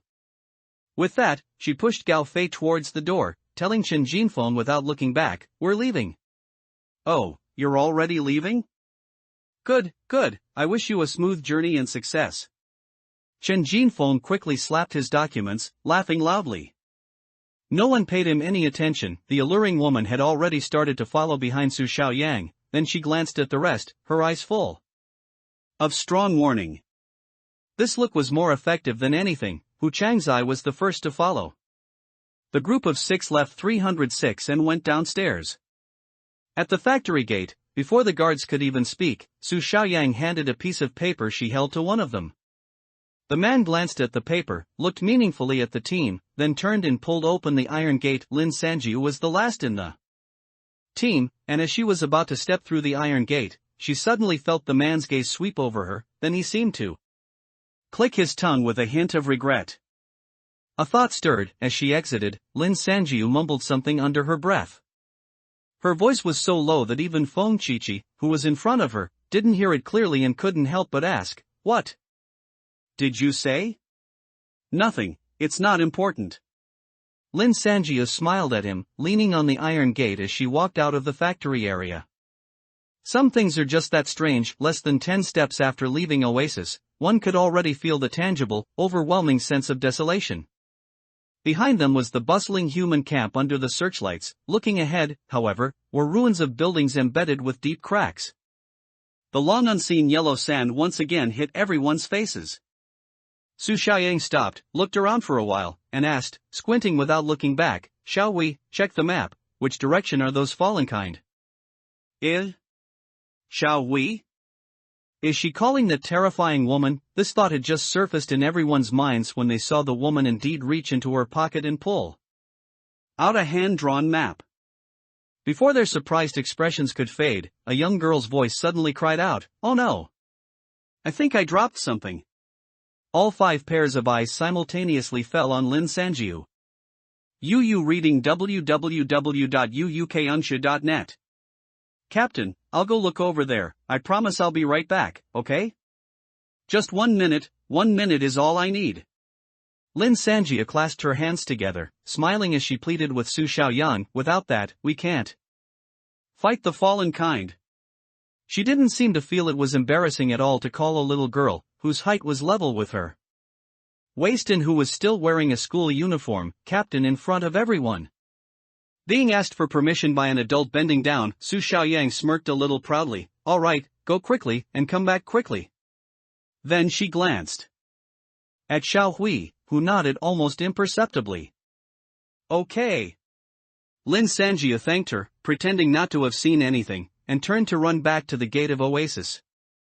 She didn't dare to go too far, afraid that Xiao Hui would think she was trying to desert. Her gaze swept around, and seeing a bit of white edge still exposed among the broken bricks next to the iron gate, she immediately breathed a sigh of relief. A man sitting by the gate stood up alertly, and Lin Sanjiu quickly looked up at him and smiled. "Big brother, our captain just dropped something here, I'll be going now." As she spoke, she quickly slipped the diary card into her palm. "I don't know why, but I'm still not satisfied with this chapter even after rewriting it. Annoying. But it's slightly better than before. I need to finish writing Oasis quickly. This place is truly an inspiration shredder." Jidian Chinese Network www.qidian.com welcomes all readers to visit and read. The latest, fastest, and hottest serialized works are all at Jidian Original. Mobile users, please go to m.qidian.com to read. "The girl I'm sorry for is me. Hey, are you strong in combat?" As Hu Changzai leaned in and whispered the question, Lin Sanjiu was about to check the contents of the diary card. "Huh?" She wasn't sure how to answer for a moment. "I guess I'm just average?" As they spoke, the group of 6 was walking towards Longhua Road. 6 pairs of shoes stepped one after another on the ground covered with thick sand, making soft shuffling sounds. Other than that, no one spoke. The air was filled with nothing but scorching sand and the constant, shrill wails of the fierce wind. Hu Changzai fell back a step and remained silent for a while. Just when Lin Sanjiu thought he had given up on talking, he suddenly let out a heavy sigh and said in a low voice, "You No, I shouldn't be on this action team." Lin Sanjiu said, "Oh," not paying much attention. Why was he telling her this? She glanced out of the corner of her eye and saw that he was still a bit far from her, so she opened her palm, keeping it close to her body. The diary card, with a few lines of small text, lay quietly in her palm. "I'm serious. I've been in Oasis for so long, working in the backup power management group, mainly responsible for cooling down the generators. I don't know how it happened, but they suddenly transferred me to the action team. Although I've evolved, my ability isn't suited for combat." Hu Changzai complained several times in great frustration. Since he evolved, he hadn't even been in a single fight, and now he suddenly had to go and fight the fallen kind. He was indeed reasonably worried. Lin Sanjiu, who was ahead of him, seemed not to have heard anything, still walking forward with her head down. Hu Changzai sighed and fell silent. Unexpectedly, she suddenly turned her head, her face greatly changed. You mean they suddenly transferred you today? Lin Sanjiu's face was deathly pale. Hu Changzai was a bit confused and pushed up his glasses, saying, "Yeah. I was wondering about it too." Lin Sanjiu's hand, clutching the diary card, trembled involuntarily. Diary card, time, 10:48 p.m. Location, main entrance of Tuan Yuan Food Processing Factory Range, 5 meters radius. Man A, is this one too? Man B. Exactly. There's a new girl inside who's quite pretty, what a shame. Man C, how many slots does this team have? Man B, the captain's slip says that only 3 people at most can return alive this time. Man A, the captain will definitely come back. Don't let her youth fool you, her methods are formidable. Man D, yeah, luckily none of us brothers have to go on missions, and we haven't intercepted much. Man C, oh, right, didn't you offend a cadre last time? I heard you were almost assigned a mission. Man D, damn, don't even mention it, it cost me a fortune. Man D spat. The rest, apart from some idle chatter from the gatekeepers, was simply the record of Lin Sanjiu running back to the main entrance and putting the card away. The record stopped at the line 10:52 p.m., diary card retrieved, and Lin Sanjiu stared at this line, momentarily lost in thought. As Mane said, if this team truly had survival slots, then without a doubt, Captain Su Xiaoyang would occupy one. The loyal dog-like woman, Xiao Wei, by her side, would also likely be on the survivor list, assuming no accidents. Among the remaining 4, herself, Feng Qiqi, Hu Changzai, and Gao Fei, Hu Changzai, who was suddenly transferred into the squad, was almost certainly going to be abandoned. After that, no matter how she thought about it, Lin Sanjia felt that she and Feng Qiqi were the remaining 2 dead people. In an instant, Feng Dan's words flashed through her mind again. No wonder, the mission casualty rate is so high, she murmured, quickened her pace by half a step, and patted Feng Qiqi's shoulder. Mazer hadn't come out, and in this action squad, Feng Qiqi was the closest to her. Seeing Feng Qiqi turn his head, a puzzled expression appeared on Luze's face. Lin Sanjia hesitated for a moment, but finally gritted her teeth and handed over the diary card. Look at this. Her extremely low voice instantly put Feng Qiqi on alert. He took the diary card, carefully covering it with his palm, and quickly scanned it when no one else was paying attention. At the same time, Lin Sanjia slowed her steps and pulled Hu Changzai to her side. Hey, what are you doing? You're a girl. Are you done or not? I have something important to tell you. Lin Sanjiu interrupted him impatiently. Go ask the captain a question, and then see if she's lying. Why? What question? Go ask her, Captain, I have an appointment at 6 in the morning, do you think I can make it? As she spoke, Lin Sanjiu deliberately emphasized the word I. Why ask that? Before he could finish his sentence, Hu Changzai seemed to have realized something, and his confused expression vanished completely, his face instantly becoming a little grim. Sweat beaded on Lin Sanjiu's forehead. She looked at Hu Changzai and forced a smile. You're not stupid after all. Without another wasted word, Hu Changzai took a deep breath, adjusted his expression, and strode towards Su Xiaoyang, who was walking at the front of the team. Their conversation, blurred by the scorching air, vaguely reached Lin Sanjiu's ears at the back of the line. Hu Changzai indeed asked the question word for word. Su Xiaoyang remained silent for a moment, then replied with a crisp, childlike voice, who knows, but at 6 o'clock, it should be about right. Next, no response was heard from Hu Changzai. Less than a minute later, Yu Kanshu www.yukanshu.net he returned with a livid face. By this time, Feng Qiqi had also finished reading the diary card. He returned the card to Lin Sanjiu, his expression also extremely solemn. He looked at Hu Changzai, who had just walked back, and asked even before Lin Sanjiu, how was it? Hu Changzai shook his head heavily. A lie, he mouthed silently. Lin Sanjiu's heart sank to rock bottom.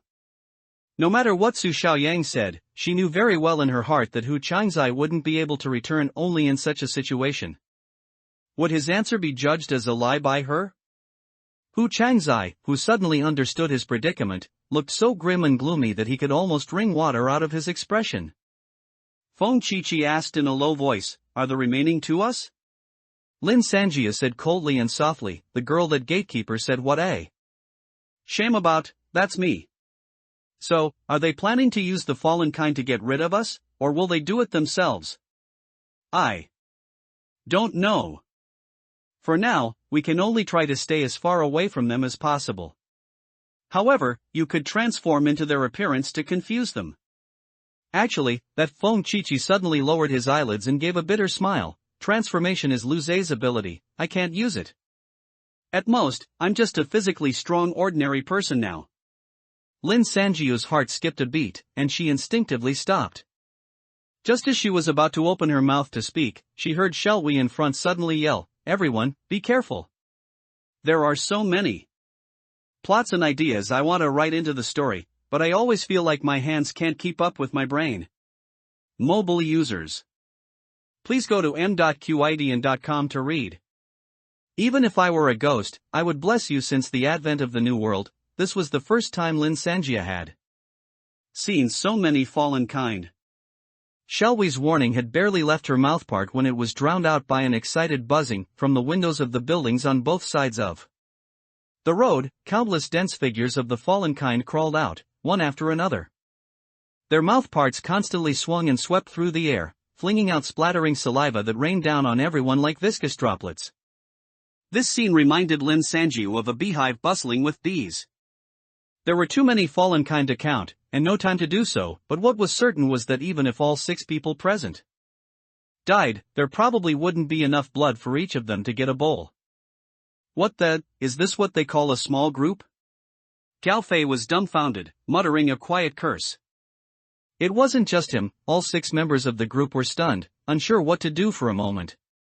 Amidst the rising and falling sharp buzzing, one of the fallen kind closest to the group nimbly flipped down from the windowsill, rapidly descending 2 floors along the outer wall. Feng Qiqi was the first to react. He shouted, "Why aren't you running?" and then turned to flee, but unexpectedly, just as he took a step, he nearly collided with Xiao Wei, who had rushed over. "Don't run back." Su Xiaoyang's raised voice immediately rang out from behind. Xiao Wei stood her ground, blocking their way, confronting Feng Qiqi, unmoving.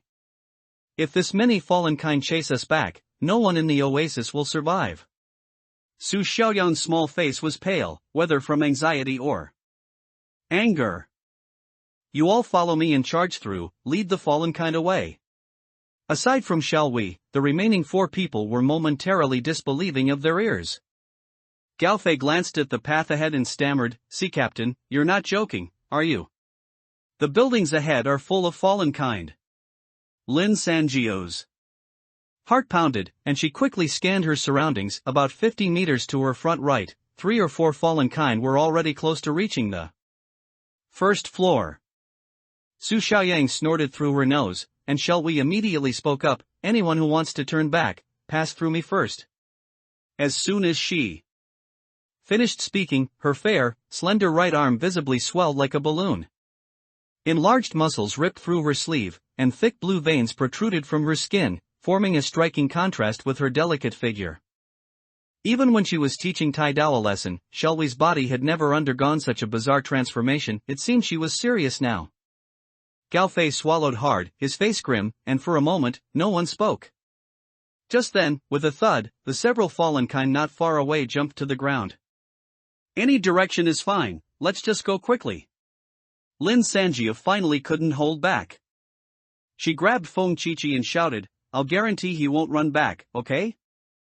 The fallen kind are coming."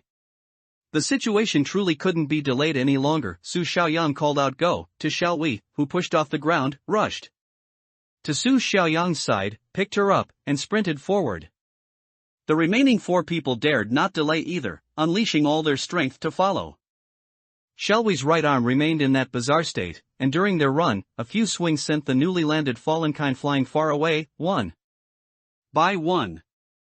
With her clearing the path, The others only needed to focus on running. They didn't know which direction they were heading, but they ran for a whole street behind. Shall we? However, as more and more fallen kind blocked the path ahead, Shall we alone gradually struggled to keep up. Finally, the fallen kind from behind also caught up, and the 6 people were like they were stuck in quicksand, their speed slowing more and more. A fallen kind suddenly jumped down from the awning of a small shop, plunging into their group. Immediately after, Hu Changzai, who was at the very back, let out a scream, stumbled forward, and rolled to Lin Sanjiu's feet. He hadn't undergone physical enhancement and was arguably the weakest. Lin Sanjiu's gaze swept over him and saw that a piece of flesh had been scraped off his calf by the fallen kind's mouthpart, leaving a deep, bloody gash. Without thinking, she instinctively let go of Feng Qiqi's hand and swiftly flung out a card. The card transformed into a police baton in midair, forcing back the fallen kind with a whooshing sound. Then she grabbed Hu Changzai by the collar and pulled him up. "Put your arm around me. Bear the pain, try to keep up," she shouted. Hu Changzai's face was bloodless. He forced himself to put all his weight on his uninjured leg, stumbling along with Lin Sanjiu for a distance. But he was heavier than Lin Sanjiu, and dragging him like this for a while, she found herself panting heavily, realizing that they had fallen far behind the group. As for Shall We, who was running at the front, she was completely out of sight. As if sensing the current situation, the fallen kind slowed their pace, emitting a series of sickening, strange cries, turning to surround these 2 stragglers. I can't. You run by yourself. Thank you, Hu Changzai said in a hoarse voice, with a tragic expression. I'll protect you even as a ghost. If you can't talk, then don't. Lin Sanjiu cursed back the latter half of his sentence in a rough voice. Large beads of sweat streamed down her forehead, crossed her eyebrows, and entered her eyes. Her eyes stung, but she endured it, not daring to wipe them, instead anxiously scanning her surroundings on Yu Kanshu. Under the night sky, the distant black figures representing the fallen kind blurred into a vast ocean. The encirclement around them slowly and steadily thickened. A strong, fishy smell permeated the dry, scorching air. The encirclement hadn't closed yet, but judging by the number of fallen kind, they didn't have much time left. No choice, let's go into that building. Lin Sanjiu gritted her teeth, desperately dragging Hu Changzai towards a grayish-white building not far ahead. She had made up her mind, deciding to gamble. The fallen kind came out of the buildings, so it should be safe inside, right? In desperation, even a tiny glimmer of hope can make people burst forth with their greatest strength to survive. Looking up at the small building, Hu Changzai endured the blood loss and intense pain, actually scrambling and crawling to keep up with Lin Sanjiu's pace. Both of them were almost insane. Lin Sanjiu transformed 2 iron rods, gave one to Hu Changzai, and they kept swinging and fighting the whole way. Even their consciousness was blurred. Deep in the ocean of fallen kind, the 2 only had their most primitive survival instincts left. What led them forward was not a numb brain, but merely habitual muscle movements. Just when Lin Sanjiu thought she would never reach that small building, the 2, covered in blood, crashed into the building's main door.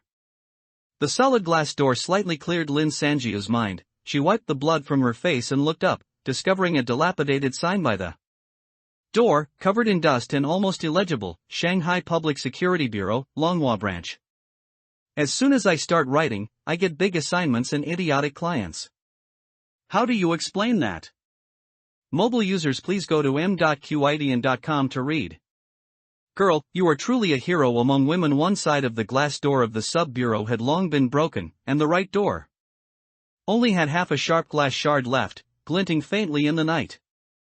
For the first time in her life, Lin Sanjiu saw a police station with such ecstasy. She quickly pushed the door open with her body, shouting at Hu Changzai, "Get in," while kicking away a pouncing fallen kind without looking back. As Hu Changzai stumbled and rolled into the first-floor lobby, a sharp buzzing sound followed closely behind him. "You go find something to block the door, I'll hold them off for a bit," Lin Sanjiu said, holding the iron rod in reverse and blocking the main entrance.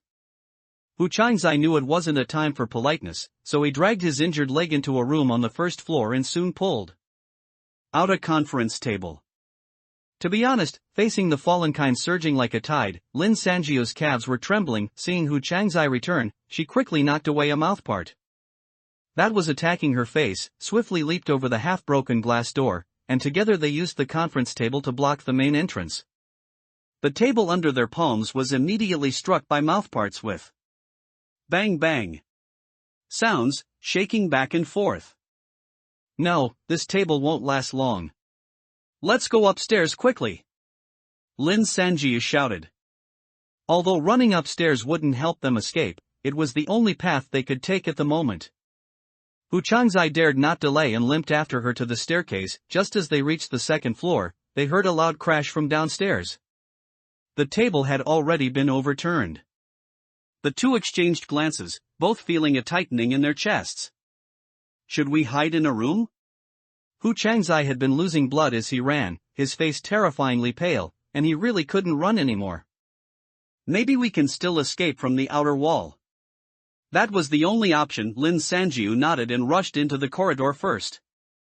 The first room in the corridor was a utility room, without a door. The second room was the household registration department, but its door was somehow destroyed and useless. Her gaze swept across, and she found that the third room's door was still intact, slightly ajar, revealing a gap. She immediately rejoiced and shouted, "Here!" Then she rushed forward a few steps and pushed the door open. Inside, two large fallen kinds simultaneously turned their heads and cast their gazes upon her. For a moment, both were frozen as if by ice. Both of these fallen kind were male in life, each over 1.8 meters tall, having consumed an unknown number of humans. Their flesh was plump, their muscles taut, and their mouthparts were shockingly thick. Compared to their countless kin outside, they appeared far more dangerous. At this distance, a single flick of a mouthpart would be enough to end both their lives. However, in the next second, the two fallen kinds simultaneously turned their heads away, no longer looking at them, but instead staring intently at each other. In a brief blink of an eye, Lin Sanjiu's back was drenched in cold sweat. She composed herself and then realized that the two fallen kind in the room were facing each other with intense hostility, not even willing to shift their eyes in their direction. Between them lay an overturned office desk, a floor covered with charred documents, and a golden-orange collar.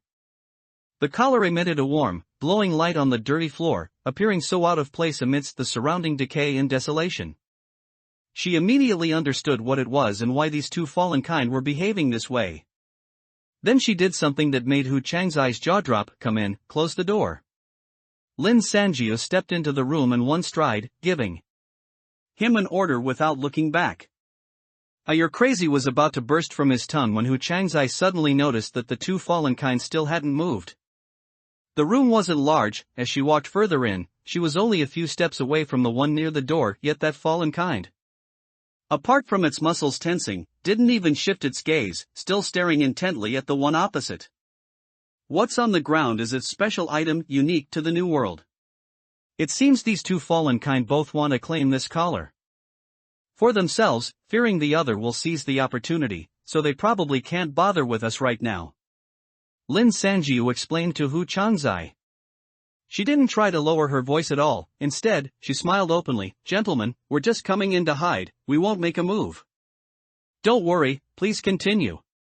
Her words were charming, but her body was on high alert, clutching the iron rod tightly. Lin Sanjiu's expression was grave as she slowly moved along the wall to a metal filing cabinet. The fallen kind opposite, the one with a descending tiger tattoo on its arm, immediately snorted coldly but still didn't move. At this, Hu Changzai also realized Lin Sanjiu had made the right gamble. He immediately closed the door and stood carefully beside her. "Get out!" The one closer to them couldn't take it anymore. Lin Sanjiu looked at its unmoving back and finally smiled. "Both of you are very tall, and even your mouthparts are longer than others. At this distance, if either of you were to flick a mouthpart, you could snatch the collar, right? You'd better keep a close eye on it. Don't let us be the crane and clam in a struggle, only to let someone else be the fisherman." Such courage! If the occasion weren't inappropriate, Hu Changzai would have wanted to praise her as a heroine. Lin Sanjiu listened intently. The sounds of chaotic footsteps and the distinctive squelching sound of fallen kind walking with their sticky skin were already echoing in the corridor. "Hey, our pursuers are coming soon," big brothers, do us a favor and get rid of our pursuers. Otherwise, if they all rush in, it won't be easy for you, will it? Her tone was somewhat roguish, then she raised her chin at Hu Changzai. Hey, bandage your leg. She was confident that these two fallen kind would not allow the large group outside to rush in. Sure enough, no sooner had she finished speaking than the room door was violently struck by a mouthpart from outside. Immediately after, the two fallen kind inside almost simultaneously let out high-pitched, sharp buzzing sounds, and faint screams were heard from outside. The buzzing continued relentlessly for several minutes, and when the room returned to silence, not a sound could be heard from outside. These two certainly don't seem like ordinary fellows. Get out now. Although it still didn't turn around, the fallen kind's tone became much more violent. Okay, as soon as my companion's leg is bandaged, we'll leave immediately. Lin Sanjiu said, squatting down to examine Hu Changzai's leg. Hu Changzai looked up with a hint of gratitude. I'm fine, let's go now, this isn't a place to stay.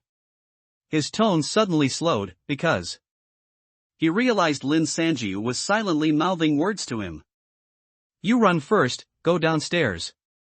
She repeated the mouthing several times, finally making him nod with a heart full of doubts. All right, your leg is bandaged, she said aloud as she helped Hu Changzai up. Thank you both for your help, then we'll be going. Naturally, neither of the two fallen kind replied, not even shifting their eyes from each other. UU reading www.uukunsha.net.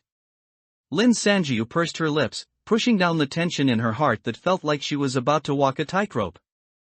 The expression on her face was only partially seen by Hu Changzai beside her, and his heart began to pound. She pulled the door open, and indeed, there wasn't a single fallen kind in the corridor outside. Lin Sanjiu gently pushed Hu Changzai, who immediately understood and ran towards the stairs without a second's delay. I'm just curious. She turned around, feeling her palms covered in sweat. What exactly is that collar that kept you two confronting each other for so long? One fallen kind hissed impatiently. Although it still didn't move, what Lin Sanjiu wanted wasn't an answer, but that tiny window of opportunity when their concentration faltered. A card shot rapidly into the air, and when it reached above the collar, it suddenly surged upwards, then plunged down heavily. The collar, struck by this movement, instantly transformed into a sky full of golden-orange light points, quickly melting into the card. Then, before the fallen kind could react, the card flew back towards Lin Sanjiu. As soon as the card was in her hand, she immediately took off running. All of this had been rehearsed countless times in her mind. She just hadn't expected to actually get her hands on the collar. Are the recent chapters not good? Why is the collection always stagnant? Jidian Chinese Network www.qidian.com welcomes all readers to visit and read. The latest, fastest, and hottest serialized works are all at Jidian Original. Mobile users, please go to m.qidian.com to read. What is your potential value? Going downstairs was indeed a wise choice. Nervousness, excitement, fear, a mix of emotions burned in her guts like fire. The air had never felt so thin, and her heart had never pounded so hard. The moment Lin Sanjiu's feet touched the first-floor lobby, before she could even look for a direction to run, her arm was pulled hard, and she stumbled into a room. This was the conference room from which a table had just been moved out. She had barely hidden when, almost the next second, two furious figures swept through the lobby like a storm, rushing out the front door, because the conference room door was wide open. Neither of the fallen kind thought to glance inside. Lin Sanjiu didn't dare to breathe, hiding behind the door for a long while. Seeing that the two fallen kind hadn't returned, her heart finally settled. Hu Changzai, behind her, lowered his voice and scolded, "You really don't care about your life? What kind of precious item is worth you taking such a big risk?" I don't know. Lin Sanjiu took a deep breath, a narrow dimple appearing uncontrollably at the corner of her mouth. There was one thing she didn't say. From the moment she saw that collar, her acute intuition had blared like a siren, and only one thought remained in her mind: possess it. she took out the blade card, mimicking Luze's action of swiping and pushing, and an exquisitely crafted metal collar dropped from the card. Although the card was Lin Sanjiu's ability, once transformed, it became a physical object, so the property of special items merging in molecular form was still effective on the card. Lin Sanjiu grabbed it, and a shimmering golden-orange light immediately illuminated half of her face, so beautiful. The collar, made of an unknown metal, glowed with a luster like water ripples. The geometric patterns used bold colors, primarily golden-orange, contrasted with soft, fresh pink, and a hint of watery blue. Though the colors were vibrant, they were lively and utterly beautiful. Lin Sanjia gazed at it for a while, unable to put it down, and with a thought, the collar transformed into a card in her hand. Pygmalion collar. Introduction. The name of this collar comes from the famous psychological phenomenon Pygmalion effect, also known as the expectation effect. Just as people are influenced by others' expectations of them and exhibit corresponding behaviors, the wearer of this collar will also be affected by their companion's thoughts. How to use. After putting it on, fasten the buckle. Note: people with thick necks, please do not force it, then ask your companion to imagine an ability or characteristic. The ability or characteristic verbally described by your companion will genuinely appear on the collar's owner. Precautions. 1. Only positive fantasies can be realized. For example, he can fly is acceptable, but he sinks when he encounters water is not. 2. Each fantasy can only be realized once, lasting for 5 minutes, and the collar can be used again after a 24-hour cooldown. 3. After a fantasy is realized, the strength of the ability is limited by the owner's potential value. A person with a potential value of only 5, even if they can fly, might only be able to get 30 centimeters off the ground. So it's impossible for anyone to rule the universe. Numbers are for reference only. 4. Once the collar is put on, it cannot be removed. The only way to remove it, other than violently destroying it, is to cut off the owner's head. So please be very careful with your head. 5. The methods for obtaining companions and making them voice their fantasies are not restricted. Growth location hint: this collar appears in places of team combat. The content on this card was very long. Lin Sanjiu had to scroll twice to finish reading it. Hu Changzai, who had initially refrained from looking to avoid suspicion, eventually couldn't bear the torment of curiosity and secretly glanced at her card several times. After she finished reading the card and had just transformed the collar back, Hu Changzai incessantly urged her, "Hurry and put it on so I can try it. I used to love watching superhero movies." Facing such a rare and heaven-defying treasure, he naturally assumed it belonged to Lin Sanjiu. Lin Sanjiu smiled at him and didn't act overly polite. After all, it was something she had obtained at the risk of her life. She couldn't contain her excitement, and with slightly trembling fingers, she put on the collar. With a click, the metal clasp perfectly fastened behind her neck. She touched the cool collar on her neck and smiled at Hu Changzai. "Alright, what ability are you going to imagine for me now?" Before she could finish the latter half of her sentence, there was a sudden boom, and a gust of wind carried with splinters like rain, striking both of them. They retreated several steps, and looking back, they saw that the conference room door had been shattered. Behind the flying wood splinters, the tall figure of one of the fallen kind from earlier was revealed. The mouthpart, which was a segment longer than that of ordinary fallen kind, was as hard as rock. With a single swing, the wooden door and a section of the wall vanished, leaving a jagged hole in its place. The fallen kind's buzzing sound was enough to give one goosebumps. "Excellent, it seems I was the first to find you." Lin Sanjiu stared at it, taking a fighting stance. "Take off the thing on your neck, and I'll give you a quick death." Unexpectedly, even though the fallen kind clearly saw the Pygmalion collar, it didn't flee. Instead, it chuckled sinisterly. Lin Sanjiu's heart suddenly stirred, and a possibility came to mind. She remembered Mazer once mentioning that when facing special items, most people first study the item's own hints, like with an ability polishing agent. If there are no hints, they try to activate or use the item once to understand its general effect.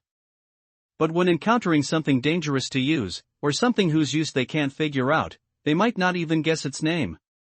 It's likely no.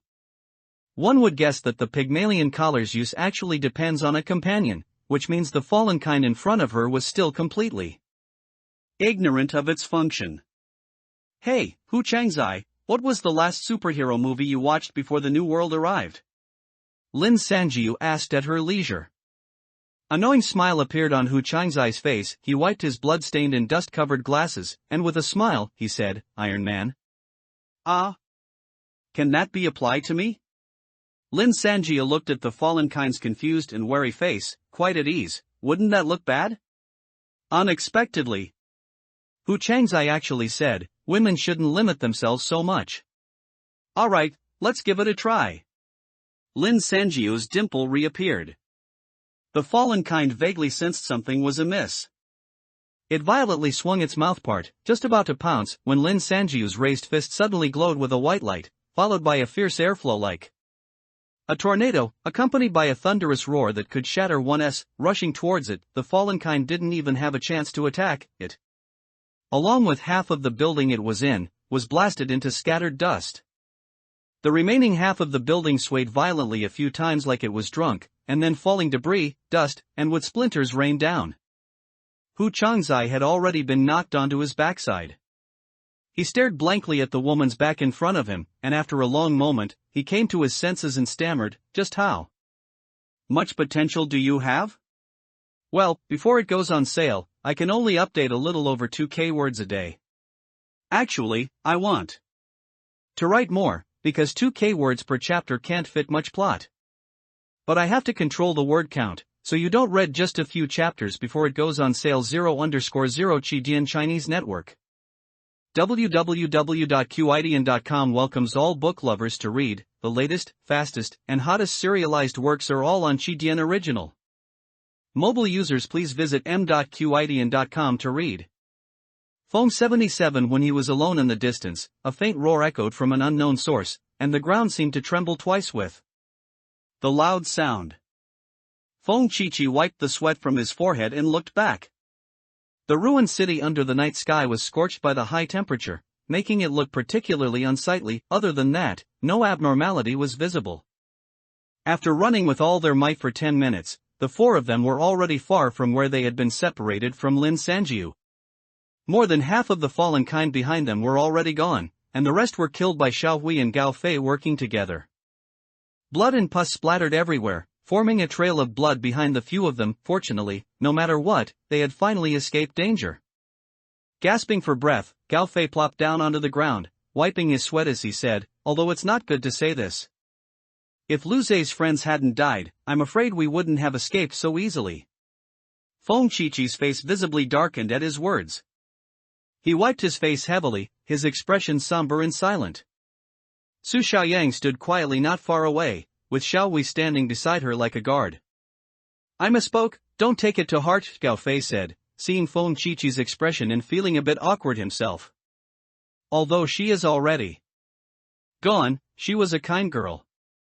Don't forget, she sacrificed herself to save others. Feng Chichi reached up and covered his eyes. After a while, he put his hand down, feigning calmness, but the corners of his eyes were red. Seeing him like this, Gao Fei also felt bad. He sighed and said, alas, you two are both good people. If you hadn't shouted at that crucial moment, I'm afraid I would be in grave danger right now. Hearing him say that, Feng Chichi forced a pale smile.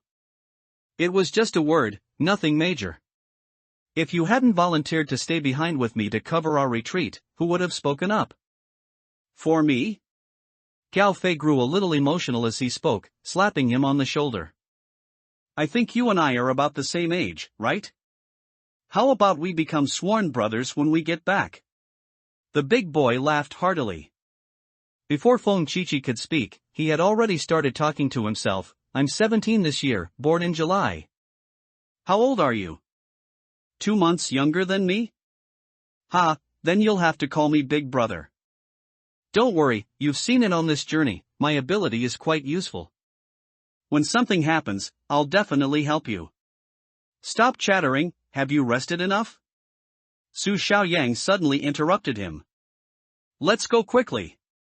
Before the few of them sat down to rest, Su Xiaoyang had already given the order. They were to circle back to the oasis and inform the oasis officials to quickly dispatch more combat teams to eradicate the fallen kind. Although the little girl tried her best to make her tone stern, her sweet childlike voice softened every word, so Gao Fei didn't care. He dusted himself off and stood up compliantly. You guys go ahead, don't mind me. Feng Qiqi suddenly smiled weakly, avoiding Gao Fei's surprised gaze. What are you saying? Staying here alone, do you want the fallen kind to eat you? Even if I force myself to keep up, I'll only drag you down. Feng Qiqi sighed very softly, saying with a troubled expression, actually, just now I twisted my ankle, and now I can't even stand up. Upon hearing this, Su Xiaoyang quickly exchanged a look with Xiao Wei. Gao Fei cursed, then immediately grabbed Feng Qiqi's arm. What the hell did I think it was? It's just a sprained ankle, why act like you're about to sacrifice yourself? Your brother will carry you. How can that be? What if we encounter the fallen kind again? You'll have trouble even running. Amidst Feng Qiqi's ineffective protests, Gao Fei draped his arm over his shoulder, and with a strong pull, lifted him onto his back. Lu Zhe was just over 1.7 meters, and now lying on the 1.9 meters Gao Fei, he fit perfectly. Gao Fei's strength was astonishing, Lu Zhe's weight was nothing to him. He smiled at Su Xiaoyang and lifted his chin, saying, "Let's go." Nosy. Xiao Hui muttered in a low voice, then squatted down for Su Xiaoyang to hop onto her back. Only then did the four of them set off. Although Xiao Hui had a map, it didn't show the areas beyond Longhua Road. To find their way, they had to stop and go, sometimes taking the wrong path and having to turn back. After one or two successful repulsions of the fallen kind's surprise attacks, the factory district where the oasis was located finally appeared in the distance. Just then, Gao Fei suddenly felt the arm wrapped around his neck trembling slightly. Lu Zhe, what's wrong? He asked with a hint of unease. Feng Qiqi's faint voice came from behind him. I seem to have a fever, so cold. No way? Let me see. Gao Fei was startled and quickly stopped. Su Xiaoyang, who was ahead of them, heard him and also turned her head, looking back. It happened in an instant, too fast for anyone to react. Gao Fei's neck suddenly split open, gushing out a large amount of fresh blood, which splattered and dyed the air red. His throat was cut open, and blood continuously poured into his windpipe. Gao Fei couldn't say a word, struggling to make gurgling sounds. His eyes were about to burst, and before his body swayed precariously, he desperately tried to reach his hand behind him. Feng Qiqi slid lightly from his back, a blood-stained knife clutched in his hand. He looked expressionlessly at the painfully contorted Gao Fei, then raised his foot and kicked him in the back of the knee. With a thud, his tall body fell to the ground, kicking up a cloud of dust. Blood gushed from Gao Fei's neck, and soon he stopped struggling. In the silent night, only the earthy yellow dust permeated the air, obscuring the shocking bloodstains beneath. UU reading www.uukunsha.net. Slowly, the dust settled, revealing Feng Qiqi's calm face, Lu Zhe's face. Su Xiaoyang was completely stunned. She tightly clutched the clothes on Xiao Hui's back, her face pale. After a long while, she finally reacted. Why did you kill him? After asking, she realized her voice was hoarse. You ask why? Feng Qiqi scratched his face as if a little helpless. I thought you would guess as soon as you saw. He paused, and a smile appeared in his eyes. Although I don't know why, only 3 people in this team can return alive, isn't that right? Captain, now there are only 3 of us. Su Xiaoyang's eyebrows furrowed. What if your friends didn't die? Then, killing those 2 would be much easier than getting rid of Miss Xiao Wei. Feng Qiqi took 2 steps to the side, carefully avoiding the blood flowing from Gao Fei. The air was still for a few seconds, then Su Xiaoyang spoke. She coldly instructed Xiao Wei, "Let's go," then turned her head again. But you remember this, she said without even looking at Feng Chichi, when we get back to the oasis, don't talk to me. I don't like you. The recent traffic is so painless, so low, it makes me lose confidence in my writing. Jidian Chinese Network www.qidian.com welcomes all book lovers to read. The latest, fastest, and hottest serialized works are all on Jidian Original. Mobile users please visit m.qidian.com to read. Mother's Crisis 30 minutes earlier, while Lin Sanjiu was still trying to carve a bloody path through the ocean of fallenkind, and Feng Chichi was still fleeing behind Gao Fei and others, Mazer was in the infirmary, putting away a set of first aid equipment and placing it in the refrigerator. The infirmary was probably the only place in the entire oasis, no, in the entire Shanghai city, that still had a refrigerator, right? Mazer thought to herself with a hint of admiration. At high temperatures, syringes would melt, medicines would spoil, and alcohol would explode. To properly preserve medical supplies, they could only be kept in a refrigerator. She recalled the first aid kit she found in a roadside pharmacy when Lu Zhe was injured. Even the gauze inside had mold spots. She had been too anxious then, but thankfully, Ji had medicine. Hey, you haven't left yet? While she was lost in thought, the infirmary door suddenly opened, and a face peeked in. It's Chen Ganbu, I was just about to leave. Mazer smiled and closed the refrigerator. Chen Jinfeng opened the door and walked in, sitting down by the examination table, saying, I just ran into Tai Dao in the hallway, you bandaged him very professionally. What did you do before? Just a lab worker, she said dismissively. Unexpectedly, Chen Jinfeng became interested instead. Oh? What specifically did you research? Life sciences, Mazer replied briefly. Chen Ganbu, you sit, I'm going back first. Before she finished speaking, as she walked past Chen Jinfeng, he suddenly grabbed her wrist. He smiled at her, don't be in a hurry yet. I still have something to tell you. Mazer immediately pulled back her hand and looked at him. After a pause, Chen Jinfeng spoke indifferently, come, sit down. Let me tell you, there are many talented people in all aspects of the oasis, but there are no doctors. The infirmary currently only has one nurse, which is fine for minor injuries and illnesses, but it's not enough for big problems. Since you were a life scientist before, you must have some understanding of medicine, right? You mean you want me to come here to treat people? Mazer sat opposite him and asked with some difficulty. Chen Jinfeng clapped his hands and smiled, yes. Are you willing? This is about healing and saving lives. It's not impossible. When I don't have a mission, I can come over. Mazer said, considering, but halfway through her sentence, she suddenly felt her hand being covered by something. She looked down and saw Chen Jinfeng's thick, short fingers gently stroking the back of her hand. Mazer shot up, staring at him with a mix of shock and anger, momentarily at a loss for words. Chen Jinfeng was not surprised by her reaction and also stood up. Although he was robust, he was half a head shorter than Mazer. His gaze swept over Mazer's body without restraint, and he smiled. I've dedicated myself to the affairs of the oasis, and although I've helped many people, I'm also very lonely. The first time I saw you, I felt you were different from everyone else. As he spoke, he stood up, closed the door, and with a click, locked it. What are you doing? Mazer suddenly felt a bit panicked, then quickly scanned her surroundings, looking for something to defend herself with. Don't be afraid, I just want to talk to you. Chen Jinfeng said, sitting on a small bed in the infirmary. He looked at Mazer and smiled stickily. The oasis, no, there aren't many humans left in the world. For humanity to revive, relying solely on survivors isn't enough, there must be a new generation. So, the next step, I plan to call on everyone to procreate more, and there should be no taboos between men and women. He patted the bed, motioning for Mazer to sit beside him. Mazer didn't even look at him, rushing to the door like a gust of wind and reaching out to twist the doorknob. The lock opened instantly, but no matter how hard she tried, the door remained motionless.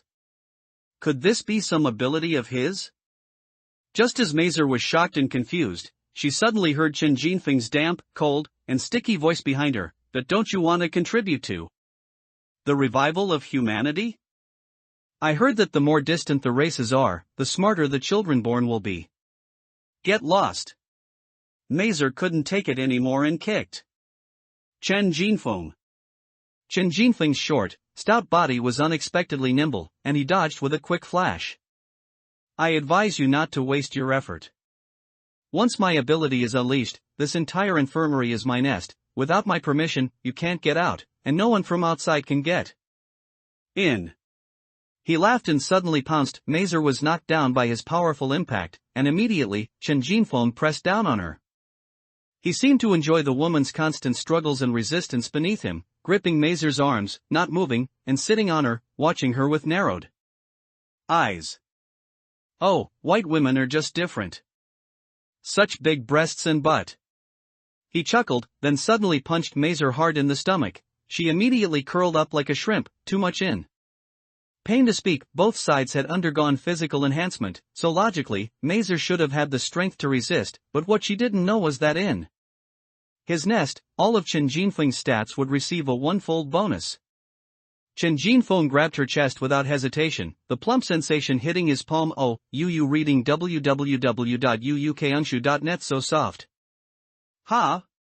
The plumpness suddenly became strange. One moment his hand was full, the next it was empty. It was as if those two things could hide. He opened his narrowed eyes and looked on in confusion.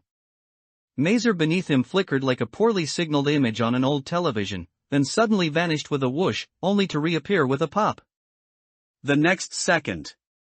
When she vanished, Chen Jinfeng's hand fell straight to the ground.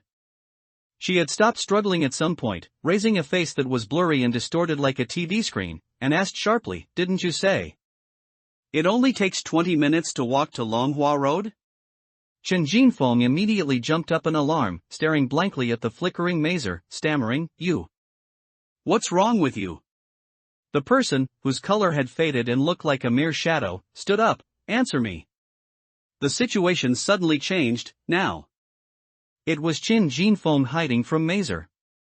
Who knows what kind of ghost they're up to, he cursed in a bit of panic, then suddenly felt his neck itch, and reaching up, discovered a small cut he didn't know when he'd gotten. Somehow, this minor injury suddenly made him furious, and he said viciously, "You're lucky today. Let me tell you, your two friends aren't coming back, and I'll have plenty of chances to get you later." As soon as he finished speaking, Mazer in front of him vanished completely with a pop. After waiting a few seconds, the room remained empty and deserted. Chen Jinfeng couldn't understand the situation, so he quickly retracted his ability, opened the door in a panic, and ran off. 8 minutes later, Feng Qiqi was lying on Gao Fei's back, and the group walked towards the oasis. Mobile users please go to m.qidian.com to read.